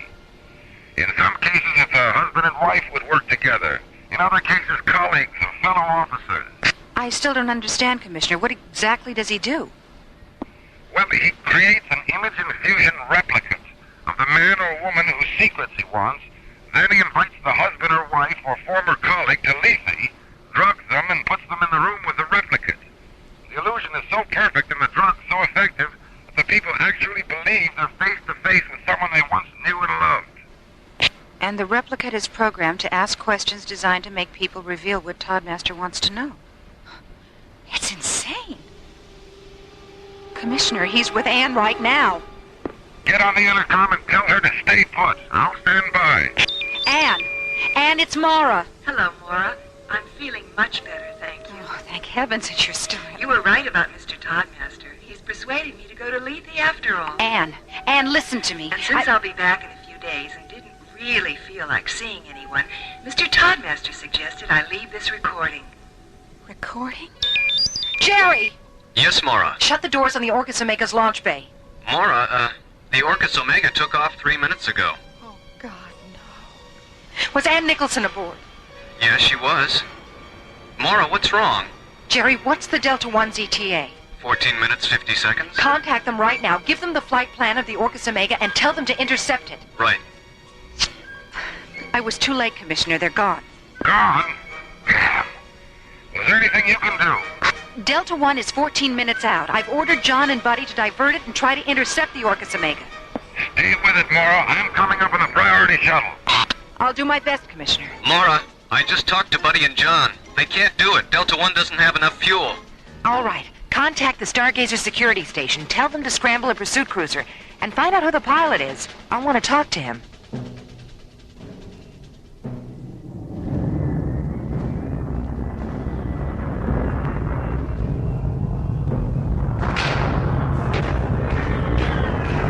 Mrs. Nicholson is asleep, Master. To sleep. Perchance to dream, eh, Berkey? Dream? What's a dream, Master? An expedition to the interior of the subconscious. Something humans do when they sleep. What's the subconscious, Master? A place where secrets live.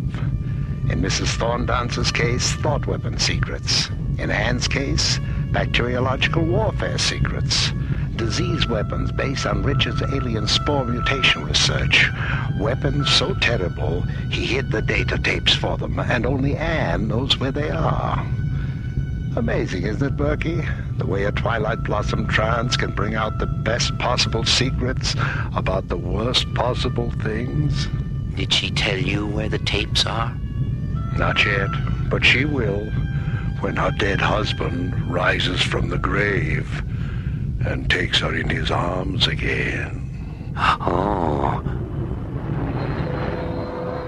In times past, there were legends and myths that told how the dead became the undead and walked the regions of night, passing ancient moonlit walls and mirrors, casting neither shadow nor reflection. But because dreams of resurrection are ageless and the powers of darkness infinite, the demon sorcerer of the past has reappeared as the Simon Toddmaster of the future. Simon Toddmaster, the resurrectionist of Lethe, a man walking the regions of night beneath the cold, moonlit skies of alien worlds.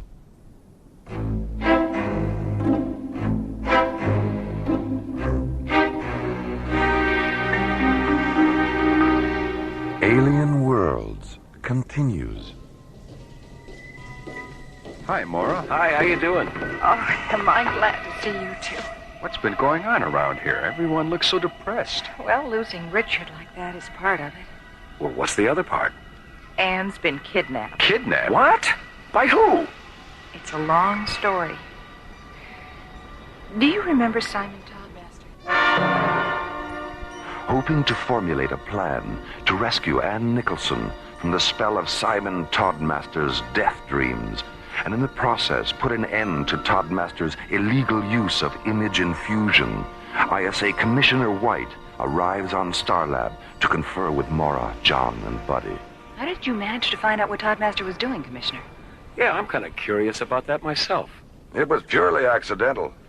You remember Benjamin Thorndancer? The thought weapon theorist. Didn't he die last year during an Omega Wave feedback experiment? Yes, and he was interred on Lethe. Well, his wife went up there 3 days ago to visit the crypt. On her way back, she had a serious heart attack. Luckily, there was a physician on board the same shuttle, and he managed to keep her alive until they could reach an ISA hospital ship. Did she pull through? Yes, but they had to perform emergency bypass surgery. She came out of the anesthesia raving about Toddmaster and how he'd brought her husband back to life. So the next day, we sent up an ISA interrogation specialist to talk to her. She told him everything. What did she say actually happened? Well, when she arrived on Lethe, Toddmaster presented her with a bouquet of flowers. Twilight blossoms, she said he called them. One minute she was smelling them, and the next she was in some kind of a arena talking to her husband. And, well, you know the rest. Well, what does Anne have that this crypt keeper wants? Richard had made a major breakthrough in the use of alien spore mutations for bacteriological warfare. And Anne is the only one who knows where the data tapes are. Huh. If that mausoleum maniac gets his hands on those tapes, well, he could put us all 6 feet under. Mora? Commissioner White? What is it, Jerry? I've got a transmission coming in from Lethe. It's Anne Nicholson. Anne? We'll patch her through, Jerry. Hello, Mora? Anne, are you all right? Of course I am. Why shouldn't I be?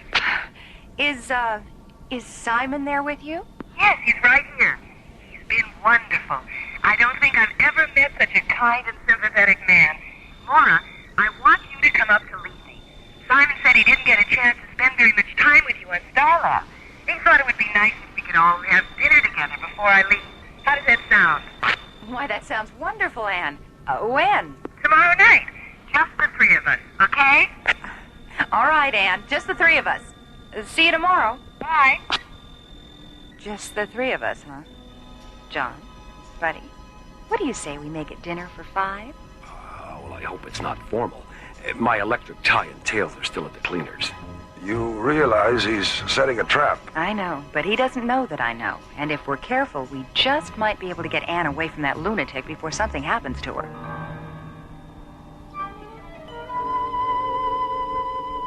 Old wine, sweet music, candlelight, delicious food, good friends.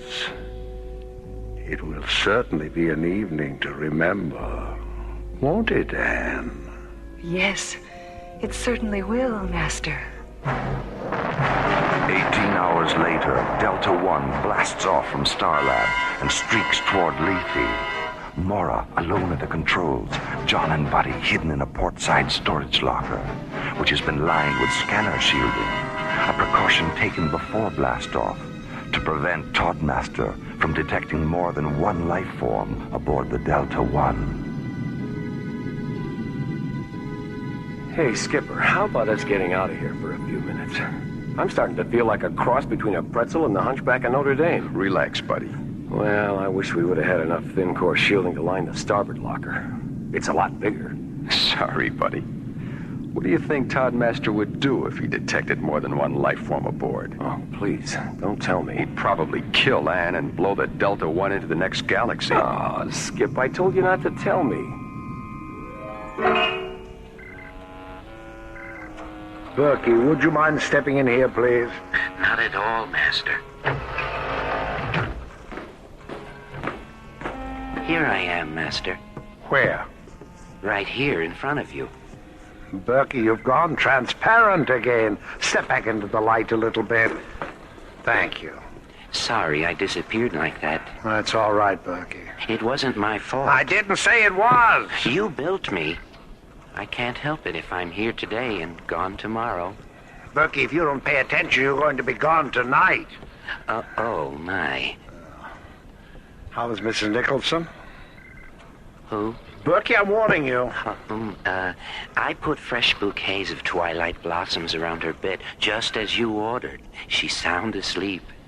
And by asleep, to say we end the heartache and the 1,000 natural shocks that flesh is heir to, 'tis a consummation devoutly to be wished. Has Dr. Nicholson's replicate been programmed? Yes, Master. It knows exactly what to ask her. And the Illusion Theater is ready for your inspection. Ah, the Illusion Theater. The play certainly is the thing, eh, Berkey? The play is the thing. Certainly. The thing certainly is. The certainly. Oh, I knew he wouldn't get that one. Ratchet. You called, Master? Put Imagerina 4 on the screen. Coming up. Well, my dear Ratchet, you've certainly outdone yourself this time. If I didn't know better, I'd swear I was looking at old Cape Cod. Is that the Nicholson summer house there in the background? Yes, Master. Could you bring it in where it belongs, Ratchet? It doesn't look quite right sitting out there in the ocean. Oh, sorry, Master. One of the hologram mirrors must have shifted. Yes. Now let me see Dr. Nicholson's replicate. Oh. Richard, are you excited about seeing Anne? Yes, Simon. I am excited. Thank you, Richard. Ratchet, he doesn't seem all that thrilled. Can you pep him up a little? I'll give it my best, Master. I'll see that you do. And by the way, how is our replicate of Maura Cassidy's father coming along? It will be ready for programming by morning. Well, thank you, Ratchet. Keep up the good work. Delta One has entered Lethe control, Master. ETA 5 minutes. Very well. Prepare to guide Maura Cassidy down. Berkey, scan the ship and make certain she's alone. Oh, yes, Master. Only one life form on board. Lethe control to Delta 1. Retro to descent. Mora orbits the Delta 1 into a descent vector above Lethe. John and Buddy hidden in a shielded storage locker to prevent detection by Lethe's life form scanners. Their safe arrival, the first stage of a plan to rescue Ann Nicholson from Lethe's mysterious mortician, Simon Toddmaster. An undertaking which will soon continue with a quiet dinner between Mora, Ann, and Toddmaster, and hopefully end with Toddmaster getting his just desserts. Roger, Lethe Control. I'm on the pad. Stay where you are, Dr. Cassidy. I'll be right over to pick you up. Delta 1, out.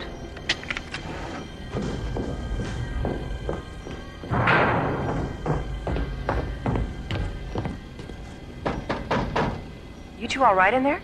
I keep telling you, Sheriff, this locker just ain't big enough for the both of us. We're fine, Mora. I've already switched on the beep sender Carl concealed in Richard's metal, and I'll give it to Ann the minute I see her. Your micro receivers are on the console. One of them is tuned to Ann's beeper. The other one is tuned to my button transmitter. Dr. Cassidy. For God's sakes, don't lose track of us. Coming!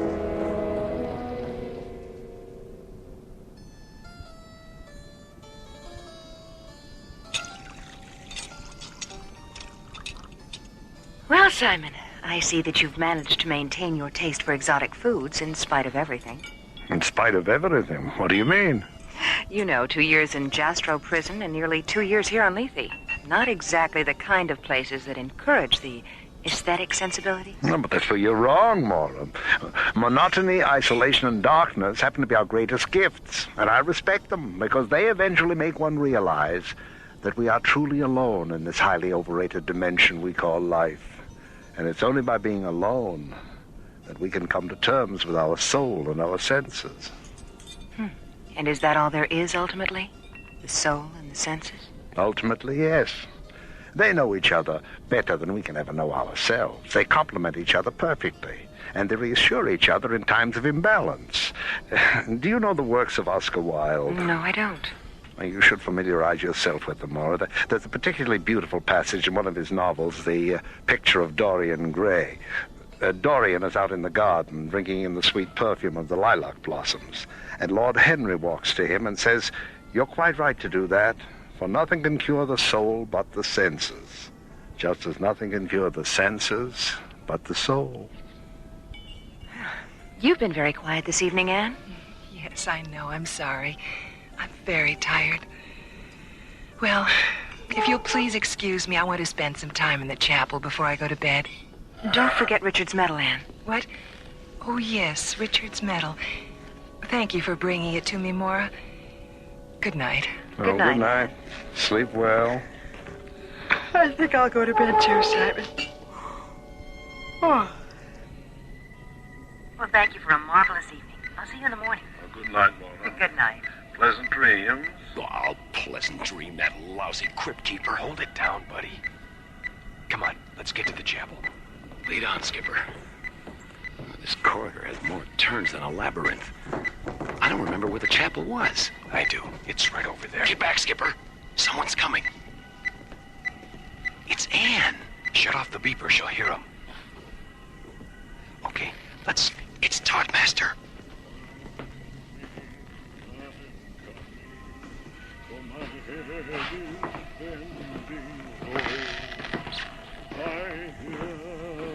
Gentle voices calling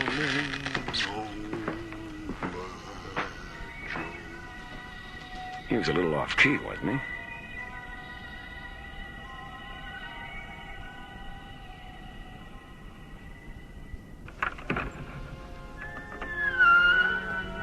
Lovely, isn't it, Anne? The way the candlelight transforms the flowers into living shadows. Oh, yes. Beautiful. Richard is waiting. Oh, Richard.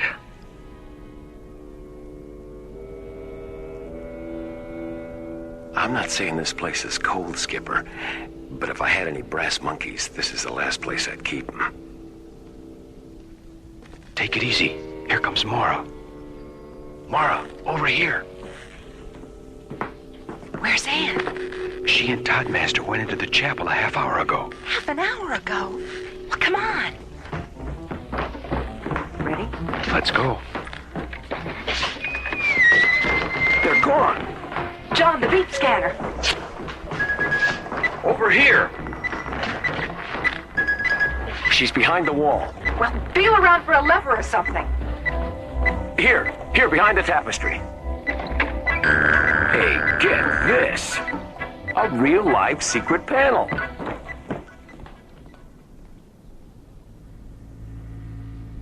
Now, Anne, if you'll just sit here. That's right. Berkey, bring up the lights in the arena. Yes, Master. Richard. Anne! Anne! Damn you, Mara. Damn you. Get away from that console, Toddmaster. Berkey, Ratchet, kill the intruder. Get down, Skipper. Toddmaster, Buddy, take out the other two. Master, help us. Help us, please help us. John, blast the control panel. Berkey, Ratchet, my children. You're killing my beautiful children. Laura, what's happening? I am the resurrectionist of Lethe, master of the dead, master of the dead, master of the dead. He's melting.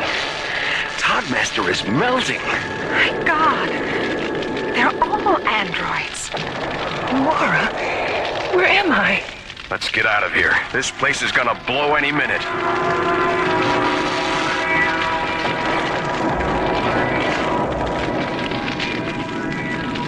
For Anne Nicholson, a narrow escape from the machineries of deception and death.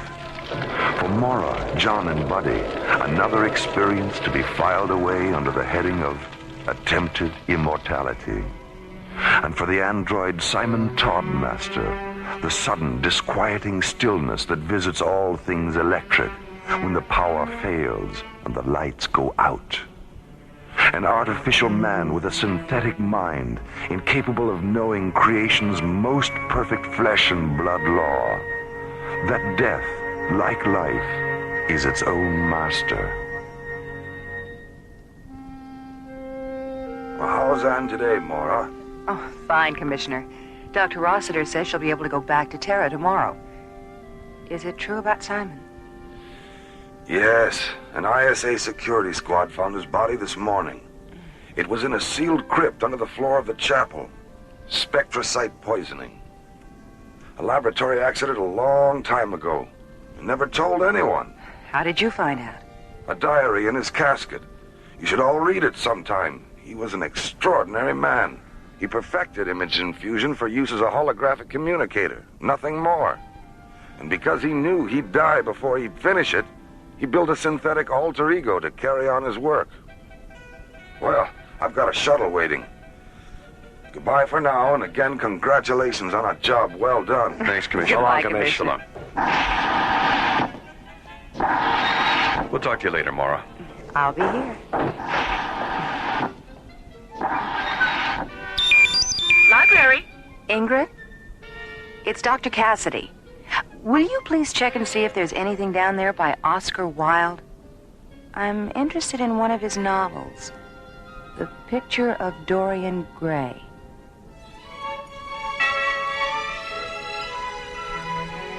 The Resurrectionists of Lethe starred Chuck Olson, Linda Gary, Bruce Philip Miller, and Corey Burton, with guest stars Hans Conried, Susan Brown, George DiCenzo, Cliff Norton, Jack Lukes, Joseph Sakari, and Sally Smaller. Alien Worlds was created, produced, and directed by Lee Hansen. And so, until next time, this is Roger Dressler, inviting you to join us for another adventure on Alien Worlds.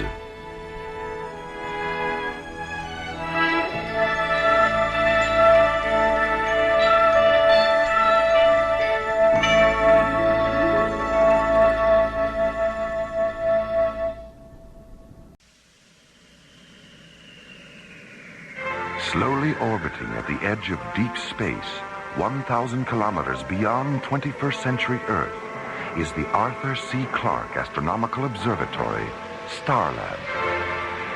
Here, Starlab Research Director Maura Cassidy and scientists and technicians of the International Space Authority watch over the countless star systems that fill the universe.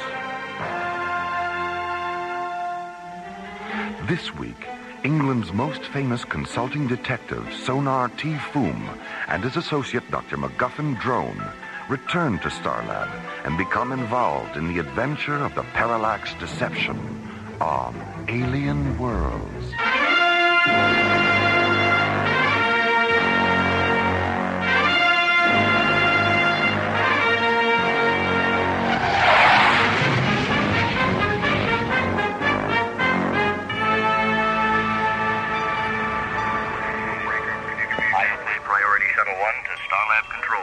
This is Starlab. Go ahead, Shuttle 1. Please stand by for Commissioner White. Jerry, is Maura still on Cronus with Buddy and John? Maura got back this morning, Commissioner. Buddy and John are still there. All right. Well, tell Maura I'm on my way in from Timian 3 with an old friend of hers, Professor Madeline Stoner. Will do. Thanks, Jerry. Here's Captain Lester again. Okay, Starlab. I'm ready to receive docking orbit insertion coordinates. We are 800 kilometers out on approach meridian 690, and our ETA is 7 minutes, 10 seconds.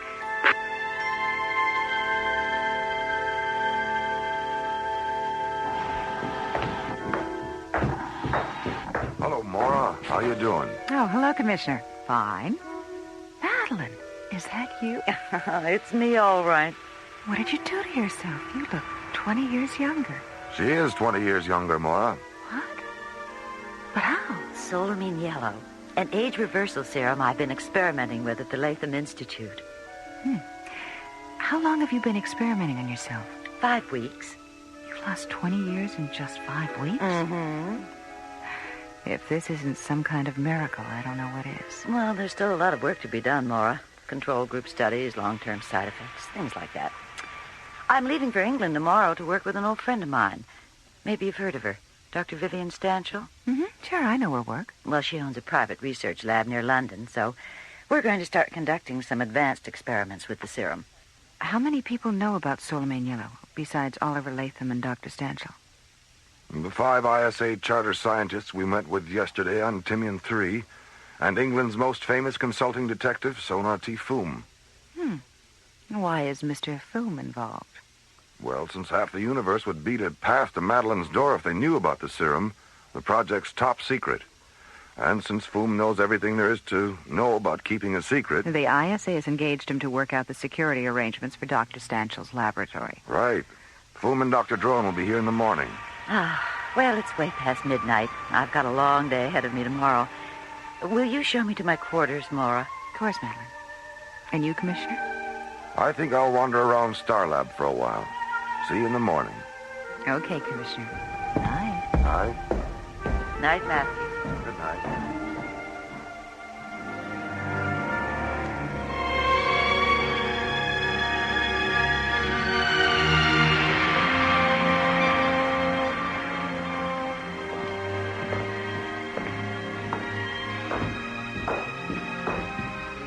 Well, I'll see if Madeline's ready, Commissioner. See you in a few minutes.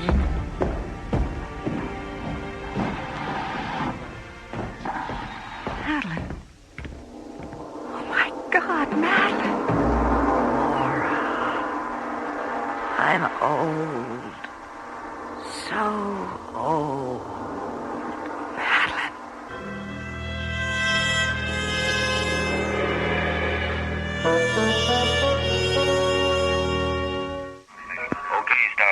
I'm ready to receive docking orbit insertion coordinates. We are 800 kilometers out. Following a top-secret science conference on Timian 3, ISA Commissioner White and Professor Madeline Stoner arrive at Starlab for a meeting with Maura Cassidy. Madeline, what did you do to yourself? You look 20 years younger. She is 20 years younger, Maura. What? But how? Solamine yellow. An age reversal serum I've been experimenting with at the Latham Institute. But when Maura enters Madeline's quarters the next morning, she finds her friend lying on the floor, her newfound youth gone, her eyes glazed with age, transformed overnight into a withered old woman. Meanwhile, at a small spaceport near London, England's most famous consulting detective, Sonar T. Foom, and its associate, Dr. MacGuffin Drone, board Foom's multi-atmosphere cruiser, the Bellerophon, and blast off for Starlab.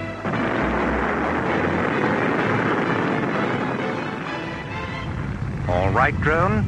Reduce power 30% and ease back on the controls. Yes, yes.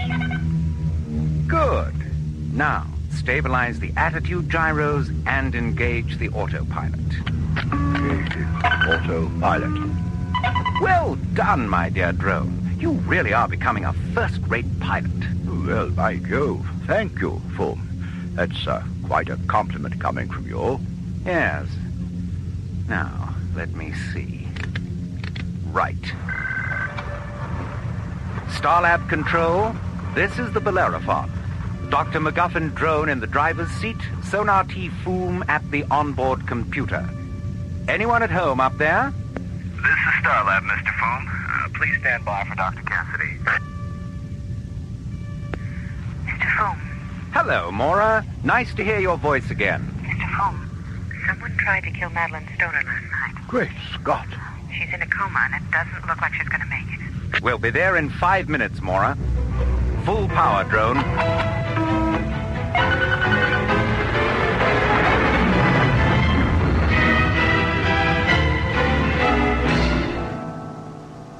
We thought at first she'd had some kind of reaction to the serum. But when Dr. Rossiter examined her, she found this in Madeline's back. Why, looks like a needle from an old-fashioned hypodermic syringe. I'm afraid not, Drone. This is a projectile from an extremely powerful compressed air pistol, and I'm certain the blue stain on its tip is a lethal poison. The weapon that fired this is used exclusively by the Zil assassination regiments on Shakandra. Why would a Zil assassin want to kill Madeline anyway? And how on earth would one of them get aboard Starlab without our knowing it? I mean, my God, Shakandran adults are 8 feet tall. Someone would have noticed him. Where in Professor Stoner's body was this projectile found? In her back, about 3 inches below the base of her skull. The point was embedded in the first cervical vertebrae. It's fortunate the bone prevented it from entering her body completely. Oh? Why do you say that, Foom? This projectile is made of a synthetic metal that is 100% chromic. Chromic? What do you mean? A chromic substance is one that dissolves in the body without a trace, Commissioner. If that projectile had penetrated completely, we'd still be operating under the delusion that Professor Stoner did, in fact, experience a negative solamine yellow reaction. That probably is what the would-be assassin wanted us to think. Yes. Commissioner, do you have a sample of the serum with you? There's a small vial in Madeline's bag. Good. I'll need some laboratory facilities, Maura. Starlab is at your disposal, Mr. Foom. All right, then let's get on with it. We have a lot of work to do.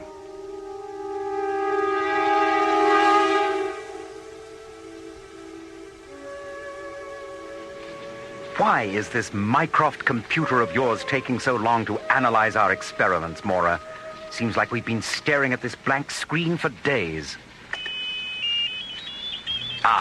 Here's our data now. Projectile 100% chromic, tip substance 30% verthiolate, 70% unknown. Properties of the unknown element. Interacts exclusively with solamine yellow, converting it to an age acceleration agent by a factor of 18.6. Well, that's it, isn't it? Whoever tried to kill Madeline had to know about solamine yellow and what it took to reverse the process. That considerably narrows our list of possible suspects, doesn't it, Foom? Yes. Oliver Latham, Dr. Vivian Stanshaw, and the 5 ISA scientists on Timian 3. If you think it'll do any good, I'll go back to Timian 3 and investigate the possibility of a security leak. Excellent. Now, what about Dr. Stanshall? No. Madeline said they were so close they could practically read each other's minds. They were like sisters. All right, that's good enough for me. Does Oliver Latham know what's happened? Yes, I radioed the Institute just before you docked. Radio him again, Mora, and tell him we're on our way down to have a chat. Okay. Oh, one more thing, Mora. Have Jerry pull the visual scanner tapes of every docking procedure that's occurred here within the past 48 hours. This fiend had to arrive by ship and leave the same way. Perhaps the tapes will disclose something.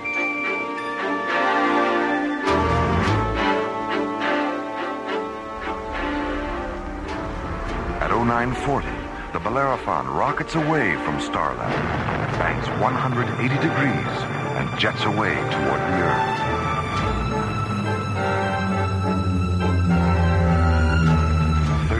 Later, Foom's powerful ship enters Earth's atmosphere and approaches the Latham Institute, a complex of pearlescent blue domes situated on the Gold Coast of New California. Meanwhile, behind the locked doors of the Institute's executive suite, Oliver Latham sits behind his desk, staring up at the white skeleton-like face of the 8-foot-tall, black-cloaked alien who stands before him. It's the judgment of the Chakandran War Council that you've overextended yourself, Latham. I don't care what your War Council thinks, Brack. I'm doing The Council's ultimatum is this. If you cannot deliver the Etrusine you promised, they will terminate the flow of wealth you so desperately need to maintain this complex of yours. You have 10 days. 10 days? There's no way in the world that I can produce 200,000 liters of Etrusine in 10 days. And why not? You produced 200,000 liters of solamine yellow in only 6 days. Well, producing solamine yellow in quantity was easy. It was already developed. Etrusine is still in the experimental stage. Latham, if Etrusine is so experimental, why did it interact so perfectly with the solamine yellow and Professor Stoner's system? Well, I didn't mean that. I meant that process of converting it from a solid to a liquid is experimental. Latham, do you remember how surprised you were when your old friend Jacob Himmler approached you concerning our war with Abraxas? I was more than surprised. I was astonished. I had no idea he was involved with your... Astonished, yes. Now, multiply that astonishment by a factor of 10, and you will know how much you astonish me. Astonish you?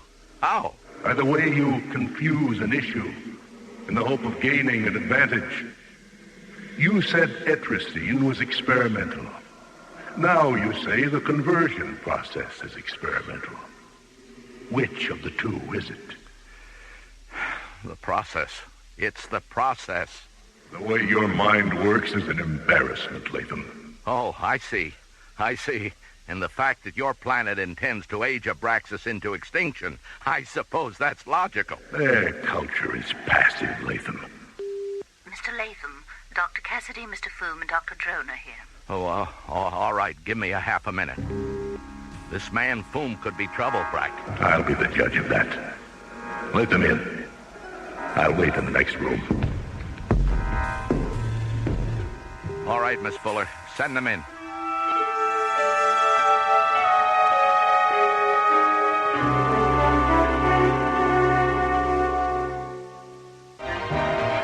Hours after entering Oliver Latham's office, Mora, Dr. Drone, and Sonar T. Foom return to the Institute's spaceport, board the Bellerophon, and blast off for Starlab.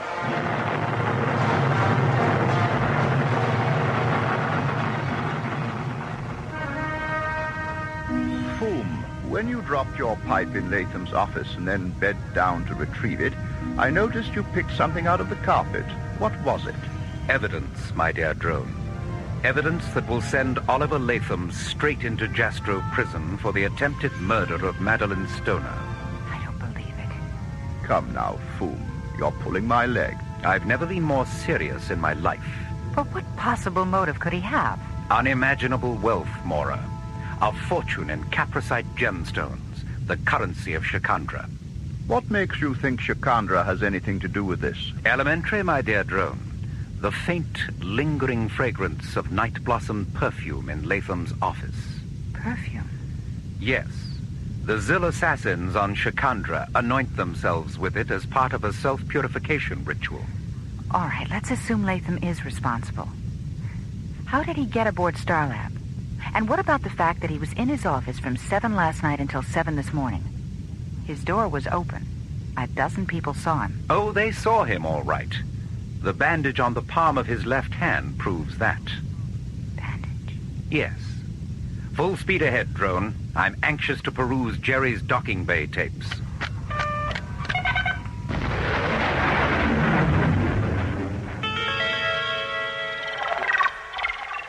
There it is, Mr. Foom. Lunar Shuttle 135. It came in late last night after the pilot radioed he was having trouble with the life support system.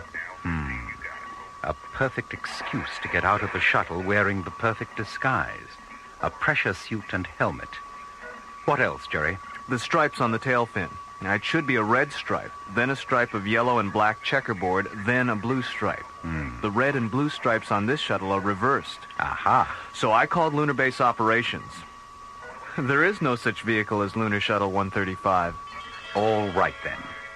Mora, radio the Institute and have Latham meet you in Professor Stoner's lab at 10 o'clock this evening. Tell him the ISA has authorized you to pick up her personal effects. All right. Drone, take the Bellerophon to London and pick up that special equipment we talked about. Meet us at the Institute spaceport no later than 9 o'clock.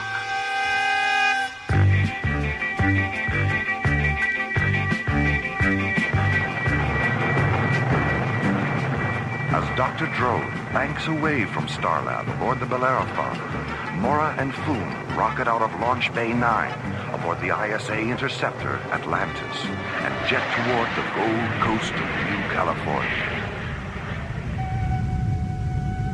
I still can't believe Oliver Latham did it. You know my methods, Mora. I never make an accusation I can't prove. And before this night is out, my own evidence will be vindicated by an admission of guilt from Latham himself. Isn't that your scanner alarm, Mora? Yes, we have an unidentified spacecraft at 205. That blue button, Mr. Foom, let's get a visual. Well, a Shikandran sky raider. The plot thickens, eh, Mora? It certainly does. Activate the laser turrets, Mr. Foom. Those red switches. Tally-ho, Mora. Close, but no cigar. Oops, here he comes again. Not a very good shot, is he? What time is it? 8:30. Oh, gee, it's getting late, isn't it? Well, I better get this over with. Nice shooting, Mora. That's one you owe me, Mr. Foom. One what? One cigar.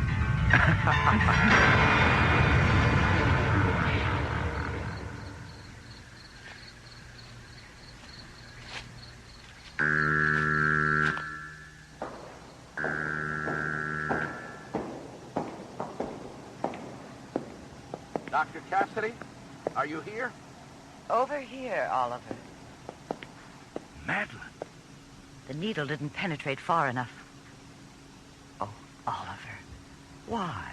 Why did you do it? The Institute needed money, Madeline. Solamine yellow and etrazine together. The perfect biochemical weapon. I could have made a fortune. But you said no. No more weapons. Life, not death. And I pretended to agree. I never wanted to hurt you, Madeline. It was Brack's idea. I had no choice. He said it was a matter of survival, the taking of one life in order to preserve the future of the Institute. I'm sorry, Madeline, but I'm afraid that equation for survival still stands. You can't kill me again, Oliver. I don't exist. Madeline? Madeline, come back! She can't come back, Latham. She was never here. She died half an hour ago. No, she can't be.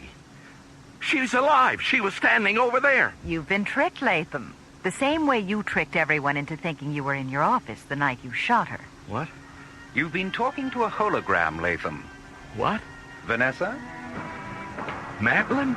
Sorry to disappoint you, Latham, but this happens to be Miss Vanessa Lockwood, one of the Royal Shakespeare Company's most versatile and talented actresses. Mr. Latham? Vanessa has been good enough to play the role of Madeline Stoner in the next room, while we projected her holographic image into this room. Major, get him out of here. Come with us, Mr. Latham. You're under arrest. The Institute needed money. I could have made a fortune. It was Brack's idea. Would you mind clearing up a few things, Mr. Foom? Jerry's explanation was a little sketchy. What was your first clue? This silverized prism fragment I picked out of the carpet in Latham's office. It's from a parallax mirror, that part of a holographic projector concerned with stabilizing the image in relation to the viewer. He accidentally broke the mirror while disassembling the apparatus and cut himself picking up the pieces. But, Sonar, doesn't the thing one wishes to project have to be somewhere nearby? Normally, yes, but Latham used a pre-programmed visual scanner tape, which permitted him to be in two places at once when he isn't really anywhere at all. He planned it so perfectly. 24 hours ago, it seemed impossible that he could have done it. Nothing is perfect, Maura. And the next time you're confronted with the impossible, remember what the immortal Sherlock Holmes used to say. When the impossible is eliminated, what remains must be the truth, no matter how improbable that truth may be. Which of you is Mr. Foom? I am. I'm Abernathy, Institute Communications. This message just came for you from London by way of Starlab. May I have the envelope, please? Certainly. Thank you so much.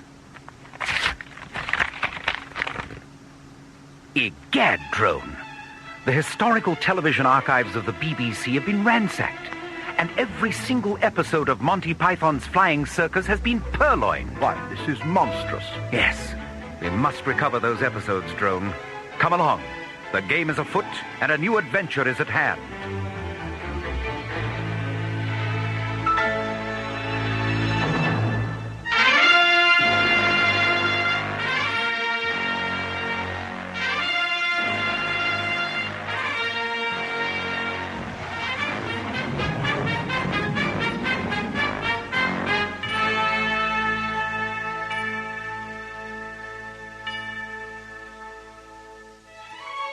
The Adventure of the Parallax Deception was written by Ron Thompson and starred Linda Gary, Roger Dressler, Corey Burton, and the Watermark Players, with special guest stars Philip Clark as Sonar T. Foom, Bernard Fox as MacGuffin Drone, Jesse White as Latham, Irv Immerman as Brack, and Corinne Conley as Madeline Stoner.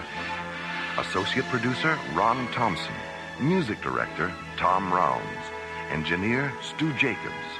Technical consultant, Peter Sky. Assistant to the producer, Jim Cook. Alien Worlds was created, produced, and directed by Lee Hansen. This episode of Alien Worlds is dedicated to the memory of Sir Arthur Conan Doyle, creator of England's most famous consulting detective. And so until next week, this is Roger Dressler, inviting you to join us for a question of conscience from the elsewhere and elsewhen of Alien Worlds.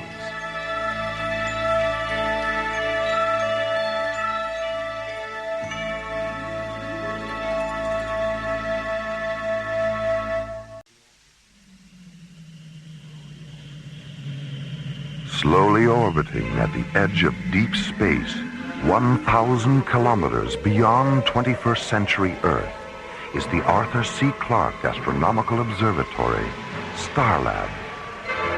Here, Starlab Research Director Maura Cassidy and scientists and technicians of the International Space Authority watch over the countless stars and planets that fill the universe.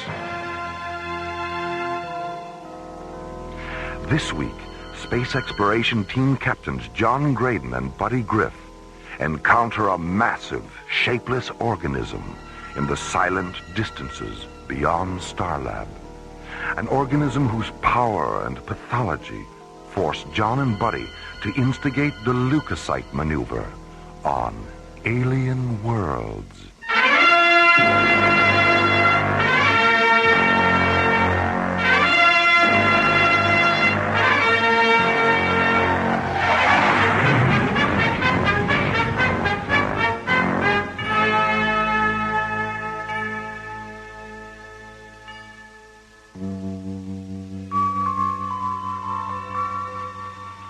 Starlab's Jodrell Mackenzie radio telescope has detected an unidentified energy mass slowly moving to the constellation of Cygnus, the Northern Cross. Entered in Starlab's Mycroft computer as Stellar Anomaly 505, the energy mass is being tracked in the radio telescope monitoring laboratory by Professor Arthur Royce and astronomer technicians Karen Stone and Carl Phillips. All right, let's try and get a visual on it. Karen, cross-link the 350 optical telescope and calibrate for maximum vector scan. What about polarization? We'll let that go for the time being. Okay. Carl, switch on screens 4 and 5 and interface the azimuth grid for Cygnus. Full resolution on both screens? Just on 5. There it is. Horizontal travel along submeridian 201. Beautiful, isn't it? Like a tiny star in silver mist. You think everything out there is beautiful? Yeah. Yeah, I do. Interface the DRS, Carl. Let's get a radial velocity on this thing. This can't be right. What's the problem, Carl? The radial velocity. I'm getting a synchronous redshift and blue shift. The anomaly is approaching and receding simultaneously. Yeah, not to mention that it's still moving sideways. Look at that. It's starting to cartwheel. Maybe we should... What? What happened? What is it? It's gone. Royce, look at this. I'm still picking up its radial velocity. Light wave readings when there's no light? What's going on here? It's on the screens again. Submeridian 068. What? How long was it off? The retro timer says 9 seconds. It just traveled 2 light years in 9 seconds. Karen, run a total spectrum analysis on that thing. Okay. Carl, get a kinetic temperature reading. I'd better let Dr. Cassidy know about this.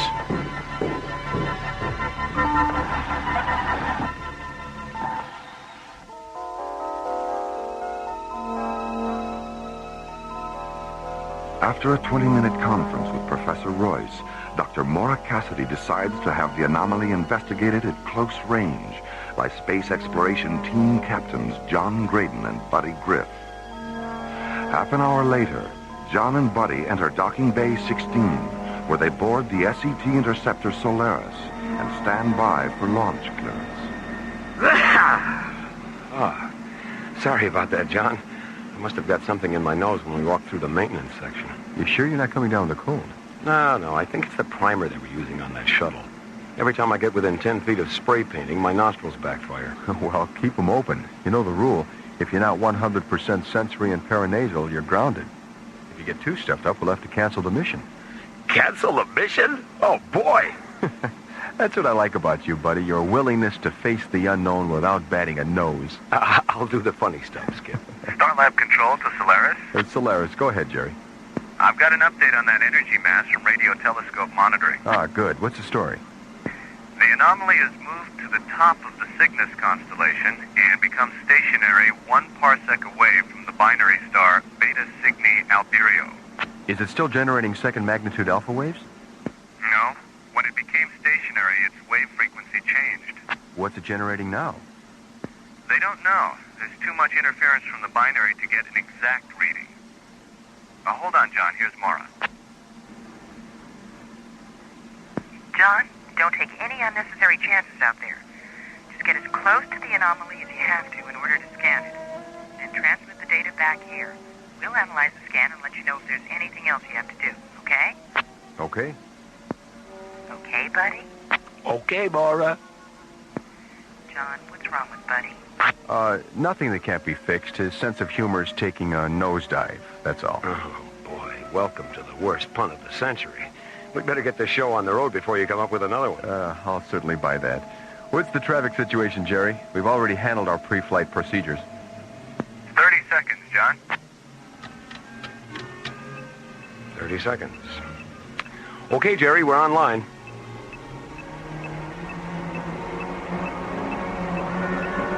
Launch vector 09er Alpha, John. I'm opening the bay doors now.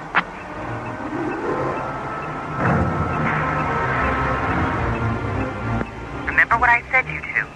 No unnecessary chances. Scan it and transmit the data. That's all.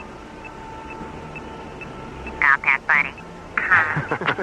I've created a monster.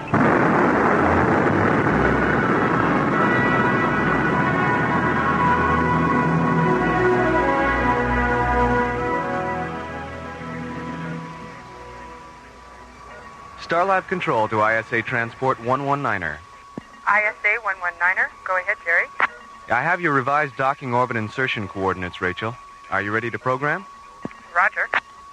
DOIC Meridian 203 at subvector 17 Alpha, docking bay 28.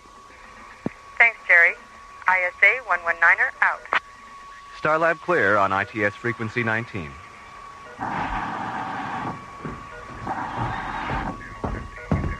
Hi, Jerry. How are John and Buddy doing? Everything's okay. They checked in at 13:30, right on schedule.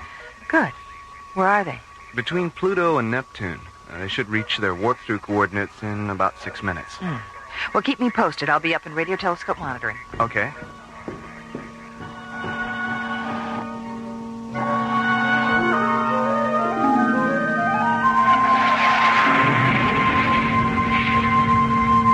Okay, buddy, let's start the switch over to hyperdrive. Initiate sidereal surge buffer overlap. SSB terminals are online. Parallel sequential links to substatus screen. PSLs are in phase. Primary and secondary parsec refractors to Parallax subroutine 1.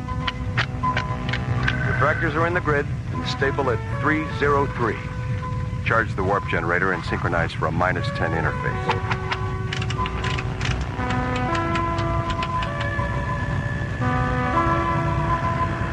Here we go. You sure you're not coming down with something? I'm all right. See you in Cygnus.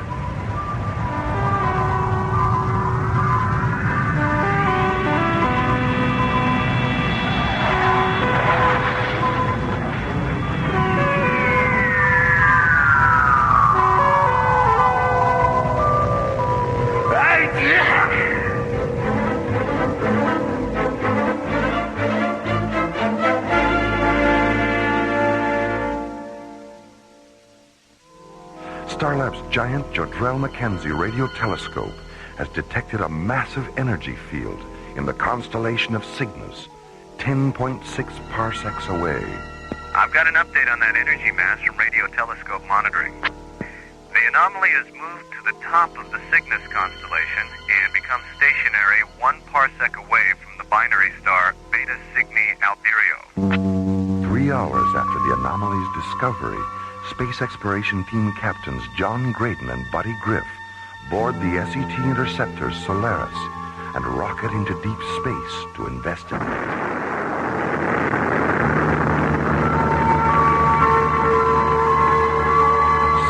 Later, the Solaris warps through the time-space continuum and arrives in the constellation of Cygnus, near the anomaly's last known location. I don't get it, Skipper. Nothing on the spectrometer, nothing on the gas amplification sensors, and nothing on the radiation scanners. Maybe it moved up into the Veiled Nebula. Open the parsec frequency. Let's see if they're still tracking it on Starlab. Solaris to Starlab Control. This is Starlab. Is it you, buddy? Yeah, it's you, all right. I'd recognize that sneeze anywhere. What's happening out there? Well, that's just it, Jerry. Nothing's happening. There's no sign of that, whatever it was. Are they still tracking it up in radio telescope monitoring? Stand by. I'll check. You know, I was just thinking, buddy. Maybe that thing's some kind of an organism. Well, I don't think so, John. I mean, a 2,000-kilometer wide living organism that's invisible? I know it sounds pretty far-fetched. But if it were some sort of organism, that would explain why we aren't picking it up on the... Starlab control to Solaris. Solaris, go ahead, Jerry. Radio telescope monitoring says the anomaly went off their screens at about the same time you got there. Mara wants you to come back to Starlab. Okay, Jerry. Oh, by the way, have Dr. Rossiter break out some of her little yellow pills, will you? In spite of all reports to the contrary, I think I'm coming down with a lunar flu or something. Will do. Starlab control clear on parsec frequency 1. Solaris out. Hey, you better take an antipyretic and try and get some sleep. Yeah. Let's get out of here.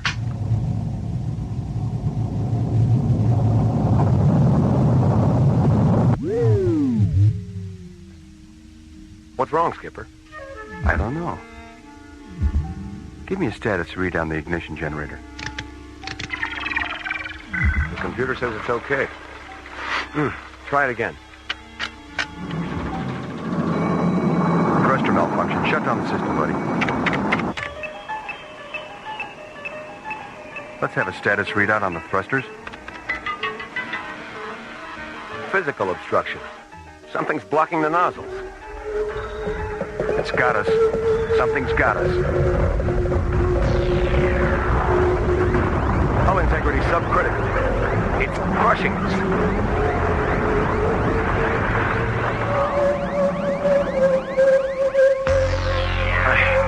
God. Shut down the bioscan indicators before the circuits blow.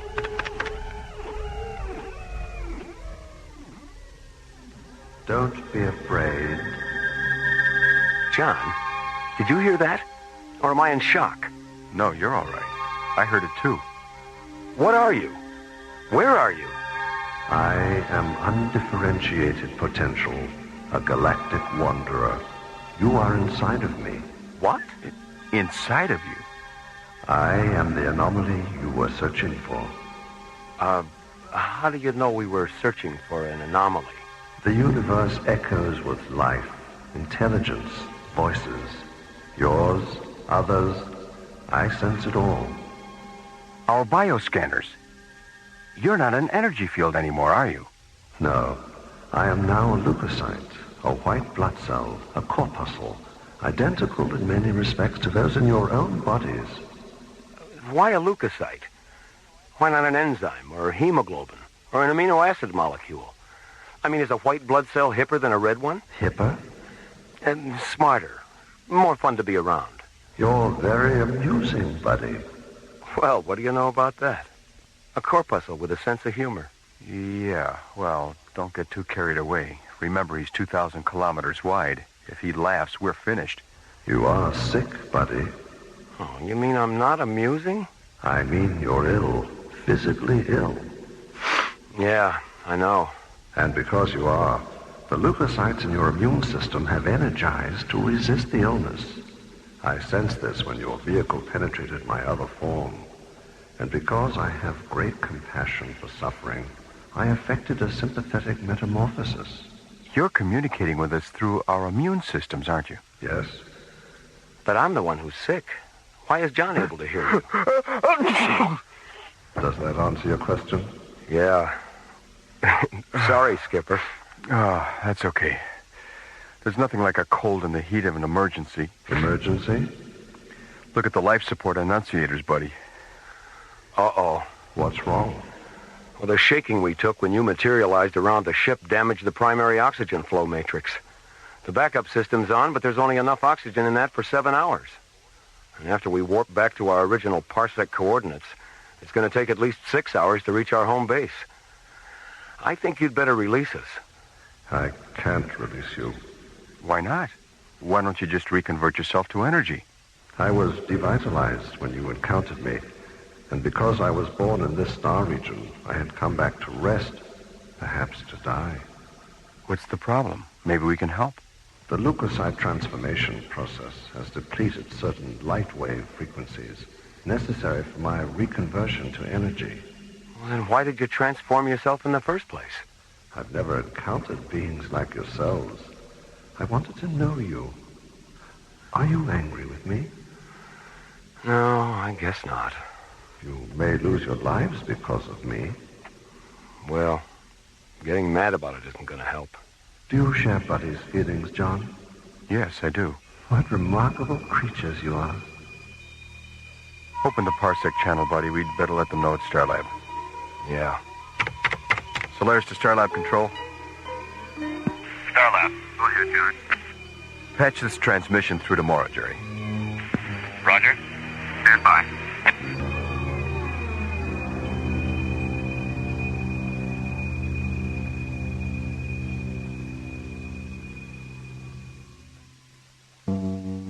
Ordered to investigate a massive energy field 10.6 light years from Starlab, Buddy and John warp the Solaris through the time-space continuum into the constellation of Cygnus.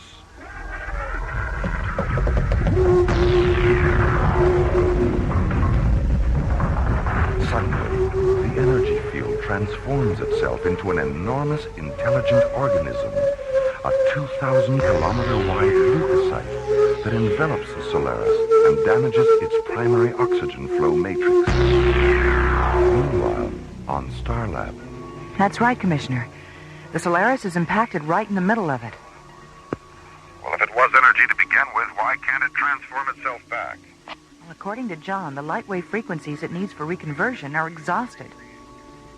How much oxygen do they have? Less than 7 hours. I just had a thought, Maura.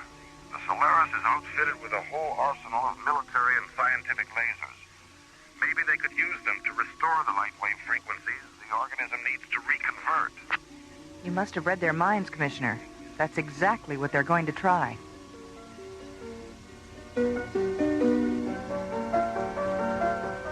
Okay, Buddy. Let's put the laser generators online. Normal sequence. LG 1, 3, 5.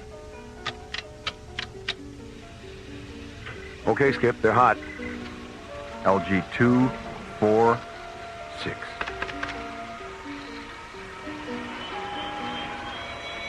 Malfunction on number 6. Shut it down.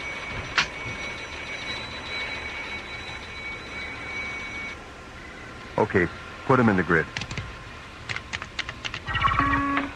We have positive grid interface. Open laser port 1 and calibrate for a 5,000 angstrom green light discharge, soft beam.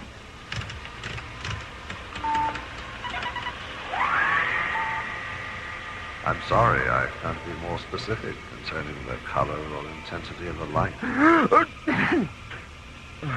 that's all right. We'll figure that out by trial and error. The other thing I'm worried about is if our lasers have enough saturation potential. Well, fire number 1, buddy.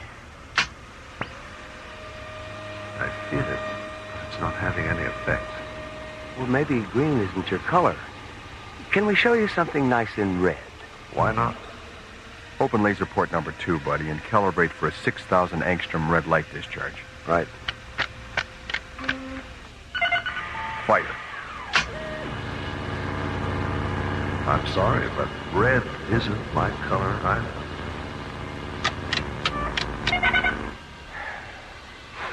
How much oxygen is left in the backup system? 6 hours, 19 minutes. Open up number 3. Let's try 4,600 angstroms of violet. Starlab control to Solaris. Solaris, go ahead, Maura. Passing out there, John. Any luck with the lasers? No, not yet. We've tried green and red, and we're getting ready to try violet. What's your life support situation? Critical. If we don't get out of here in 19 minutes, we won't have enough oxygen to get back to Starlab.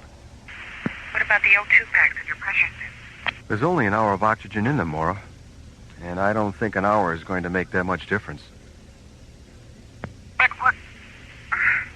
God, I feel so helpless. It's not over yet, Maura.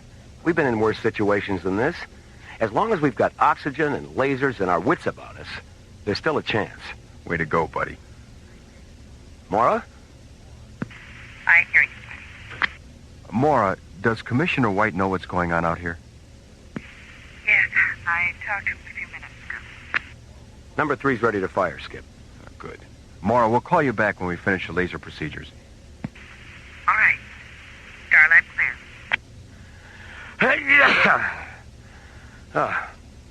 Now, let's see. Right. 4,600 angstroms of violet. Wait a minute, buddy.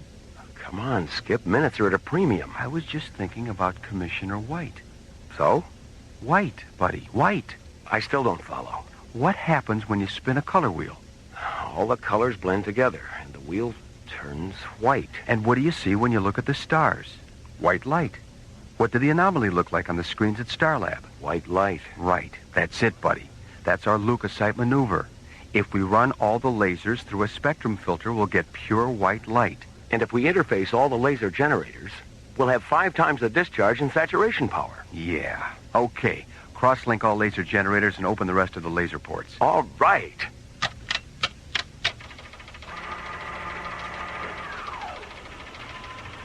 If this attempt succeeds, we'll no longer be able to communicate. I've enjoyed our encounter.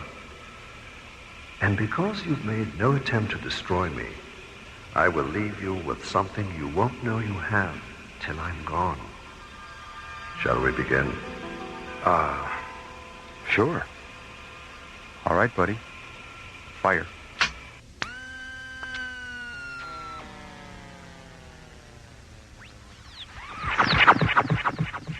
I am the firstborn of the universe.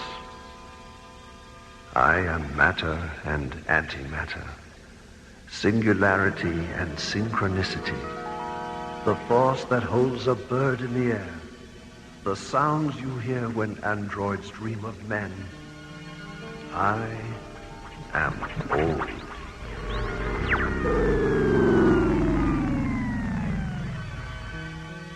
How do you feel, John? I don't know. I feel good. I mean, my body feels good. I'm not sick anymore. Yeah, neither am I. Whatever it was that made us sick, he took with him. He healed us.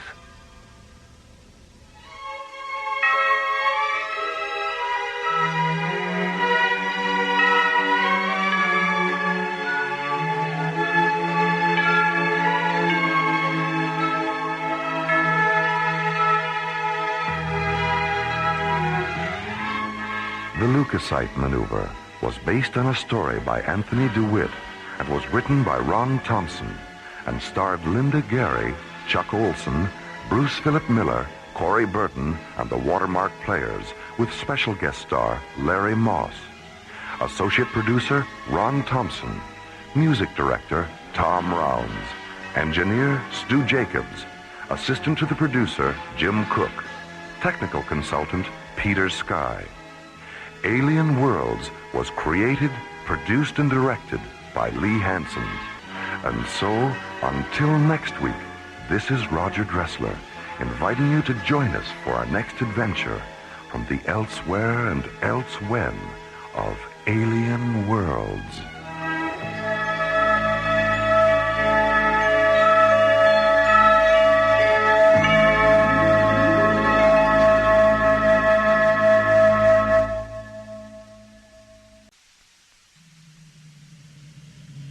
Slowly rotating at the edge of deep space, 1,000 kilometers beyond the atmosphere of 21st century Earth, is the Arthur C. Clarke Astronomical Observatory, Starlab. Here, Starlab Research Director Maura Cassidy and scientists and technicians of the International Space Authority watch over the countless stars and planets that fill the silent distances beyond the giant space station. This week, Maura Cassidy and Space Exploration Team Captains John Graydon and Buddy Griff cross the Himalayan parallel and encounter one of mankind's oldest legends on the high plateaus of Tibet, a land whose windswept frontiers guard the extraterrestrial secret of something pale and strange, something which has fallen to Earth during an interstellar journey between alien worlds.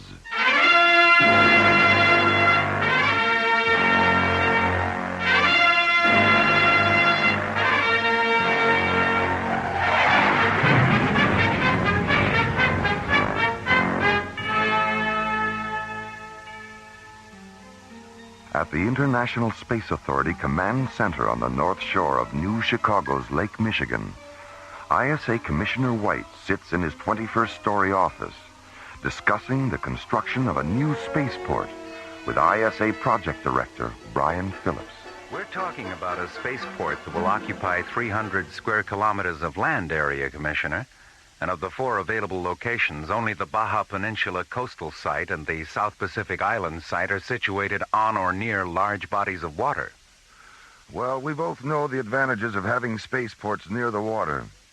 Let's take another look at the pre-construction profile tapes for the Baja site. Commissioner, What is it, Katie? Comm Center has a transmission coming through from the ISA tracking station at Tikal, Tibet. It's Major Lewis. Says it's urgent. All right, I'll take it in here. Patch him through. All right. Commissioner White? I'm here. Go ahead, Major. There's an alien spacecraft down in the Himalayan parallel, about 400 kilometers south of here. You're sure it's alien? Yes, sir. We tracked it from atmosphere entry to impact and recorded a full magnification scanner visual. Any chance of a storm covering up the alien ship with snow? Yes, sir, there is. That's why I flew a recon shuttle over the crash site this morning and dropped a radio marker beacon. Good. All right, Major Lewis. Fly down to LaSalle and check in with our regional science complex. Then arrange an audience with the High Lama and get his permission to send an ISA investigation team to the crash site. The team will be coming from India, so they should be there within 12 hours. Yes, sir. I'll leave right away. ISA tracking station TT1 out. Katie, Yes, Commissioner. put me through to Professor Samavati at the ISA Annex in Calcutta. Yes, sir.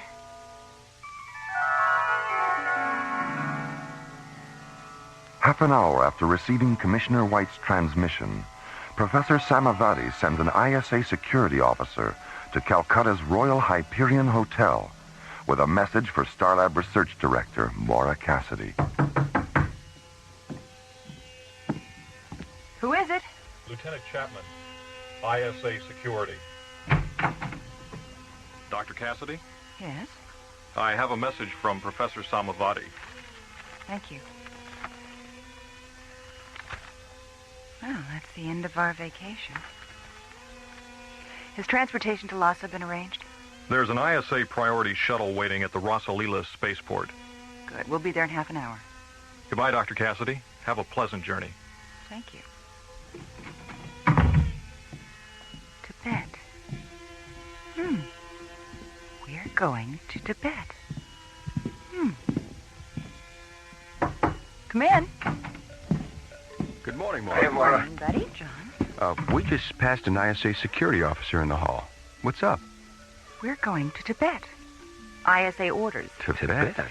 An unidentified alien spacecraft crashed in the Himalayan parallel last night. Commissioner White wants us to investigate. Oh, but we're on vacation. I know how you feel, buddy. I had the same reaction. But then I started thinking, this might be the only chance we'll ever have to meet the High Lama. Yeah. And maybe find out how he got so high. Oh, buddy.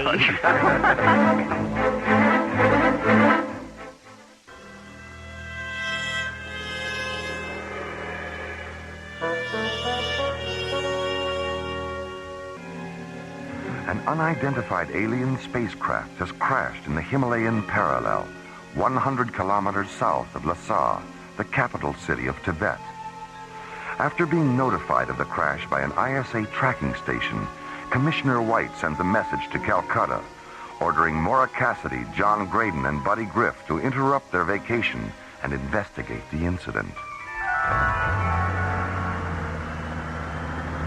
20 minutes later, Maura, John, and Buddy board an ISA jetcopter on the roof of Calcutta's Royal Hyperion Hotel and take off for the Rasalila spaceport, located on the Bay of Bengal.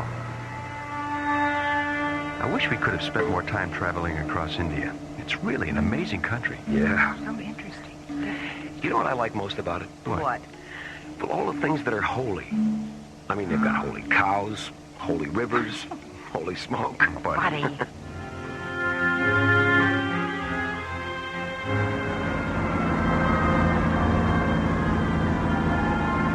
minutes later, the jetcopter lands at Calcutta's Rasa Leela spaceport, where Mora, John, and Buddy board ISA Priority Shuttle 19.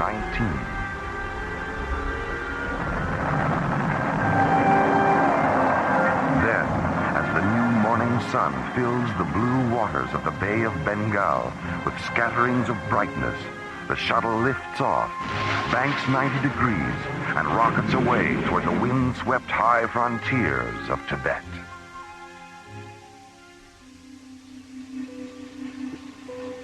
LASA Control, this is SCT Captain John Graydon, piloting ISA Priority Shuttle 19. Are you tracking us? Affirmative, Captain.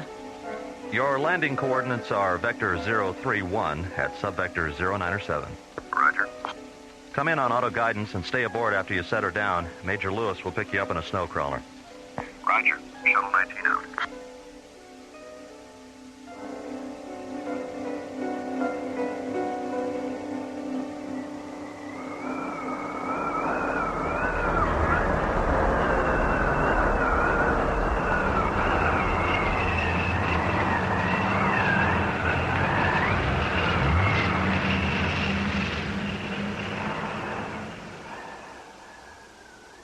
Would anyone care for more tea? Thank you. I wouldn't mind another cup, Major. Here you are. Thank you. Well, when are we scheduled to see the High Lama? I don't know yet. Arranging an audience is, well, complicated. Oh? He rarely gets involved with the official business of the material world. An inner circle priest named Chang usually handles that. Well, when can we see Chang? We can leave for the Lamasery just as soon as Dr. Cassidy finishes her tea.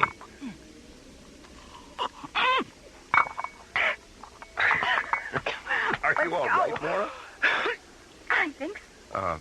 You'll have to excuse Dr. Cassidy, Major. Her table manners are usually beyond reproach. Funny.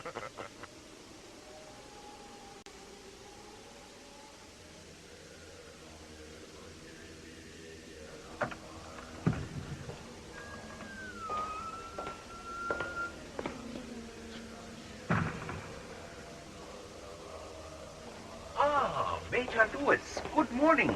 Good morning, Chang. Good to see you. I'd like to present Dr. Mora Cassidy, Captain John Graydon, and Captain Buddy Griff. How do you do, sir? Nice to meet you. So, have you traveled here all the way from Starlab to investigate the fallen alien spacecraft? No, we were... You know about Starlab? We are as devoted to transcendental science as we are to the mysticism of our religion. The basic precepts of Theravadan Buddhism and the underlying concepts of astrophysics are quite similar, you know. Yes, I know. Every day we spend on Starlab makes us realize that more and more. Chang, have you mentioned the alien spacecraft to the High Lama? I did not have to.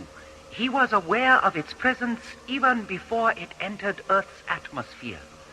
Nothing occurs in the immediate universe that the High Lama is not aware of. And because he is concerned for your safety, he has requested that I accompany you on this expedition. Is where we're going really that dangerous?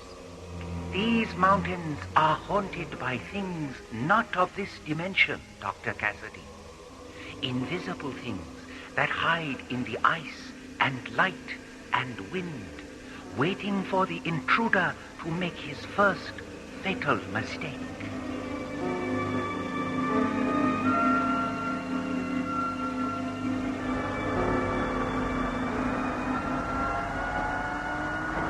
Two hours later, Priority Shuttle 19 lifts off from the ISA Science Complex near Lhasa.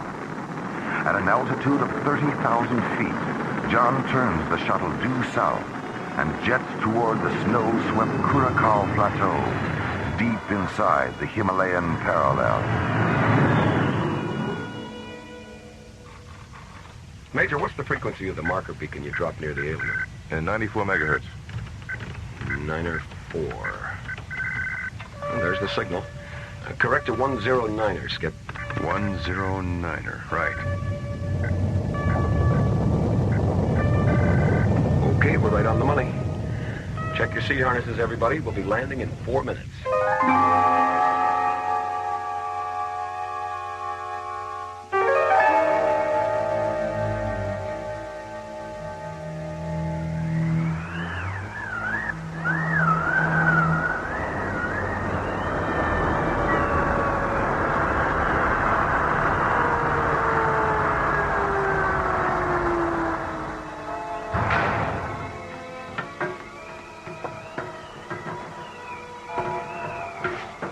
not very big, is it? No. Buddy, are you thinking what I'm thinking? That it looks more like a multi-atmosphere drone than an interplanetary spacecraft? Yeah. What makes you think it's a drone? The size, for one thing. It's only about 12 meters long, so it couldn't have carried more than 10 or 15 minutes worth of fuel. Yeah. And look at the thruster nozzle. That kind of residue is a byproduct of short-range solid propellant, not long-range liquid. Well, the only way we can be certain is to take a residue sample into the shuttle and analyze it. Okay, I'll get the... What was that? Sound. Did you hear that? It is the voice of the Yeti. Abominable snowman? His cries have echoed through these mountains for centuries.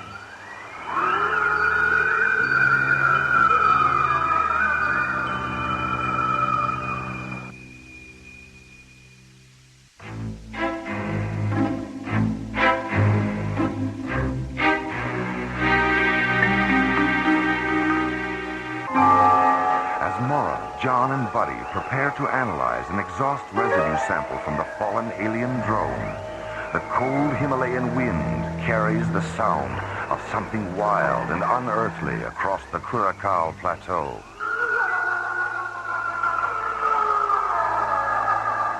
What was that? Sound. Did you hear that? It is the voice of the Yeti.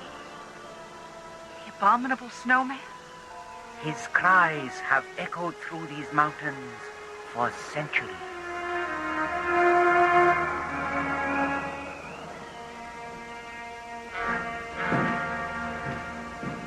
You two still at it?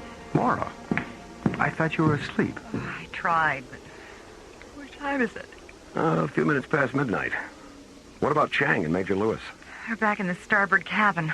Chang's meditating, and Major Lewis is sound asleep. Ooh, it's freezing in here. Why is the port open? Oh, we collected so much scanner data from the drone today, we thought we'd better start indexing some of it. Oh, John here started to nod out, so I opened the port to let in some of that terrific mountain air. I started to nod out. You were the one who fell asleep with your face on the console.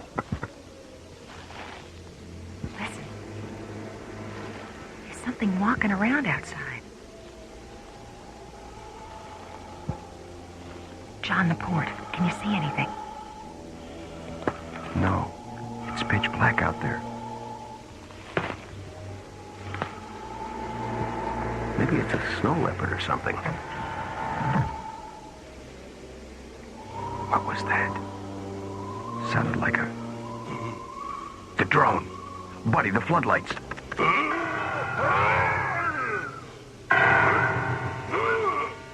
God, it's a Yeti. Let's get out there. Grab a couple of blasters, buddy. Right.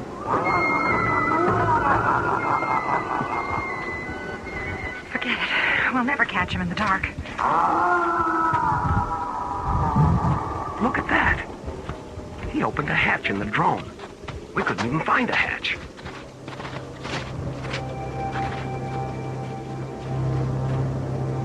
Boost me up, Skip. What's inside, buddy? Racks full of spare parts and tools. Looks like a maintenance depot in here.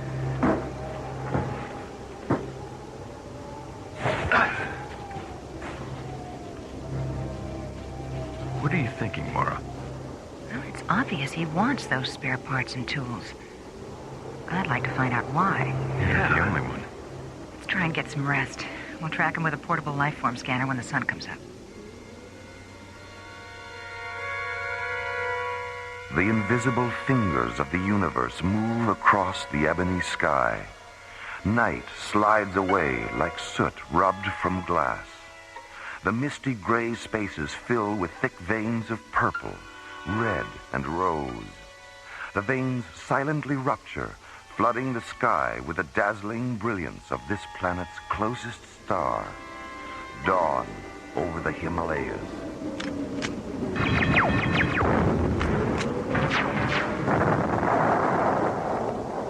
Okay, the laser pistols check out.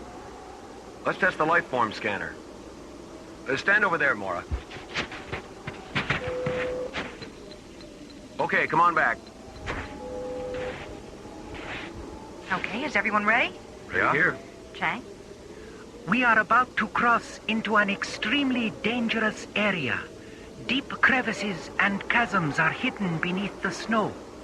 So follow in my path and walk only where I walk. All right, don't worry. Lead on.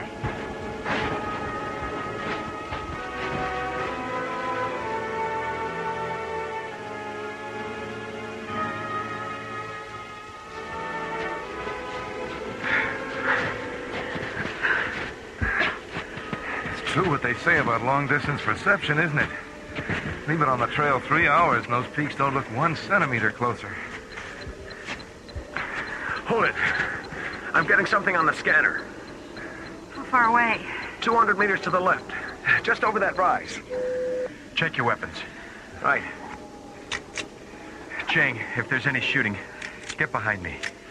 As you wish, Captain Graydon. Okay, let's go. Look at the size of that thing. Looks like it's been there for years. The hatch is open. Come on. You're right, Mora. It is an old ship. John, look at this. The modules on this section of the control console are brand new. Yeah. And it's warm in here.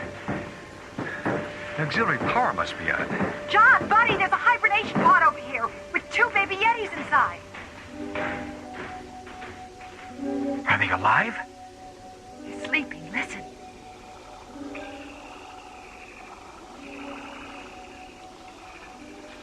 Hold on a minute. There's something outside.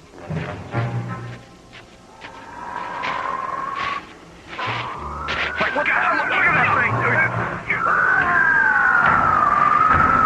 Major, don't! Damn you, Major. But that thing was beautiful. My children, please don't kill them. God. John, buddy, help me turn him over. Okay. Easy. Easy. Chang, he's bleeding to death. Do something. Captain Griff, my position's pouch on the floor behind you. Here. God, what have I done?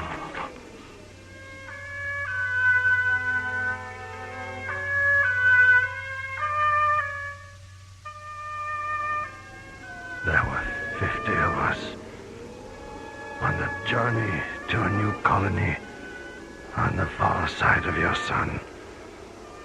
There was an accident. We crashed in these mountains.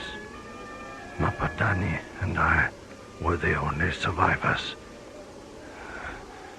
We lived in this ship for over 6 centuries. What became of Mapadani? She died last night after a drone landed. When she saw it, she said she was happy that our children could now return to Nomalaras, our own world. Then her eyes turned to ice. Sariga, why did it take so long for the drone to reach you?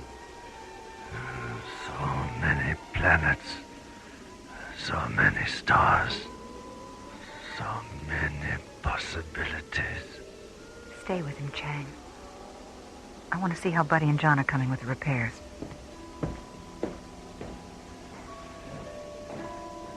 Take my hand, Chang. I sense something of me in you.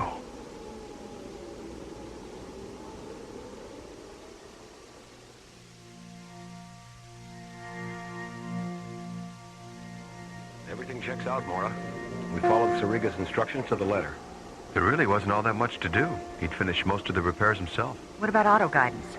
We cross-checked it 3 times. It's locked on a direct course for Namaloris. And the 2 babies? The hibernation pod's life support system is functioning perfectly. Where's Major Lewis? He's walking around outside. He feels terrible about what happened. He made a mistake, Mora. It could have happened to any one of us. You'd better go talk to him. Good idea. Dr. Cassidy? What is it, Chang? He is dead. He asked that we bury him here. Yes, all right. Set the launch timer for 10 minutes, buddy. Right. All right. Let's take Surigo away from here.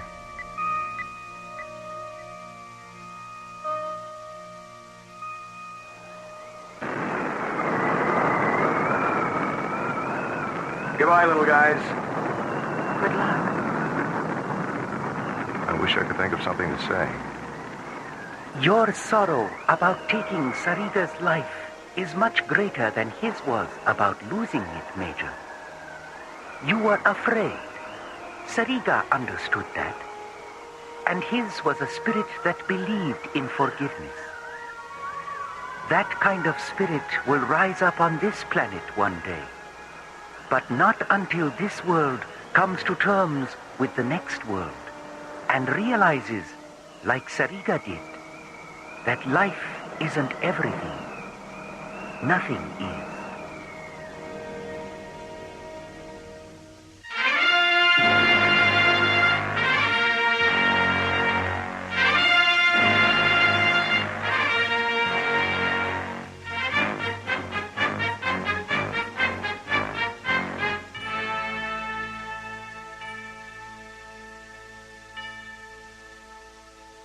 The Himalayan Parallel was written by Ron Thompson and starred Linda Gary, Chuck Olson, Bruce Philip Miller, and the Watermark Players, with special guest stars Philip Clark, Chuck Howerton, and Larry Moss. Associate producer Ron Thompson. Music director Tom Rounds. Engineer Stu Jacobs. Assistant to the producer Jim Cook. Technical consultant Peter Sky.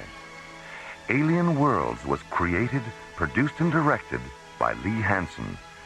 And so, until next week, this is Roger Dressler, inviting you to join us for our next adventure from the elsewhere and elsewhen of Alien Worlds.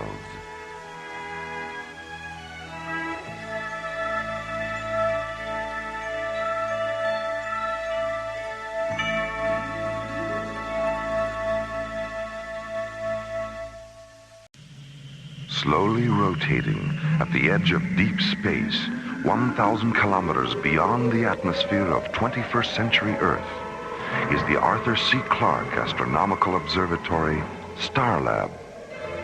Here, Starlab Research Director Maura Cassidy, along with scientists and technicians of the International Space Authority, watch over the countless suns, planets, and star systems that fill the universe. This week, Space Exploration Team Captains John Graydon and Buddy Griff experience the dislocating shock of Timeclash and discover how suddenly the here and now can be transformed into the now and then on Alien Worlds.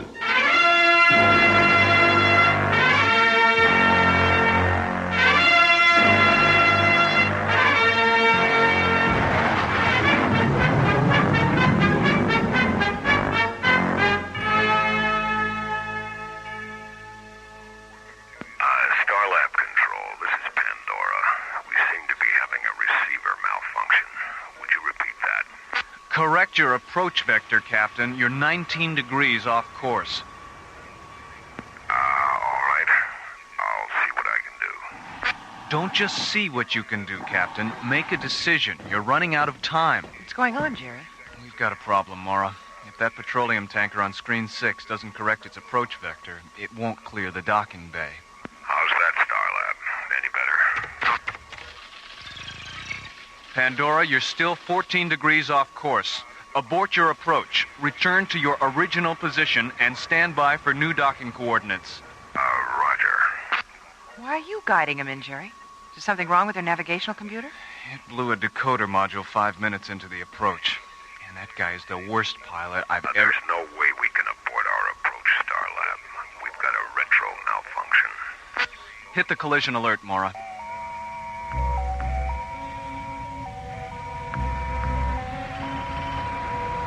Attention docking bay 7. This is an emergency alert. All personnel, please clear the area. Repeat, clear the area. Docking Officer Clark, contact the bridge.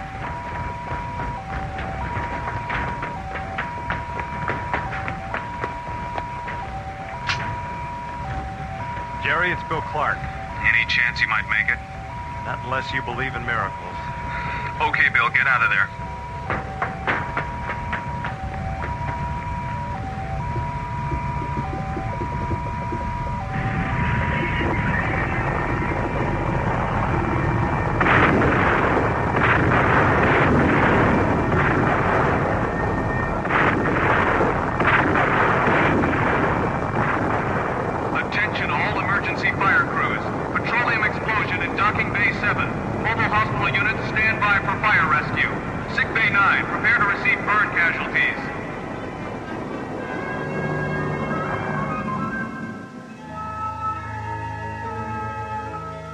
That's right, Commissioner. The Pandora's guidance computer and retro system hadn't been serviced in over 2 years.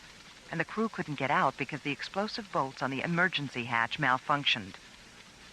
If REFC crew hadn't put out the fire so fast, everyone aboard the Pandora would have burned alive.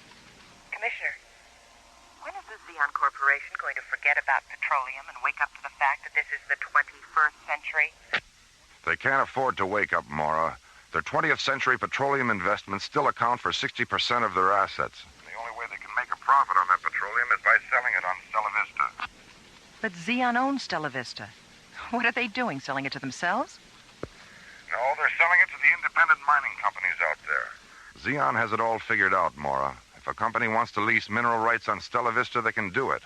But only if they agree to use obsolete fossil fuel equipment. This way, Xeon not only makes money on their mineral leases, but they have a captive market for their petroleum. Well, if that isn't extortion, I don't know what is. Ethically, it is extortion, Mora. Legally, it's known as taking care of business. The good news is that Xeon will have to keep its tanker fleet grounded until we finish our investigation of what happened today. Don't worry. Xeon won't be putting up any more tankers like the Pandora. Do you know about the original Pandora, Commissioner? The one in Greek mythology? Well, my Greek mythology is a little rusty. But I believe Pandora was sent to Earth to punish mankind. I don't remember why. But I do remember she had some kind of magic box. The fire of heaven, Commissioner. She was sent to punish mankind for accepting the fire of heaven from Prometheus. And when she opened that box, she released an eternity of human suffering. You know, I thought about that today when the Pandora split open in the docking bay. What happened was so ugly and terrifying. For a split second, I saw everything mankind had suffered during the last century. All because the oil of the earth, like the fire of heaven, had been used to make people small instead of great.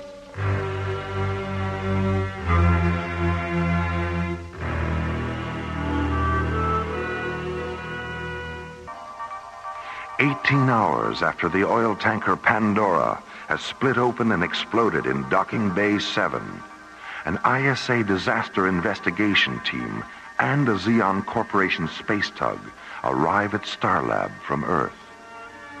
10 hours later, the crew of the Pandora is taken to the nearby Stargazer security station for interrogation. And as the Xeon Corporation tug prepares to tow the burned-out hull of the Pandora back to Earth, Starlab scientists, technicians, and space exploration team officers begin a new day.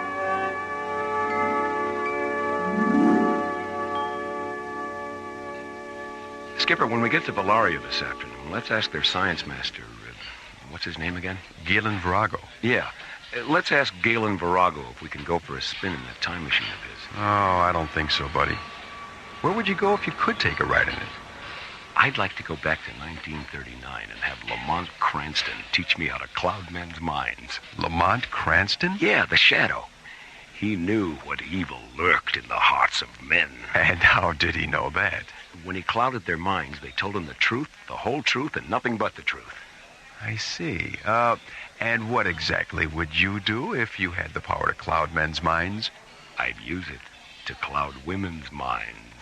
Sexist pig. Oink, oink, oink, oink. Morning, Captain Graydon. Captain Griff. Yeah. Good morning, Cindy. Cindy, have you had your mind clouded lately? No. Not since I read 6 Characters in Search of an Author. What's that, Cindy? A novel? It's a play. Luigi Pirandello, 1921. The characters in the play are rehearsing the play when 6 other people show up, claiming to be characters the author left out of the play when he wrote it. Were any of the people who showed up named Lamont Cranston by any chance? No, Captain, not even by any chance. Now, how about breakfast? You ready to order? Can you give us a few more minutes, Cindy? We're waiting for Dr. Cassidy and Commissioner White. Okay. Gee, I wonder what's keeping Mora. I don't know. Maybe Commissioner White's shuttle was late. Yeah, that tanker accident is really... Oh, here she comes now. Morning, John. Buddy. Hello, Mora. Hi. Where's Commissioner White? He spent most of the night with the ISA Legal Bureau, drafting the order to ground Xeon's tanker fleet. He's going to deliver it this afternoon, so he suggested we go on to Valaria without him. Well, does that mean he's going to miss the time machine demonstration? Just the parallel dimension drone pod playback, which I'm sure Galen will be happy to repeat. The commissioner said he'd be here tomorrow morning around 10, so when he arrives, you two can warp back here in the Solaris, pick him up, and warp back to Valaria again, okay? Yeah, okay. Okay. Let me see that menu, buddy. I'm starving. Here you go. Thank you. Ooh, those Neo cheese grapes look delicious, don't they? Cheese. You know, that reminds me of a story. Oh, dear. There was this guy who had a mouse in his house. So he went out and bought a mousetrap. But when he got it home, he noticed he was out of cheese. You know what he used for bait? A picture of some cheese. And you know what he found in the trap the next morning? Do tell. A picture of a mouse. Buddy.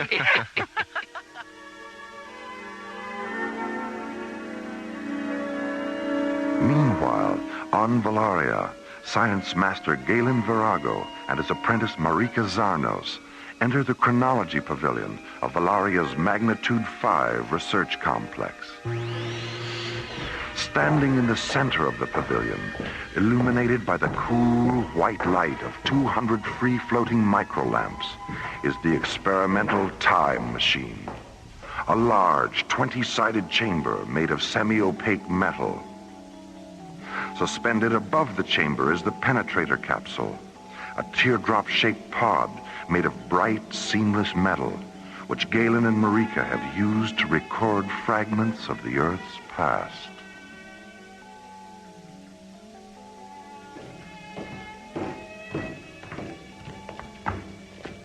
Marika, I want to conduct one last test before Dr. Cassidy arrives. Lower the pod into the chamber.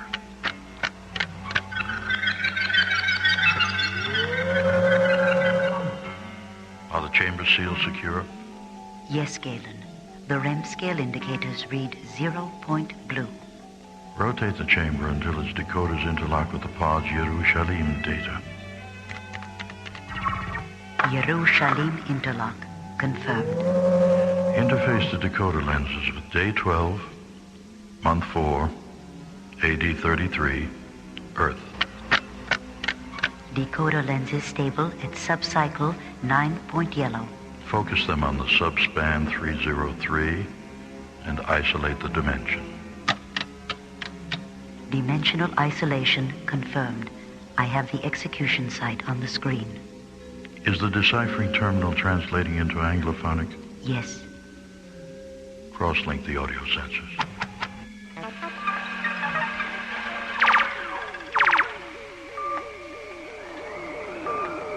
Father, forgive them, for they know not what they do.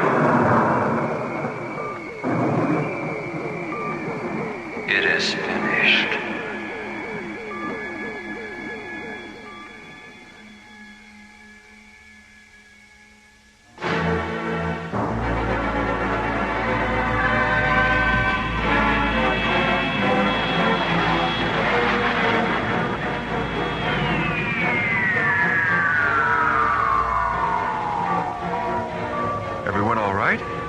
Yeah.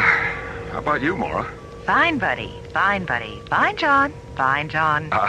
What's the problem, Maura? I still have double vision from the warp-through. Oh, so do we, Maura. Terrific.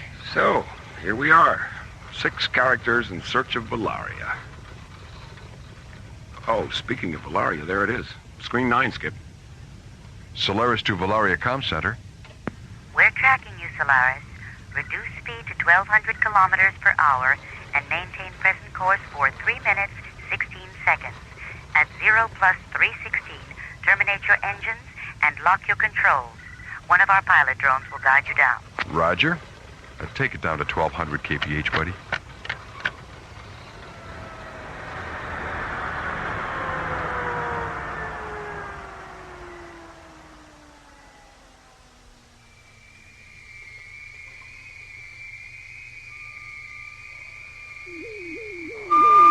Father, forgive them, for they know not what they do.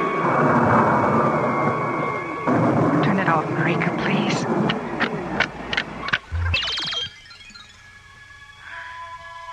If I'd seen that when we first got here, I really don't think I could have made it through the day.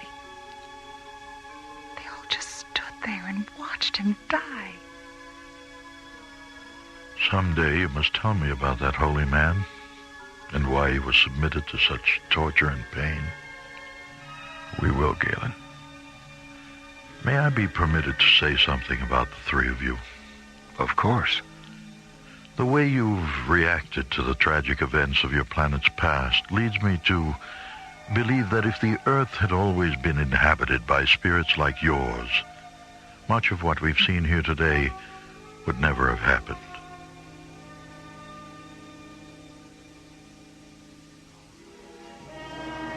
"16 hours later, as Valaria's twin suns tint the morning sky a pale, crystalline yellow, the Valarian Comm Center receives a transmission from Starlab.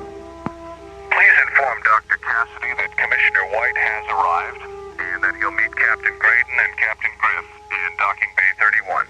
Half an hour later, Buddy and John board the Solaris, and as Maura and Galen watch from the Valaria Tracking Center, the sleek white SET interceptor blasts off for Starlab.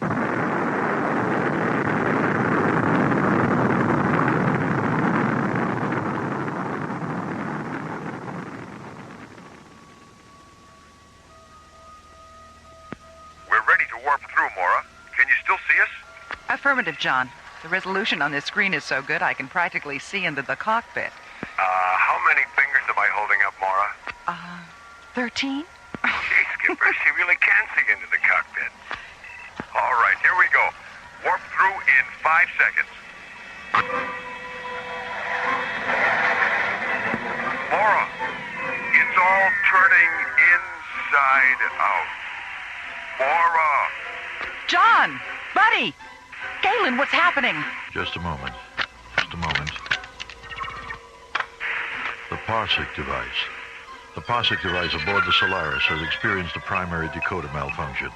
The ship is passing through the time-space continuum in reverse. Galen, the ship's back on the screen. John, Buddy, do you read me? Yes, Mara. I read you. John? Mara, help us. We've become children.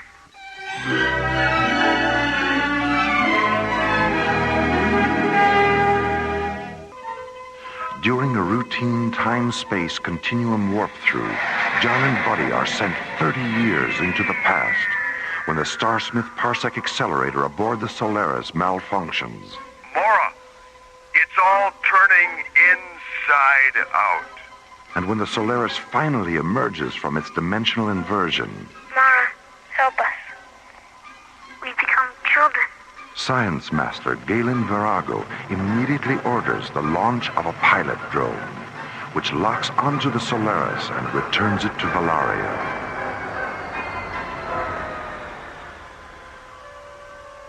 Two hours later, Buddy and John are once again standing before the Valarian time chamber.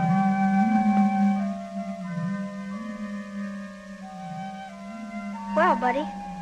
Looks like you're gonna get that right after all. Yeah. You will be joining me, of course. Naturally. It isn't every day that we get a chance to ride the whirlwind. The whirlwind? It's part of a verse by an 18th century English writer named Joseph Addison. My mother used to read his poems to me. How does the rest of the verse go? Let me see. And please the Almighty's orders to perform. Rides in the whirlwind and directs the storm. Kind of sums up our situation, doesn't it? It sure does. Galen, are you absolutely certain there's no danger? They won't be harmed, Mora. Marika has transported me into Valaria's past many times. You didn't indicate that in the communique you sent to Commissioner White. I didn't indicate it in the communiques I transmitted to the other planets either. Why not? Marika? This is our third machine, Mora, and during its construction we decided that the secrets of time travel would be shared only with those who understand that all life is sacred and that all living things, no matter how small, have an infinity of their own that must be respected. Those who do not understand that are the ones who will use time travel to dangerously manipulate not only their own destinies, but the destinies of others. If, during yesterday's drone pod demonstration, you and Buddy and John had reacted indifferently to the tragic events of your planet's past, we would have sent you away this morning. And if, as you went away, this accident had transformed all three of you, we would have simply closed our eyes and put you out of our minds. Then you were testing us. Time is a fragile thing, Mora, and its control can be permitted to exist only where fragile things are loved. Well, Mara, it looks like we've passed the test of time after all. Do you both still feel the same? I mean, you're not frightened or anything like that. Nothing's changed, Mara. It's like Galen said earlier. The physical organism changes during time reversal, but consciousness doesn't. It feels good to be alive inside a child's body. We're not young, we're not old, and we're not afraid. The chamber is ready, Galen.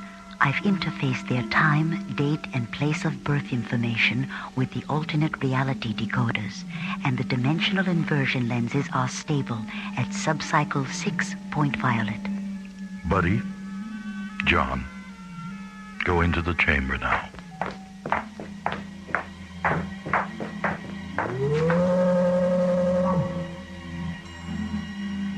Cross-link the audio sensors, Marika.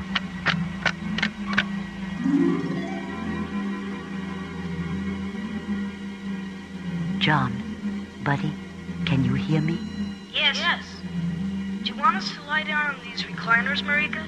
Yes. Now, close your eyes and relax. During the reversal, you will both be transported back to the separate moments of your birth, and then return to the here and now. You will be unconscious when you return, and you will have no memory of what happened to you aboard the Solaris. Okay, Galen. See you later, Mara. Goodbye. See you soon. Begin the cycle, Marika.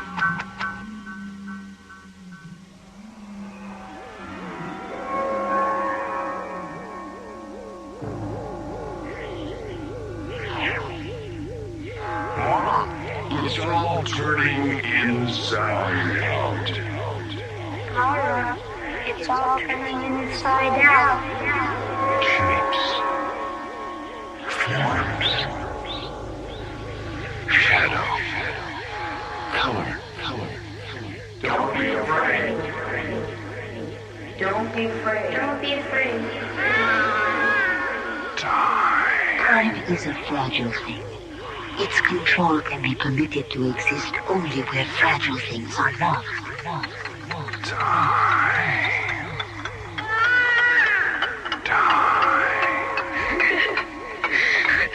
Time is an illusion. We're not passing through it.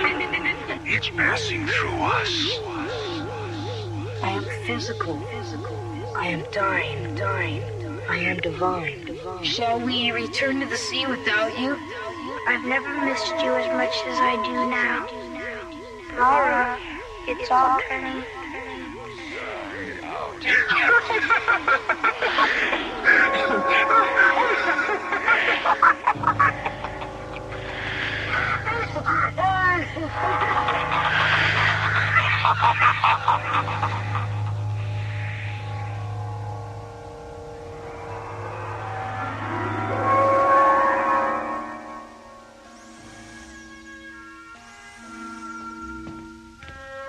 Hi, buddy. Maura, what happened? It's nearly 4 in the afternoon. Have I been asleep all this time? More or less. Well, where's John? What about Commissioner White? John just woke up, too. And Commissioner White decided to take his own ship. He'll be here in about half an hour. How do you feel? Like Rip Van Winkle must have felt when he woke up. Spaced out and hungry to feed a kangaroo. Well, that's funny. What? What's the date today, Maura? November 14th. Why? Well, the calendar on my watch. I just noticed it. It says May 23rd. My birthday.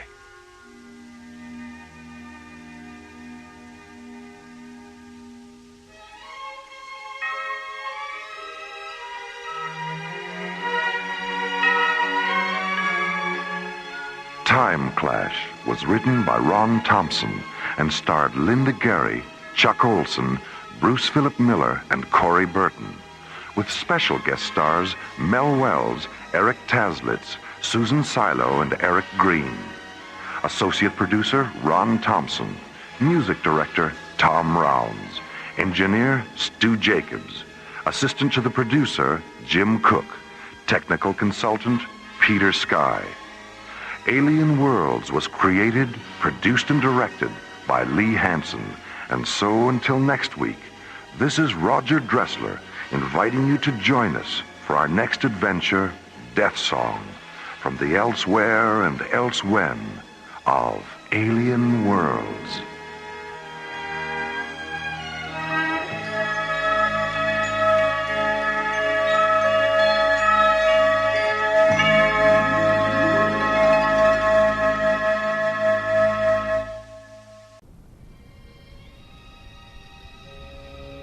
High above the Earth, slowly rotating through the silent voids of space, is the Arthur C. Clarke Astronomical Observatory, Starlab.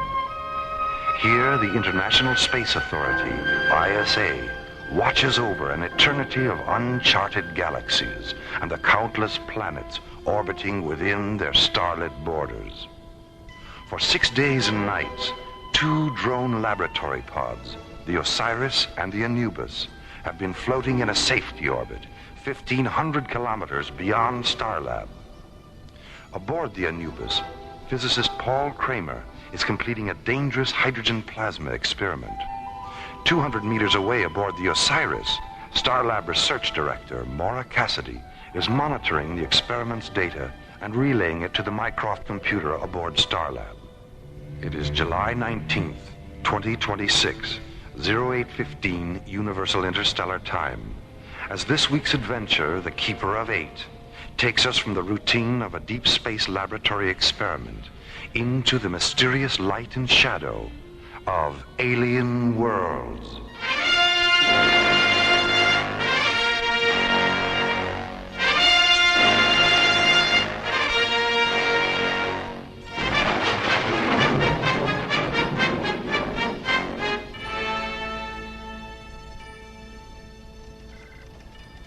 Paul, check the plasma chamber seals again. I'm still getting a red light on number 4. I read 000 across the board, Maura. There must be an indicator malfunction on your end. Let's cross-check it. Osiris to Starlab. You there, Valerie? Valerie? Oh, Dr. Reed, good morning. Oh, sorry, Maura. You caught me with a mouthful of toast. Anyway, Paul's right. Mycroft also reads 000. Oh, you mean I've got a short circuit? Oh, how embarrassing. Well, do you think you could stop blushing long enough to spacewalk on over here? Just as soon as I get my helmet on. Why, what's the problem? The valence analyzer I brought up from Tara was a gift from the Institute, and I sure don't want to leave it behind. Mora, I'm going to need your help taking it apart so we can get through the airlock. Okay. Shoot the umbilical over and I'll show you why I almost ran away with the circus to be a tightrope walker. Here it comes. Umbilical secure. I'm on my way.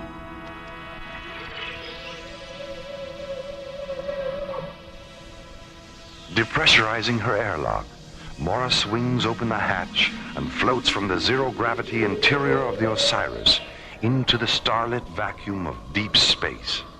Her tinted glass helmet and metallic yellow pressure suit glittering in the clean, white light of the sun. Paul, can you see me? I sure can. Loud and clear. What's so funny? You're upside down. Wait a minute. Mora, I'm reading a ship in the area, 057 and closing. Do you see it? Hold on. Let me get turned around. Yeah. Yes, I see it. It's black. There aren't any markings. It's shaped like a bat. Tremendous wingspan. It's moving into a parking orbit directly above us. Something's coiling out of one of those nose vents. Looks like a metallic black snake. Oh, it's moving toward!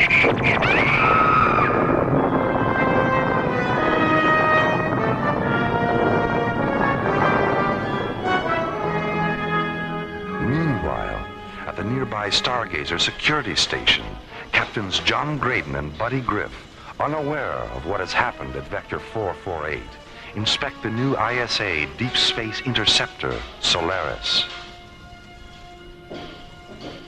4 Alpha Sunburst engines, primary and secondary energy absorbent field generators, high-density particle deflectors. Hey, this baby's really loaded. Yeah, hard beam photon shielding, 5 dual laser turrets, and a modified Starsmith parsec accelerator. Now tell me, buddy, what more could you ask for in a ship?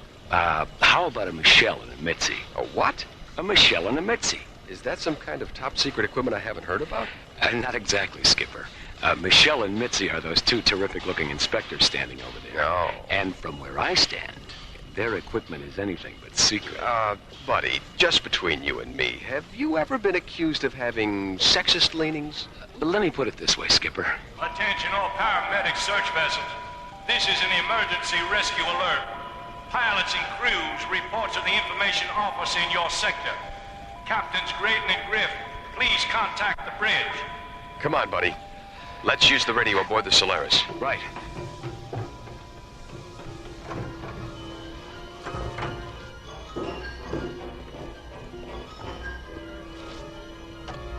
Solaris to bridge, this is Captain Graydon.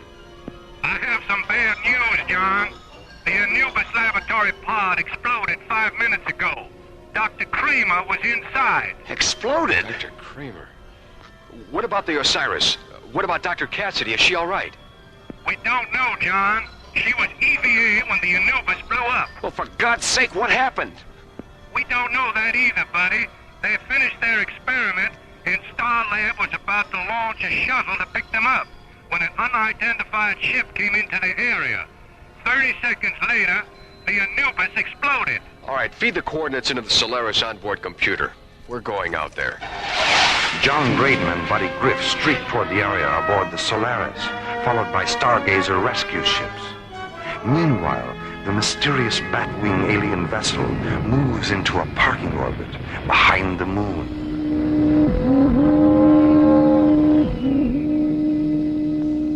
What quantity of hydrogen plasma was withdrawn from the Earth probe by our penetrator before the explosion?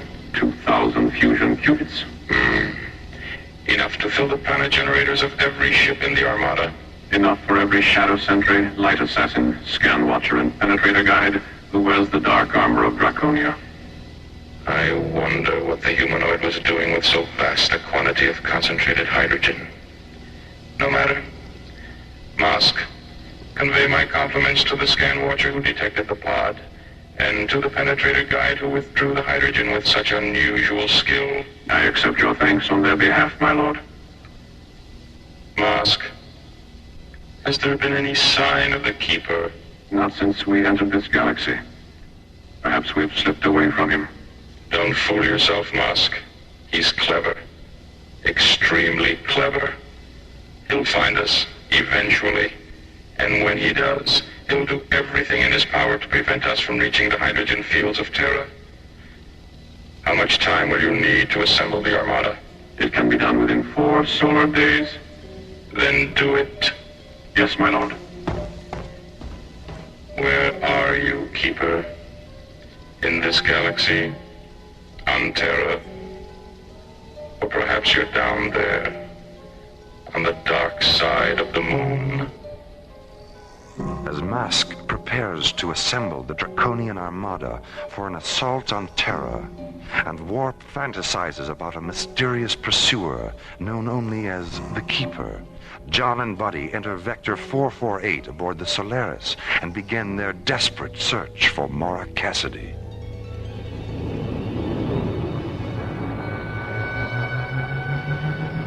Buddy, what's that on screen 6? Take it easy, Skipper. Let's magnify it and have a look. It's the plasma chamber from the Anubis. Damn it. Wait, something's not quite right here, Skipper. What do you mean? The chamber's still intact. If the hydrogen plasma didn't explode, what did? I'll tell you what. I'll stay here and watch the lifeform scanner screen. You get down to the recovery bay and take the chamber aboard with the grapplers. We'll turn it over to the spectrograph on Starlab. They can analyze it. Maybe they can tell us what happened. That's good. John, about Maura. She's alive until we prove otherwise, okay? Of course. I'll talk to you from recovery. Starlab to Solaris. Solaris, go ahead, Starlab. John, it's Valerie. Anything? We found the plasma chamber from the Anubis. It's completely intact, isn't it? Yes, it is. How did you know? I've been scanning the area on the elemental spectrum analyzers. There isn't a trace of hydrogen plasma residue. Then what caused the explosion? Skipper, get down here. What is it, buddy? The plasma chamber. There's a hole in it about the size of my fist. And so help me God, I can hear someone breathing.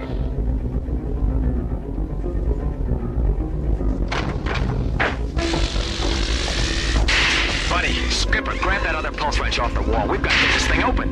Where's the hole? There, on the other side. Listen. Come on, Skipper, come on. Watch out, buddy.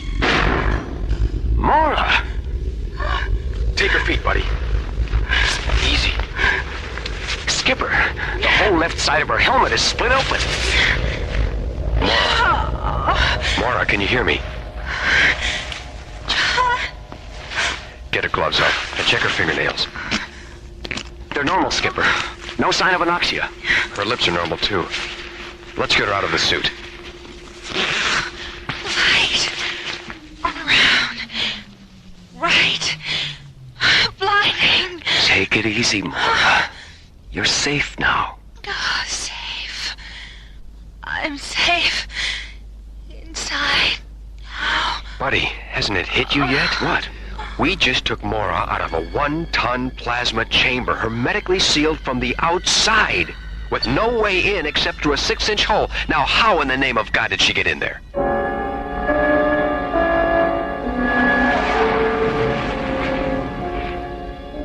I don't know. And Maura doesn't know either. She keeps talking about how some kind of vampire ship came up on them and did something to the Anubis that made it explode. Then there was a brilliant white light all around her, and that's all she remembers. You're sure she's all right? Positive. The body scan John did on her in the medical chamber showed that everything was perfectly normal. Well, Dr. Rossiter wants to examine her anyway, so take her directly to sickbay when you dock. Roger, Starlab. Solaris, out.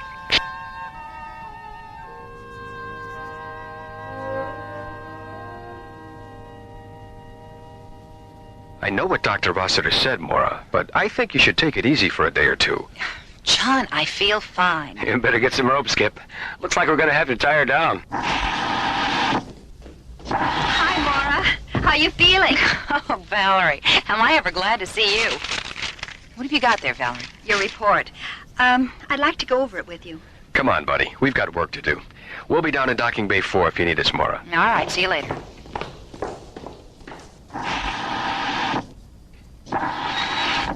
look more serious than usual, Valerie. What's on your mind? How you got inside the plasma chamber. I've worn every circuit in Mycroft to a frazzle trying to figure it out. Have you tried the Houdini file? The Houdini file? It's a joke, Valerie. Oh, sorry, Mara.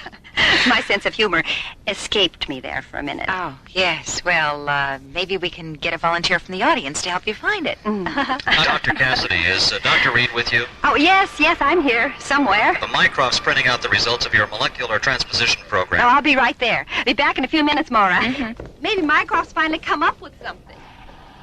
I hope so. What on earth?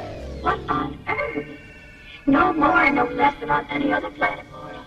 I know your voice. Where are you? Sometimes I'm here, sometimes I'm there. I'm here, there, and everywhere. Who are you? My father was infinity. My mother was the light. I am Echo, the keeper of ages.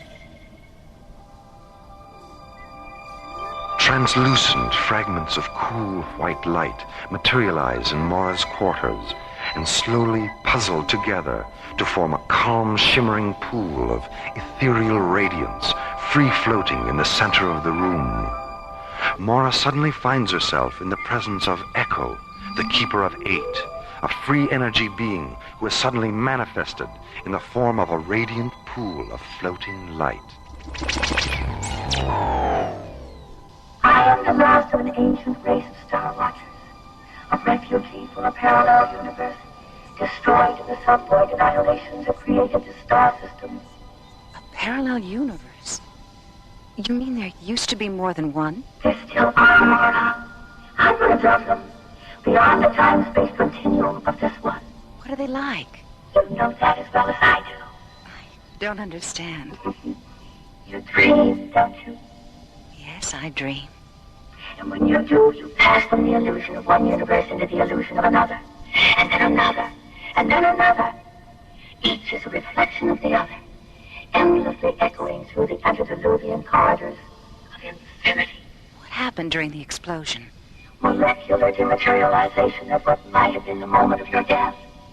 While their numbers were still disintegrating, I transformed you into pure energy and rematerialized you inside the plasma chamber. If I hadn't, you would have been killed by the shrapnel debris of the exploding pod. But my helmet was split open. It was struck by a pod fragment an instant before I dematerialized you. I sealed it with thought until the chamber was taken aboard the Solaris. You're lucky I happened to be in the neighborhood. Yes, lucky. I don't know what to say. Thank you, Echo. Oh, God, thank you. The vampire ship that killed Dr. Kramer is part of an armada from the Draconian system. They're preparing for an assault on the hydrogen fields of Terra. Hydrogen fields? On Terra? The Draconians are hydrogen guild breathers. Even their economy is hydrogen-based. They trade it among themselves like currency.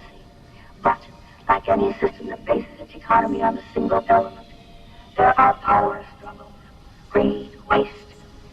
The hydrogen vaults of Draconia are nearly empty, and a civil war is raging throughout their system for control of what remains. They need vast amounts of hydrogen to restabilize themselves, and they intend to take it from the Earth's oceans. Then Paul's death was an accident, wasn't it? Yes. When they penetrated the hydrogen plasma chamber, they punctured the pod's retro-fuel tanks. That's what caused the explosion. Pure oxygen is one of the most explosive gases in the universe. The Earth would be saturated with it if they removed the hydrogen from our oceans. Echo, how can we stop them? Where's the Armada? What are their weaknesses? I have to leave you now, Mara. Echo! Come back, Echo! Echo!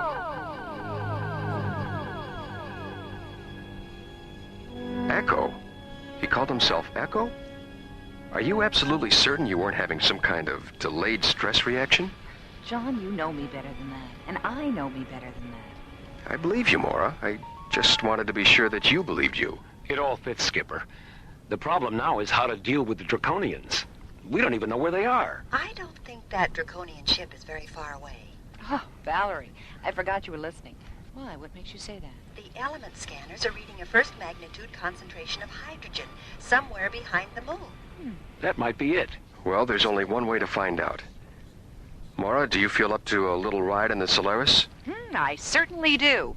I'll meet you in the launch bay after I talk to Commissioner White. Hey, what about me? I don't know, Valerie. It could be dangerous. Danger is my middle name. Oh, I thought Daphne was your middle name. Oh, Mara. Okay, you can come along. Meet me in the communications center. Mara, is her middle name really Daphne? I was just kidding, buddy. Her middle name really is Danger.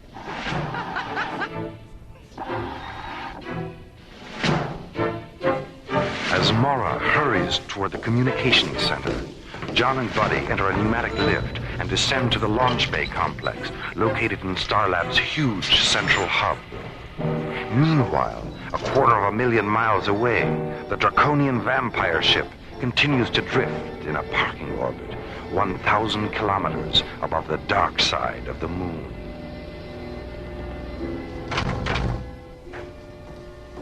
With your permission, my lord.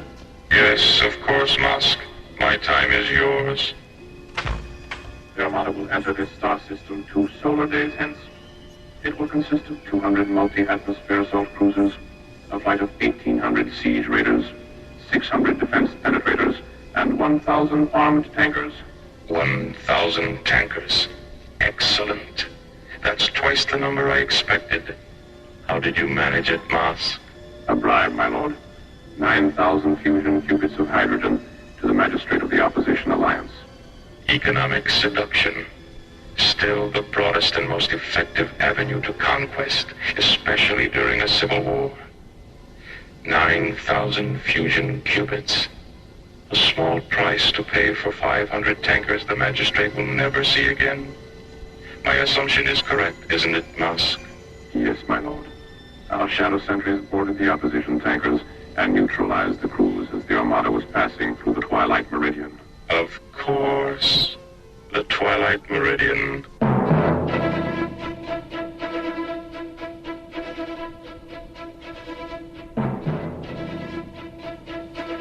Are you two strapped in back there? Anytime you're ready, John. All set.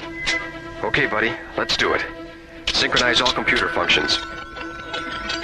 We have a positive decoder interlock on all data terminals. Manual launch functions are canceled.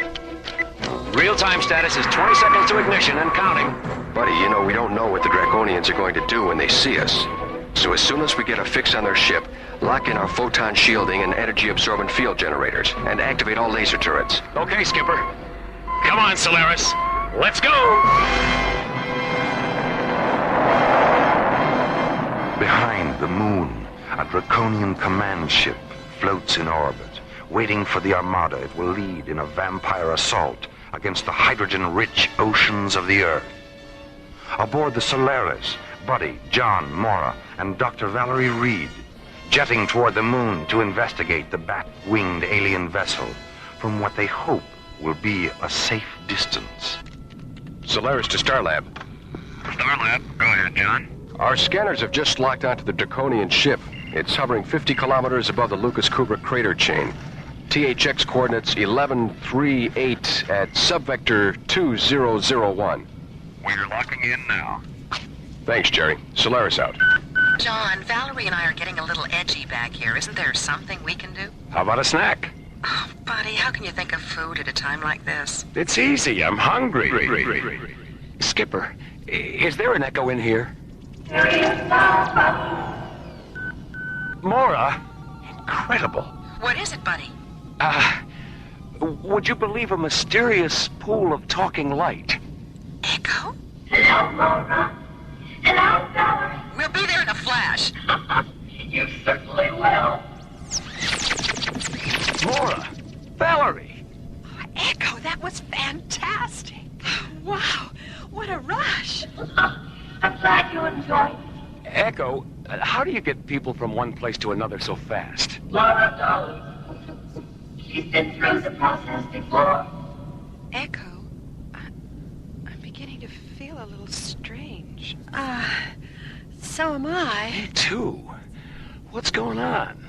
You're all about to enter a metamorphic coma. And when you return to consciousness, you'll discover that in addition to being oxygen breathers, you'll be riding over the hydrogen environment as well. But why? You'll see. Pleasant dreams.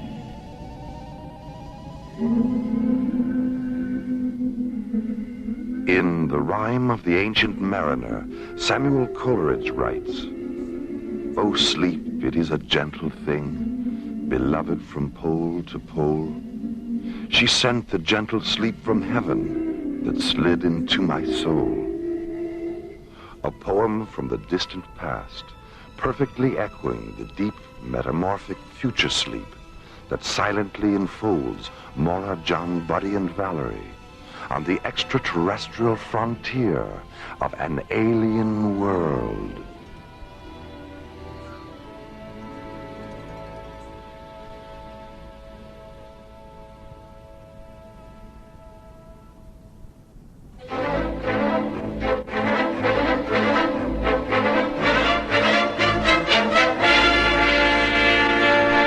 Alien Worlds continues.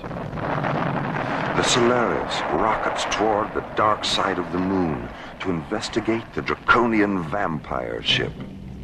8 minutes away from visual contact with the alien vessel, Echo, the Keeper of Eight, materializes and subjects Maura, John, Buddy, and Dr. Valerie Reed to molecular transmutation.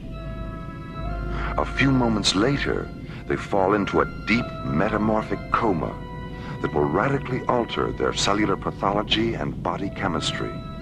A transcendental sleep from which they will awaken with the ability to breathe lethal hydrogen.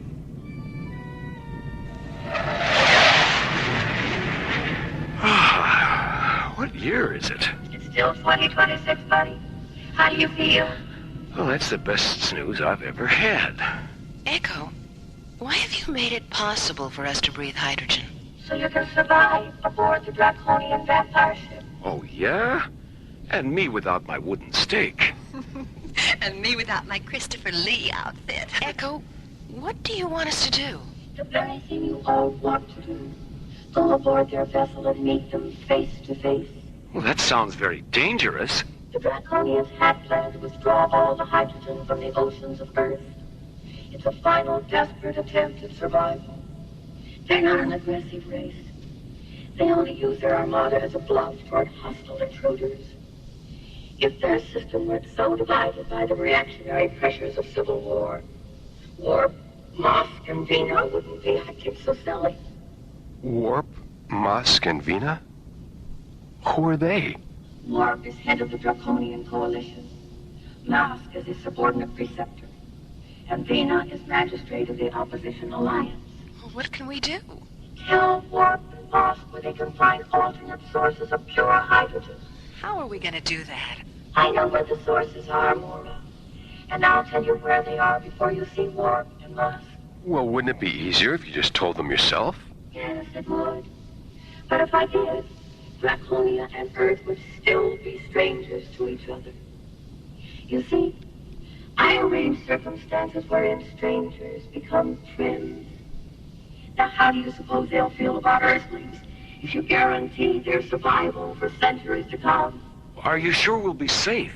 Buddy, you already are. Right, we already are. You're intruding into a draconian defense perimeter. I believe there's a call for you, John. Yeah.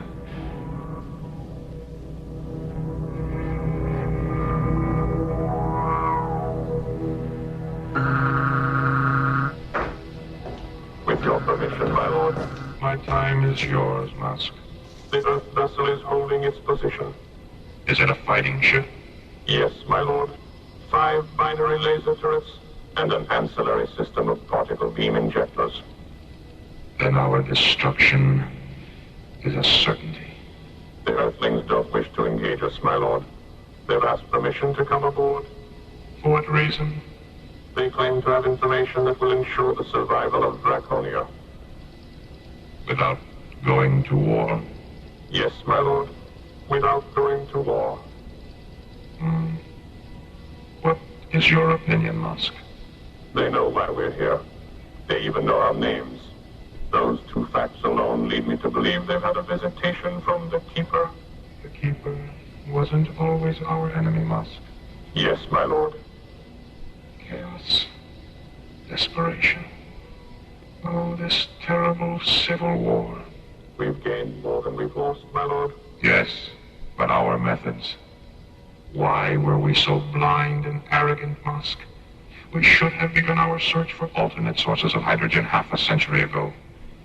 Yes, we should have listened to the Keeper then. Perhaps the Earthlings are giving us one final chance to listen now. Have them come aboard, Musk. Yes, my lord.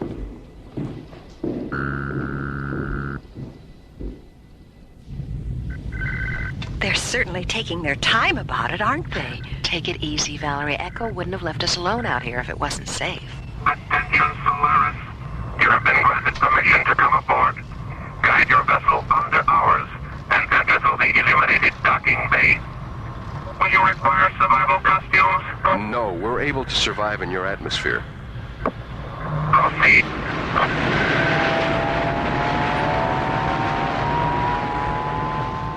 Firing the inertia rockets of the Solaris, John slowly guides the sleek white interceptor under the huge black draconian ship and enters a docking bay illuminated with diffused violet light. As the shadow sentries stand silent, Mora, Buddy, John, and Valerie move into the airlock of the Solaris. Warp, head of the Draconian Coalition regime, has decided to reconsider his attack on Earth's hydrogen-rich oceans. A decision based on a mysterious series of star charts Mora has given him. Forgive my skepticism, Mora. Are you absolutely certain these star charts are accurate? I'm positive, Warp. Well, we'll know soon enough. I didn't realize there were so many sources of hydrogen within our own galaxy. This planet here, it's uninhabited. Its atmosphere is hydrogen pure, and it's only a fractional light year away from Draconia. With your permission, my lord. Yes, Blur. What is it? I've just received a report from our equatorial observatory. The 3 planets are there, just as the star charts indicate. Thank you, Blur. Why didn't we notice them before? Well, to be perfectly honest, Warp, they weren't there before. You confuse me. The Keeper of 8. So, the creation of these planets is his work. He didn't create them, Warp. They already existed. He simply borrowed them from the Terrellian system. With your permission, my lord. Come in, Master. Contact the Armada. There will be no war with Terra or any other planet. We're going home. Oh, thank goodness. A few moments later, Warp's message is flashed to the Draconian Armada as it enters Jupiter space. 200 multi-atmosphere assault cruisers, 1,800 siege raiders, 600 defense penetrators, and 1,000 armed hydrogen tankers slowly break formation, turn 180 degrees, and regroup near Callisto, one of Jupiter's 9 moons. The Armada's new course? Draconia, by way of the Twilight Meridian. Meanwhile, in the launch bay of Warp's command ship, Mora, John, Buddy, and Valerie prepare to board the Solaris for their return flight to Starlab. It's unfortunate that we couldn't have spent more time together, Mora. Hell, we'll have plenty of time together at the beginning of Terra's new solar year, Warp. I don't understand. 6 months from now, an intergalactic congress will convene on Starlab. I'm going to arrange for Draconia to be represented. Thank you, Mora. I only hope, my lord. Mask, what's wrong? A communique from the Armada. As it was leaving Jupiter space, it passed a flight of Opposition Alliance tankers and siege raiders. Vina is proceeding with the assault on Terra. Wasn't she told the Keeper has provided? She dismissed the information as a deceit tactic to prevent her from reaching Terra before we do. Then it looks like we're right back where we started. Buddy, where are you going? To use the radio in the Solaris. Somebody has to tell Stargazer to scramble those interceptors. That's my boy. Pilots and crews, attention. This is a priority combat alert. Launch factor, red. Rendezvous with Solaris at THX coordinates 1138, subvector 2001. As 3 squadrons of SET interceptors bank away from Stargazer and jet toward the dark side of the moon, John, Buddy, and Warp board the Solaris and blast out of the Draconian command ship's launch bay. The guidance thrusters on all our ships are located in outboard wing pods. By disabling any 2 pods on either wing, the ship will be unable to maneuver and will be forced to withdraw from combat. SET leader to Solaris, we have you inside, over. Max, is that you? In person, John, what's happening? There's a flight of Draconian ships between Jupiter and Mars. Subvector coordinates 047. Target grid Alpha 9 or 6. Attack pattern Omega Blue. Now this is a non-lethal engagement, Max. Direct your fire at their wing pods only. Roger, wing pods only. Okay, let's go.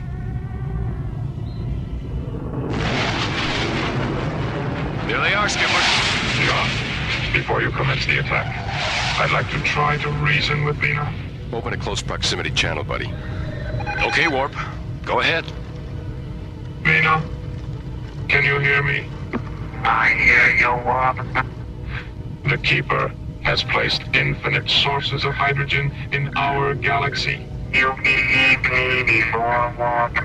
Vina, this is Captain John Graydon, commander of Earth ship Solaris. Warp is telling you the truth. Have you formed an alliance with Warp, Captain? Not just with Warp, with all Draconians. Warp doesn't represent all Draconians. I'm leading my ship to Terra. Solaris to SCT leader, over. Go ahead, Solaris. Take Blue Squadron in over the tankers. Will do, John. Skip, we got a bogey at 2 o'clock. Yellow Squadron, circle the perimeter of the tanker formation and watch for targets of opportunity. Roger. Red Squadron, behind us, 2 by 2. Roger. Remember, wing pods only. Let's go.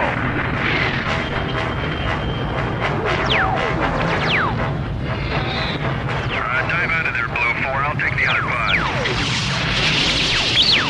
Break it off, Yellow Niner. They're opening another gun port in the tail. I'm right behind you, Red 5. Let's go around again. Yellow 3, head off those 2 stragglers at 6 o'clock. Red Leader, get out from under that lead tanker. The wing's starting to break off. Solaris to all squadrons. Regroup at 219 degrees and hold your positions.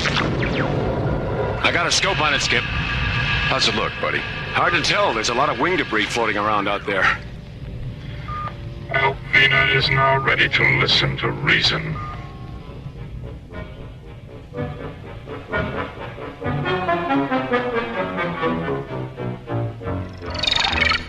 Vox, have you a casualty report? There are no casualties, Vina. Neither death nor injury. It appears that the attack objective was to disable our ships, not take lives. I don't understand. You haven't understood for a long time, Vina. Echo. Vina. Vina, Vina, whatever am I going to do with you? You're such a fool. Am I? Yes. And a stubborn one at that. The Earthship attack wasn't calculated to destroy you. Only your belief in armed force, and your conceit that you are right and Warp is wrong. War never determines who's right, Vina. Only who's left. Now, if you really care about the future of Draconia, you'll return to Warp ship with Captain Graydon, and stay there until you and Warp resolve your differences. I'll go, Echo, but no buts about it, Vina. Remember, those 3 hydrogen planets are a gift. And what the Keeper giveth, the Keeper can darn well remove it.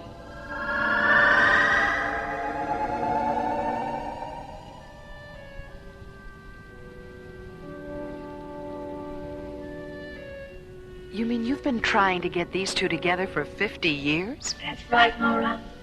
Half a century ago, our fuels to warp the draconian hydrogen would be totally depleted within 35 solar years. He said that was more than enough time to find alternate hydrogen sources and went on about his business. Then I told Nina, who finally made it known to the entire planet.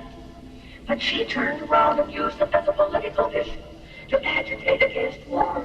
How many times over the past 50 years have you tried to bring them together? I lost count, John, which for me isn't easy. I finally left them alone to learn their lessons the hard way. But when they decided to extend their foolishness to Terra, I came out of retirement. I'm glad it's over, Echo. Yes, thank you for returning us to ourselves. Echo, there's something I've been meaning to ask you. Why are you called the Keeper of Eight? Why, buddy, don't you know what you get when you lay the figure 8 on its side? Infinity. The symbol for infinity. I live inside eternal mist, where children dream and lips are kissed, and wander ancient starlit shores that lead through misty midnight doors. I tinker with time, I toy with space, I change the shape of fortune's face. Now you know why the Keeper of Eight has a name that rhymes with fate. The Keeper of Eight was written by Ron Thompson and starred Linda Gary, Chuck Olson, Bruce Miller, and Corey Burton, with special guest stars Peter Leeds, Lorene Tuttle, Janet Waldo, Joe Mascolo, Pete Renaday, and Ellie Tompkins. Alien Worlds was created, produced, and directed by Lee Hansen. This is Roger Dressler, inviting you to join us for another adventure on Alien Worlds.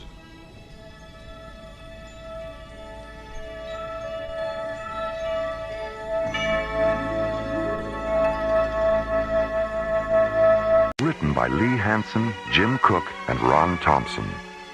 Our stars included Linda Gary, Chuck Olson, Bruce Philip Miller, and Corey Burton, with special guest stars Clark Warren, Larry Moss, Herb Ellis, Joe Young, and Helen Funai. Associate producer Ron Thompson. Music director Tom Rounds. Engineer Stu Jacobs. Assistant to the producer Jim Cook.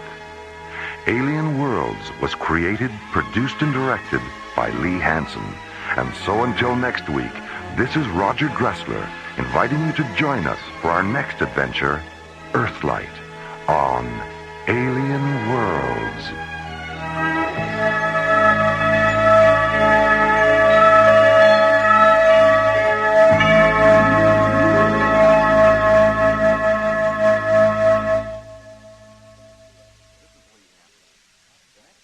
This is Lee Hansen. The next 2 episodes of Alien Worlds will not involve Starlab or our friends in the ISA. We're going to take you on a mystical journey through a science fiction fantasy adventure that explores the intergalactic origins of spiritual evil and how the inhabitants of the ancient planet of Alethea set out to neutralize that evil over 2,000 years ago. Here then are Olin Soule, Lorene Tuttle, Russi Taylor, and Roger Dressler in Part 1 of our special presentation, Earthlight.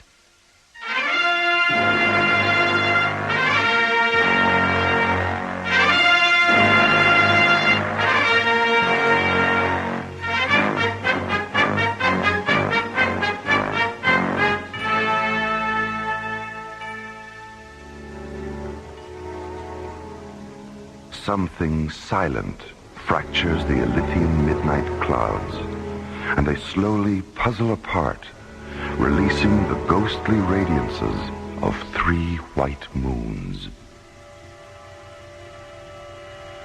Brilliant lunar light shimmers down onto Elysia's night side. Darkness dissolves as far north as the ion refineries at Lahilia, as far south as the Aviara Sun Tower complex, as far east as the Lusa Canal intersect, as far west as the domed wingship port at Darmus.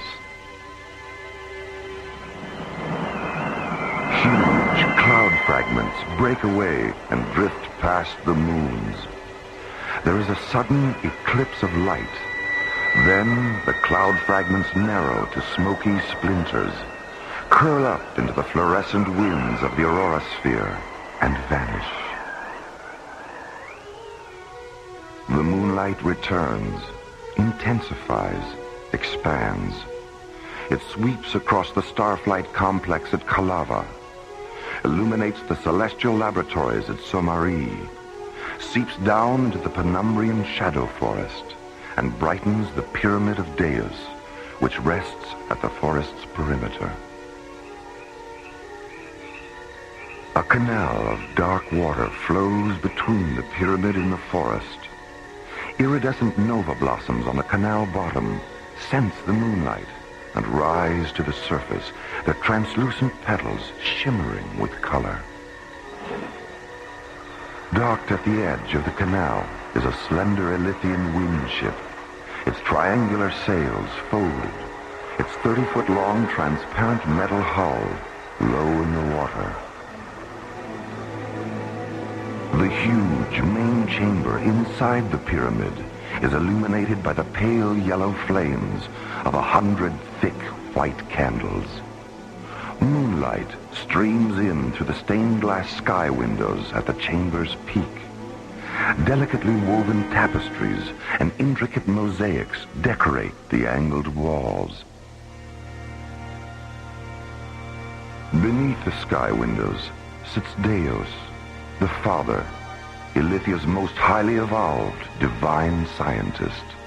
On the carved wooden table in front of him is an ancient voice book, its pages embossed with complex hieroglyphs.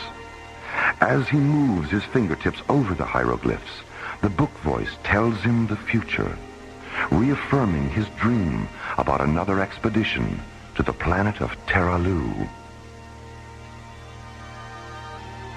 A beautiful woman is blinded by visions of immortality and falls to sleep in a flower field.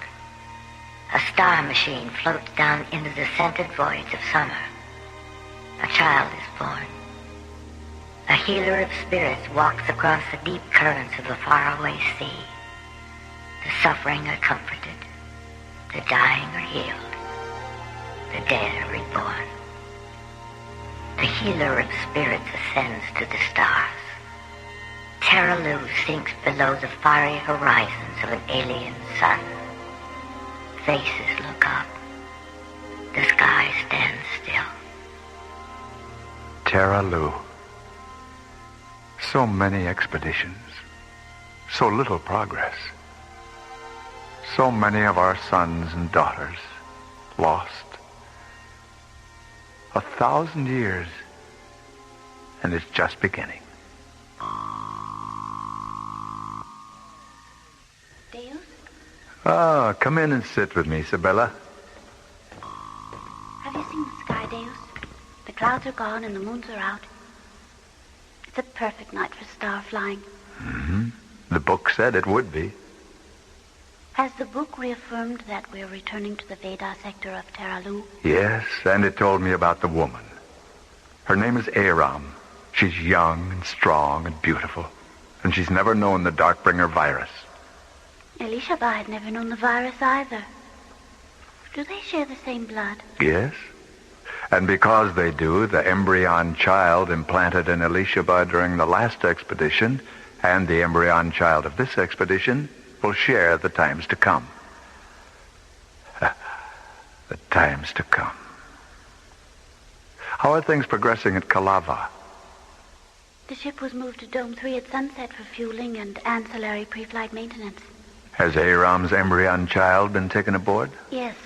Lyria took him into the ship's nucleus chamber at moonrise.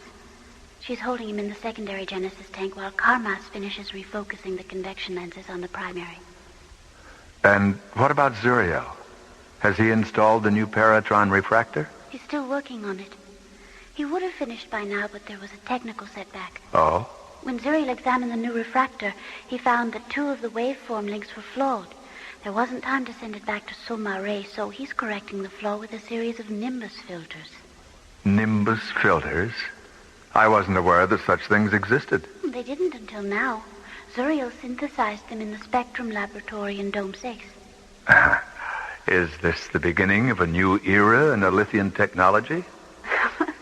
Well, Zuriel seems to think so. You know how he is when he does something especially inventive. Yes. Yes, I know. Deus, Hmm? when Aram's embryon child evolves to his final form and begins his work, will he be alone? He will at first. But eventually there will be a multitude. How will it end? Tears, blood, a heart pierced with metal. And what will become of us? Will we return to Elithia? The book didn't know, Sibella. Where the journey back should have been, there was only silence. Deus, was the book able to calculate the time lapse between our departure from Elithia tonight and our penetration of Terra Lu's gravity veil? Yes, 11 solar days, 9 phenomeners. When will we make contact with Aram? 3 phenomeners past sunrise on the morning of the 12th day. She'll be alone in a field near her village, gathering red and white flowers. Red and white. Blood and purity. Yes. The 2 elements that will haunt Aram to the end of her days. Well, it's getting late, Sibella. We'd better start for Kalava. As Deus and Sibella walk down the luminescent gemstone path leading to the canal, a swarm of fluorescent blue spider moths stream out of the shadow forest, circle the canal's reflection of Elithia's 3 moons, and streak away into the flower-scented night.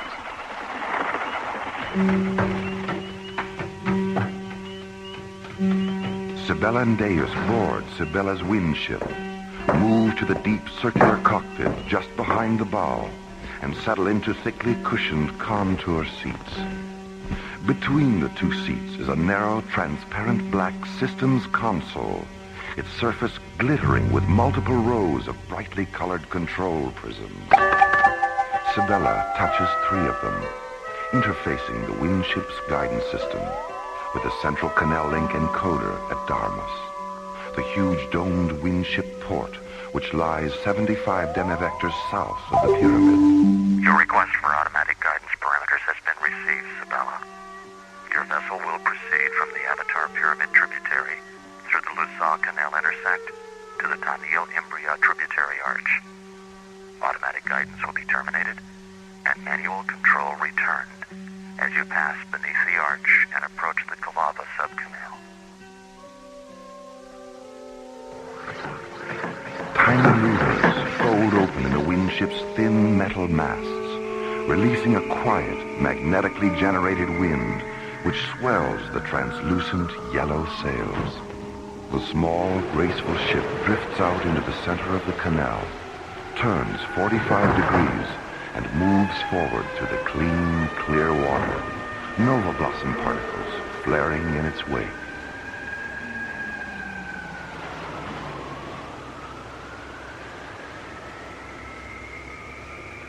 Deus, what is calorescent spectrocyte?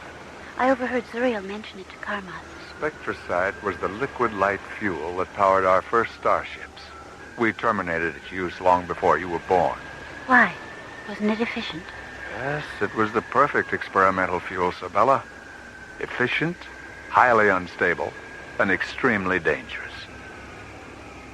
During the 3rd expedition, we killed 9,000 inhabitants of Terra Lu with it. 9,000? Deus, what happened? An accident. A circuit malfunction caused a fuel bay hatch to open, and an armed spectrocyte fuel pod was ejected. The pod exploded on impact between 2 wilderness cities that stood near the shore of a dying inland sea. When Karmas and Lyria went down in a lander to look for survivors, all they found was a young female in the nearby hills. Was she alive? No. Spectrocyte radiation had transformed her into a pillar of white ionic stone. She stood like a statue, looking back at where the 2 cities had been.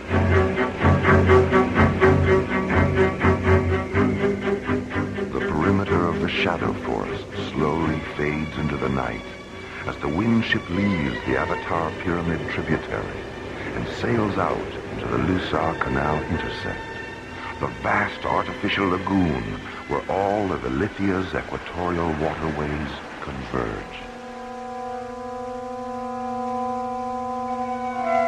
Deus settles back in his seat, looks up at the three moons through half-closed eyes, and slowly wills himself into a memory trance. A chill surges through his body. The nuclei of his secondary blood cells divide, releasing the organically stored experiences of another time. Then a bright rushing sound only he can hear takes his mind 1,000 years into the past. Sunlight and warm winds touch his face. He glides over the sea of echoes in a small windship. In the bright, pale green distance is Reviva Island. On it stands the great white dome of Ilithia's exobionic observatory. The observatory has been receiving and analyzing scan tracings from 2 drone flyers, which are exploring the void of the 9 worlds in the far galaxy of Siricius. Both flyers have discovered something unexpected and ominous. Diabas, the observatory matriarch, is concerned.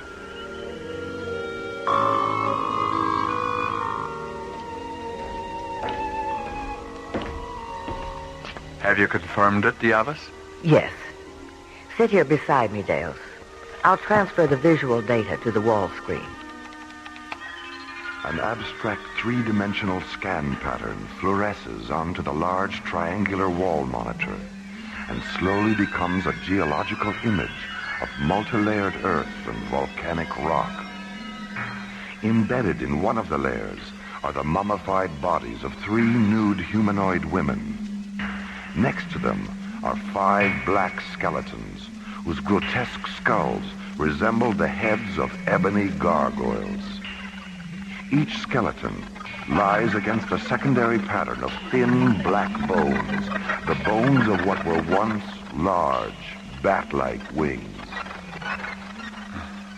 Another world contaminated by Darkbringers. Is it a planet in this star system? No. It's in the Siricius galaxy. Terralu, the only inhabited planet in the void of the 9 worlds. Drone flyer Septus began transmitting these substrata images 7 days ago. Was it a full-scale invasion? No, it was confined to a relatively small area near Terralu's equatorial meridian. When did it happen? 19 light eons ago, just as Terralu was entering its 3rd neuroevolution. They lived in caves then, Deus, and ate the flesh of things that crawled and flew. How large was the attack force? 1 Darkbringer Legion, probably an inquest unit. They invaded the cave settlement, killed the males and children, and then attacked the females. The same assault methods they used here, and on Anianus and Telluria. Why didn't the assault extend beyond that one area? The region was destroyed during the attack by a first-magnitude stratoconvulsion and volcanic eruptions. An enormous chasm breached open, and the entire settlement collapsed into it. The Darkbringer Armada was probably in an observation orbit during the assault, but when they saw the instantaneous destruction of an entire legion, I think they became frightened and moved out into deep space. Yes, you're probably right. They always did become blind with confusion in the presence of unexpected planetary convulsions. Have the reproductive organs of the dead females been analyzed? Drone flyer Erebus transmitted its scanner analysis last night. The bodies of all 3 females contain traces of calcified Darkbringer insemination fluid. Have you received a retrospective survival projection? Yes. According to the residual biotime scan from drone Erebus, there were over 800 female survivors. All of them inseminated during the assault. None of their newborns had any physical Darkbringer characteristics, but they all emerged from their parent mothers, saturated with the Darkbringer anti-light virus. Has the virus evolved with them?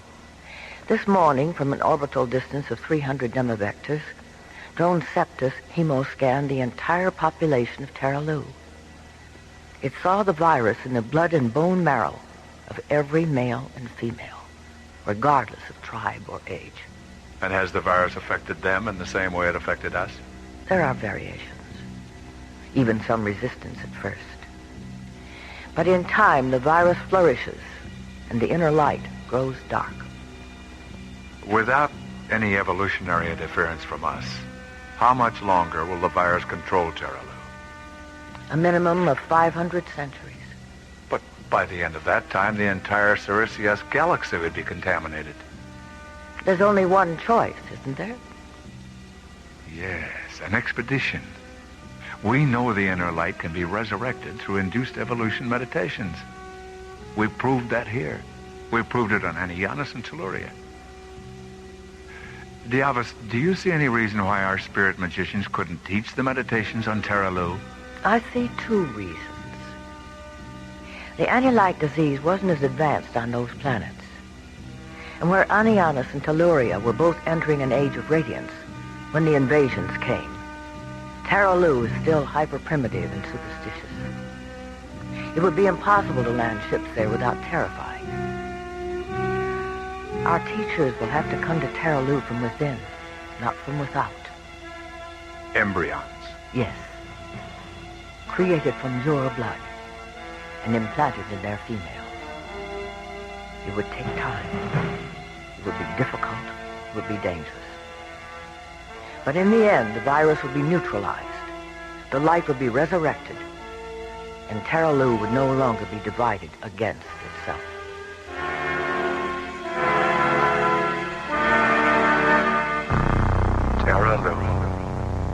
Terralu.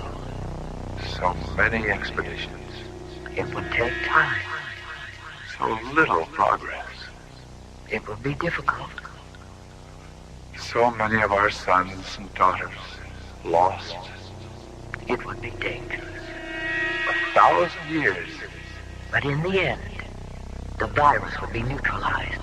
The light would be resurrected. And Terralu would no longer be divided against itself.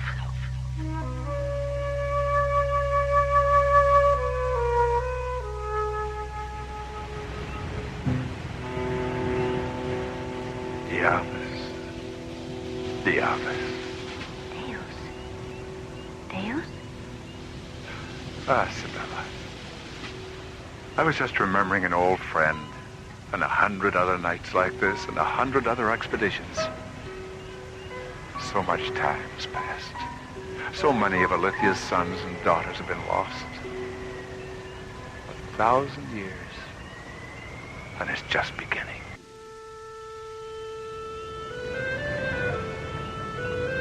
What did you do after the Darkbringers killed your parent, mother, and father? I escaped into the wilderness of Bas with a group of scientists and technical magicians from the city of Tialin. We thought we'd be safe there. But 3 days after the initial attack, Darkbringer annihilation squads began saturating the atmosphere and waterways with the virus. Eventually, we all became infected to some degree. The effects of the anti-light disease have never been described to me, Deus. What actually happens? It begins with an underlying discontent with the ceremonies and celebrations of life. Intelligence is corrupted. Emotion displaces logic. Imagination ceases to evolve. The ability to separate the symbols of existence from existence itself disappears. And so does the belief that all life is sacred. The effects are irresistible and inescapable, even in the unconscious sanctuaries of sleep. How long were you in the wilderness? 25 years. Do you know the story of Vershila? Oh, some, but not all of it. Vershila was a mantric high priest who came to us in the wilderness during our 25th year of exile. He told us he had cured himself of the anti-light disease through a series of induced evolution meditations. He had discovered the meditations in the Persana ut Valia Jewel, the ancient Alithian poem of creation. He taught us the meditations, and we healed ourselves. Then we went out from the wilderness and secretly taught the meditations throughout Alithia. And the revolution against the Darkbringers began 50 years after that? Yes. Our technical magicians built secret subterranean laboratories where they created ships armed with powerful liquid light injectors. 1 year after our ships rose up against them, the Darkbringers abandoned Alithia, and the Age of Radiance began. As the winged ship approaches the Tanil-Imbria tributary arch, it passes a sun tower complex construction site on the lagoon's northern shore. Polished metal, saucer-shaped hover drones lower huge white sun tower obelisks onto thick pads of fluorescent synergite. Giant constructor tripods stand in front of the huge synergite blocks, their long, flexible arms coiled around the 400-foot-tall sun towers, guiding them into place. The complex is surrounded by multifaceted solar energy domes and power dispersion pyramids made of thick, white crystal. Did you see Shiva today? Yes, we walked in the forest this morning. How does she feel about the new sun tower complex? It looks as though it's nearly finished. She's delighted with its progress. The iron refineries at Lahilia and the floral hatcheries at Vianatet are already drawing power from it. She estimates it'll be fully operational in another 6 days. We'll be halfway to Terra Lu in 6 days. Sibella, are you concerned that the book didn't know if we'd be coming back? What will become of Asteus if the ship should fall into a star? The prospect of death doesn't disturb you, does it? No. No, I thought not. Then, what does? Rebirth. Have you ever imagined what it would be like to be reborn on some other planet? One that wouldn't care about our secrets or understand our ecstasies or forgive our failures? There's no such planet, Sibella. Not in this universe.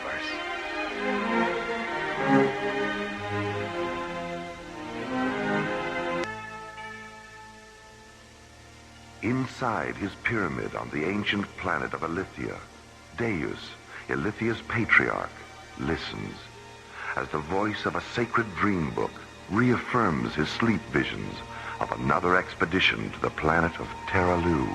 A beautiful woman is blinded by visions of immortality and falls to sleep in a flower field.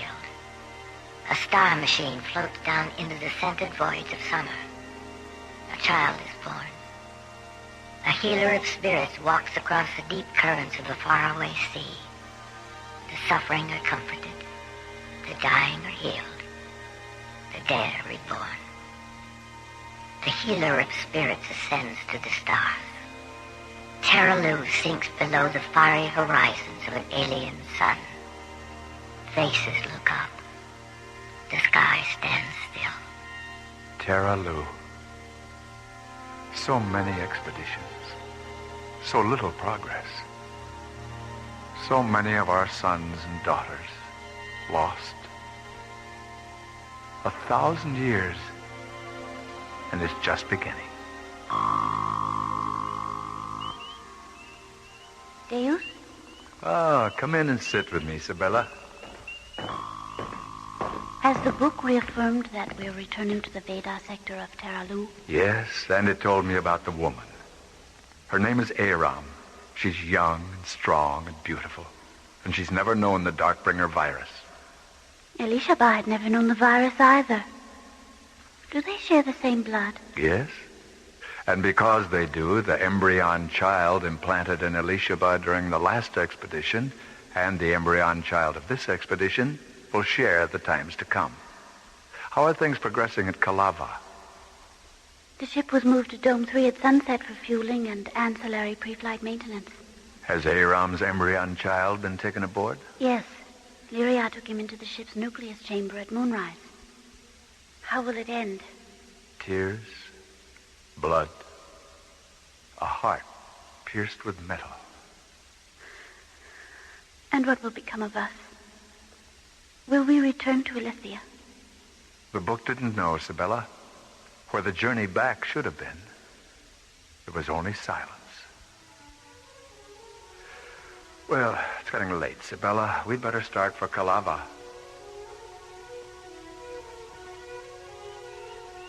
At the edge of the wide canal that flows past the pyramid, Deus and Sibella board a slender, transparent metal windship and settle into the deep cockpit behind the bow.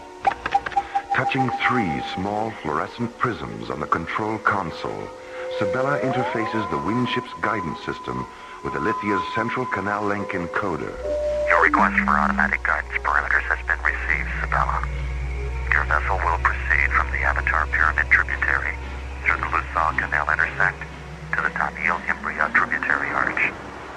Automatic guidance will be terminated and manual control returned as you pass beneath the arch and approach the Calava subcanal. Half an hour later, the windship sails out into the Lusal Canal intersect, the vast artificial lagoon where all of Alithia's equatorial waterways converge. Deus settles back in his seat, looks up at Alithia's 3 moons, and slowly wills himself into a memory trance that takes his mind 1,000 years into the past. 2 Alithian drone flyers have been orbiting Terralu, the only inhabited planet in the void of the 9 worlds. During their 13th orbit, the 2 laboratory drones have discovered something unexpected and ominous. Deus is called to Alithia's exobionic observatory, where scanner data from the 2 flyers is being decoded and analyzed. Have you confirmed it, Diabas? Yes. Sit here beside me, Deus. I'll transfer the visual data to the wall screen. A geological image of multi-layered earth and volcanic rock fluoresces onto the large triangular wall monitor. Embedded in one of the layers are the mummified bodies of 3 nude humanoid women and the remains of 5 long black skeletons. Each skeleton lies against a secondary pattern of thin black bones, the bones of what were once large, bat-like wings. The skulls resembled the heads of ebony gargoyles. Another world contaminated by Darkbringers. When did it happen? 19 light eons ago, just as Terralu was entering its 3rd neuroevolution. They lived in caves then, Deus, and ate the flesh of things that crawled and flew. How large was the attack force? 1 Darkbringer legion, probably an inquest unit. They invaded the cave settlement, killed the males and children, and then attacked the females. Why didn't the assault extend beyond that one area? The region was destroyed during the attack by a first-magnitude stratoconvulsion and volcanic eruptions. Have the reproductive organs of the dead females been analyzed? Drone flyer Erebus transmitted its scanner analysis last night. The bodies of all 3 females contain traces of calcified Darkbringer insemination fluid. Have you received a retrospective survival projection? There were over 800 female survivors. All of them inseminated during the assault.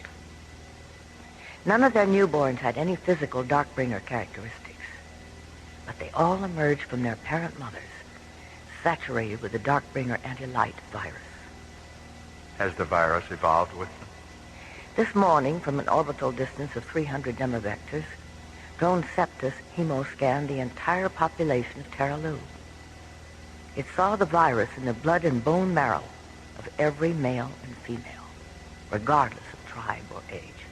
And has the virus affected them in the same way it affected us? There are variations, even some resistance at first. But in time, the virus flourishes, and the inner light grows dark. There's only one choice, isn't there? Yes, an expedition. We know the inner light can be resurrected through induced evolution meditations. We proved that here. We proved it on Anianus and Telluria. Diabas, do you see any reason why our spirit magicians couldn't teach the meditations on Terralu? I see 2 reasons. The annulight disease wasn't as advanced on those planets. And where Anianus and Telluria were both entering an age of radiance when the invasions came, Terralu is still hyper-primitive and superstitious. It would be impossible to land ships there without terrifying. Our teachers will have to come to Terralu from within, not from without. Embryons? Yes. Created from your blood and implanted in their females. It would take time. It would be difficult. It would be dangerous. But in the end, the virus would be neutralized. The light would be resurrected. And Terralu would no longer be divided against itself.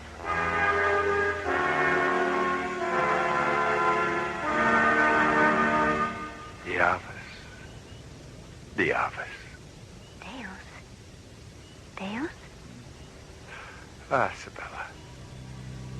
I was just remembering an old friend and 100 other nights like this and 100 other expeditions.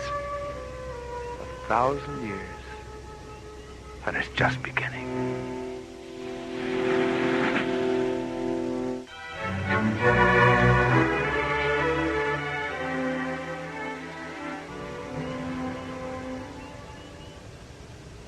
Deus, was the book able to calculate the time lapse between our departure from Elithia tonight and our penetration of Terralu's gravity veil? Yes. 11 solar days, 9 phenometers. When will we make contact with Aram? 3 phenometers past sunrise on the morning of the 12th day. She'll be alone in a field near a village, gathering red and white flowers. Red and white. Blood and purity. Yes. The 2 elements that will haunt Aram to the end of her days. Deus, Sabella, you are now approaching the Tanil-Imbria tributary arch. As you pass beneath it, automatic guidance will be terminated, and manual control of your windship will be returned. May the spirits of the 12 Lords of Light be with you on your journey to Terralu. As the canal link override terminates, Sabella touches a control prism, which activates a triple row of bright rectangular lights in the bow. Then she steers the windship through the wide Tanil-Imbria tributary and enters the narrow Kalava subcanal. A few moments later, the slim, transparent vessel glides across a small lagoon and docks at the edge of the Kalava Starflight complex.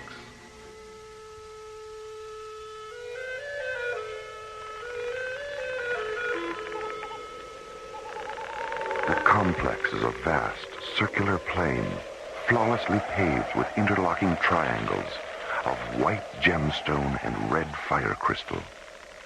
Hundreds of hexagon-shaped lamps free float around the perimeter, focusing brilliant light on 6 enormous copper-colored domes, a triple row of sun towers, and the primary launch arena.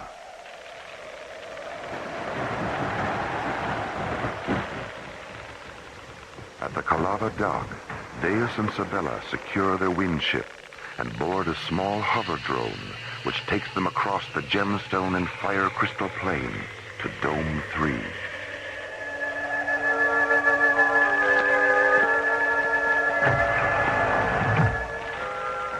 Inside the dome's airlock, Deus and Sabella remove their long, dark cloaks and fold them into a small compartment in the wall.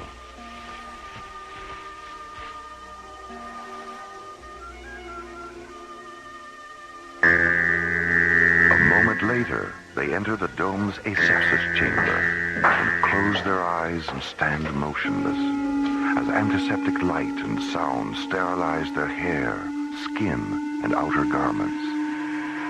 Then, a large circular hatch irises open in front of them, and they step through into the dazzling light of the dome's interior. In the center of the dome is Elithia's most powerful and complex starship, a huge ovaloid spacecraft created from organically grown metals. It rests heavily on 3 massive pneumatic parking spheres and dwarfs the 50 technicians who move over its seamless, polished metal surface. Parked in front of the starship are 3 teardrop-shaped tug crawlers. Their transparent canopies slid open. 6 technicians string thin metal cables between the rear of the crawlers and towing rings on the ship. What do the inhabitants of Terralu think happens to them after death?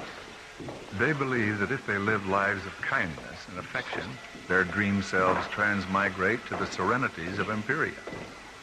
And if they live negative lives? Then their dream selves transmigrate to the fires of Stygia. But those regions were destroyed during the subvoid annihilations. The Darkbringer archipelago had its genesis in the fires of Stygia long before the annihilations. But as life was evolving on its surface, the archipelago left its orbit and passed through Empiria. And in this passing, Empiria's light began to destroy the Darkbringer primitives. But they survived and continued to evolve under the delusion that physical and spiritual light were their deadliest enemies.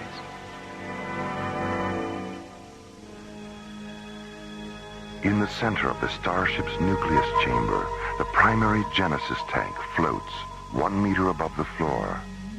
Inside the transparent egg-shaped tank, suspended in a shimmering mist of chill vapor, is the tiny embryon child. He floats on his side, delicate fingers curled against his face, eyes closed, dreaming of the warmly scented summer voices that lie ahead, and the beautiful woman who will end the chemical winter in which he sleeps.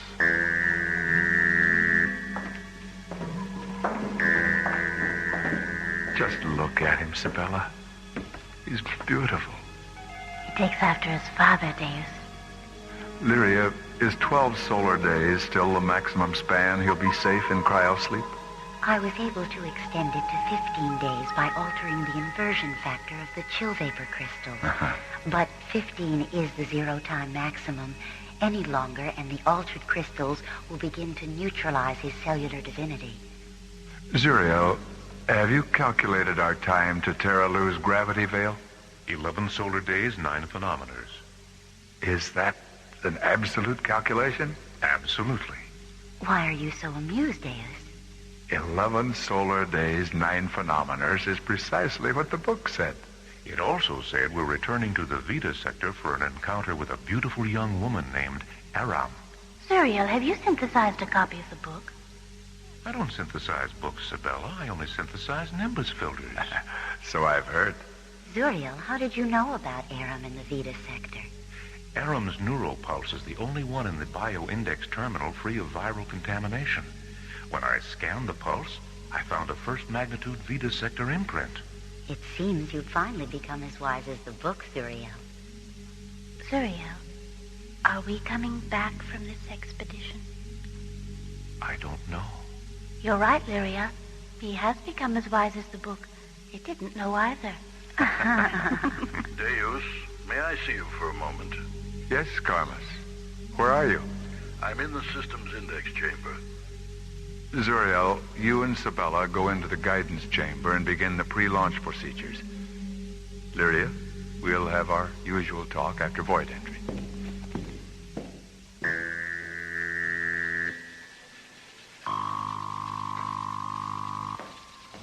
Is there a technical problem, Carmus? No. The problem isn't technical, although technology was involved. I don't understand.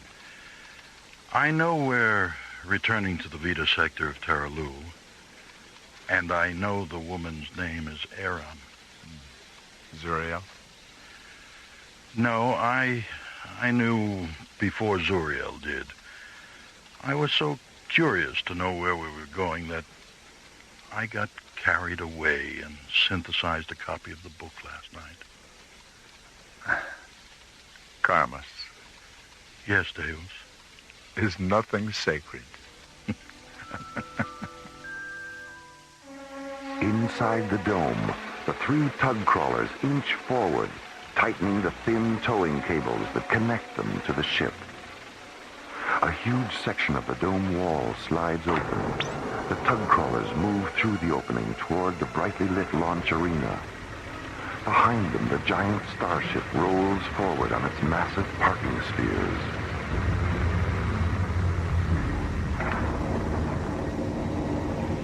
In the guidance chamber, Deus, Sibella, and Zuriel sit in cushioned pod chairs, facing a massive instrument console.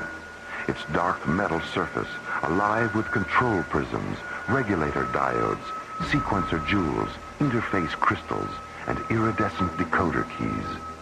Start the pre-emanation cycle on the artificial gravity radiators, Sibella. Interior gravity is stable at E.3. Grav factor links are sequenced to convert to E.9 during corridor penetration and E.12.1 at void entry. Deus, an ion storm is forming in the penetration corridor over Illyria. Karmas, we need a revised launch velocity. Just a moment. A launch velocity of KPS .660 will take us through the storm before its primary spectrum collision phase. KPS .660. Sibella, engage the exterior hyperlight coils when we launch. Ion storms are too unpredictable not to take precautions. Yes, Deus. The ship is in position, Deus, and the towing vehicles have cleared the launch arena. Engage the ancillary pulse drive reactor, Sibella. Reactor engagement confirmed. Solar power matrix is stable at multiple sublinks 8, 18, and 80. All ship register encoders, guidance optics, and inverter grids are hyperlinked and scanning. Release the parking spheres, Sibella.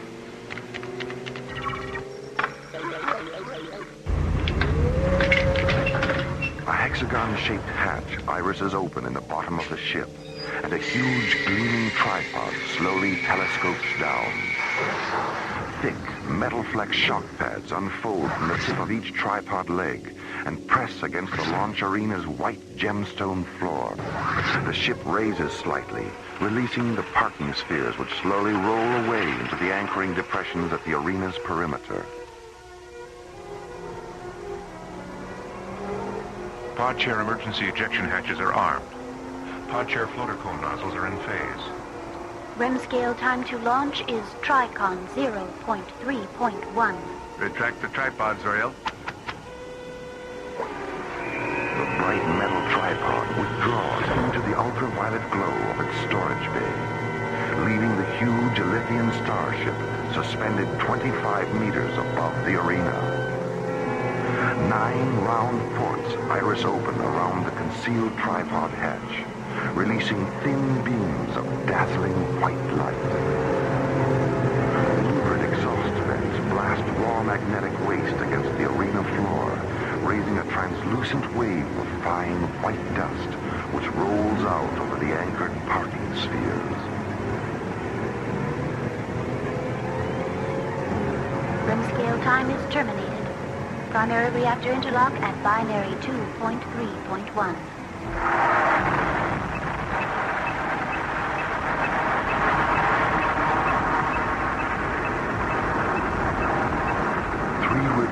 Crimson hyperlight blink on around the edge of the ship.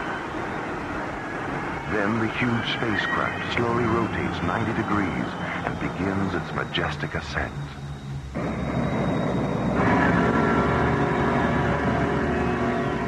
At an altitude of 30 demivectors, the ship is a tiny ovaloid shadow at 9 pinpoints of light.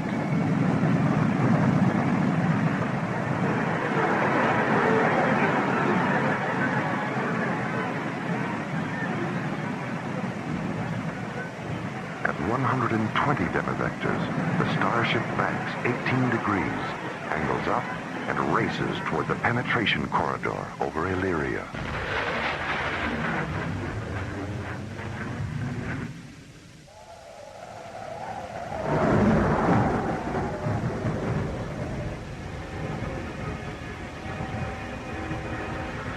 Suddenly, a section of the corridor ceiling tears away, and a sucking vacuum of ionized winds lash out, trying desperately to draw the ship up into its crushing vortex. Then, as suddenly as it began, the crisis is over, and the ship accelerates out through Ilithia's shimmering aurora sphere into the starlit serenity of deep space.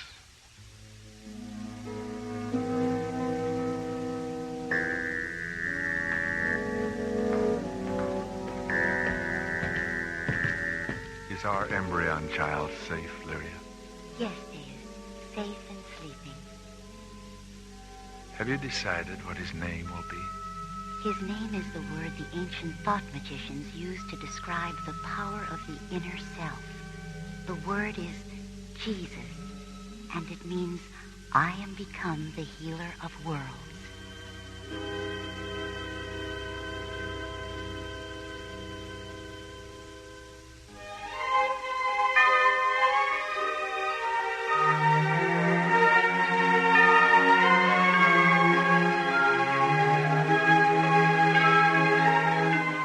Earthlight was written by Ron Thompson and starred Olin Soule as Deus, Russi Taylor as Sibella, Mel Wells as Karmas, Byron Kane as Zuriel, Susan Silo as Lyria, and Lorene Tuttle as Diabas. Associate producer Ron Thompson. Engineer Stu Jacobs. Music director Tom Rounds. Assistant to the producer Jim Cook. Technical consultant Peter Sky. Alien Worlds was created, produced, and directed by Lee Hansen. And so until next week, this is Roger Dressler inviting you to join us for our next adventure, The Seeds of Time, from the elsewhere and elsewhen of Alien Worlds.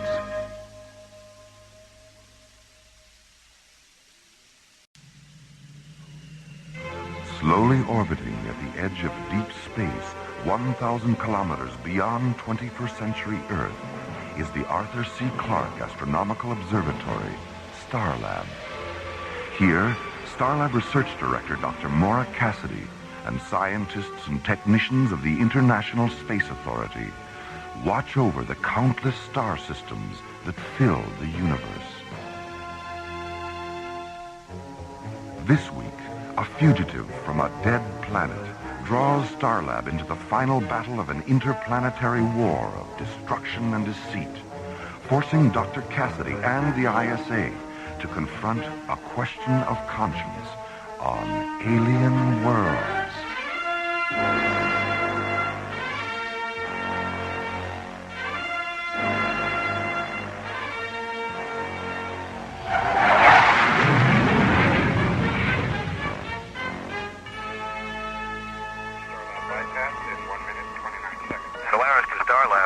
This is Starlab. Go ahead, Solaris.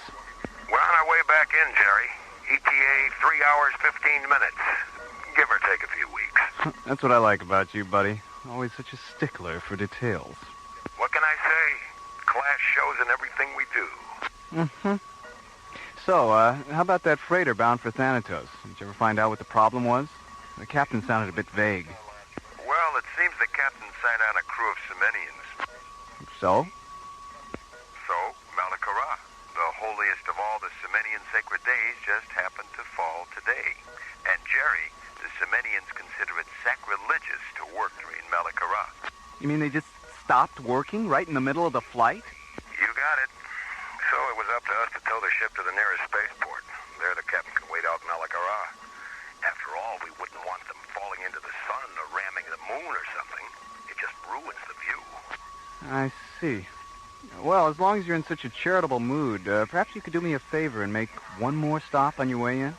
Don't tell me. Let me guess. A corned beef on rye from the Delphi 5 floating delicatessen. Not exactly. I've been picking up some erratic Sigma-class radio signals from Sector 9 or 5. I'd like you guys to check it out. Consider it done, Jerry. We'll let you know if we find anything interesting. Great. Oh, and before I forget, there is just one last little thing. What's that? That corned beef sandwich sounds really good. If it wouldn't be too much trouble, you think you could... Sorry, Jerry. Malakara, remember? This is our day off. Maybe next time. Solaris clear. Starlab clear. Funny, they don't look Semenian.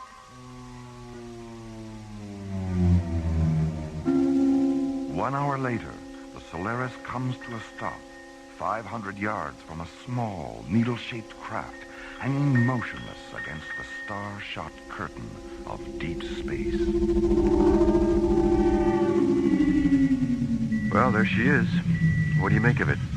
Well, the design looks pretty standard, but those markings, I've never seen pictographs quite like those before. And look at all that carbon scoring along the port side. Yeah. She's seen some action, all right. No sign of activity. Think it's a derelict? What about the distress signal? It might be automatic. Better run a tomography scan. Right. No good, Skip. She's shielded. Scanners just can't penetrate the hull. So much for doing things the easy way. You think it might be a booby trap? Now, who'd want to rig a trap just to get little old us? Well, that depends. How many people do you know? You have a point there. Well, I guess our only choice is to shoot across a magnetic grappler, bring her back to Starlab for a once-over. Okay, let's do it. You better run grappler at maximum range, just to be safe. And if it is a trap? It's been real nice working with you, buddy. I was afraid you were going to say that.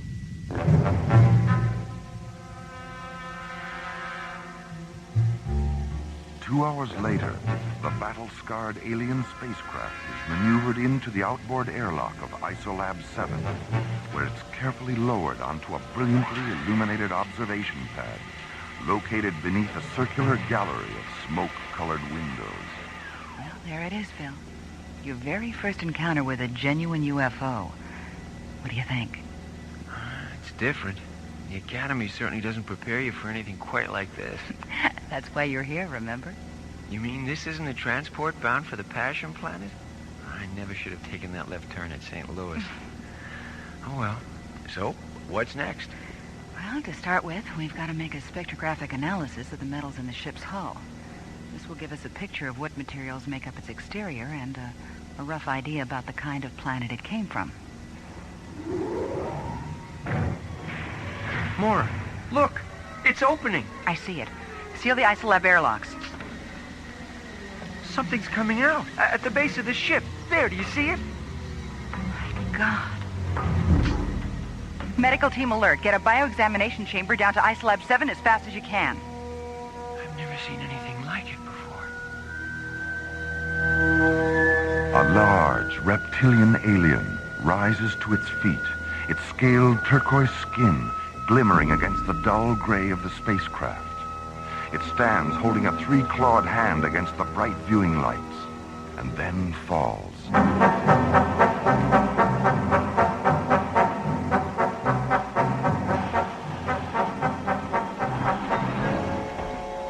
How is he, Maura? Well, according to the report, he's been in a state of extreme oxygen deprivation for several weeks.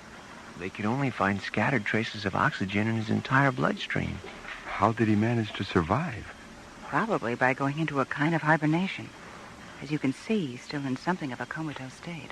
Now, Dr. Cassidy, the time of non-life is over. You can understand us. Your language is not unknown in the universe. I am called Isu of Nakaresh. Nakaresh? I don't think I'm familiar with that system.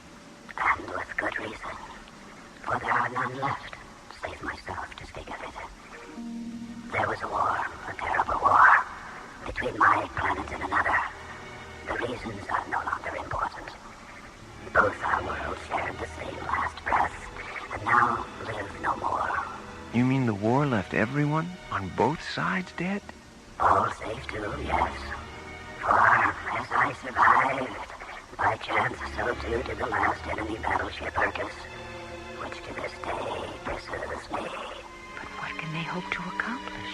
Nothing. Everything. It does not matter. Theirs is an unreasoning, an irrational hate for my people that will not let them rest until the very last member of my race has been totally and utterly exterminated. Maura, Right here, Jerry. Go ahead. I'm picking up a ship 5 kilometers out. I think you better take a look at it. It's big. Real big. We're on our way. And so it begins again. Can you not feel them? I can. I can sense their presence. Yes, it is them. The enemy. They have found me at last.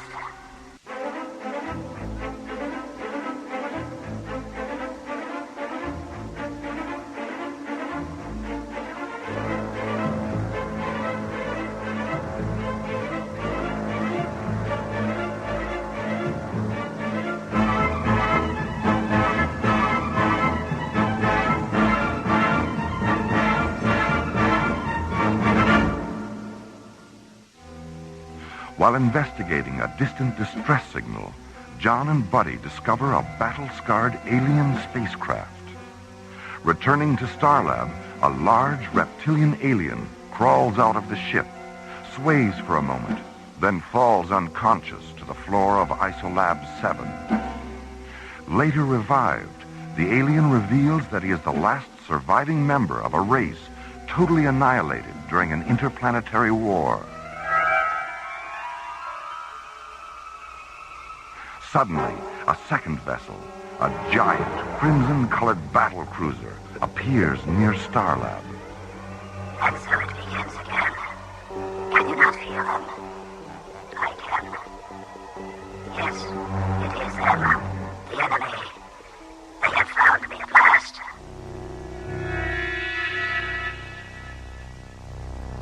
Meanwhile, an envoy from the battle cruiser arrives in Starlab Docking Bay 9 to discuss the fate of the alien creature.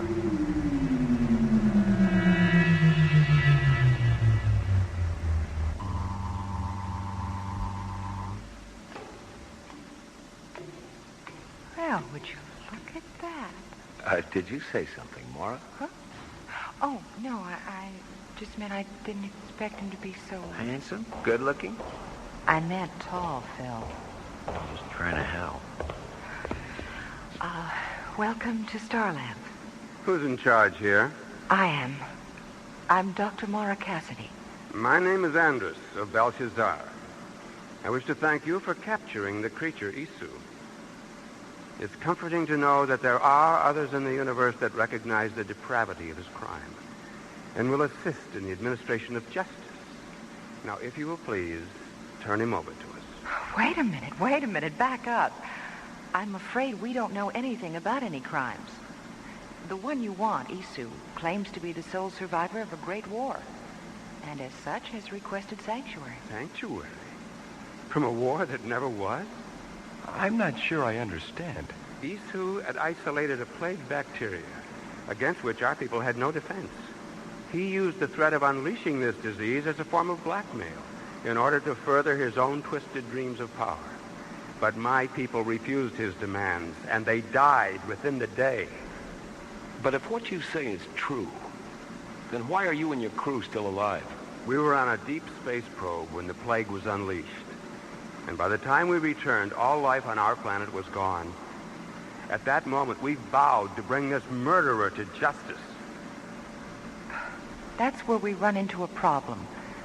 Both you and Isu tell different stories, while each claiming to be the last of his kind, leaving no one to verify either story. You don't seriously mean to say that you equate my credibility with his lies? My job here is to find out the truth. Isu has requested sanctuary, and I am obliged to give him that until his guilt in this crime, or at least the crime itself, can be established. And how long will this take? A few days. A few days? That's impossible. Well, I'm sorry, but we do have certain procedures for dealing with this sort of thing. We are not interested in your procedures. Every moment that he lives further increases his chances of escaping us. My response to your suggestion is simple. You have 5 of your hours in which to turn him over to us. That sounds a little like a threat. It's a very disagreeable term. Let us instead call it a strongly voiced suggestion. Oh, but you can't expect us... I repeat, 5 hours. This discussion is concluded.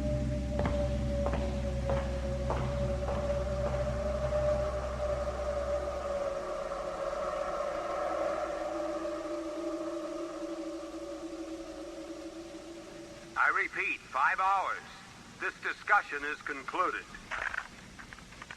That's the end of it, Commissioner.